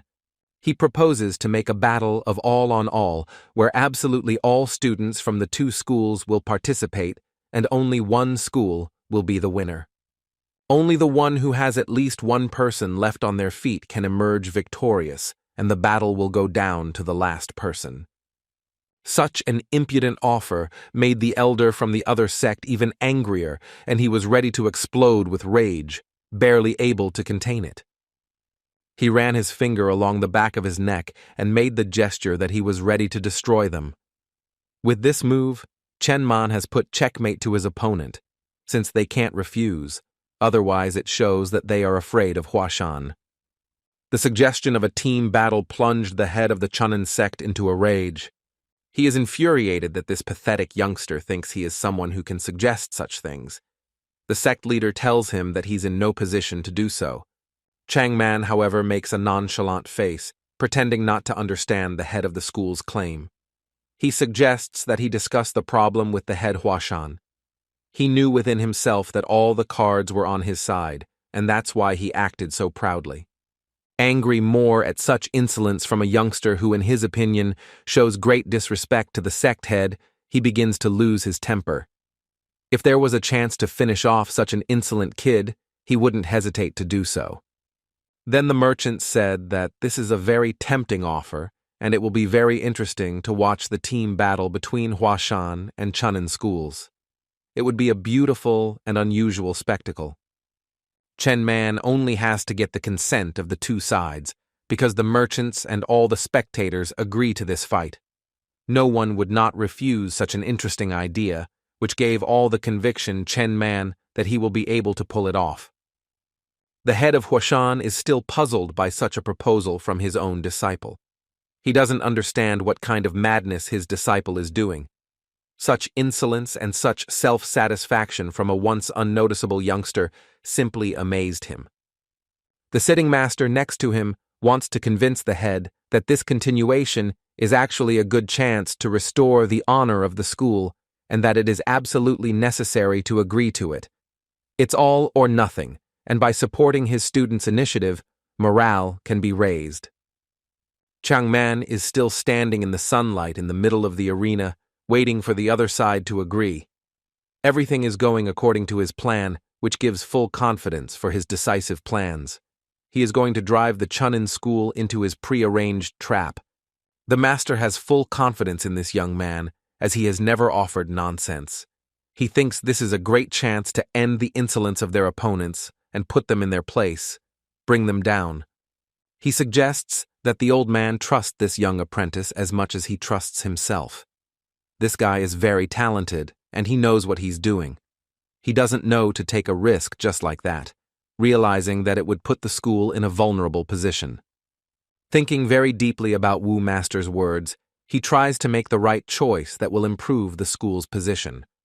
This choice is very difficult, which makes him use all his strength, because the choice that will decide the future fate of the two schools. The head of Hashan eventually agrees to this battle, which forces the head of Chunin, who is sitting across from him, to also agree to the terms of the battle. At this moment, a comrade grabs Changmen by the scruff of the neck and drags him with all his might behind him. Judging from the blue-haired man's emotions, he didn't like such a crazy condition of Chayonma's. So he yells in his face that they don't have the strength to stand up to the older generation. Then Chayonma made him think of a really great chance to defeat the opponents, since they have a lot of good fighters. Gul looking at them in surprise only makes him admire Jin Gumrin in the eyes of Chayonma, because he has a full chance of becoming a second-generation apprentice if he tries a little harder. However, if Jin Gumren enters the arena, it will completely destroy the entire Hashan formation. There is really no match for this very strong and ferocious fighter. He is on a completely different level. He is ready to annihilate his opponents with just a glance. The blue-haired man is really surprised by these words of Changman and wonders even more about whether they have a real plan of action. This old man called Jin Gumren over to his place in full anger and told him about Hashan's possible plans for him. But the elder's words were as confident as his gaze. He is ready to destroy everyone even despite the enemy's numbers. Yobek, standing behind Jin Gumren, agreed to the account of the plan proposed by the head himself, where he himself should come out first against their fighter. Standing in a hero's pose, with his sword on his shoulders, Changman was confident in his abilities because the key to victory was himself. The head of the Chunin school called all his fighters and put them in a row to prepare for the upcoming battle. Yobek stood in a fighting stance with his sword in front of him, and his look was full of confidence in his abilities, and he was ready to bring victory to his school to destroy the Hashan. And Chenman himself was already ready for the upcoming massacre against the Chunin fighters. He stood confidently on two legs, swinging his sword, creating whirlwinds under his foot. Turning his gaze sideways to make sure his friend was watching the fight, a friend he wanted to show him how to fight. Chunin's disciple was annoyed by this arrogant behavior of Chenman, and he sincerely wants to put him in his place. Chenman decides that it's time to end with idle talk. He sticks out his sword, saluting his opponent. The opponent from the other school does the same, doing simple formalities before the battle. Changmen's gaze gives him goosebumps. It pierces through his opponent. His gaze is so intimidating that he no longer looks like he came to play. Gul, who was standing nearby, watches his comrades cheering for Changman, and he also decides to vent his positive emotions out. They realize the seriousness of the situation, of this upcoming fight, and prepare to watch every action of Chenman carefully. Chenman, with an intimidating look, is ready to destroy his opponents, and he will give first to the legend today. And the Chunin school disciple has already started using a very special technique against Changman. This technique caused the Hashan sect head to be perplexed, because no one expected Chunin to master such a technique so quickly. This technique was very fast. The sword swings were piercing and dangerous. The technique was so skillful that it raised smoke all around it. Having used this technique in his first attack on his opponent, he expected to destroy him in one go. Well, what an unexpected reaction from the disciple with the white and blue robe was caused by the powerful parrying of such a technique. Chenmen had very nicely repelled such a heavy technique, and the power of this technique could be seen by the fact that there was a surge of energy between the swords. It was such a powerful strike with a stronger parry that even the Chunin disciple himself flew away from his own strike and could not land on his feet. At that moment, Changman made his first counterattack, trying to hit his opponent with all his might in the shoulder. But the opponent was not a weakling, and having seen such an attack, he was able to barely avoid being hit, thus saving his life. He balanced himself and stood on two legs without falling. Holding his ground, he planned his counterattack. But it wasn't to be, and Changman continued his series of swings, and another swing went straight for his opponent's head, which could kill him. Barely repelling such a deadly blow with his sword, it created a huge explosive wave that spread throughout the arena. The power of this strike was so strong that even the clan head sitting nearby felt a strong wind coming from the epicenter of the strike. Chenman's final strike we successfully. Even though he was repelled, he was able to stun his opponent with a single Dan strike. The opponent simply fell to the cold ground after such an attack. He couldn't come to his senses and realize what had just happened. In his eyes was lost. He was on the verge of death but barely dodged it. But even from such a strong blow, not a single nerve on the face of the winner of this fight was shaken. He was hungry for another opponent. The head of the alien clan was stunned by such a magnificent sword art of Chenman, because that youngster was able to take down such a fighter using only basic sword techniques. The insanely heavy aura that emanated from Chaon Min was very tense. It frightened the clan head. The proudly standing kid would become unrealistically strong and invincible if he started to train further, and so he should have been stopped right there. When the old man decides to give him a much stronger opponent, a very talented and close apprentice named Sohan. The white and blue-clad Sohan has a very serious look in his eyes as he is ready to do as we commanded. Sohan had to wear down his opponent. Chaon Min continued to stand in his intimidating pose. Any glances in his direction only caused fear in his opponents. But even though his comrade had been annihilated a few minutes before, he adopted a fighting stance and dared to confront Chaon Min. But the look on Genman's face became even more intimidating.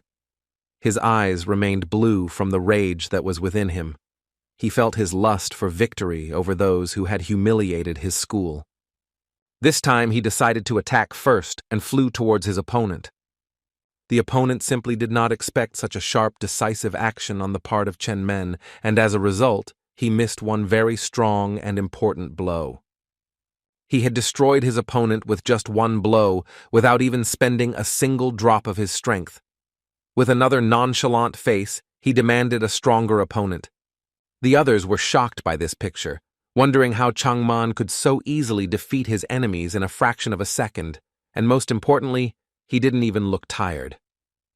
He also stands in a manly pose, wanted his opponent, lying on the ground almost breathless and very mangled. His stern gaze only meant that no Cheonan Sect disciple would walk out of here unpunished for their grave sin. He is willing to leave a heavy stigma for this sect. In the past, when the Hashan school saved the world, and when the fighters of this school gave their lives to save humanity, others simply betrayed them. The anger that emanated from Chaon Min was very strong, and he was about to unleash it on his opponents. Such a heavy aura that emanated from Chaon Min frightened Cheonan disciples, on whose faces was visible pure fear for their lives. And then another disciple who believed his strength dared to come out against him, although it looks very naive. Chaon Min is not going to give in, and he used his special technique in just one A and ended up behind his opponent's back. This punch left a huge press near his opponent's shoulder that would actually kill a normal person for sure. But his opponent wasn't going to give up, and with a lost look of despair, he decides to make his own kick to the back of Chaon Min. But Chaon Min did not forgive such a counterattack himself, went into it, and almost killed his opponent. His body was just lying next to him. The others are just watching the battle and can't find the right word to describe what's going on here. They watch their comrades' every action at the same time. Chaon Min is indeed very strong. His usual posture only causes fear in his opponents and respect from his comrades. Thus another of his enemies was defeated with a powerful back kick. Chaon Min doesn't feel it this time either. For him, these fights are very easy, where he doesn't waste even a little of his strength. Such a pathetic spectacle from his school strongly demoralizes Cheonan students, who look lopsided, beating with a confused look. And Chaon Min is as unflappable as he was. It even seems like trying to take him by force won't succeed. This pathetic sight makes Jingum Ryong lose his temper. He blazes in anger that he wants to fight the enemy himself. He can no longer stand by and watch such a scene. He is ready to take on the arrogant bastard right here and now. He tells the others to stay here and watch as he himself is going to restore the honor of his school. Taking his sword in his hand, he heads towards the bastard, determined to fulfill his promises. However, the old man decides to stop him just before he retreats to the arena. He asks his other apprentice to step out in place of Jin Gumran to further continue to wear down his opponent. The old man, sitting too with a serious face, has his good plan which he follows and waits for success. Strige has called him to his place for an important conversation to discuss something they can't discuss in public, and the whole old man isn't even sure if the others can stop this Genman. It caused a desperate look to be directed down to the ground when the head of the school said something that this youngster is just a monster. What the elder wants to say to his closest and most talented student is that they should stop Chenman right here and now when he is still young. When he grows up, he'll be that monster. But the elder's words caused Jin Gumran to misunderstand her, because he basically agrees that this little guy is very strong, but he didn't understand why this made the elder worried. Jin Gumren thought that he could be the one to destroy the Chunin school. The thought of the elder putting Jin Gumren on par with that brat just pisses him off. The elder realizes that Jin Gumren is a very talented student, but he also realizes that he should not forget about other students like him. He had to listen to the old man's hurtful words that hurt him so much that it turned into anger and irritation. I will try to convey that on talent alone, you cannot go far to become a monster. You need to train and get better every minute. The elder's admonition to his apprentice just pisses him off. The elder's speech about monsters and gifted warriors is not close to Jin Gumren's views. During this conversation, Jin Gumren is again standing next to another humiliated and maimed opponent in the blazing sun. What the elder wants to say is that even though this brat is strong, he's still a child, so he's young. Even so, these words still hurt Jin Gumren. Jin Gumren can't grasp the whole point of this conversation and the main point that the head of the school wants to convey. Then the head of the school looks him straight in the eye with a cold face and says that he should kill the brat. The old man says it's very important to get rid of such a monster before he reaches his full potential. Jin Gumren can't believe his ears. It's clear from his distracted look that he thinks the old man has lost his mind. Lowering his gaze, he wants to make it clear to the old man that this youngster will never surpass him, but if his existence is threatened in his school, then he is willing to take any risk. Looking at his elder, he was willing to do absolutely anything to protect the future of his comrades, the school, and the elder. The old man liked this approach very much, his mad gaze accompanied by his crazy plans for Chaon Min's fate. Another student of the Chunin school was brutally defeated by the sword of a youngster who didn't even try. His opponents, the weakling eating another school, was becoming more and more terrifying. But Chaon Min himself didn't give a damn about them. Then Chaon Min's gaze turned to one very brave boy who entered the arena. This guy looked very confident and was ready to fight the most talented fighter of the Hashan school at full strength. Prepared to take revenge on our comrades and take this bastard down once and for all, bringing back the honor of his school. And so he begins to draw his sword in preparation for another round between the two opposing schools. Immediately, Changman begins to use a new technique that shrouded his sword in blue, and his gaze was sternly directed at his enemy. At the same time, the white-blue robe disciple turned on berserk mode and with rage in his eyes was ready to tear him apart. His fury was coming out of his eyes, to him extra strength. Using those strength rushed towards his vis-a-vis. And Changman just stood still and prepared to show this overconfident guy a big lesson. A couple of meters away from a strong strike with the Chunin school's special technique, and with this strike, the fate of the Hashan school should end. Well, when he got even closer, the young man in front of him simply disappeared, and everything around him turned dark. With such a technique, he was defeated by a powerful blow from the heavens. He couldn't fend it off, it hit him right in the head. And so was defeated by a seemingly strong opponent who didn't expect his elder's vindication. He had already won 9 fights in a row, and would also be the 10th he didn't know. But he only noticed that the head of the alien clan and his close disciples were standing behind the curtain. His gaze fell just with the strongest disciple of the Gunnin school with Jin Gumren. And Changman's gaze never once changed, and it was obvious from his gaze that he was eager for a battle with this particular person. The spectacle that Changman gave to his audience and comrades was very unusual, because never before had the Chunin school been so disgraced. On the faces of the masters of Hashan school was incomprehension. What to do now? Because for the first time in a long time, the school can look so proudly in the eyes of their rivals. The head of the school believes that there is no need to do anything yet, but only to observe how the balance of power will change in the upcoming battle. The maimed and exhausted students looked at the arena as if they had already given up hope of winning. There was only despair in their eyes. And so Jin Gumren and Changman stand opposite each other in their mounts waiting for the fight to begin. Changman is trying to be humble in front of his opponent after his offer to congratulate him on his 9 consecutive victories. And this behavior seemed very arrogant to Gumren, which of course pissed him off. Chaon Min was a very arrogant boy and very well-mannered. Gimren never liked him. Gumren, with a very angry face, said that his strength could justify his arrogance. He didn't mind. However, he could never become stronger. His only chance to achieve that was when he could be part of the Chunin school. It was obvious from the expression on Chen Meng's face that he did not like such confidence in his opponent about his abilities. Standing against each other, they exchanged pleasantries about each other's school and personalities. Gumren was sure that he could take revenge on this young man and fulfill his promise to his elder.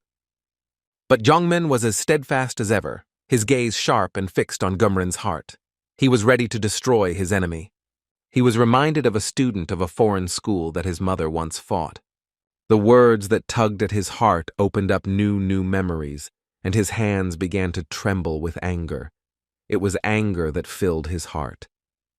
This time, he would not let his opponent go for the full deeds of his school, and today would pay for it in full.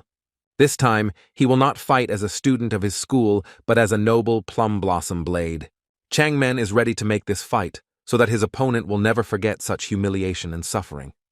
At this moment, a completely mangled, barely walking, exhausted senior student of Hashan school finds the strength to come to watch this fight.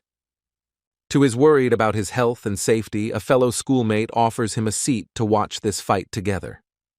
Kneeling right in front of the arena, sitting the closest to witness such a momentous moment.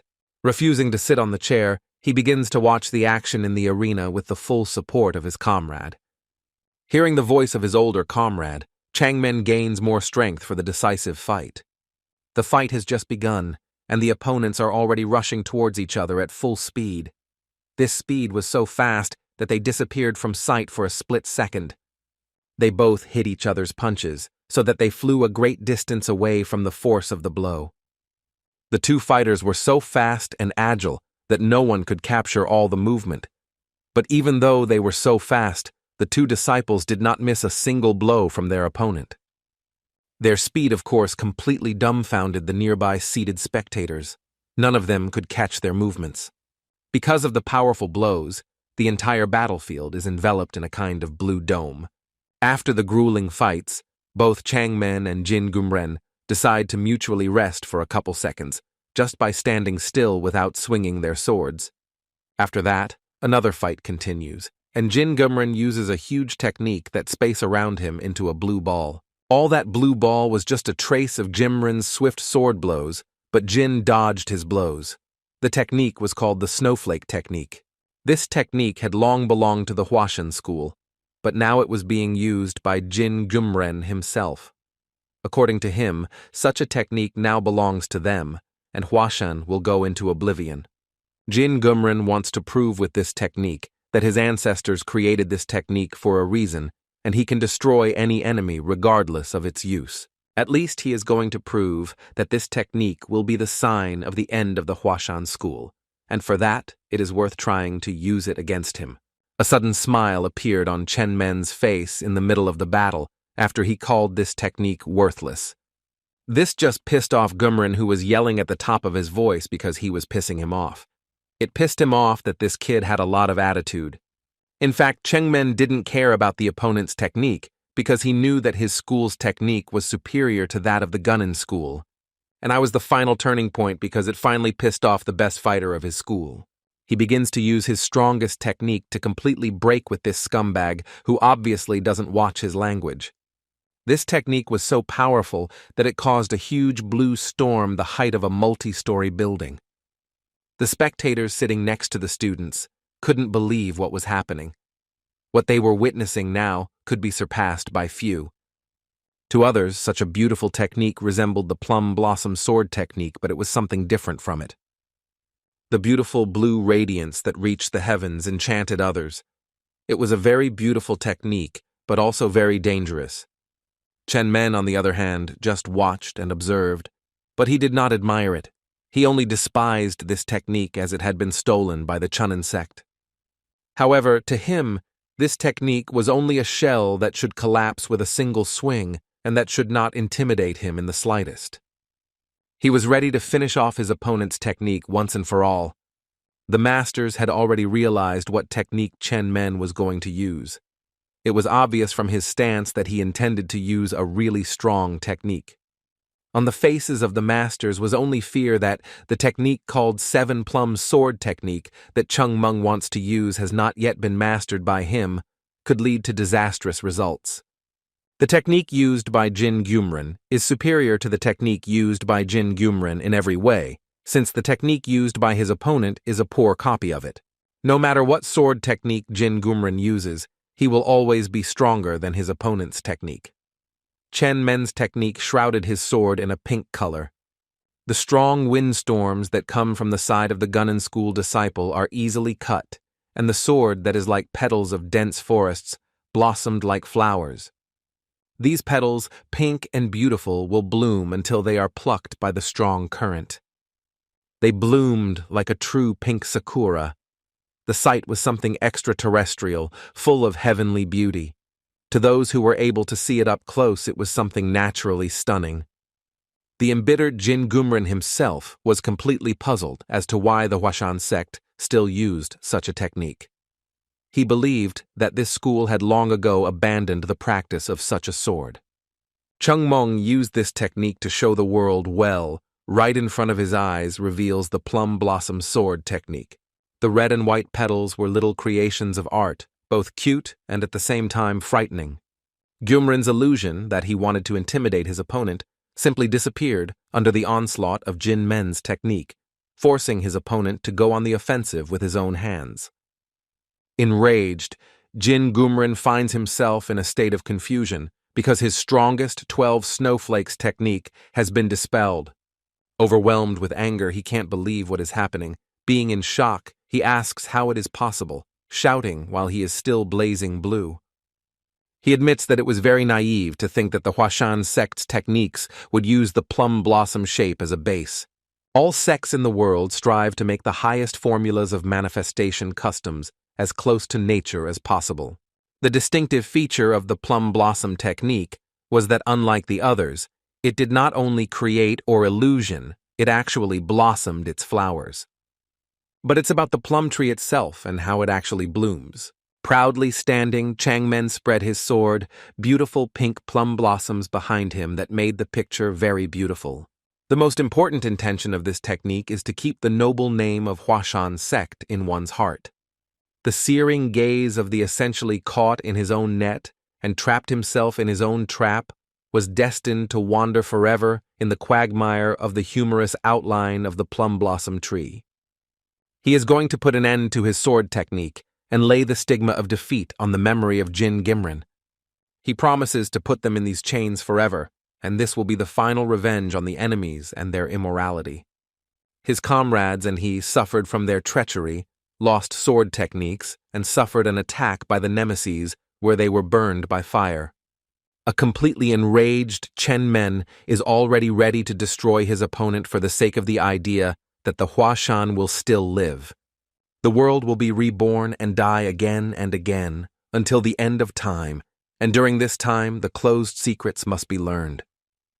Chaon Min sincerely regrets that he has not gotten all the knowledge he needs before now, but even so, he is ready to show everyone the power of this technique. The general and the masters and the head of the Hashan school are all shocked by this mastery of a technique that many have already forgotten about.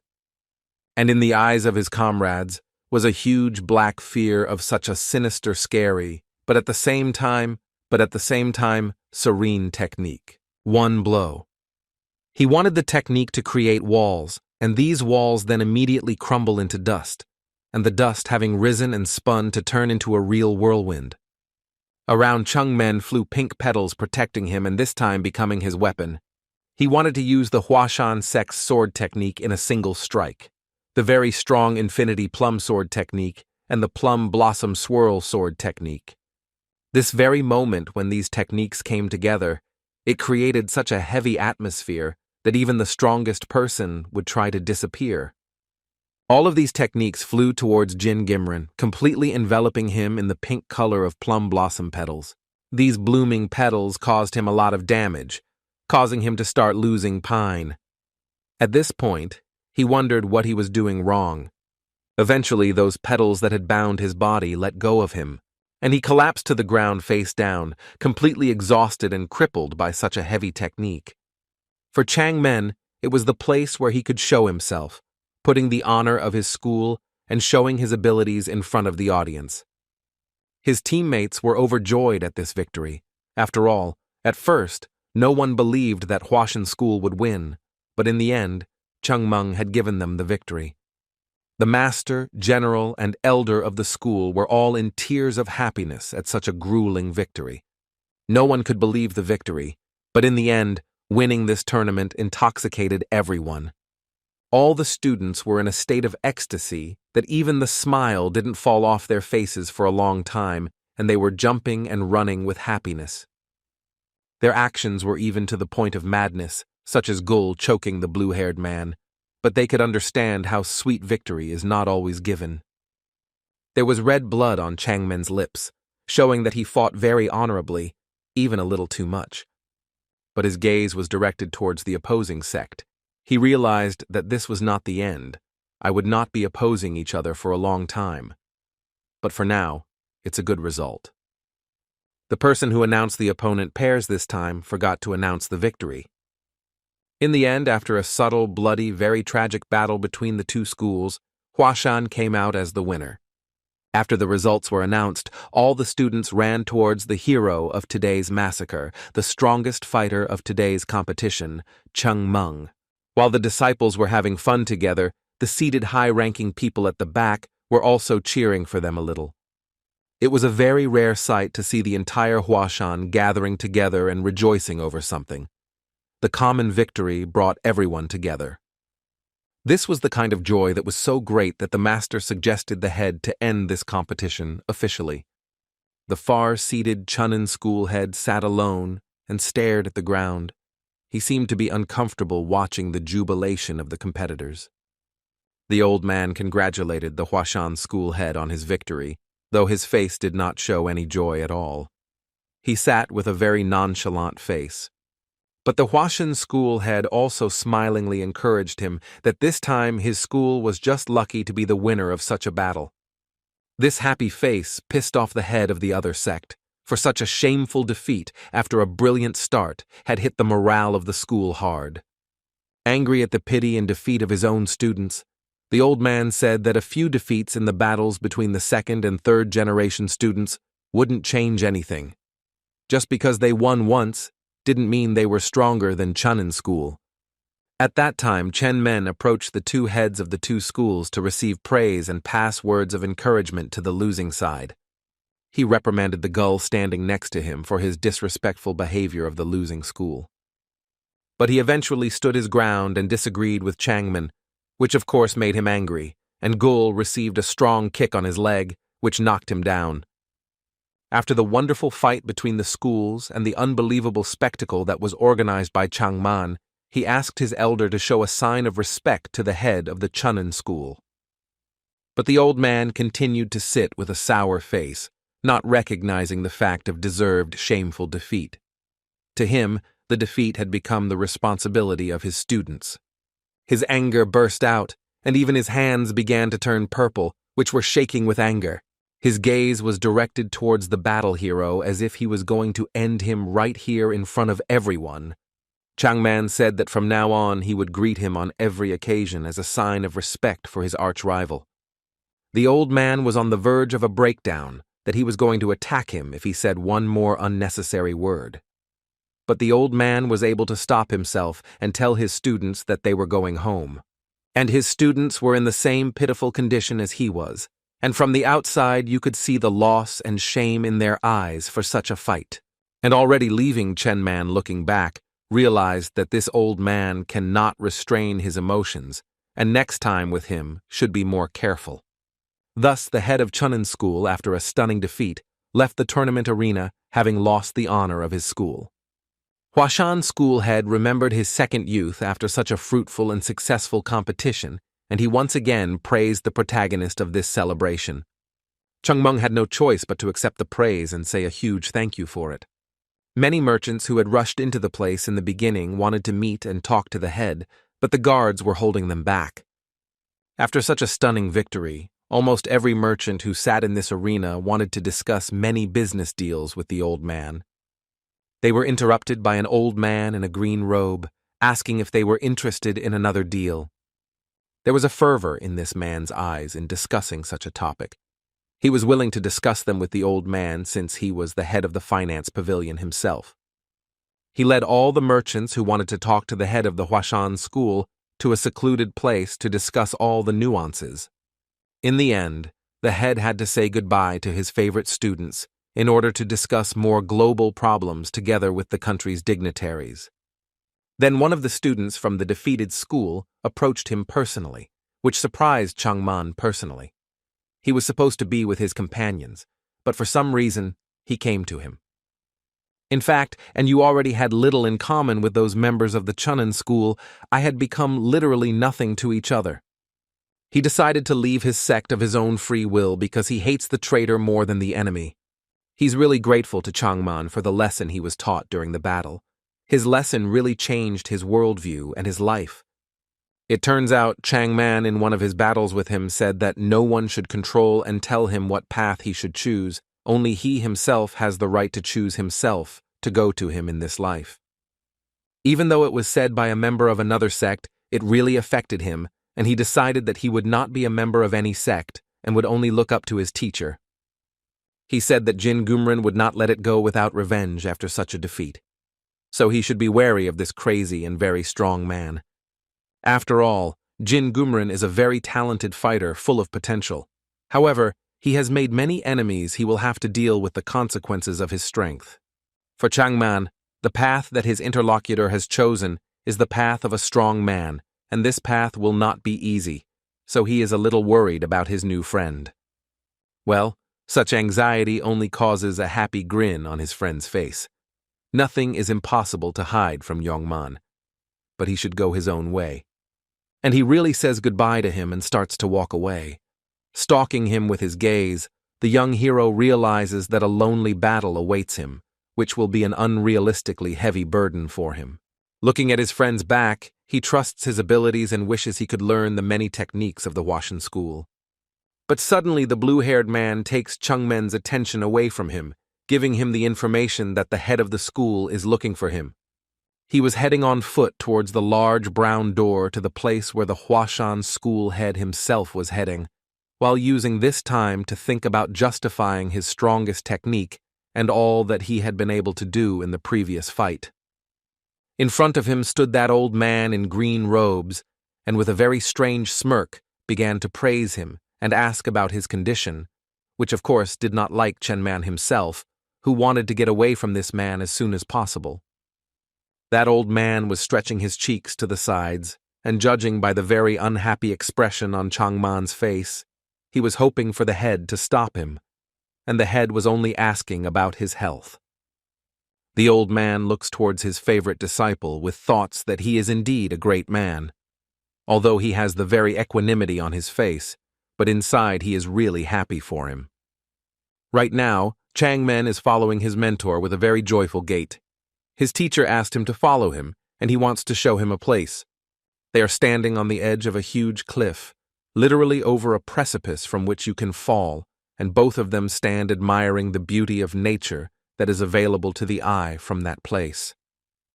The teacher, with a satisfied face looking into the face of his student, asked a very serious question about the very technique he used in the battle, and judging by the facial expressions of the student, he was afraid of this question. From the abyss of this cliff were visible landscapes of huge mountains shrouded in gray, and with these beautiful views, Chaon Min began to justify about his technique, trying not to give out unnecessary information. And the teacher makes a bow in front of his student, as a sign of gratitude in honor of this victory that he brought. Chaon Min was so surprised by this action that he fell into a stupor of surprise. The bewildered Chaon Min tried to be modest and downplay his merits, asking his elder not to bow before him because it was the merit of the whole team and his own. Despite this, the teacher continues to bow before him and even says a word of thanks, adding that he does not elevate himself to a hero and remains an ordinary young man because modesty is a good quality. Chen continued to answer his mentor's question, saying that it was a pure accident and happened by itself in this fight, because during practice he was not really able to achieve the desired results. From the expression on Sensei's face, you can understand that he asked a very stupid question and he will not answer it seriously. He also had a confidence that if real work can be mastered this technique, then every student will be able to become strong like him. On the face of the teacher appeared a kind of joy after the words of his student that they, in the Hashan school, will soon be able to achieve the highest degree, the title of the Plum Blossom Blade, if all students can master such a technique.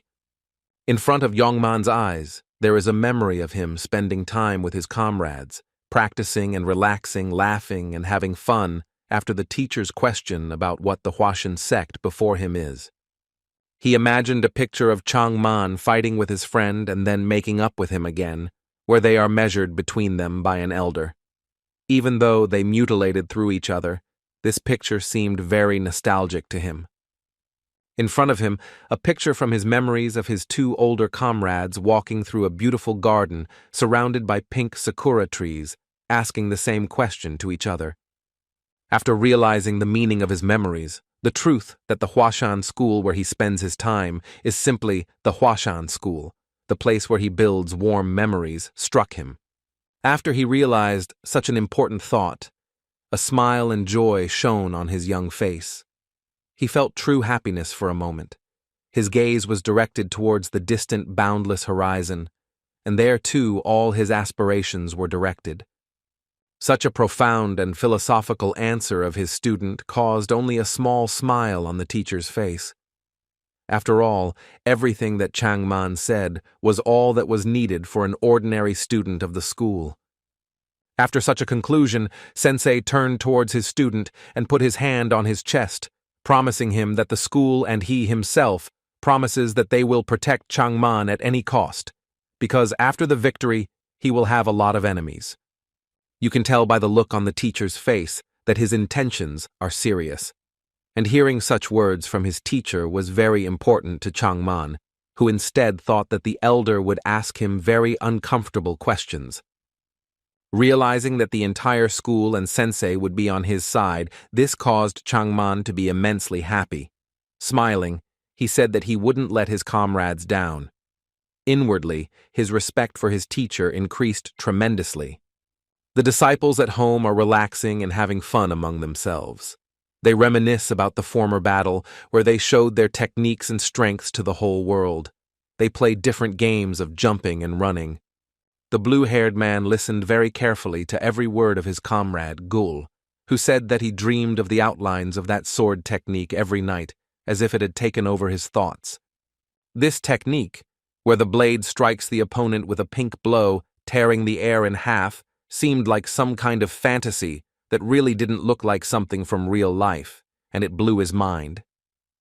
Gul looked at the ground and thought deeply about the question of whether the students of the school, including the two of them, would be able to use this level of technique. This question was so engrossing that he couldn't hear his surroundings. After listening to him, the blue-haired man began to explain to him about his intention to simply become stronger, but learning techniques and especially techniques of such complexity was not a priority for him. However, as the oldest third-generation disciple, he realized that it was not worth it to say that. In the middle of their conversation, they both returned their gaze to the other members of the Hashan school. These disciples were having fun, and Gul and the blue-haired one assumed that the other third-generation disciples were thinking the same thing. It could be seen how these disciples were having their best times. A smile never fell off their faces, they were laughing, and there was a good atmosphere around them. But were they ready to use the technique used in that battle? Just as suddenly, with the strongest kick on the front door, Changman burst in very loudly. Literally dumbfounding everyone with such an action, he caught everyone's attention. From his actions and facial expressions, it was clear that he was very angry and displeased that his comrades had decided to congratulate each other and spend their time on entertainment, even though they had failed in the tournament. Changman was easily angered by the fact that instead of practicing and taking the hard path like his friend who had recently left the Chaon sect, they had taken the easy path, which was literally a waste of time. He scolded them so much that his words of humiliation and admonishment were just like a sword, painfully piercing the ears of the disciples. And after he called them mansions, they were ready to fall to the ground. After hearing such hard words, the blue-haired man with a bashful look wanted to reassure Changman that his words were partly true, but the current results were not bad either. After all, everyone makes mistakes on the battlefield. After saying that, it completely pissed Changman off. Well, so angry after such, in his opinion, stupid words that he was already starting to go crazy. An opponent wouldn't feel sorry for his enemy after making a mistake. One must not do things one must practice. Changman continued his abuse of his comrades. He yelled at them after they fought badly with that attitude. They could have fought better, but instead of training, they wasted their time on such nonsense. Anger almost made him lose his mind so much that he started gaslighting them. He made a very stupid face, letting them know that he didn't take the words of the slackers and weaklings that were his comrades. Standing in front of them, pointing his fingers, he of course agrees that there is no reason to be upset because it was one battle, but there is no reason to be happy because there are more battles ahead where they have to prove themselves. Autumn-haired asked him a question about whether the day would really come when the students of this school would be able to use sword techniques if they practiced without stopping, which really made Changman sink into a misunderstanding. Such a silly question makes the situation worse as the dickman's eyes turn red, and he says that it doesn't matter whether that day comes or not. The important thing is that all the students of this school are required to learn the technique. With one loud shout, he was able to get everyone to go outside to practice. Every student started running towards the exit, afraid of making things worse and getting kicked by someone who knows the most powerful technique. After all the students had left for training, one person approached him from the main entrance, an unexpected guest that really surprised Changman, which was evident from his facial expression. It was an older apprentice 1 generation above him, and it was clear from the look on his face that he had come for nothing. He suggested that he go and walk outdoors for a while and discuss a very important topic with him. Changman agreed to spend his free time with him and take a walk near the forest. Settling down on the rocks, he started acting like a child, doing strange things due to the fact that his legs were very tired from walking like that. This behavior, of course, did not like the older man because Changman is still young, but behaves like a man knows. But despite this, he thanked Changman that he agreed to go with him. Of course, thanking him for a seemingly small favor seemed very strange to him, and the whole situation, and I especially, the place he chose to talk, seemed a little suspicious to him. Does the elder accidentally want to pick a fight with him again? But the elder says the importance of this conversation is that as an elder, he saw how others reacted to his successes. Of course, many saw his strength and were very happy for his victory, but the joy has subsided, and now many have conflicting feelings. The real reason the elder called him here, surprisingly, was that he wanted to become stronger. Of course, this surprised Changman a lot, because usually it's the younger ones who want to catch up with the older ones and ask for their help. Of course, asking a junior to do so was a very shameful request, because they should ask their teachers. However, teachers can't teach what Changman can give for him. It was obvious that the elder was embarrassed to ask for such a thing, but his fear that the 3rd-generation disciples would overtake him in strength was stronger, and the best choice was to ask for help. However, it did not mean that he doubted the strength of his teachers. Of course, such a request caused Changman's reaction to be indifferent, but he really admired the fact that the elder had set aside his pride and such, and was asking a younger comrade to teach him many techniques. But the elder was taken aback by his response. Changman needs to give something in return for his request. After all, he already has additional responsibilities and is not willing to waste time on 2nd-generation fighters. The older man didn't know what to say because he thought that since they were both students of the same school, they should help each other. However, Chaon Min wouldn't be able to find enough time if he didn't benefit from it. But the senior personally didn't understand the logic of Chaon Min, who is willing to train third-generation students without personal gain, but he's not going to train the second generation. He sees a contradiction here. However, this only makes Chaon Min smile at the amusingness of the situation. Even he doesn't know why he's training them. He's also amused that the elder is getting angry about it, which makes him laugh because of it. And the older one is not laughing in this situation. He's now seriously trying to convince Chaon Min, with an angry face, that there are rules that all disciples of the Hashan sect must follow. Then Chayonma remembers how the third-generation disciples train. They train like children, not seriously, and get tired quickly, leaving them without energy. And he's not sure if he can teach the second-generation disciples there using the same method. Chaon Min tells the older man that he's barely found a way to train his own, but it will take him a long time to find his own approach to training the elders without getting punished by the head of the school. He is presented with pictures from your memories, where Ghoul destroys and wins over his enemies, using his special technique that he has trained by spending thousands of hours of his honest labor. He also remembers the sincere joy of winning this tournament where everyone gave their best. Such sincerity is very rare, but brought so much happiness you could fly to heaven. At this moment realized the whole situation directed his only to the ground, the elder decides to use his trump for Chaon Min. With shame on his face, he says that every student has the opportunity to learn, and from now on he will address him as master, yes, the end of the training. The night ahead drank him in because he wasn't entirely happy with such a proposal. He put forward his counter-proposal saying that the elder would have to call him master before and after the training. With an indifferent face making you think he didn't care, also added that he would be his teacher for the rest of his life, would teach him everything, and the elder would have to obey him for the rest of his life. One could see the obvious anger on the elder's face because of such a profound proposal. It was indeed a humiliating offer from the younger one that the older one had to exhale heavily to contain his anger. Then the elder remembered the painting of that very great technique of plum blossoms, where there was splendor without rose petals. Or such a picture alone should make him decide to make such a humiliating offer.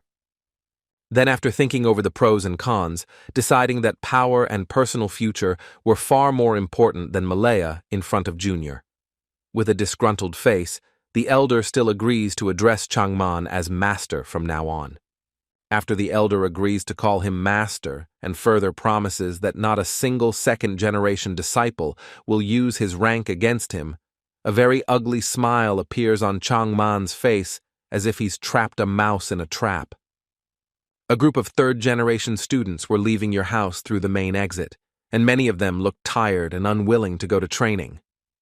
They've been going to training for days now, but still can't get used to it. Walking out through the huge doors, their gaze fell into the direction of the group of people across the street, which caused shock on their faces if you could judge by their facial expressions. It was the group of people that left them falling into a stupor. They were their fellow second-generation students from school, and all of them stood like obedient students, steady, silent, and in a single row, preparing for the long and torturous training ahead. They had all been summoned by Chaon Min for today, even despite it being so early in the morning.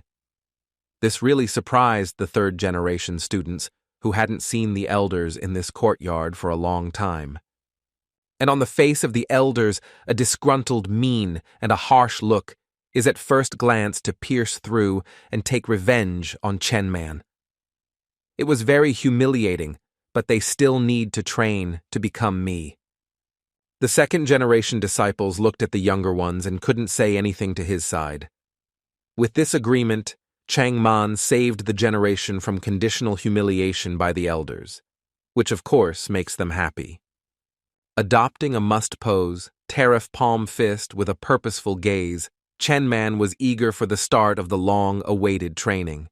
He shouted cheerful words and teased everyone with the start of training.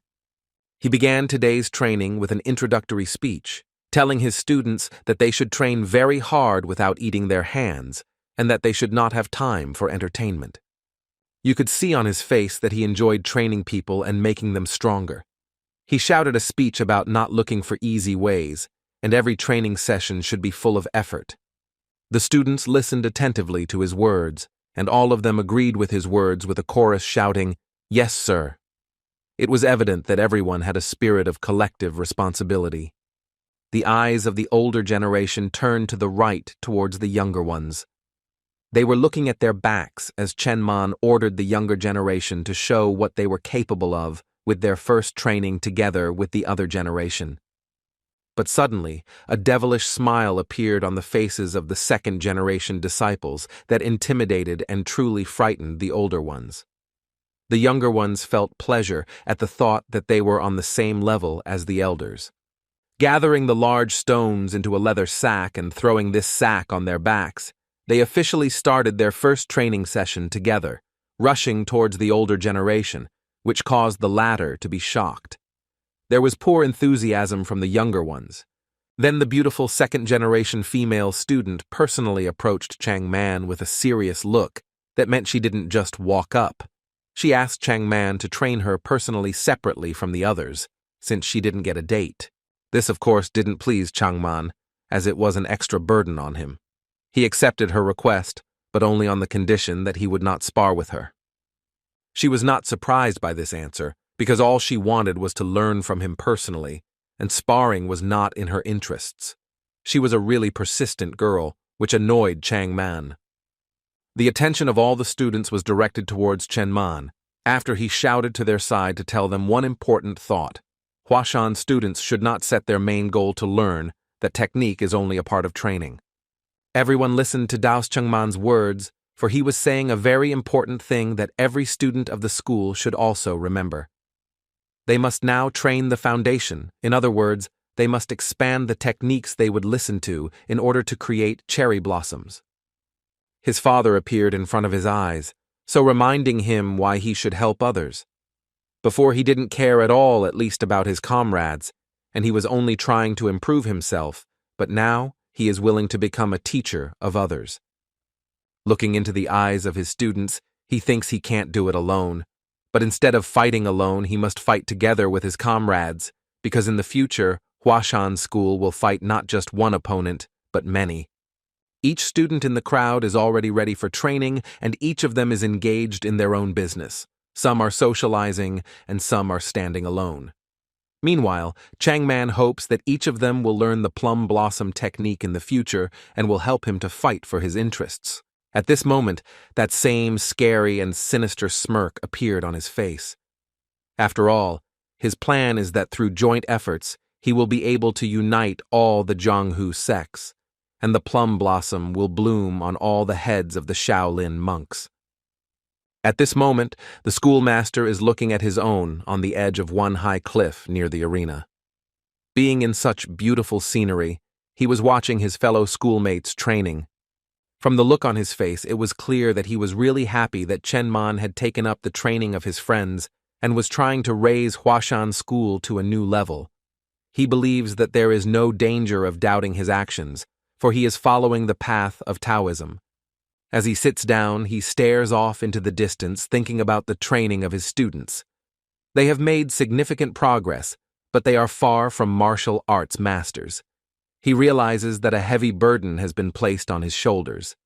After painting a picture of his students, he finally realizes what it's like to be a teacher, because a teacher is someone who guides and helps others to create one invincible family, and as a bonus to see the happiness on the faces of his students. He imagines walking with his teacher, leading the way forward with his head held proudly high by a row of Hashan students. This picture is like a metaphor for the fact that Chayonma is the second teacher in this school to lead this sect. Sitting as a Taoist monk on the edge of a high cliff against the backdrop of such high mountains, he has chosen to retreat with nature, as the pillars of Taoism say. That it should not cloud his mind, that it is more important to make a considered decision in the moment. He slowly tries to create a blue plasma ball, gathering all his inner energy. Concentrating on this goal, and he succeeds. From this, he concludes that there is no rush, he just needs time, and from this point on, he can move forward more confidently. Watching himself in his hands, he clutches it. His stern look showed that he has a clear picture of his future. He would achieve what he had set out for himself no matter what difficulties. After all, it was part of his identity. The realization of his huge peeve and future possible plans brings a genuine smile to his face.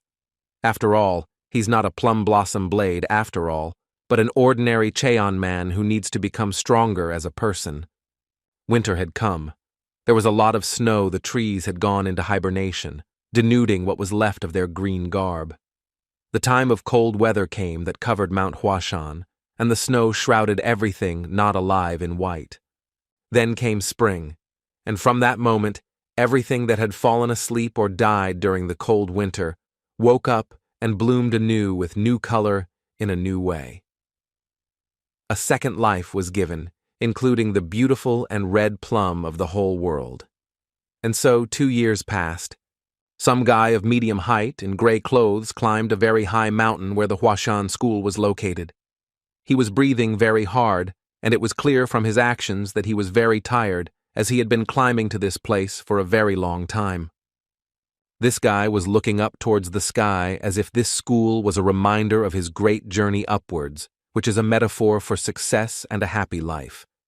In fact, his father had sent him here, and the kid hoped he'd made the right choice. He saw the great Hashan Sect sign, didn't realize he'd gotten to the right place. And in these 2 years, the reputation of this school had only increased. This guy had come partly because after that Zhonghua meeting, interest in it had increased. After knocking on the main entrance, the door was opened for him, and on his face was a great happiness to see the door being opened. To him was a huge chance that there would be no one here, and all his efforts would just be in vain. The main front door was opened by a brunette and a student of this school who was dressed in a black robe, but from his facial expression it is clear that he was very surprised that someone knocked on this day, and even more so climbed so high on the mountain. The guest had nothing to say when he heard what he had to say. Before that he said that he should have met with the head of the village, but he was told that today they do not accept guests, and he should return tomorrow. And this guest was not going to leave, and he showed the seal on his clothes that belongs to the nearby Hua Shadow sect, and he needs to meet his head very urgently, and only today. He also realizes that it's his own fault for not finding out in advance whether he can come to see you today, but is also asked to tell the head everything about what he told him. This caused the student of the school to be surprised, as Hashan is an annexed school. He was met by a not-so-suitable person who looked at him with a very mean smile, as if his thoughts were only tied to money and his self-interest, and here the friendliness even seemed suspicious of the guest. In front of the table sat 3 people, and the same old man in green clothes stood close to the guest and offered him the opportunity to borrow at a good interest, which immediately showed the whole nature of the old man.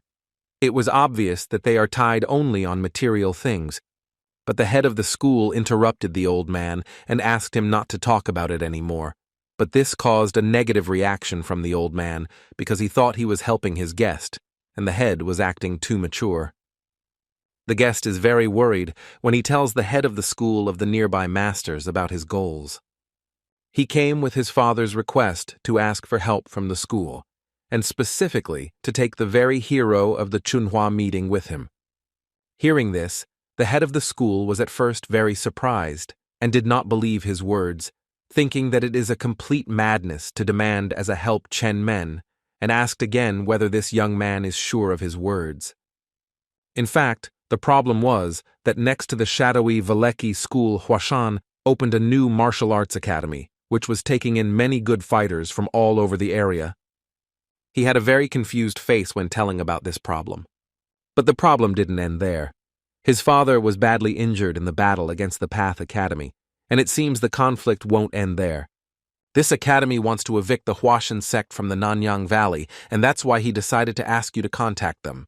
Such words made the head of the school think for a moment. After all, the real issue is very confusing. He does not understand the motives of this academy and why it needs to interfere with other schools if it is to follow the path of Taoism. The head realizes the importance of the situation and that he really needs to help the Hua sect. However, of course, the methods of solution proposed by this young man seem rather unsuitable for the Hashan school. Master proposed to wage a war against the new academy as it was done in the past, because something must be done, because they can't leave it all with nothing. Hashan has gained enough power to fight back against the Udan sect. The other master also agrees with him that it's necessary to send Chenman to the valley against the Udan sect. He thinks that Changman should not just be left in the Hashan mountains, because he is not only following the path of Taoism and should face the harsh reality. The old man inquired about what Chenman is doing right now. It turns out he's in a secluded training program far away in the mountains. He should be finished soon, so they still have time to discuss it. The blue-haired man was called into the office to discuss with him about Changman's future departure. He asked with great surprise and curiosity about the details of their entire plan, because he didn't understand the whole point of what was going on. And not to believe that such a man is going to be sent so far away from the school immediately after he completes the training of the second and third generation students. But the plan is a plan, and the head follows it. The blue-haired man accompanies the guest to introduce him to Changman at the request of the head of the school. The guest's face shows great curiosity about the person who is accompanying him because he seems to be an unusual person.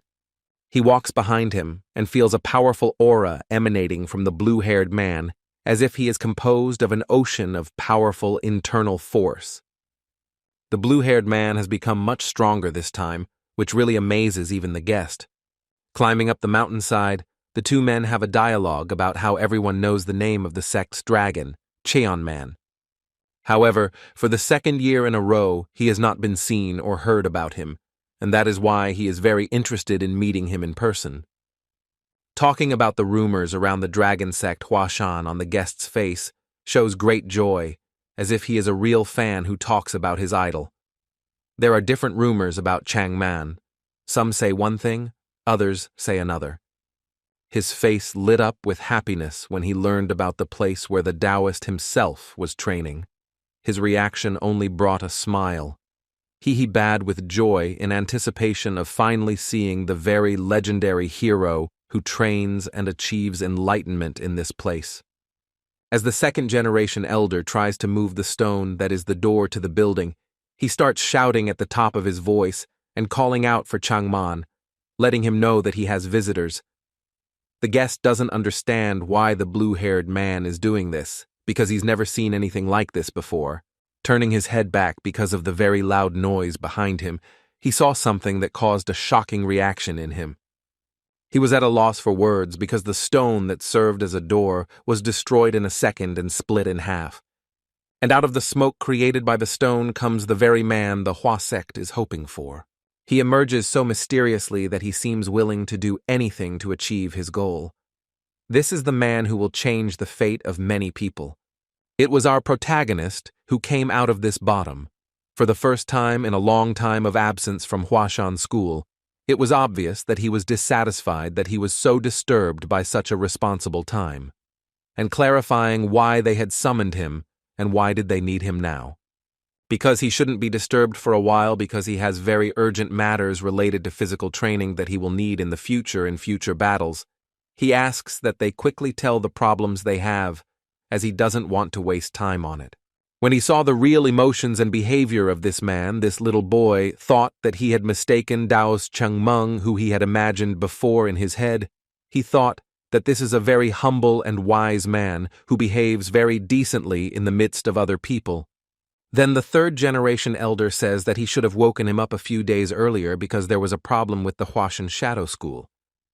Then our protagonist notices the little boy and sees that he is wearing clothes that confirm his elder's words, that there is some problem that needs to be solved related to Hashan. Then he says that if it is a very important and key mission to solve the problems of their subordinates from other schools, then it is directly related to Hashan main school. Then he also says that he should go to the elders first to say hello after such an absence from the main school and then solve the problem. This is all the video the boy from Hashan Shadow School and was surprised at this student's behavior regarding his elder. Then he says that they don't have much time now because it's an emergency and they have to find the shining dragon of Hashan, which they have to find in the meantime and go on their way. Then an older man says that he doesn't know what this little boy is talking about, but that the man he is looking for under the name of the great dragon Hashan is this very man who came out of these stones. Then all notions of such a great hero that he believed in are completely shattered, as he could not imagine that this man who looks like a bandit could be a great dragon. At this time, Chayonma was already sitting at the table of all the masters of the financial mentors and with the head of this school and discussing about the appearance of enemies that hinder them and their allies. He then states that this is inexcusable and they should definitely deal with this matter as it directly affects the responsibility and pride of the Hashan school. They must protect their subordinates who are even far away. But in turn, his senior said that he should behave very wisely because he has such a great name and is among the masters and the head of Hashan. But he did not intend to stop. He gave an ultimatum that he must go and deal with this matter because the disciples from other hostile schools are very brazen. Then the head says that it will be so, but he has conditions that Chayonma must not only go, and he must have an escort from the other students of this school. This condition was even pleasant for Chayonma, as he realized that he needed a few people who would just control the situation during the trip, thus providing peace of mind for him. After that, they were already leaving. But then the head of this great Hashan school asked what happened in this training and what the protagonist had achieved. Then he also replied that this person would get an answer to this question from the disciples of that school who somehow managed to attack the Hashan Shadow School. At this time, all the masters and staff were thinking about this situation. They all had doubts that this was all arranged to somehow prevent the great dragon from Hashan. The mentor was in complete agreement with this, as he realized that this person, that is, the disciple, had received this great name for a reason, and all the other schools had a desire to eliminate this person.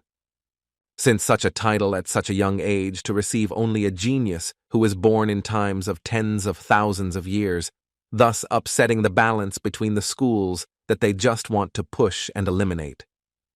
But in Hashan, this great man has another nickname. This is Mad Dog Hashan, which gave his elders and his generation in the form of his true instincts and manners.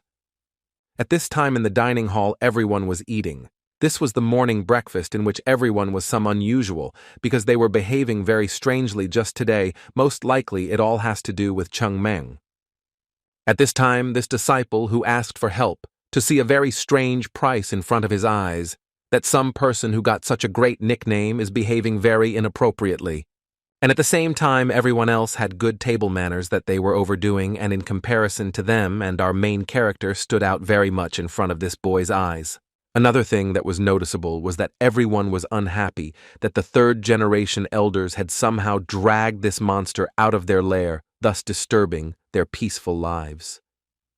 But then after our protagonist left after eating very well, he asked why everyone was acting very strange when this person was with them, because it was obvious that after he left, everyone was very relaxed, and while Chayonma was eating, everyone was tense and couldn't even eat properly. Then he also says that it is a very strange topic in which you can't tell others because it is a very long and forbidden conversation. It was already the next morning, and everyone was gathering in the main training pavilion to go on the road to save the school. Then the same boy you mark very strong, and his second idol after the great dragon's second-generation disciple Baek-chun, who was called by the righteous Bal Hwashan. He saw that from this person emanates a very noble aura that he meets for the first time, and was admired by this person. And at this time the elders of the second generation welcomed his teammate for the elders' team. At this time the younger one asked how the elders had slept during the night yesterday. That in turn says that he is mocking, that he is still this monster from his training area, thus providing him with training and sleepless nights. When as this little person greeted everyone, it was noticeable that someone very strongly appeared behind her, and her aura very strongly encompassed in all, even the older second generation. She was a beautiful girl, and only then did this boy realize that he was about to meet one of the strongest warriors of the time, called Hwashan's sister Yu by her disciples. But this calm atmosphere was interrupted by some person because it was obvious that everyone stood in a stupor and felt a very strong aura emanating from Chayonma. At that time, our notable protagonist appeared and greeted everyone and was happy that they had become and were already packed for this trip. But everyone was not happy that this man had confused them very much yesterday, thus they were tired, and at this time he came out at the very last. But at the same time they had already greeted their head, who came out seeing that all were already assembled and gave orders that they were already going on this journey. They were very grateful that the head himself had given the order, and said that they would surely fulfill the words and promises of the head, and thus fulfill this difficult task. Then they set out on this long journey in the strongest warriors who could turn mountains if they wanted to, and were ready in any battle they would face in the future. At this time, they were already in the city in which they had to gather the provinces for such a long journey, as they would have to be on the road for several days. And at this time, our protagonist shows them a very interesting tool. Everyone was paying attention to the fact that such a thing is in the possession of Chayonma. Then they see that this thing is very, very expensive, because it was a wagon that already had horses in it, which is very useful for everyone's life because they won't have to walk the whole time. At this time, they had a conversation about what they would do if the schools that threaten in Hashan school, since they behaved very indecently. Then the second generation elders ask why they are so insistent that they leave their places and threaten them with blood. Then the boy says that his father was very fanatical about the Hashan school, as he always believed that this school would revive and become better and would rebuild and was glorious.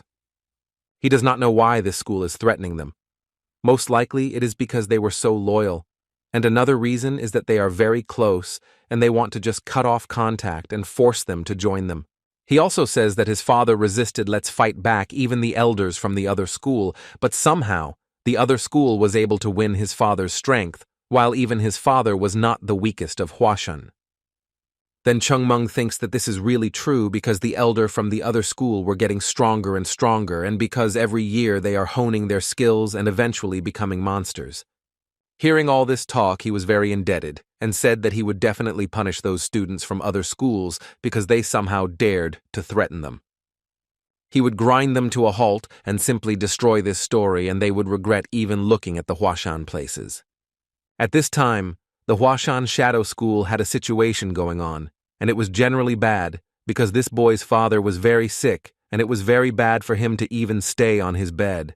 At this time, his subordinate was telling the master to just agree to the conditions of the masters from the other school and just join them, then they will not be able to somehow get out of this one. He says that if the same continues, his condition will worsen even more, then already death will be closer than life. Looking at his master, he thinks that this man is very great, and even because even such a moment he does not give up and believes his Hashan that she will help such a school. At this time, to the main gate of this school already approached not expected guests that they wanted to meet in their lives. These were the very people who threatened them to just give up their possessions and then they would be fine. Everything was under control until this man arrived. He was the second strongest of the second generation. And when the master saw this man, he said that they should come at least every other day so that they would have time to think. But at this time, they said that they have already little time and they can only give 6 hours. After that, they will have to do it all with effort.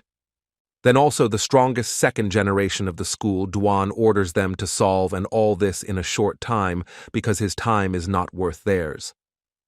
They have another condition that they must change the signboard at their main gate to the signboard at Duan school, and then just burn the past signboard that is associated with Hashan. Only then can they mend their relationship, and then they will be free, like a bird in the sky.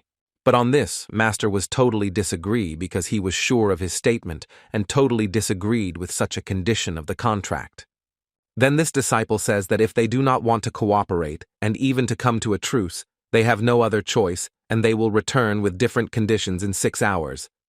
At this time, other people arrived in this place who were very secretive and could not be seen through this hat and clothes.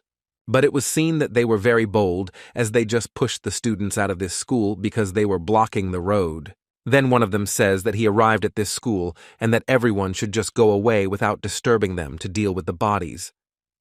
The disciple was surprised that the other people were very confident, because even if they didn't know if they didn't even recognize him, how could they act like this disciples of great Duan? But at this time, Hashan's disciples were just speculating about what would happen and what they would do in this school. Then the son of this master says that he brought the great disciples and the Hashan school to somehow help solve this problem. Then everyone notices the emblem that associates the Hashan school and sees that they have actually come from a distant land. Then the eldest of the second generation, Baek-chun, welcomes all the disciples and masters of this shadow school, saying that they have come to help them.